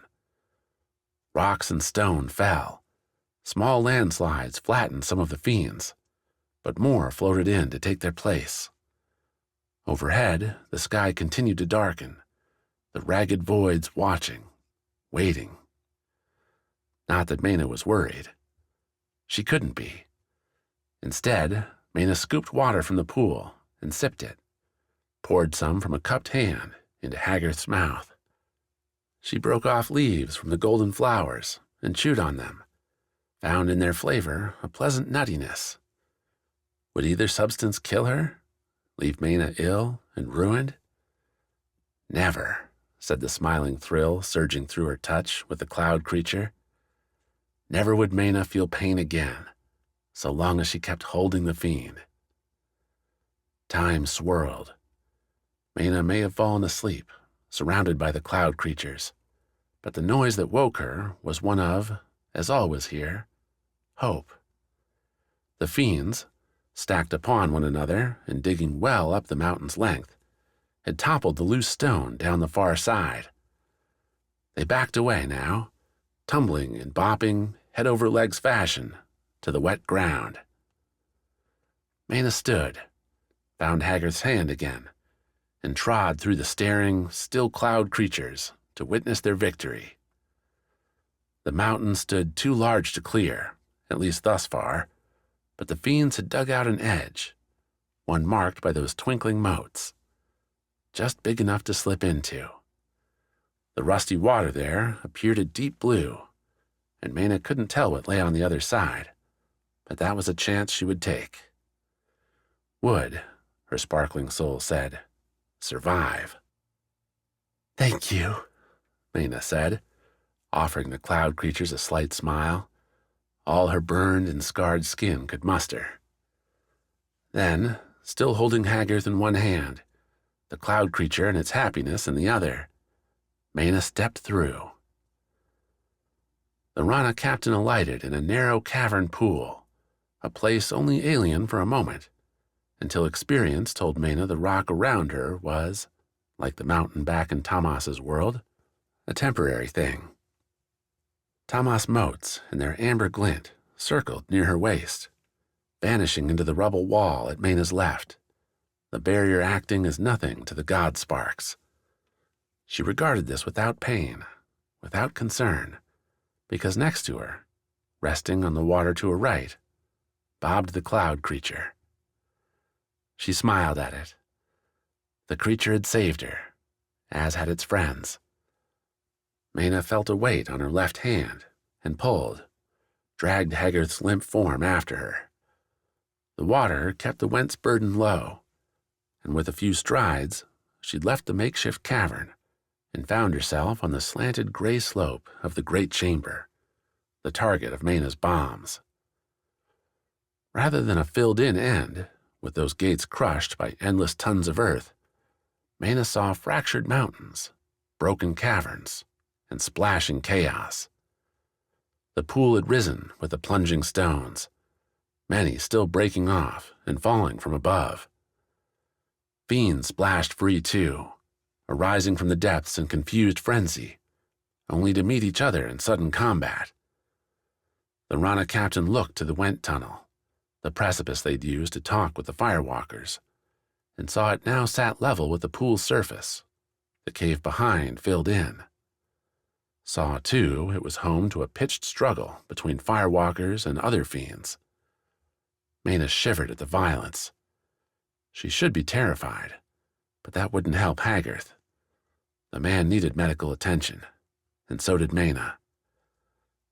Another gap in the rock lingered ahead and to her left. She might have missed it, except for an odd fiend collection, one with long legs and narrow beaks darting through the hole. An option when no others existed. She took a few steps, felt new ripples strike her legs with gentle laps, and turned around. What she saw made Maina's stretched smile grow. Her new friends were coming, and the happiness they'd bring with them. Well, the Went looked like they could use it. Chapter 44. War Council. The walking inferno behind her matched Ami's hair, if not her face. Svard had to imagine his friend and fellow guardian felt the same way, walking down the middle of an abandoned road towards him. Scourged by more than age, that they both still lived was a repeated miracle. Literally so, in Svard's case, and that bond brought them together in an embrace spent by Svard's blade and the golden mask covering Ami's cheek. The firewalkers kept their respectful distance. Over Ami's shoulder, Svard saw a new shading, pieces of Kance roofs lifted aloft by makeshift poles. The day didn't threaten rain, but if a few stray drops could cause permanent damage, Svard might keep cover up at all times too. Like our new tools? Ami asked, stepping back with a tired smile. Our Went friends devised them fast, but it took a few days to build. Not to mention convince these guys. But it worked. I think they realize they still need a home here, on the Isles. It's a powerful motivator. Almost as good as a blade to your back. Ami followed Svard's look to the black sword. You're still holding it, but I get the feeling you're not handing us the city? Svard shook his head. Kance has more problems than the Noctia. Gladring holds the Sky Palace. The barbarian laughed when Ami's eyes went wide. Laughed again when he told Ami about his deal with Eujo. You're striking bargains with a queen barely old enough to hold her ale, Ami said. Vassal won't be happy. The circle can suck a Volge for all I care, Svard rumbled back. She's smart, and doesn't have any of those bastards' mindless ambition. We get Gladring out. She'll do her part. So we march the Firewalkers to the Sky Palace? Let him scare Gladring away? Svard again looked past Ami to those standing infernal ranks. What would be left of the city if those monsters walked through? I wouldn't be queen much longer, that's what, Eujo said that night, near the harbor. Svard and Ami had decided to venture back alone, the Firewalkers finding shelter in nearby caves, old sky diamond mines long abandoned. Who's going to follow a queen that let their home burn down? I would, said the newcomer to the party, a Kance assassin, Livier, who could barely stand. The man leaned on a pole, one lofting a lantern string above tables set out for happier times. One's dusted over as the restaurant they belonged to remained shuttered. I would follow you, and I would advise you, and I would hope that, together, we could salvage our home after the fires had gone. The evening had turned silky, a fine mist seeping in and confirming Ami's decision to keep the Firewalkers hidden away north of the city. Svard had pushed her that way, a delay to Vassal's war to buy Eujo's partnership. A sop, perhaps, to a friendlier notion of the Isles than one built on conquest and scar power. One Svard could afford to make, as immortal beings could. Livier was not so immortal, and had, so Eujo explained, sustained terrible wounds keeping the queen out of Najan hands at sea. The same ocean raid that had slipped Wax away and damaged the queen's ship bad enough to force her to Kance. While she could flee on some other vessel, a scurrying rat in the night, Eujo's fates seemed locked to her isle. Livier, now clutching Eujo's vis scar and explaining why it had not been easy to part with the thing, kept his free hand near a rapier, despite looking so frail the lightest clash would send him to the other side. A nice sentiment, and not one that's going to save your people's lives, Ami said, leaning back in the sturdy metal chair. The whole patio looked built for both the outdoors and the beatings drunken sailors could deliver on anything in their immediate reach.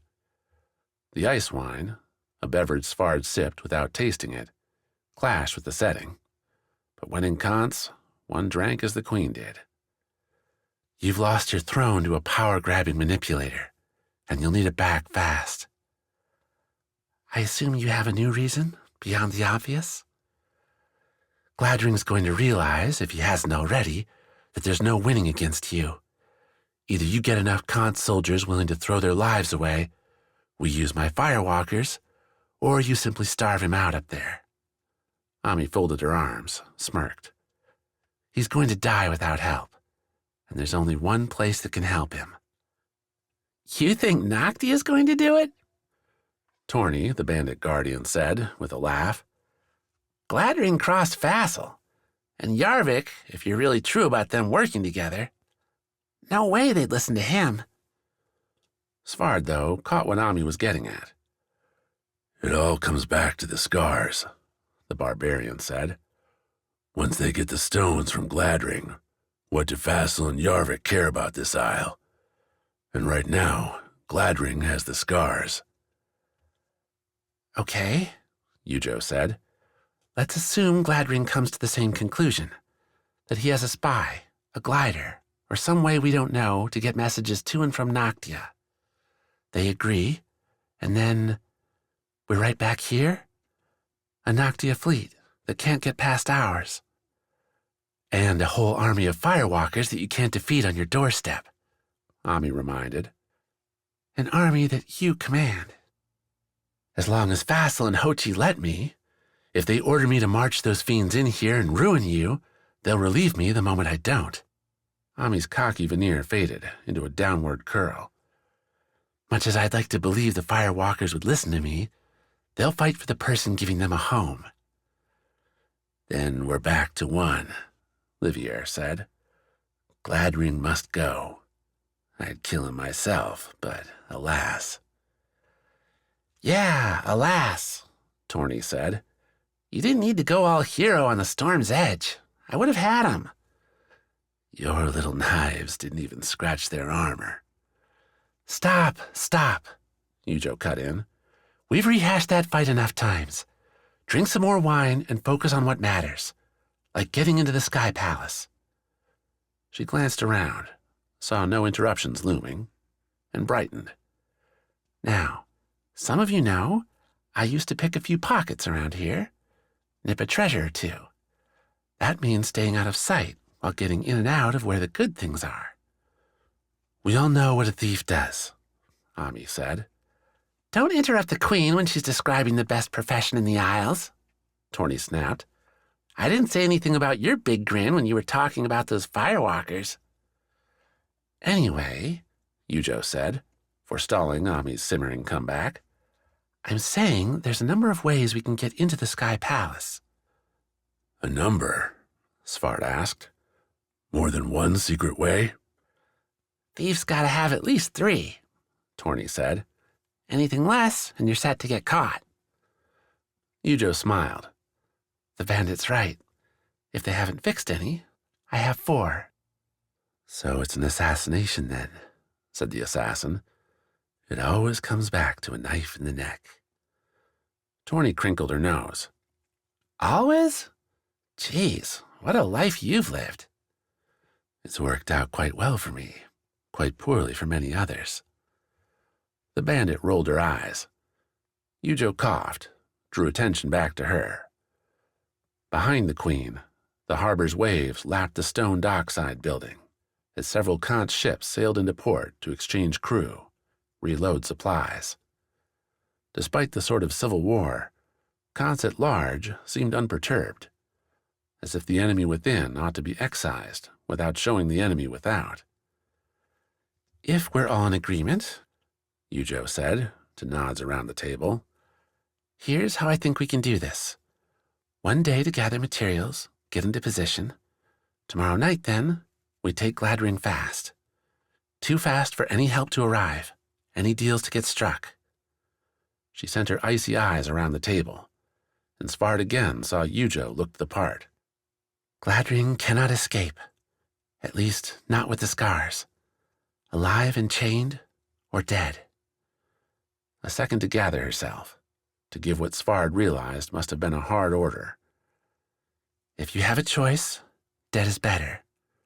We know what this man can do, and I won't take any chances. Svart offered to simply walk up the central stair, plotting with Kivi behind him, and slaughtering all comers to draw Gladring into the open. Eujo refused that offer, on the grounds that the ones Svart would be slaughtering were all her soldiers, albeit ones twisted by Gladring's Tamas scars. Dealing with the stones, though, was Svart's main job, and why he'd made his way the following morning, early, to the Sky Palace's southern end, not far from the field he'd smashed into. Kance, the wind isle, had heat geysers scattered about, and with a proper glider, one could use those geysers to catch quite a drift. Svart, with Ami alongside him, would be flying into Gladring's teeth. Together, the two guardians would take as much of Gladring's focus as they could, draining his energy, and... "Don't worry, Svart," Ami said as she strapped him into his shielded glider. the clumsy contraption heavy as they stood amid cut grass near a wide, frothing blowhole. Sulfur smell suffused the air, and several lanky pilots watched their efforts, calling out suggestions here and there. Gladring tries to make you jump out a window again? I'll slap your senses right back. I think you might do that anyway. It has been a while since I've hit something. Ami, clinching the last cinch into place, patted the blade at her waist, one that'd find its way to her glider's storage compartment in a minute. Thankfully, where we're going, I imagine there'll be no shortage of blood to spill.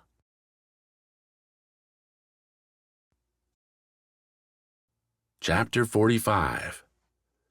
Monsters and Dead Men. The hero's bravado stayed with Wax, while Hochi gathered an escort. While the Vis had no real idea of what he'd do, Katya suggested letting the scars work together, so that was his plan for now. The clearest path lay to the crumbling pool chamber, where all those god gates spun. See them.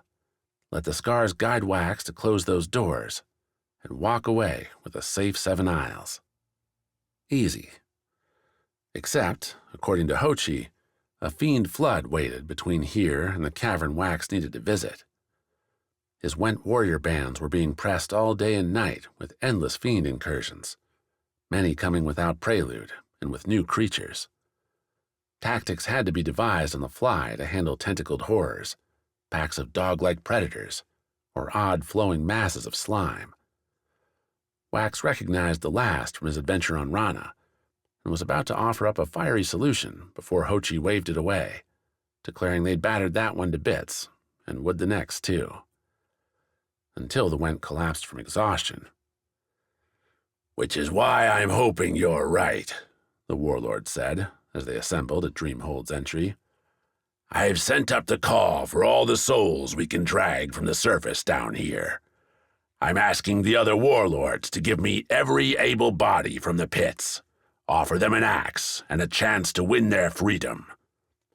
The man nodded ahead down the broad streets, flush now with military trains hauling arms in and wounded, or worse, warriors out. If this keeps up, I don't think we'll last long enough for them to arrive. They keep coming? Wax asked, as the last of their escorts, a pair carrying bandages and ointments to go with their crossbows and iron cudgels. You'd think the fiends would run out. Hochi held up a finger, and the march started forward, through those bone gates. Fighters and fixers not in their 30-strong band flowed around them, ducking into stone alleys or inside homes decorated with Went war paints. Some raised axes and swords in salutes. Most kept their eyes down, limping with injury or exhaustion. The fight's 3rd straight day, unending and uninterrupted, was taking its toll. I think they're being funneled, Hochi said. If those worlds are dying, a phrase I never thought I'd say until I came down here, where nothing makes any damn sense, then those monsters are running from certain death. There might be 1,000 fiends in every one of those places, maybe 10,000, 1,000,000, all coming right towards us. A few firewalkers, fiends without mindless destruction as their default mode, might fit on an aisle. Millions wouldn't. Even as Wax's Vis heritage, his childhood growing up in harmony with the Hanoko, the jungle creatures, the life provided by his isle and the respect it earned in turn, pushed the Vis to look for ways to spare the life. He couldn't find an easy answer. Every map, every distant voyage from the Isles found only endless sea, until, starving and fearing death amid gray waters, the explorers had turned back. The last big expedition had been decades ago, according to the Vis elders, who used those impossible missions as proof that the Isles must be cared for. There was no other place to go, for human or fiend. The air swapped forged metal for a different tang, blood-salty sweat. Howls, both of battle cries and mortal wounds, echoed off abandoned buildings. Wax noticed corpses, ones long rotted and barely more than bones, piled up along the street sides. Some had fresh additions now, losses to the fiends without time to move for a burial or funeral burning. Traffic thinned as they passed aid stations, fortifications under hurried construction, as engineers piled bricks, overturned carts, and anything else they could grab to hem the streets into choke points. For all his dire talk, Hochi was making plans to hold the city, delay fiends long enough to... "You could just run," Wax said as they neared the front line. "The dark below is huge. Let the fiends fight one another down here, and we clean up what makes it to the surface." The warlord grunted. "That's what we've been doing for centuries, Wax. The Aegis burns them out. We chop the few who squeeze through. Except that's not doing so well anymore, right? With all these fiends, we'll be aging out Aegises every couple weeks. Not going to work." Wax didn't argue. The warlord's blunt assessment, after several more, knocking Wax's confidence a notch. For all the scars buzzing in his head, this here was a real war. Just as dangerous as the attacks on Went, Fodi, and in the seas around Kance, but without his survival as the only goal. Wax was supposed to fight for something bigger, be bolder and braver, but maybe this was larger than he was meant for. Ahead, the Went line loomed. Axes and crossbows, bent helms and battered mail. Furs and ferocity as fighters traded spots with one another, resting and rejoining the line.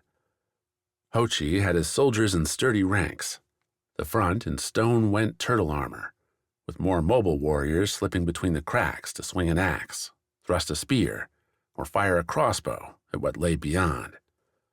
The death crossed an avenue, a tight one between several blood-spattered buildings.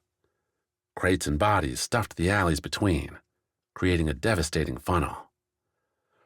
"A wave of dogs now," cracked one commander, as Hochi slowed their force a few strides behind the line. "They're easy enough. Their bodies will buy us a breather, too." "Why's that?" Hochi asked. "Because the next fiends will eat them, that's why. Take their lunch before taking it to us. Then the wave after that'll attack the chewing fiends. It's a good turn when we see those damn dogs." Hochi glanced at Wax. "And that's our opportunity. Once these are down, we push forward. Buy our troops a break and get you a close-up." The Went commander followed Hochi's look, raised an eyebrow at Wax, only for Hochi to explain. "This kid's our next great hope. He'll either save us all or prove we can't stay down here." The commander nodded. "So long as you do one or the other, boy, I'll be happy. Just be quick about it." "That's the idea," Hochi said, then whistled, the fiend fray dying down. "We head on now. Fight smart. You have allies, so use them. We work as one, we'll make it back alive." What Hochi didn't say, what Wax didn't try to add, was whether their mission would be worth any damn thing. The turtle ranks split with a sigh, the soldiers wearing that heavy armor relieved to find a gap finally given to them. Wax, walking behind Hochi and several Went warriors in heavy leathers, the stone outfits would be too slow for an incursion like this, saw what lay beyond and felt his stomach heave.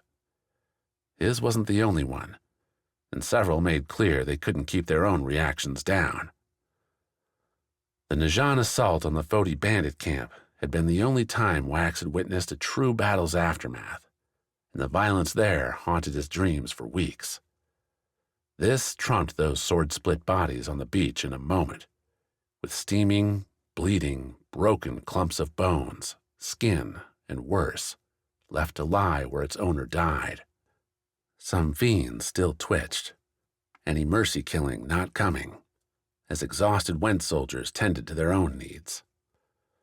Hochi's crew offered those monsters no solace either, with the front six hacking, shoving aside any fiend body too large to step around. For the first few strides beyond the went line, the hordes continued, before dwindling fast to bloodstains and splattered memories. The why was clear enough, as Hochi's team found their first fiends feeding on the last remnants of earlier monsters. Smaller dog-like creatures, with reddish manes and golden eyes. The creatures glanced up from their crimson feast as Hochi's line approached. They turned to run, only for Wax to hear crossbows fire from either side. Quarrels lanced out, drove the fiends to the ground, and Hochi's warriors split off to finish the job before either fiend could find its feet again. They were running. Why? Wax asked, Hochi not stopping the march. Those dealing the killing blow yanked the quarrels free, hustled back into position. The wet ammo returned to the archers. Because a fiend might disappear one minute and attack from the shadows the next, Hochi replied. This is not a mercy mission, Wax. This is a death march, and everything we see will earn an axe or a quarrel. The warlord, without stopping, sent a sharp look back at the Vis. And when we reach the chamber, I hope you'll put the final knife in their hearts. For all our sakes, Wax.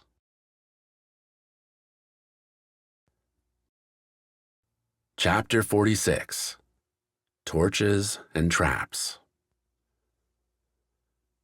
Quik rolled into the third break, dirt snarling into the cuts on his left side. That bulge had left its mark, even as its owner had lost his life.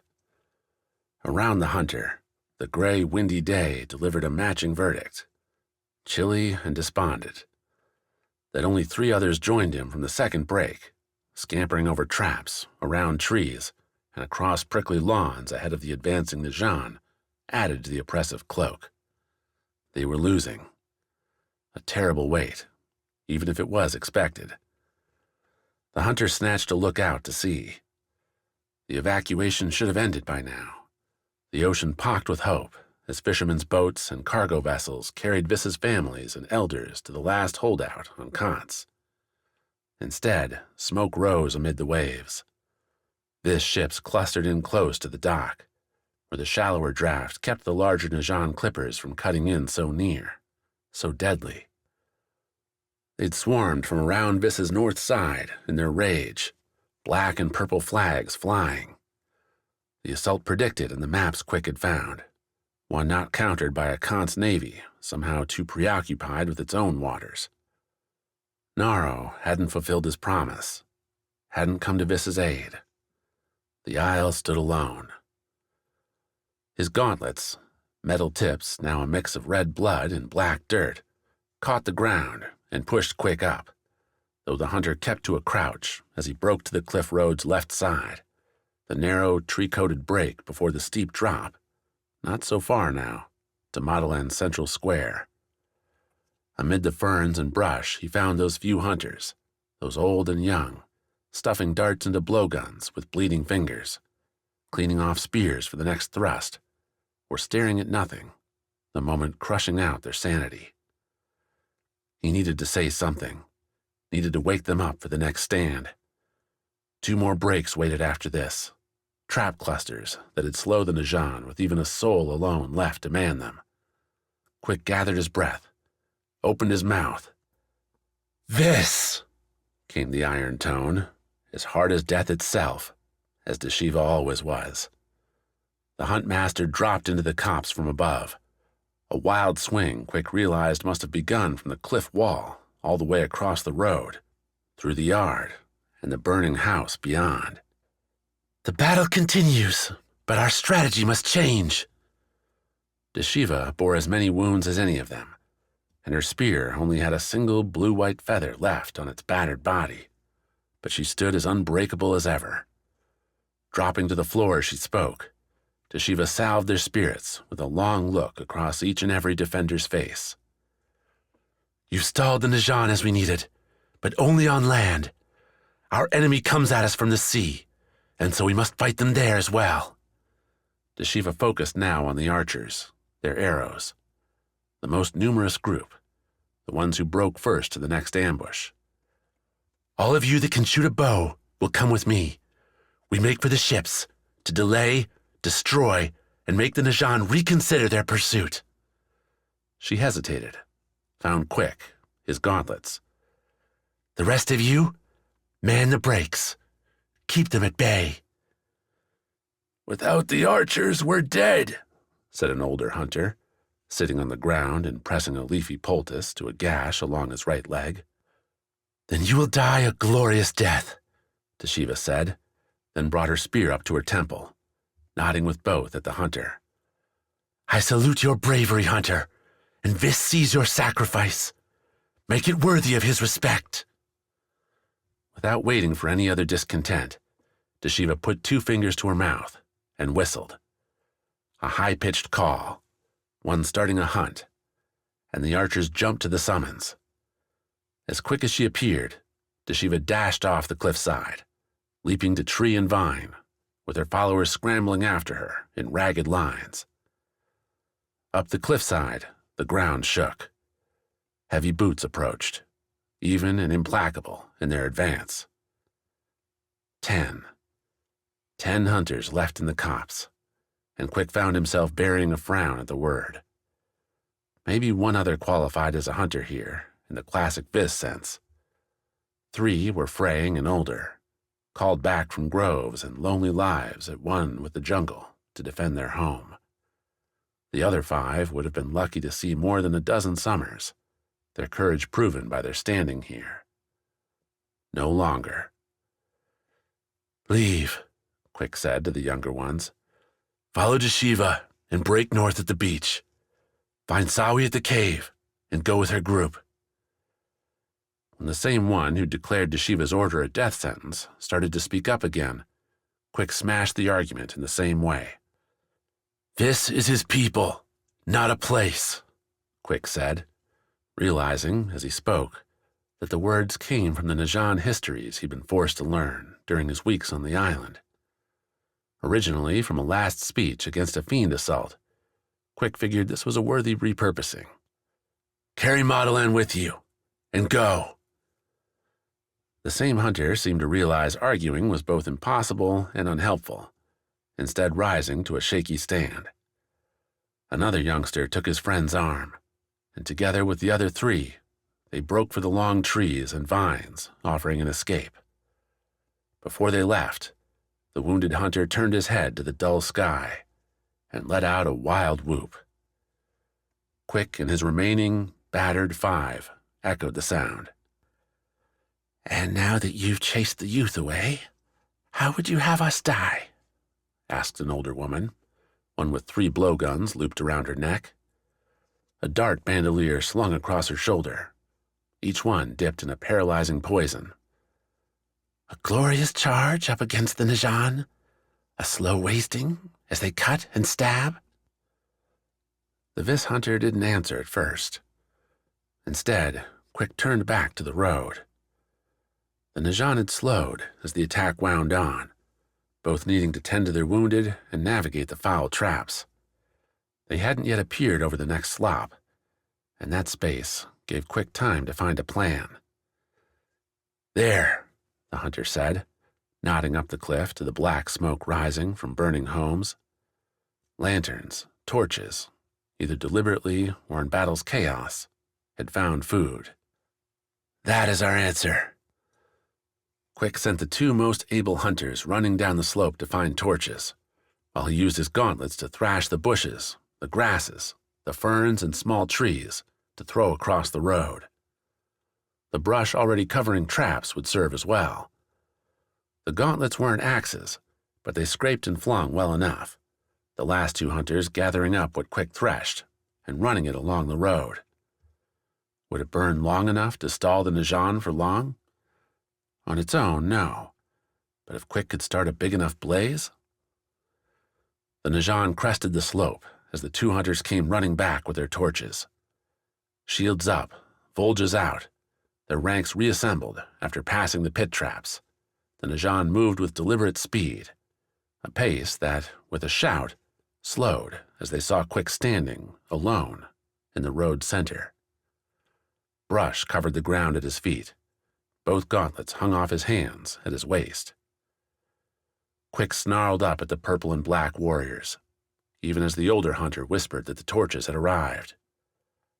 Now came the show. "For Mottilan! For this!" Quik roared, raising his gauntlets in a two-clawed call to the sky. As he did, the hunters threw both torches, the flames whirling in the afternoon breeze. They landed near Quik's feet and found a friendly home.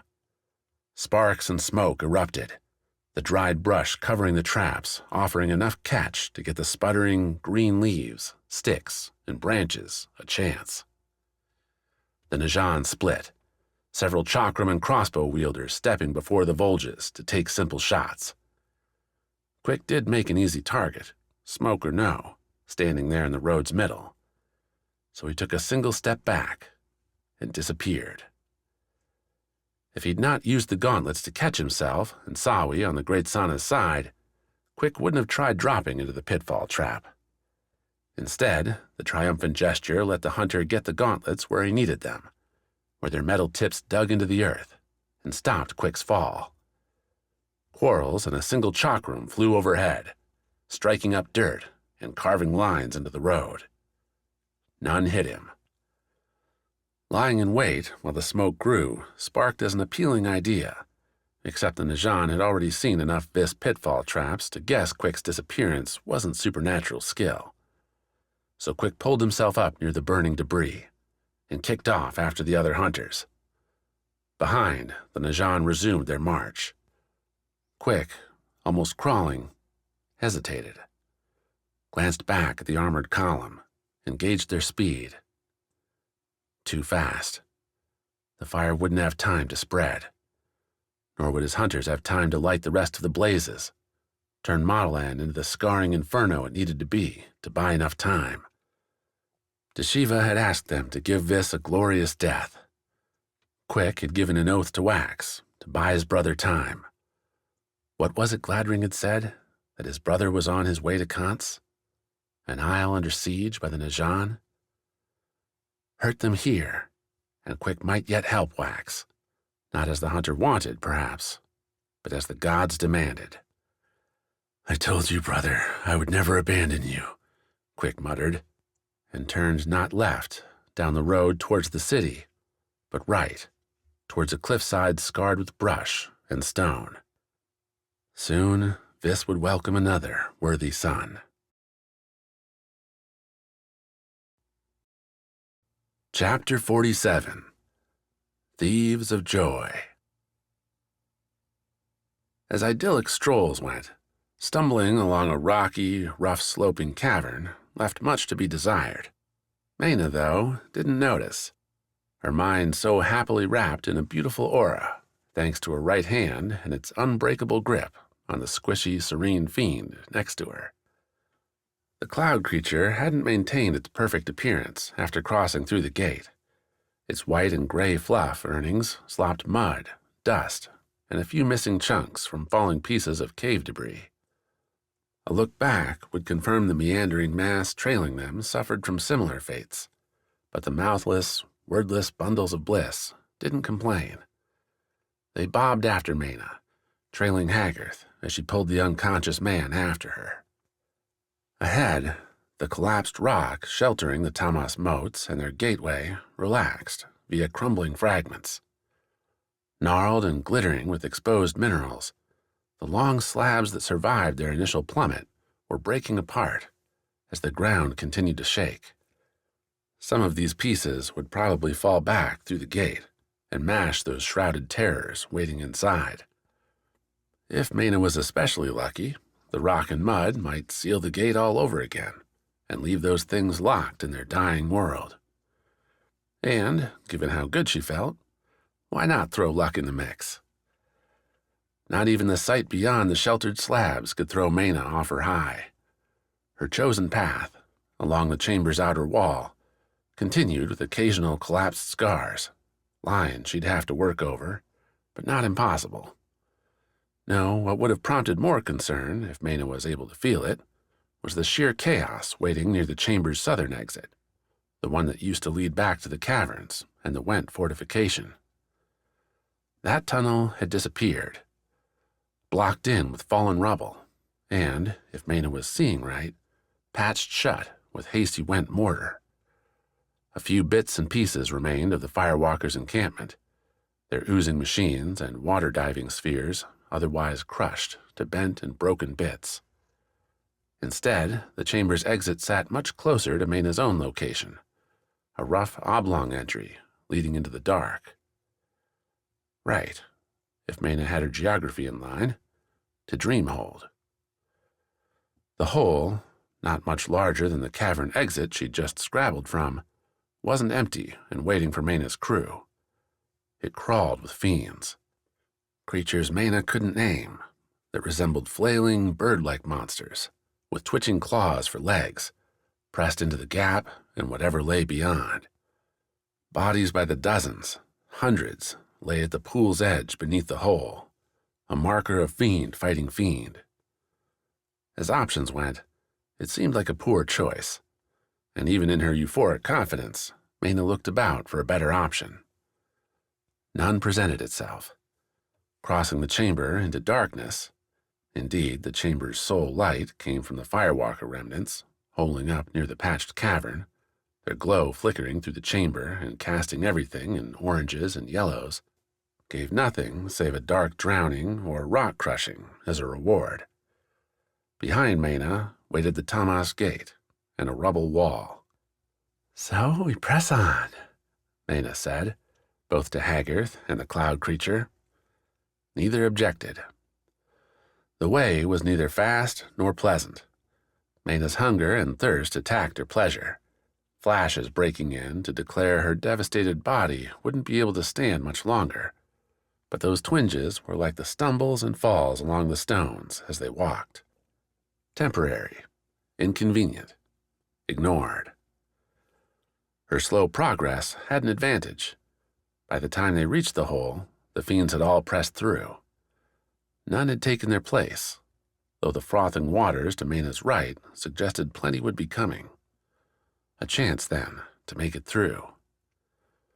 What Dreamhold, Hochi, and anyone else would do when Mena walked in at the head of a fiend armada, one beautiful and bringing happiness with every touch, was a problem the Rana captain decided not to worry about.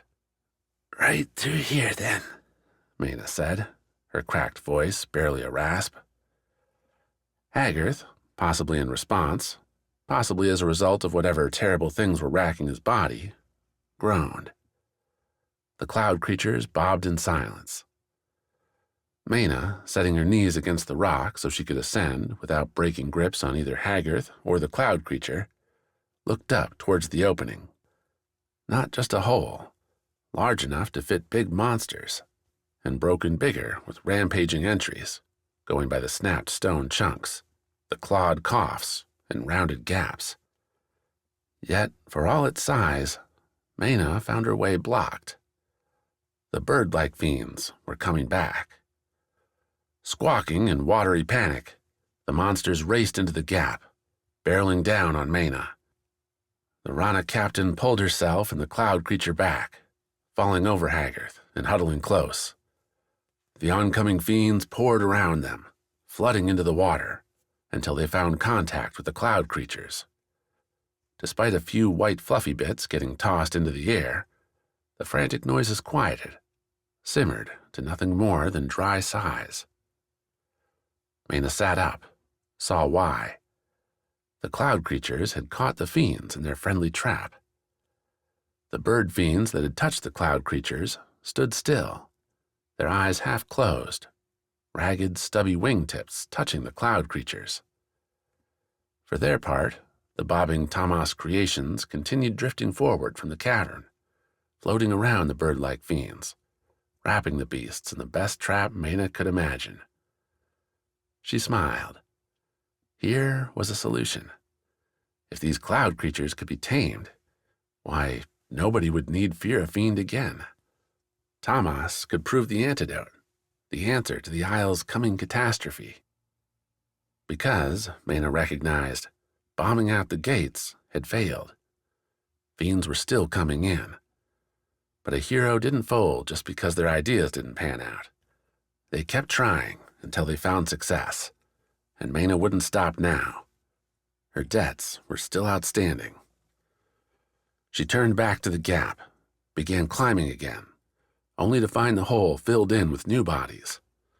Not fiends this time, not unfamiliar limbs or slobbering fanged mouths. Instead, Mena looked up into a bearded, bloody, angry visage she knew well. "Rana," Hochi breathed, his axes drawn, eyes narrowed. "Of all the people I would expect to find down here, why am I not surprised it's you?" Mena flickered a smile, started to reply, when a warrior near Hochi cursed, pointed a blade behind her. The Rana captain, letting Haggard's hand go, turned and saw Thomas's other side. Those soul-sucking dark spirits flowed from the collapsed side cavern, scooping up the cloud creatures, the bird-like fiends, as they went. A grim wave sweeping their way. This time, the flash breaking Mena's bliss lingered, had heat. She gulped, looked back to Hochi. "Rockbiter, we have to run."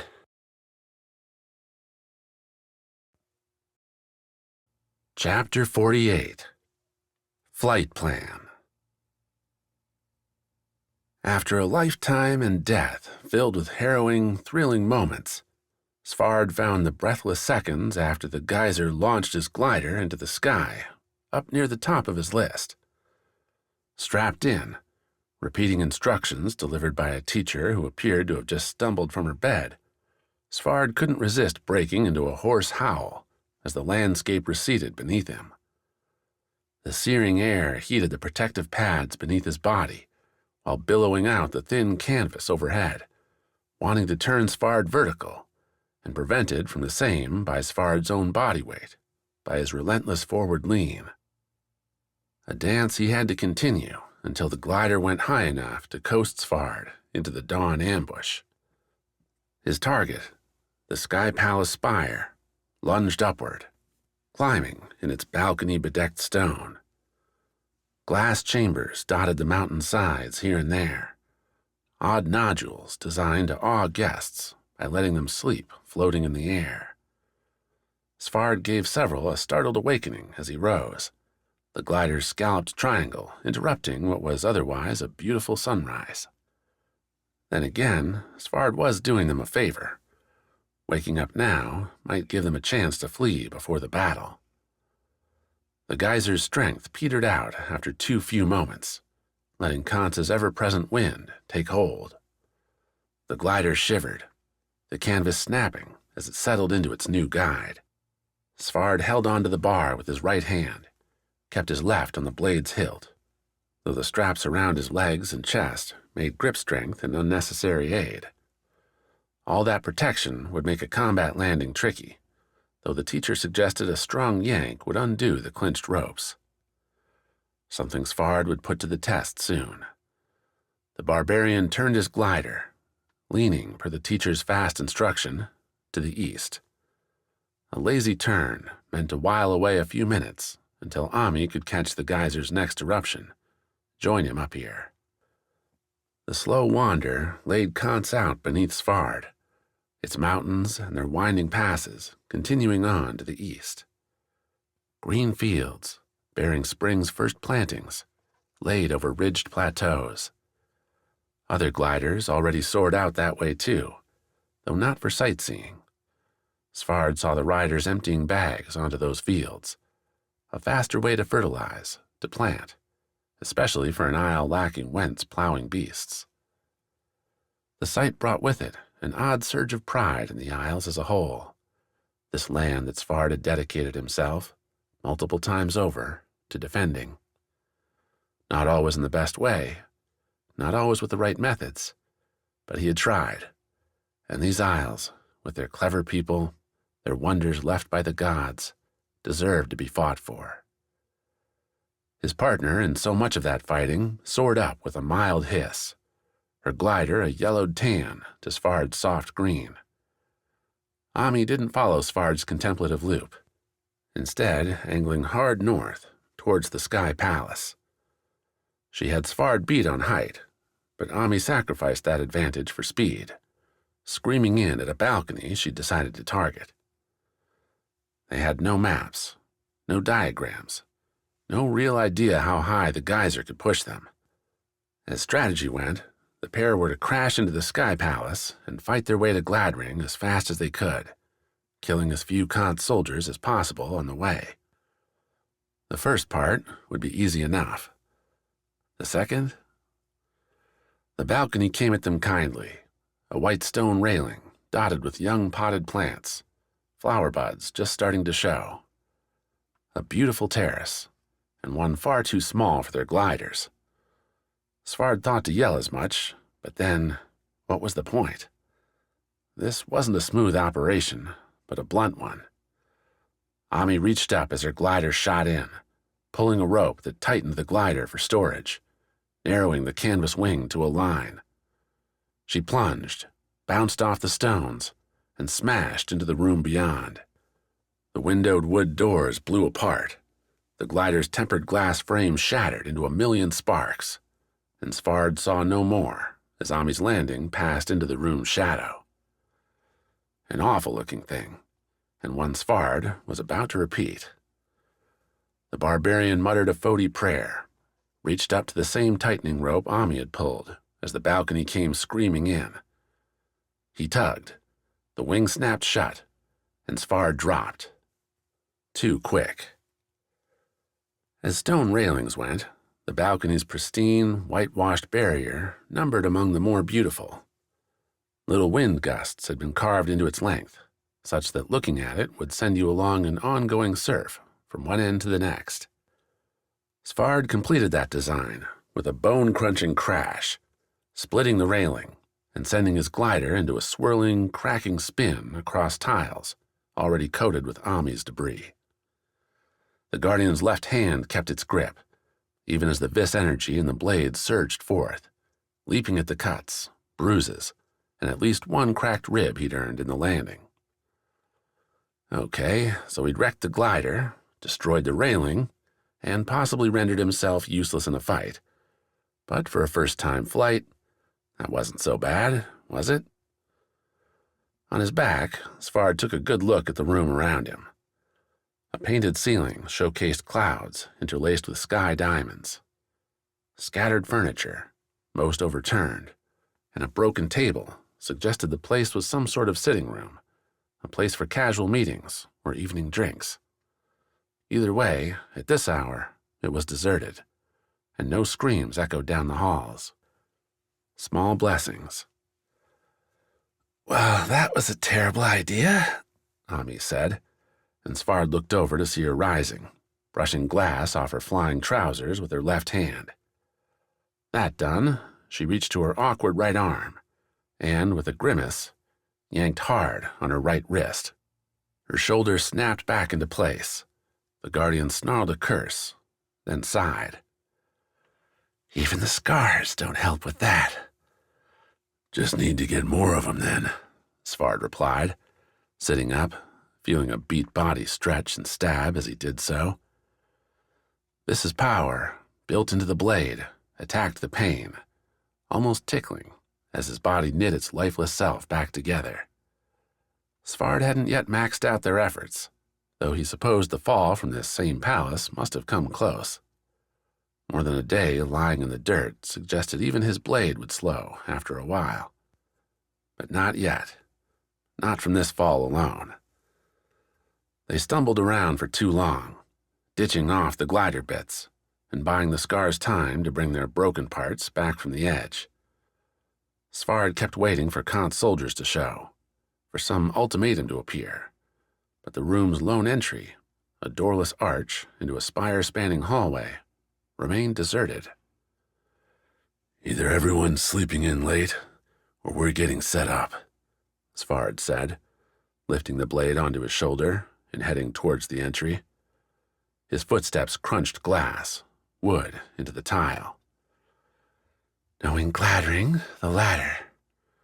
Ami's cuts, unlike Svard's, still glistened with drying blood. She stood as tall as he did, though, with a large went blade in both hands. I was hoping they'd attack by now, give us a path to follow. We'll carve our own, then. Just like the old days, right, Svard? Svard grinned, started off. Remember what happened when anything got in our way back then? We cut him in half. That habit found its first target as they rounded the arch into the hallway proper. Decked with paintings and mantels stuffed with glassy treasures, the Sky Palace caught sunlight coming through the terraces and cast it everywhere, rainbow prisms flickering. To the left, the hallway ended fast at the curving spire's edge, another terrace giving a view towards the Kance harbor and the ships beyond. To the right, the smoothed stone tiles continued to the elevators at the spire center. Waiting there was a greeting. The man stood, coated in glossy Kance armor, a rapier in each hand, the weapon hilts as gold as anything Svard had ever seen. A face guard swept across his helm, leaving only the soldier's eyes visible. He waited as Svard and Ami approached, making no sound. Who are you, then? Ami asked as they came within a few strides. The soldier said nothing, watched. Not the talkative type? Ami asked again, sliding her legs out into a proper stance. Then let me tell you right now that standing where you're standing is a fast way to Noctia. You're not going to win this one, so how about you turn around, scamper down those stairs with those pretty swords of yours, and let us go. Again, no reply. Either Gladdring's found some loyal mutes, Svard said, or he's used the scars to crush this one's mind. Ami clicked her tongue. Is my friend right? You have nothing left up there? Silence. Think he's made his choice, Ami. Think he has. Svard took 2 steps to the right. Ami matched him to the left. The soldier and his rapiers stayed still between them. The 2 guardians shared a glance, a nod. The path to Gladdring would be paved in blood. Best get to it.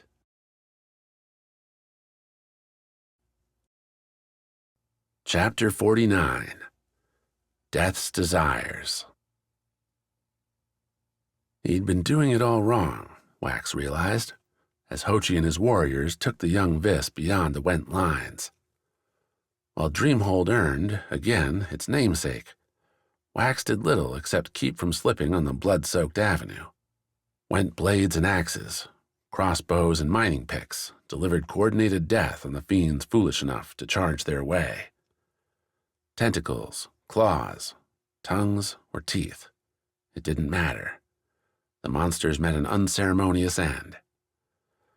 Yet Wax didn't see victorious smiles on the faces around him, the ranks rotating to put fresh arms and legs in front after every skirmish. Songs didn't rise. Jokes made no appearance. If Torny had been laying waste like this, she'd have been cracking insults every minute. Bliss would have been signing her staff's kill count. Even Eujo might have put up a grin.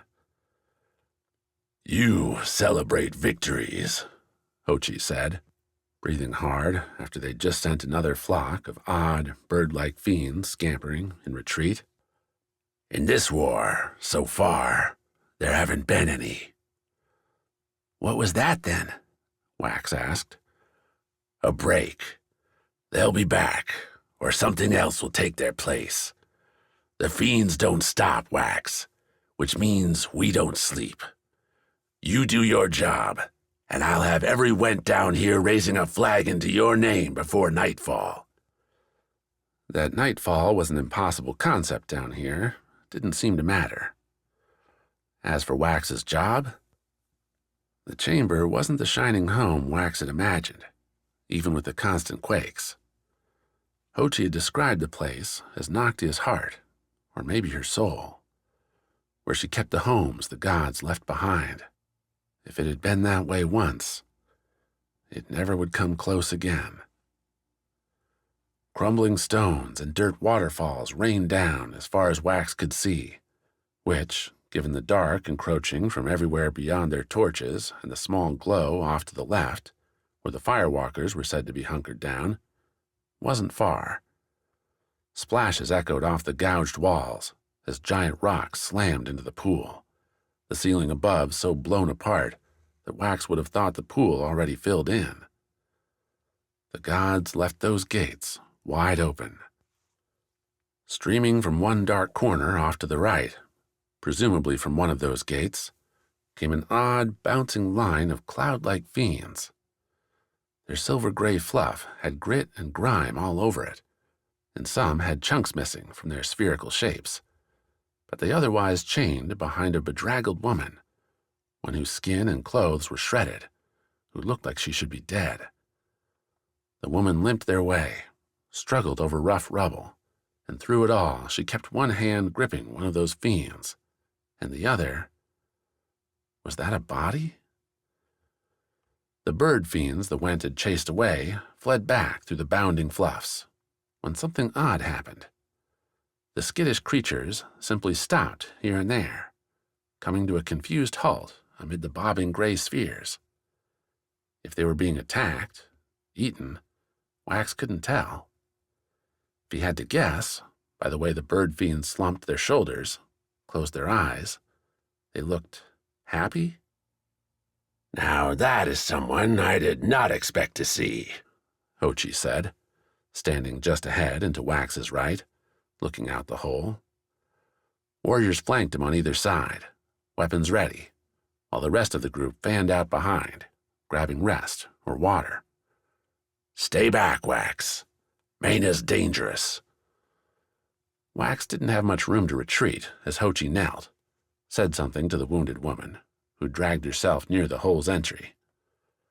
Wax kept his eyes on the fiends gathering behind, was the first to call out a warning at the dark, ghostly swarm drifting from the very same cavern the woman, Mayna, had lurched from moments ago.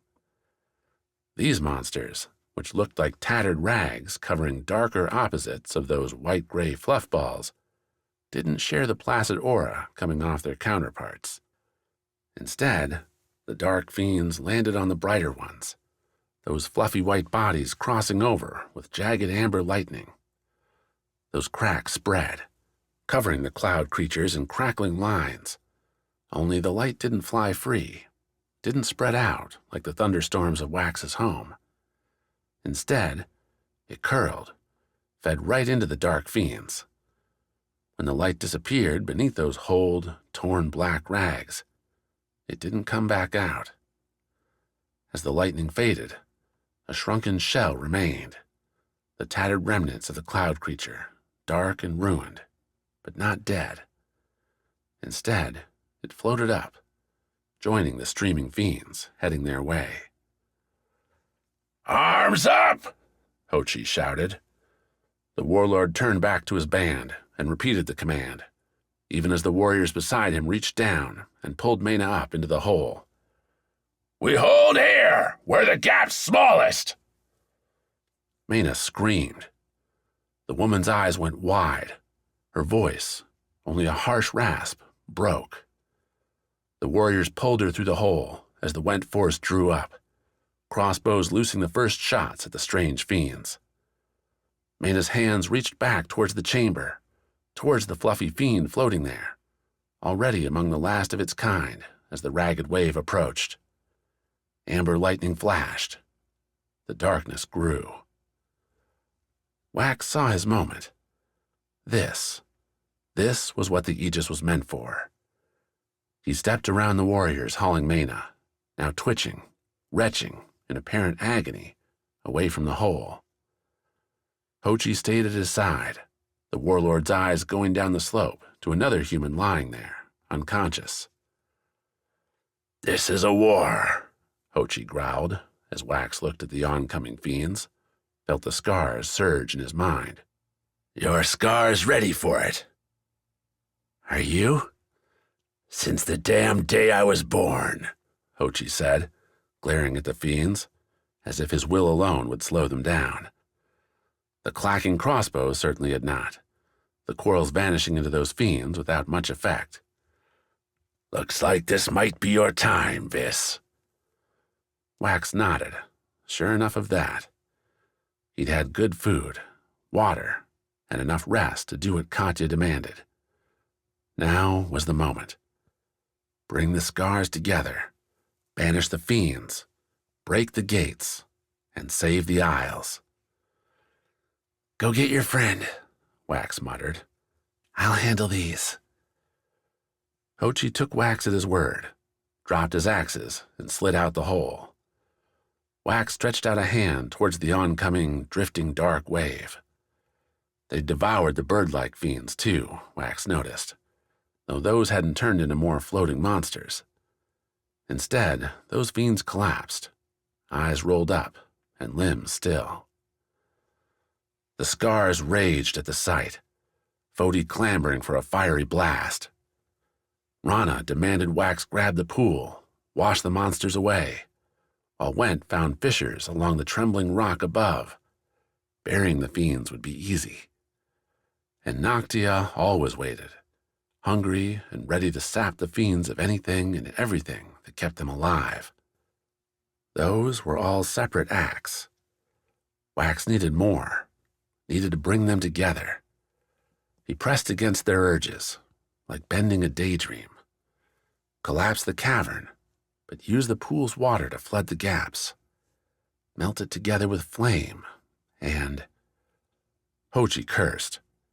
He had both hands on the body, was dragging it up to the hole, when the last clouded fiend, the one Mena had been holding, broke into amber lightning before him.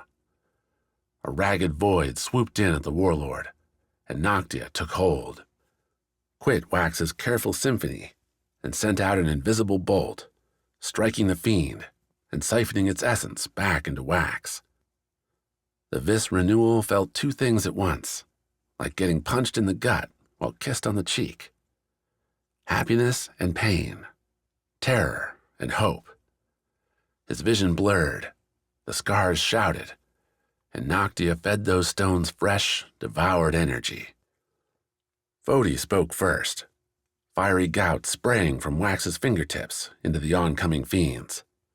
Those flimsy rags blazed up, the dark swirls beneath shivering, yet still coming forward. Went struck next, as Hochi pulled himself up next to Wax, the warlord straining to pull his friend up after him, other warriors reaching in to help. The rock around them exploded, cracks racing up the unstable walls and hollowing out chunks far above. Stones crushed the burning fiends, battered them apart, but still more drifted in. Kance had the answer, summoning up a heavy gust that blew the closest fiends back, where Rana picked up the pool to soak and suck the monsters beneath the churning waters. Wax fell to his knees, his breath going shallow, the scars continuing to spit fire, throw rock, blow and drown the dark wave. Noctia again was ready. Fresh fiends neared, and Wax reached out for them, tore their awful energy away, and drew it into himself. The scars thundered, ready to burn Wax to ash to do the same to the fiends. Behind him, crossbows fired again. Two warriors, either stupid or brave, sidled up next to Wax, with went blades high, stabbing them towards the tattered revenants billowing in. So many, and beyond them, so many more. The Tamaskar snuck in behind the raging noise in the renewal's head, suggesting something else, a reminder, an urge to unite the stones. The gods together, as they'd always meant to be. Give me time, Wax said, shuddering as he spoke, and he felt a heavy hand push the Vis back from the gap. You will have it, Hochi said, his friend deposited next to the still screaming Mena behind Wax. As long as we can give. Those ragged terrors swooped in, dodging sword thrusts, taking crossbow quarrels to their voids, and feasted on went souls. Beneath the rage, Wax listened for the cadence, the pulse coming from the scars as they shoved his mind towards ruin, destruction, salvation. Fody hammered a steady refrain, constant and crackling. Went swept in behind, slow and heavy. Rana and Kance skittered in staccato bursts. Tamas and Vis hung to the middle, looping through with smooth melodies. And Noctia? Noctia blared her demands at random, overtaking the others before disappearing, leaving the echoes of her hunger. He'd never picked them apart like this, and as he did so, Wax felt them responding to his attention. Their sonorous feeling glowed as Wax turned his focus to each scar in turn, and though Wax wouldn't call himself a musician, Kid-Eye had been a city of song, telling Fody to slow its rumble, for Kance and Rana to separate their solos, for Noctia to slam a climax. Wax did these things with his eyes closed, his ears shut to the battle around him. Went bodies knocked Wax around, with hands steadying the renewal if he ever stumbled. Hochi's bellowing orders came through dim, while Mayna's high-pitched rasps continued, the woman right at Wax's feet. He pushed that world away. It wasn't important. Not now. The scars fell in line, an ordered march of power. The synchronicity happened all at once, with no hint, no ramp-up. In one moment, Fody fed its energy to Rana, then to Tamas, Kance, Vis, Went, and, in a tumbling crescendo exploding through Wax's mind, body, like he'd jumped into the coldest sea, the hottest fire, Noctia struck the final chord. In that moment, sharp doubt dashed in. Katya had suggested the symphony. She'd never told Wax the order. The scars, unified, released. Wax opened his eyes and saw nothing, but he felt those lines, those invisible noctial lines launching out from him. 6, stretching ahead and out, searching for the gates. A warrior hacking at a ragged fiend saw her enemy burst alight in purple-black flame, saw the stones behind it dissolve as a line lanced through. The ground quaked. Mayna screamed again. And Wax followed the lines, all of them, all at once, to those swirling motes. The line swept in, brushing those swirling lights, tracing lines between them, connecting not glimmers, no, but scars, shimmering scars, stuck holding open the way to their gods' homes. Noctia had bound them, had brought them within herself at the last, and Wax found them, felt them, and heard their songs. They swept back along the noctial lines, their meters, beats, voices, giving Wax a choice. Leave the gates alone in their eternal course, or let Noctia finish the song. Let the scar stream along those lines and shatter those swirling gates. He had only one answer. Wax gave the scars to Noctia, and the goddess, ever hungry, ate.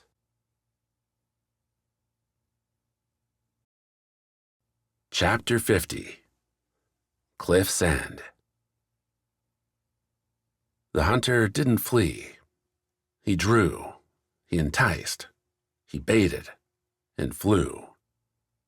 Freed from his fellow hunters, from the chains keeping him to traps and a set slow path, Quik rediscovered dormant instincts as he leapt, swung, and pulled himself along the cliffs.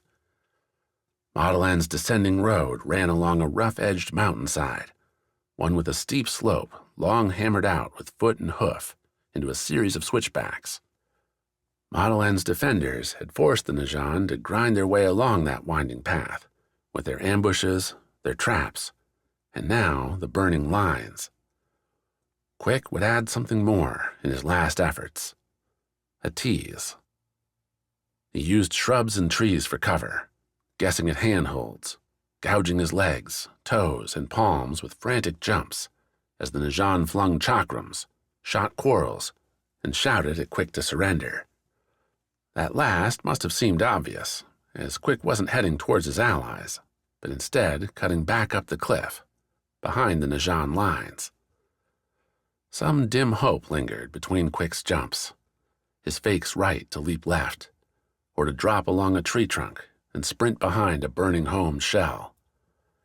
If Quik could get far enough, he might outrun the Najan columns, disappear into the jungle west of Mottilan, then cut north and down the sheer cliffs to the shallows, and from there to Sawi, Annalise, and the others waiting at the seaside caves.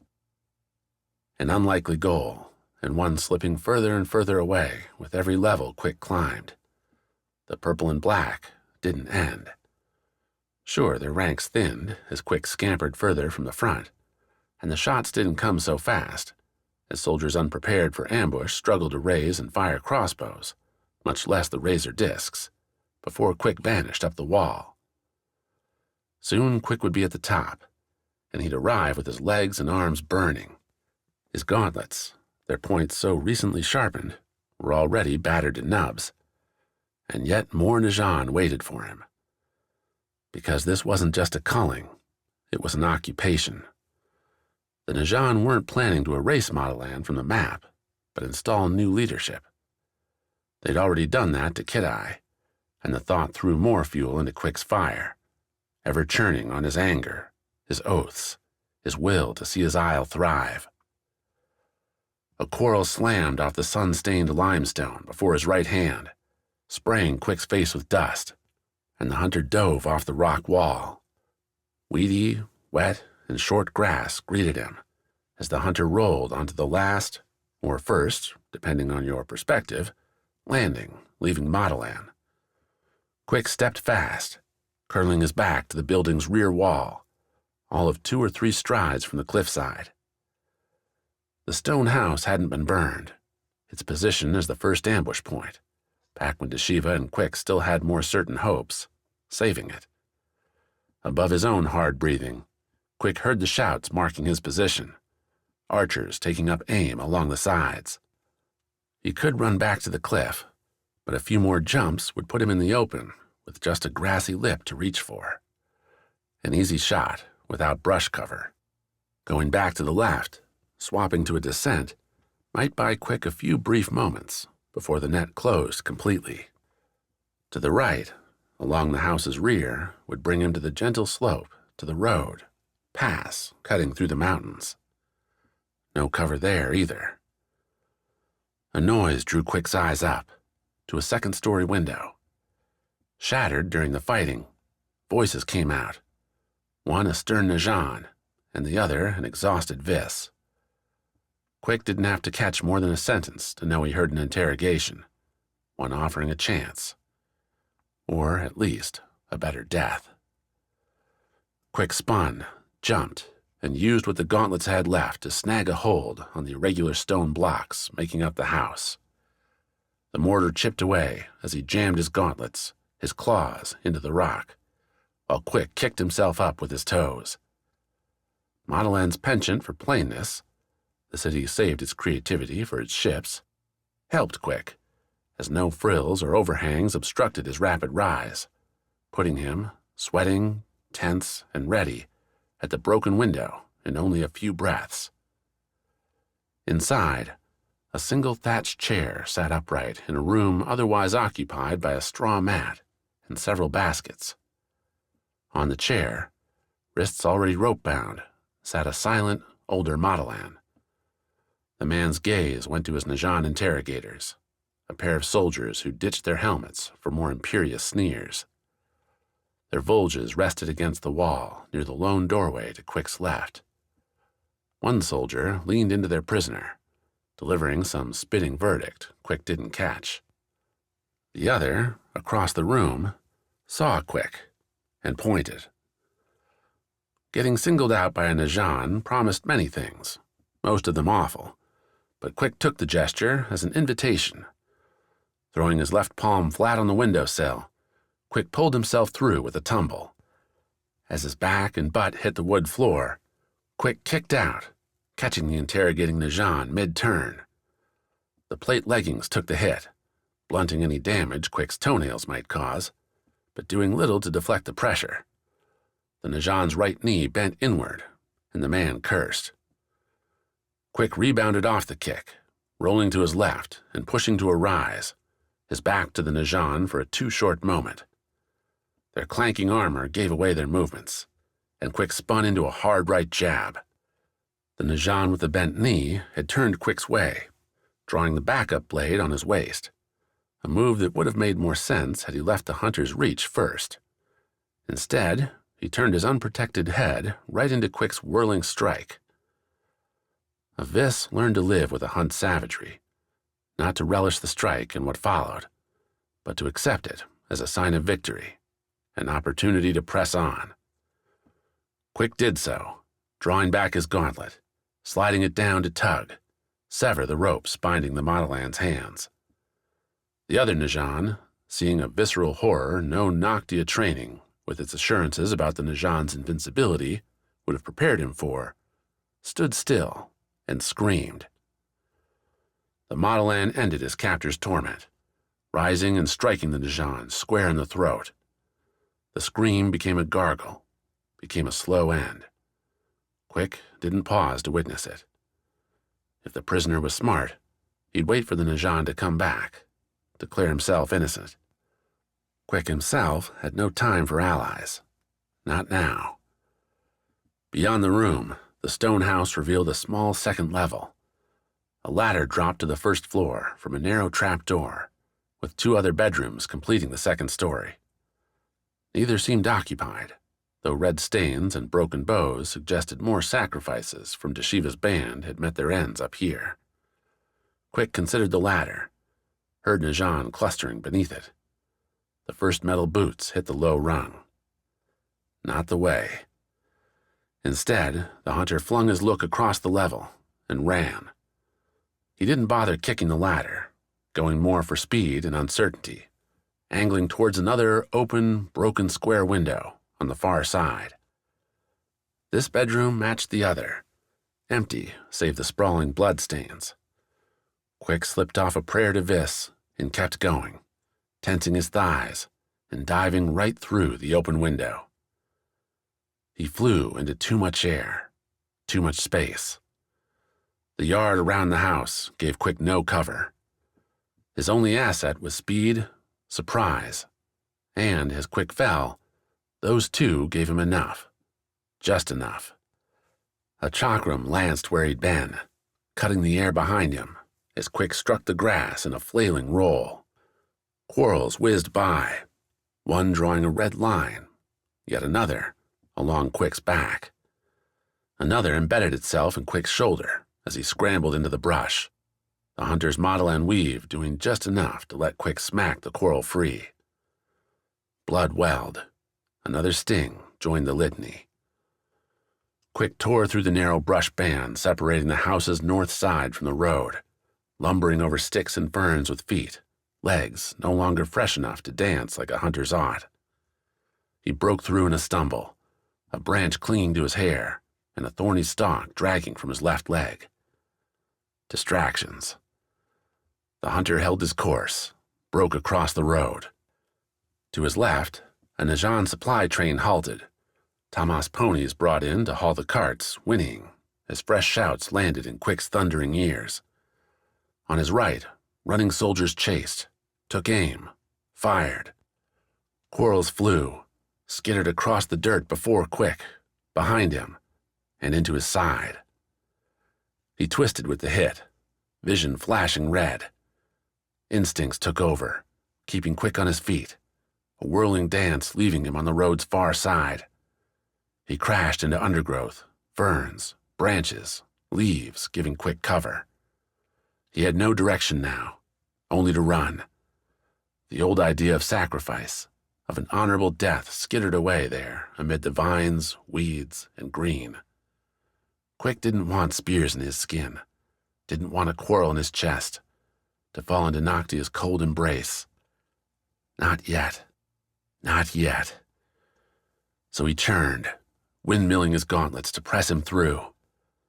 Behind, Najan's soldiers struggled to follow in their armor. Curses mingled with hard orders to keep after the Vis, to chase him down, to kill on sight. Yet Quik was gaining ground. His side was slick with his own blood, but the hunter, for the moment, lived. With life came chance, came hope, came a cliff. The foliage gave way to a narrowing precipice, one dominated by grasses, weeds, and an odd machine. A crane with a cage lingering over the cliff's edge. Quik, lungs heaving, stared at the thing like a broken promise. He'd fought, run, dodged all this way, only for this? Stumbling forward, the jungle behind him filling with Najan, Quik came up to the crane. Far below, Mottilan burned. The others had done their job then, and their last remnants streamed onto ships. The hunter picked out Shiva's archers, returning fire at Najan vessels. Pesky, but not enough.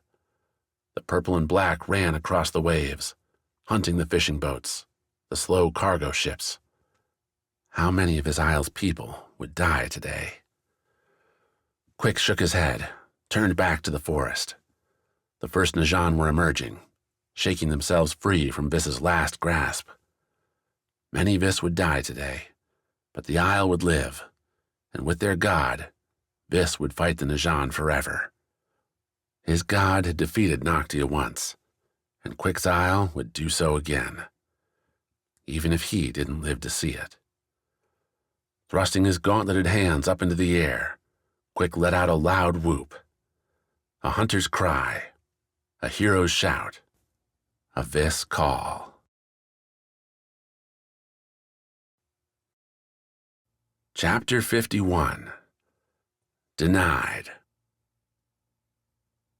She didn't choose to scream anymore. It happened, her body racked with burns, broken bones, cuts, and bruises. Thirst and hunger. Exhaustion should have claimed Mena. Death should have, and she wished for it there on that cavern floor, with the went around her falling back. The dark fiends flowed through the hole, siphoning away in their hideous sucking howls any went who stood their ground. Even Hochi, there in the center, swinging his axes as if they mattered a damn, disappeared as the fiends surrounded him. The only one they avoided, who stood out to Mena's blurred vision, was the strange young man standing just before her. The two fiends who'd come close to him had gone up in purple flames, vanishing to nothing more than a few ash flakes. After that, the fiends had left him alone, and so he'd stood stock still, seemingly oblivious to everything around him. She'd lost the cloud creatures, and with that, Mena's only chance at sanity. She screamed again, a tremor rising from her leg and spasming through her throat. Another would come in moments, between wheezing breaths. To her right, somehow, lay Haggarth, still sweaty, cold, and unconscious. A measure of peace in that, at least. Mena shifted her eyes back to the young man. Another fiend, perhaps overcome with the wild moment, attacked him, set that dark visage before the man, twisted its shapeless void to match the man's face, only for black and purple flames to rise up from nothing and consume the creature. And in that, Mena found her answer, her escape. She had done what she promised, broke the chain, kept her oaths as best Mena could. Would the Isles remember her? Would Svard? Not all legends needed to be told. Mena surged up, bones and muscles cracking. She lunged for the young man, diving onto his back, begging for those flames, for that beautiful oblivion, and bounced off him to the ground, drawing a yelp, an agonized curse from the Rana. She rolled off him, waiting for one of those fiends to take her next, but the ramshackle cavern appeared clean, clear. The orange glow from wet lanterns meant no interruptions, and Mena heard no swinging axes, cutting blades, or clacking crossbows. The sheer surprise dampened the pain, nothing making sense. "Hey," said the man she'd tackled. "I think I got them." His voice wavered with exhaustion's timbre, something Mena could empathize with. "Here, I think you might need this more than me." Mena felt her scorched hand pried open. A warm, smooth stone dropped into her palm. A wordless curiosity flushed her mind, and for a terrifying second, Mena thought her split self had returned, until she realized the voice didn't speak in words she knew, or in words at all, really. Instead, the warmth spread throughout her body, quieting the spastic pains and replacing them with itching, with healing's first twinges. "Never felt that before, huh?" the young man said, crouching over her, a wincing grin on his face.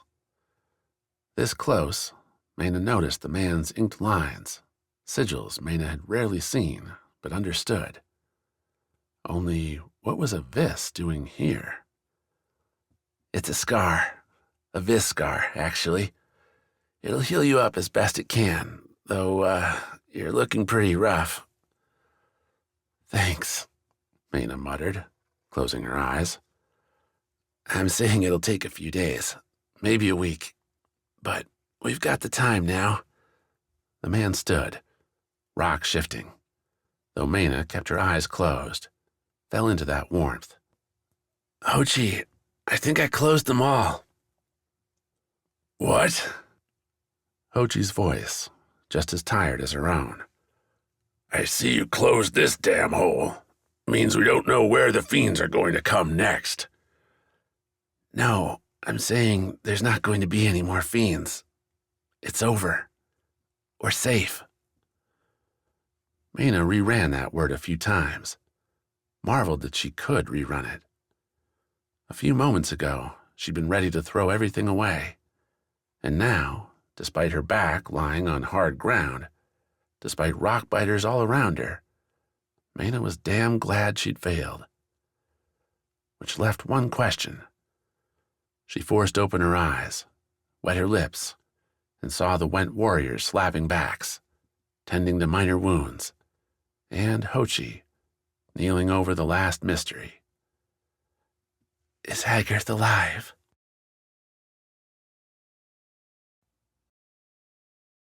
Chapter 52. Animals. Gladring's plan might have worked if he'd been facing normal adversaries. The Kance swordsman, rapiers out, might have been the best fighter on the island. Svard, though, didn't play by the usual rules. "Stay back," the barbarian slipped to Ami, before leaning into a lumbering run towards the swordsman, framed in beautiful morning sunlight amid the Sky Palace's glittering halls. The swordsman bent one knee, not quite to a crouch, and Svard saw what was coming, did nothing to prevent it. The Foti Guardian closed within a couple strides, and, like a viper, the swordsman struck. He unlimbered into a forward lunge, his right rapier leading to dive deep into Svard's chest. The left followed with an equally mortal stab into Svard's gut. Both delivered dull pain. Both should have killed the barbarian at a stroke. Unfortunately for the swordsman, he'd neglected the only thing that might actually kill Svard, tearing the big blade away. As the rapiers dove in, Svard made a choice, and he acted on it, smashing his sword's black, scar-infused hilt into the Kance soldier's helmeted skull. The hit drove Svard's attacker to the ground, whereupon Svard followed up with a hard kick, snapping the Kance fighter's head back, those eyes rolling up and out. "That's really not fair," Ami said, coming up next to Svard as the barbarian yanked out the rapiers, bloodless, and tossed them aside. "How was he supposed to know?" "I left him alive," Svard replied. "Figure we're square." Ami laughed, and they looked at the elevators. Neither one was at their level, and even if the pair could get on one, an attentive Gladring loyalist, or one whose mind had been warped by those Tama scars, could strand Svard and Ami between levels. "We're walking then," Ami said for both of them, and walk they did. Common sense suggested Gladring would put himself on the Sky Palace's upper levels. The geyser glider method brought the pair close to halfway up, which left plenty of steps to scale. The great slabs ran along the spires outside, a railing along the length, and some weather protection provided by every level's terraces. A beautiful day meant the climb would be a pleasant one, though not for the people sharing the stairs with Svard and Ami. For all their planning, Eujo's sneaky squad hadn't thought about the Sky Palace being, well, a functioning palace. Even with Kance itself in turmoil, visiting traders, loyal soldiers, politicians, and all the staff needed to care for them still ran around the place, and they passed Svard and Ami on the stairs with wide eyes, squeaked screams, and at least 2 separate faintings. "It's because you look so terrible," Ami said after the second, a willowy man who'd gone paler than anyone Svard had ever seen at the sight of his sword. The barbarian had caught the man's fall, set him down on the steps. "Like a petrified, rotten tree, I think." "At least I'm still all me." Svard tapped his face, right where a golden plate wasn't. "To the misfortune of us all," Ami shot back. "The dead king had it right, hiding beneath all that armor." "He smelled awful, Ami. Centuries without a bath, that armor never getting washed." "It's your future, Svard." The barbarian laughed, and the pair picked up their pace. The main mission, retrieving those scars, would be getting underway soon, which meant Gladring would need to be focused on less important things, like keeping his traitorous self alive. The first step on that self-preservation list was location, and Gladring hadn't bothered to hide his. Ami and Svard figured the tenant would be waiting in Kance's power locus, and, after far too many stairs, with Ami breaking into a sweat despite the cool air, Svard, among the many bits of life no longer bothering him, didn't perspire, the pair reached the throne room's level. Given up by snapping silver flags in the sunny morning, an overwrought landing bedecked with carved railings and sinewy statues of former queens, the Sky Palace's flagship floor seemed ill-suited to the devastation Ami and Svard were about to visit upon it. Not that Svard cared. If you wanted to keep your pretty things preserved, best not invite battle into your home. Gladring offered little resistance. No soldiers barred the pair's path down the hallway, so few that Svard would have second-guessed their correct choice if the servants bustling about, eyes always drawn to Svard's black blade, weren't so willing to confirm Gladring waited down the hall. Svard and Ami passed by the elevators, by meeting rooms, toilets, and found most of them full. Kance politicians busied themselves arguing about this and that, as if there wasn't a war going on beneath them, the effect of forced normalcy so off-putting that Svard, more than once, looked at Ami to confirm this whole thing wasn't some sort of delusion. Maybe that fall had hit his head harder than he thought. "Definitely not," Ami said in reply. "Because I'm here and just as confused as you are, with no concussions." The answer waited in the throne room. A sheet covered the window, shattered by Eujo in her escape, the same one Svard had leapt through. The twin thrones lay empty.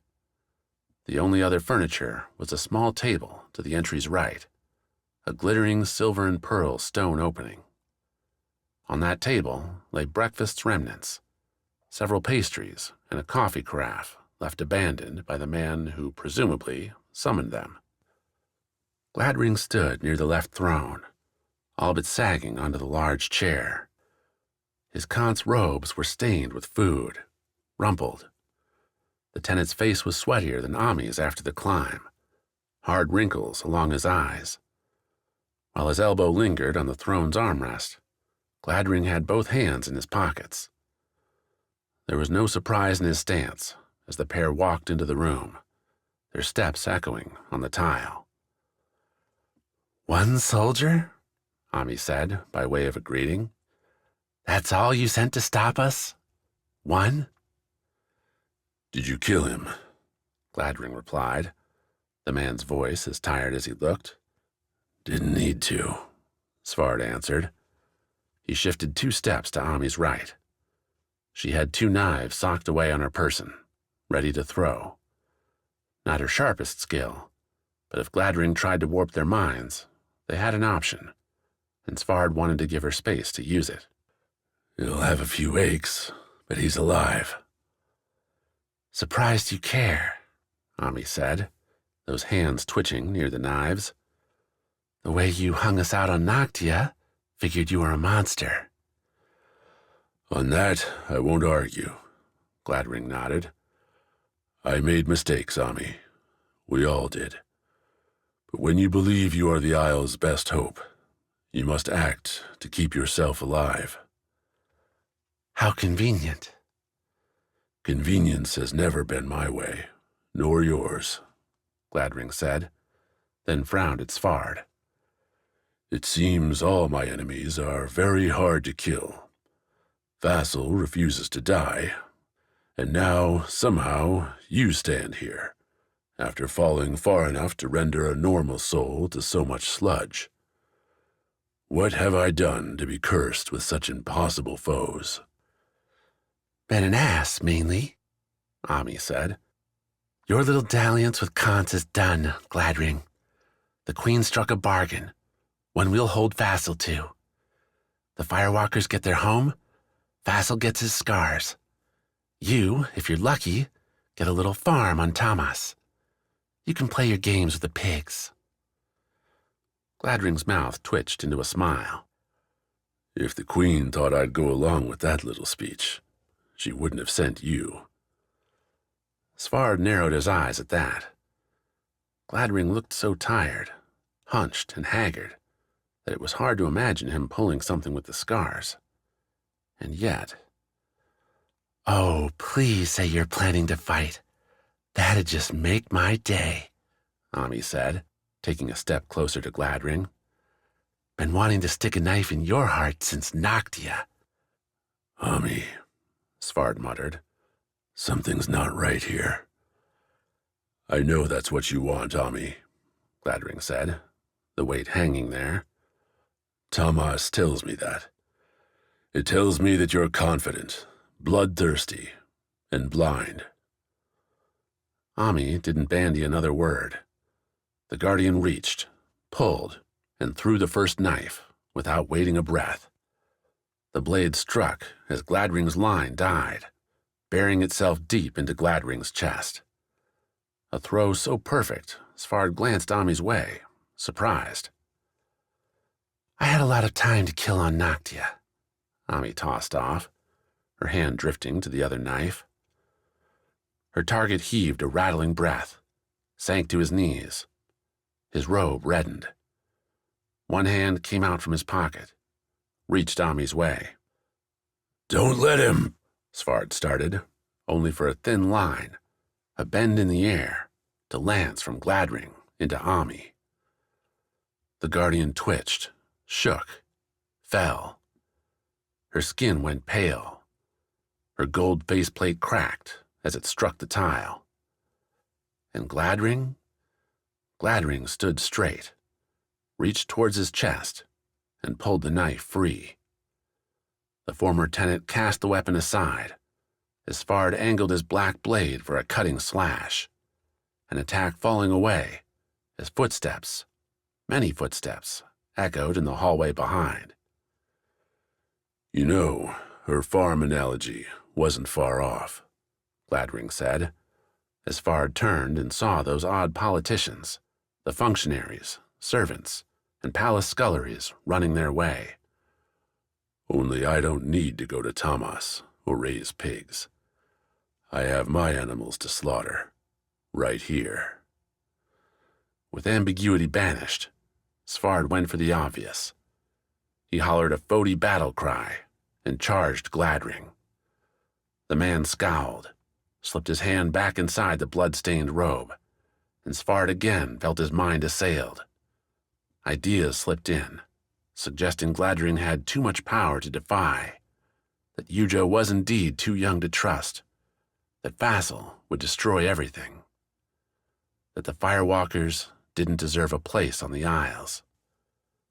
Svard might have ceded points to Gladring on the first few incursions, made at lightning speed as the barbarian crossed the throne room. The last, though, came without Gladring's usual precision, a blunt lumping of Firewalkers in with all other fiends, as terrors to be crushed.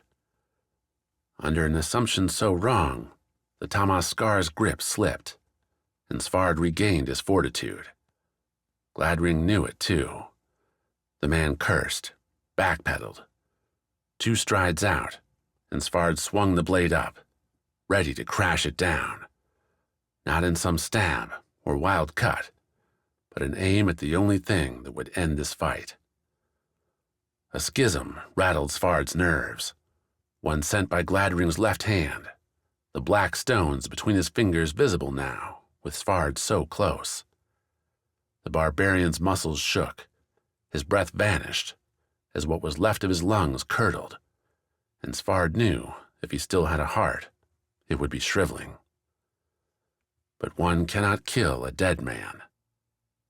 Even so, the tremors knocked Svard's swing off its decapitating course, the blade instead slashing into Gladring's shoulder, cutting deep and sending the tenant sprawling to the tiles. Again, the robe splashed with red.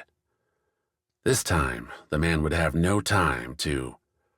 Spindly hands grabbed Svard's left leg. Another body leaped onto the barbarian's shoulders, tripping Svard forward. A third grabbed his right wrist, holding the black blade, and tried to wrench it free. A fourth skewered Svard's side with a breakfast fork. Gladring's army of addled idiots had arrived. Svard caught his fall on his right knee, spinning with his left hand leading the way. He hit one face after another, jacked his right elbow back into the chest of the man tugging at that wrist.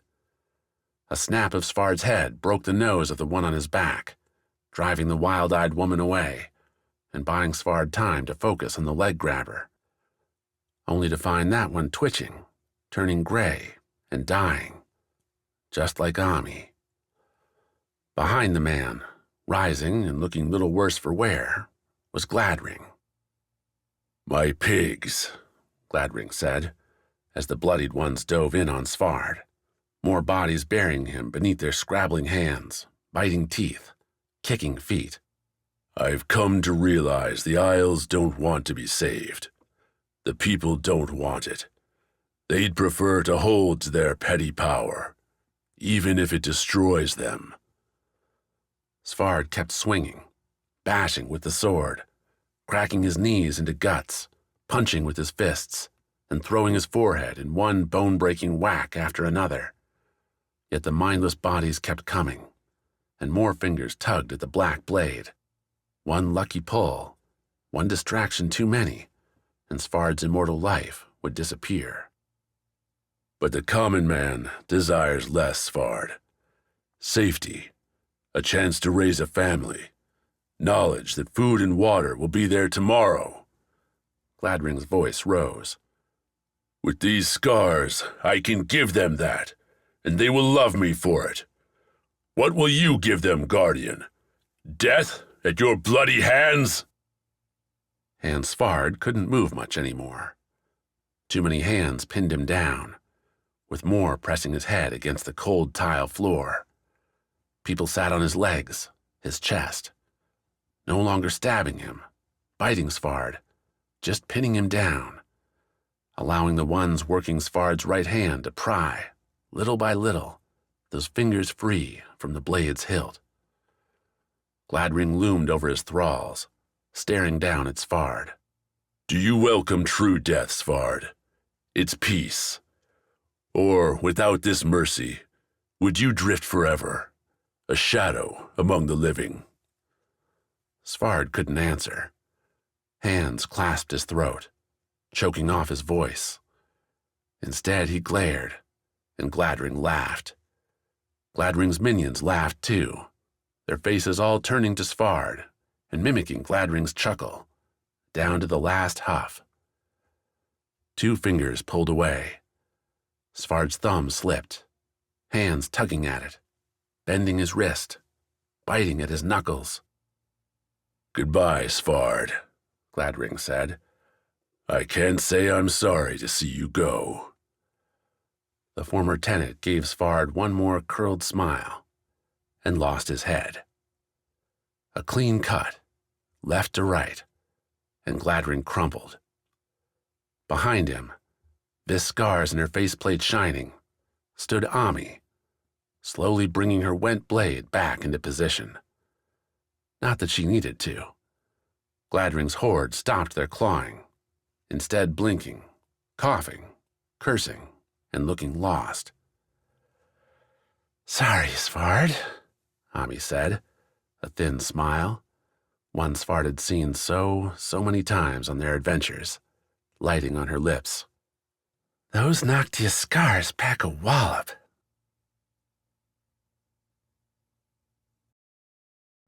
Chapter 53. Heroes Do. When Mena fell into Wax's back, the Vis didn't feel it.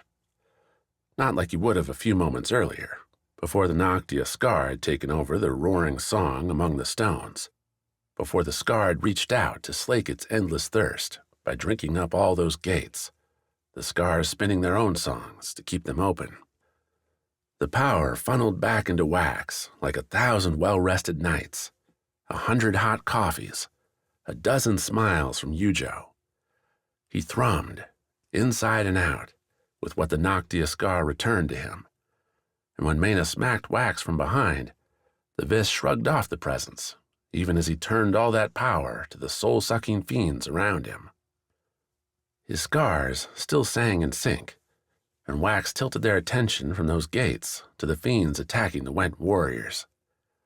Noctia again assumed the lead, snatching out with their bolts to lance every one of the ragged monsters. Fodi and Kance came in behind the death goddess this time, at once immolating the fiends from the inside out and compressing the air around the fiends so the flash fires didn't spread, didn't even last more than a second. Long enough to kill the fiends, let their remnants flutter to the floor. Went came next, feeling Wax's demand and shoving shut the hole to the pool's chamber. Not just that, though.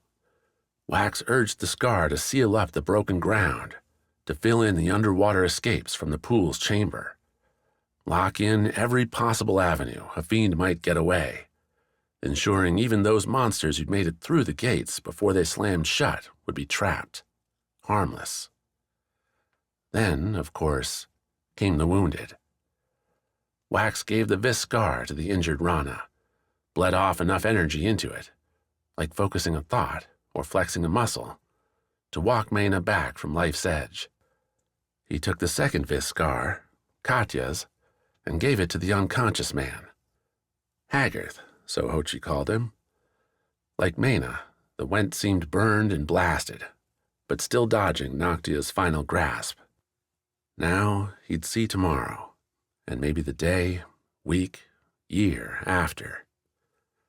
That, at last, earned a hoarse cheer from the warriors around him. Destiny, as Pan put it, was a burden, at least when it shifted from a life of picking mushrooms and swinging in the jungle to saving the 7 Isles. What Pan never mentioned, though, was how good it felt to fulfill that destiny, to bring that weight off Wax's shoulders, to throw it off with enthusiasm, thrill, delight. Wax embraced all those and washed each down with more ale. After they'd returned to Dreamhold, Hochi had called for a celebration. After, of course, the wounded received their care, and the fiend bodies were either burned or butchered. The warlord shuffled Wax away from that, though, and ran him through to a bath and a new set of went leathers. "Heroes must look like heroes," Hochi said, as he walked Wax back to Dreamhold, to a waiting crowd. "This is the moment you become history, my Vis friend. Own it." If only Eujo and Bliss had been there to see Wax's grin, the way he raised his hands, one holding the necklace and the scars along with it. Wax kept Katya's hidden beneath his shirt, because how many scars did one hero need? And soaked in the applause, the clanking ales, the roars from Went and Noctia, who, if Wax had to guess, were cheering their continued survival as much as Wax's part to play in it. From there, the day, the night, and time itself blended into a roiling party. The reclaimed Vis scars let Wax drink Hochi and most of his friends well under the table, a fact the Vis certainly did not reveal, and as each dipped out, or had to be dragged away, someone else would take their place, wanting to share in the moment, as it came to be called, the Seven Isles was saved. Routine ended the revelry bit by bit, as repairs, burials, and trade replaced the party. Noctia messages asked for several weeks to fix the ladders spanning the wound, a timeline too long for Wax, but one he had little control over. The Went scar was too blunt for precise work, and travel up through the dark below to Went, then a ship south, would take almost as long. Besides, Wax was damn tired. He'd been racing across the Isles, gathered the scars, fought fiends, and defied a goddess's legacy by shutting those gates. The dark below, those caves, weren't where he'd choose to stay, and when Vassal sent a personal message that they'd struck a peace with Kance, that Eujo was alive and in command of her isle, well, the waiting became more bearable. An idea, a hope, that lasted until an interrupted dinner with Hochi. A Went scout, declaring visitors were coming, a disheveled group wandering north from Vis, found barely alive, lost in the tunnels, led by none other than Sawi.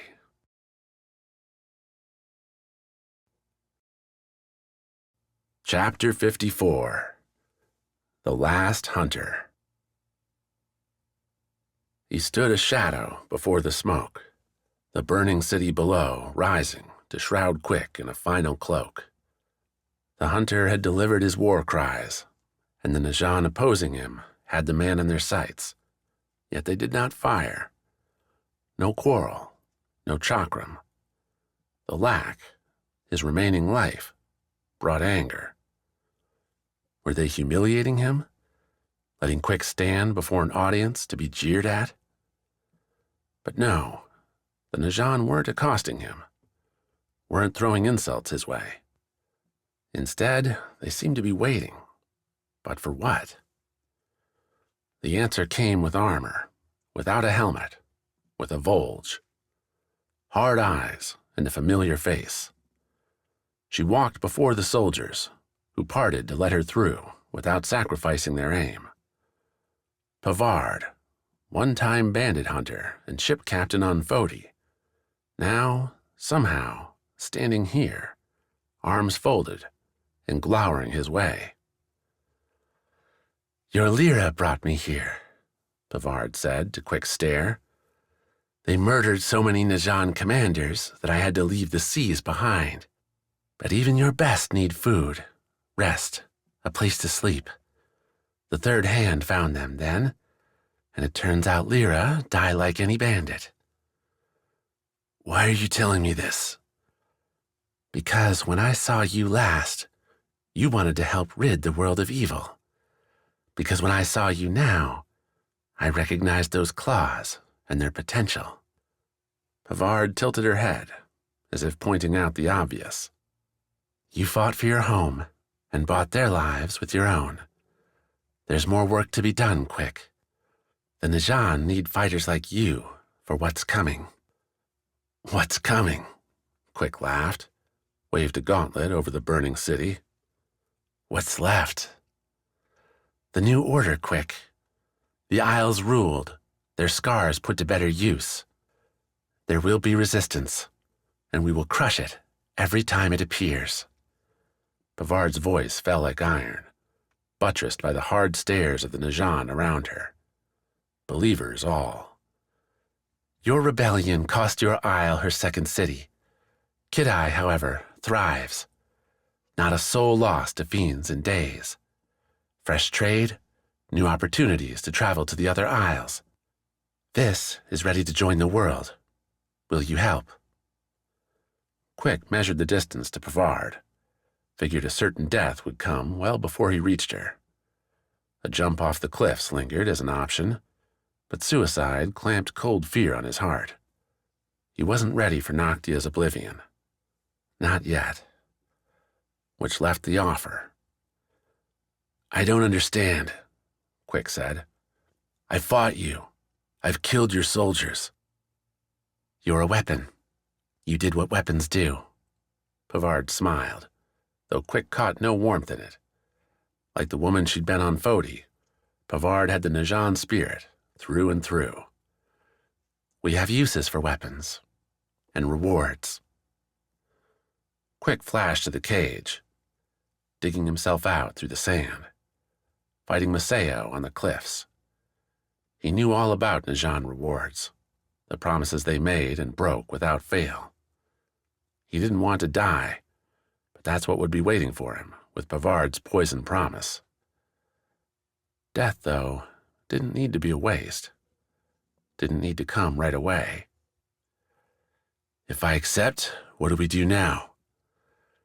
You come with me, guide us through this city, show us the traps, any worthwhile treasure. After, we'll discuss in more detail, over good food and better Tamas ale. Pavard's smile grew. Or, if you prefer, some peach wine fresh from Kidai. That, after the day he'd had, did sound nice. And if he was going to slip back inside the Najan, a coiled spring waiting until he found Fassel's neck within reach, Quik would have to play the part. This would have its vengeance, and soon.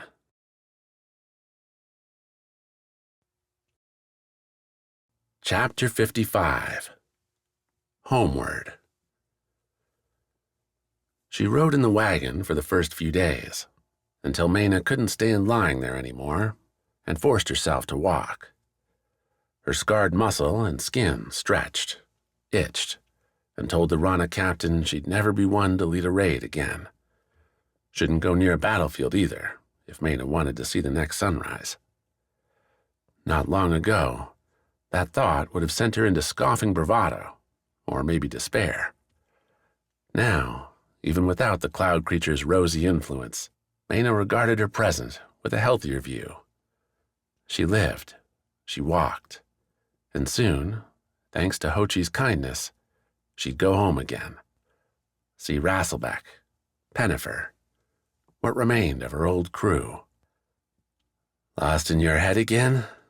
Came the voice, catching some of its old color now, rising above the rolling cart wheels. They were still beneath the earth, in tunnels widened and lit by Went engineers. Would be for another day yet, at least. But with every passing hour, Mena swore she could feel a better breeze, smell a fresh flower. My head's as empty as it's ever been, Mena replied, looking over to the cart, at the equally battered man within. And I couldn't be happier about it. Haggard sat up, put his chin on the railing, studied her. Job done. The man was heading home, too, given some position by Hochi that wouldn't demand any more dangerous interrogations. I still can't believe you're going to get away with it, Haggard said, the barest hint of a laugh coloring the words. Kidnapped a scout, nearly destroyed Dreamhold by causing a fiend rampage, and yet, here you are. Thanks to you. Haggard blinked. Say again? Hochi didn't tell you? All the warlord said was he'd forgiven you, that I should forget about the whole thing. Haggard snorted. Not a thing I'm capable of doing. I saved your life, Rockbiter. Haggith regarded Mena. The cart rolled on, the oxen pulling it with care through the smoothed stone tunnel. The other went around, chatted, or kept silent, largely avoiding the two burned and odd charges making their way to the surface. Odd way of saying you nearly killed me, Haggith said finally. Dragged you out a gate, handed you to Hochi in time to keep that heart of yours beating, Mena said. Damn heroic of me. Haggith shook his head. I don't believe it. Believe what you want. I know the truth. Again, Haggith eyed her that way he had, as if the man were reading her entire soul, inside and out. This time, a more genuine smile emerged. It's gone, Mena, Haggith said. What is? That look in your eye, that killer's gleam. What's there now? What's there now is someone I'd like to get to know. Mena laughed, the sound rolling up and down the cave, beautiful and clear.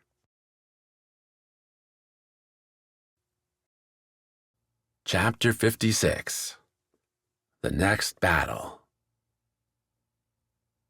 Given some ale and a straight question, Svard would admit he had little use for royalty.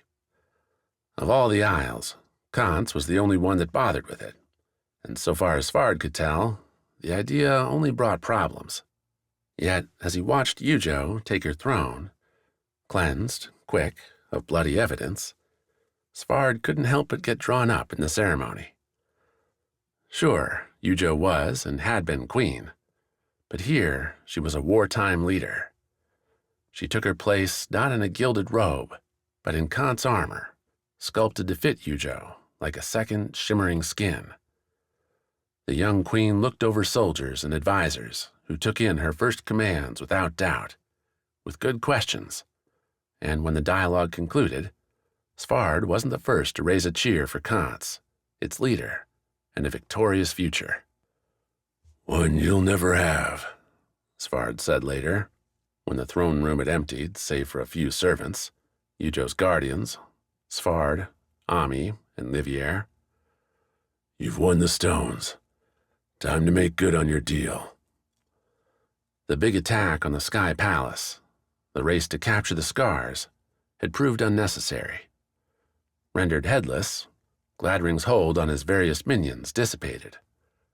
Eujo said the soldiers barring their way had snapped awake, as if from some dream, and bowed to her. Most of the Sky Palace felt the same, though a few politicians, perhaps feeling their proximity to Gladring too close to ignore, had delivered swift resignations. Svard had watched their sniveling flights, making sure to keep his black blade visible to add some speed to their steps. I mean to, Eujo said, nodding at Svard. But my first speech as sole queen of Kance can't be a capitulation to Noctia. I need to win their support first. At the cost of their lives? Ami asked. Najan lives, Torny muttered, the bandit deploying a neat trick, tossing a knife up and down while chewing an apple. It'll be Kance lives if the firewalkers get anxious. Why would they? Eujo said. Tell them, Ami. I'm going to send an emissary to Noctia today with my terms. If what you've told me is true, he'll accept the deal, and we'll put this war behind us. He'll accept, Svard said.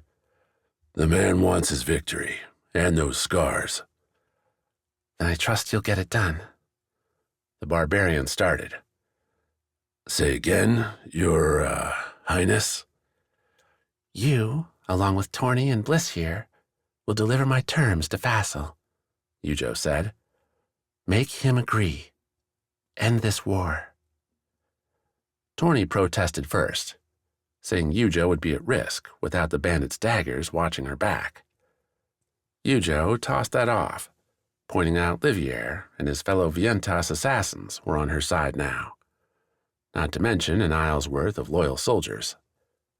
Bliss didn't offer any objection, save to flash a few fingers, at which Eujo nodded and said nothing. Torny caught the gestures too and stopped her grumbling, narrowing her eyes and matching Bliss's solemn expression. What was that about? Svard, Eujo asked, will you accept this charge? Of course, Svard said. And Ami? I get to keep the firewalkers in line, I expect, the gold-plated guardian answered. Which I'm not thrilled about, but I suppose I got to take one head off its shoulders, so I can't complain too much. Then it's settled, Eujo said. Get yourself ready, Svard, and head to the harbor. The Storm's Edge should be ready to sail by tomorrow morning. So many lives ride on you now. Svard laughed. Your Highness, I'm used to it.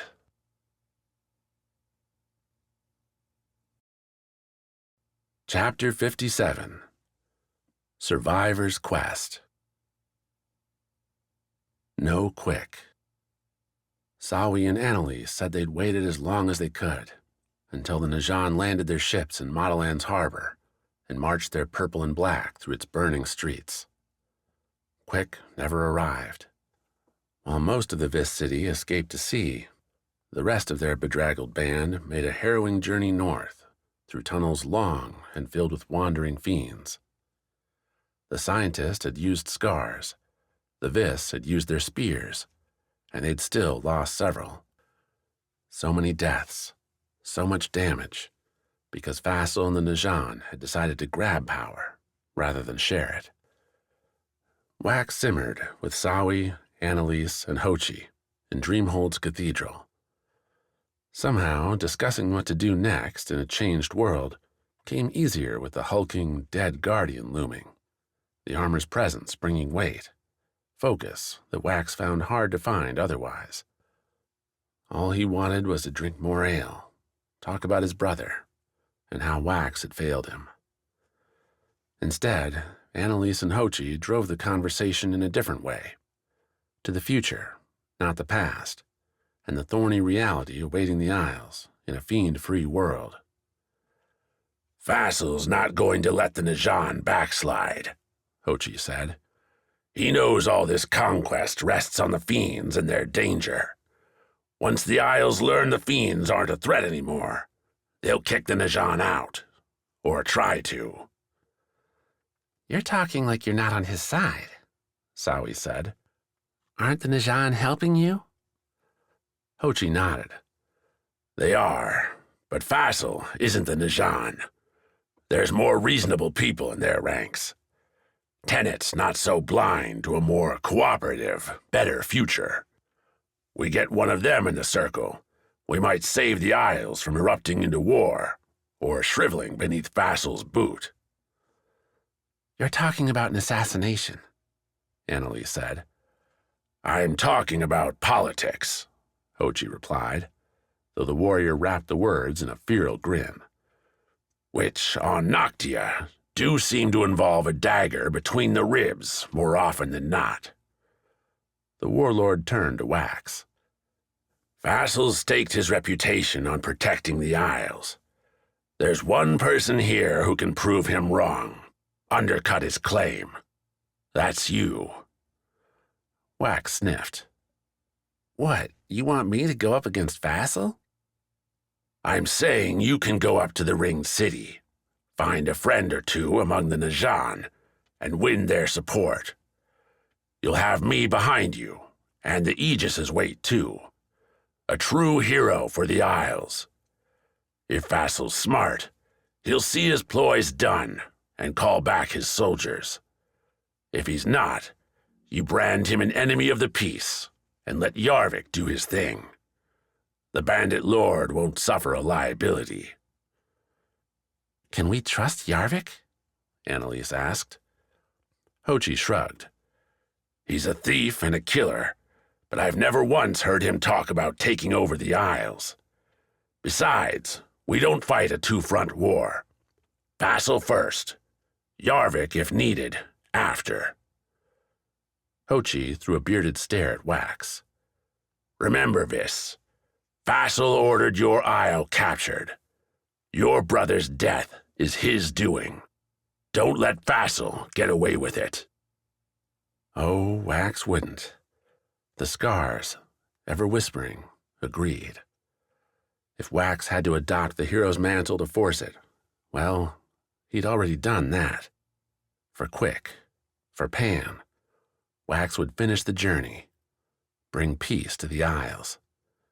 And if Vassal didn't agree, well, the Noctia scar, slithering through Wax's soul, was always hungry. We hope you have enjoyed this unabridged production of The War of Winds by A.R. Knight. Read for you by Jay Ossing. Presented by Black Key Books. This program was produced by Simplify Productions. Text copyright 2024 by A.R. Knight. Production copyright 2025 by A.R. Knight. All rights reserved.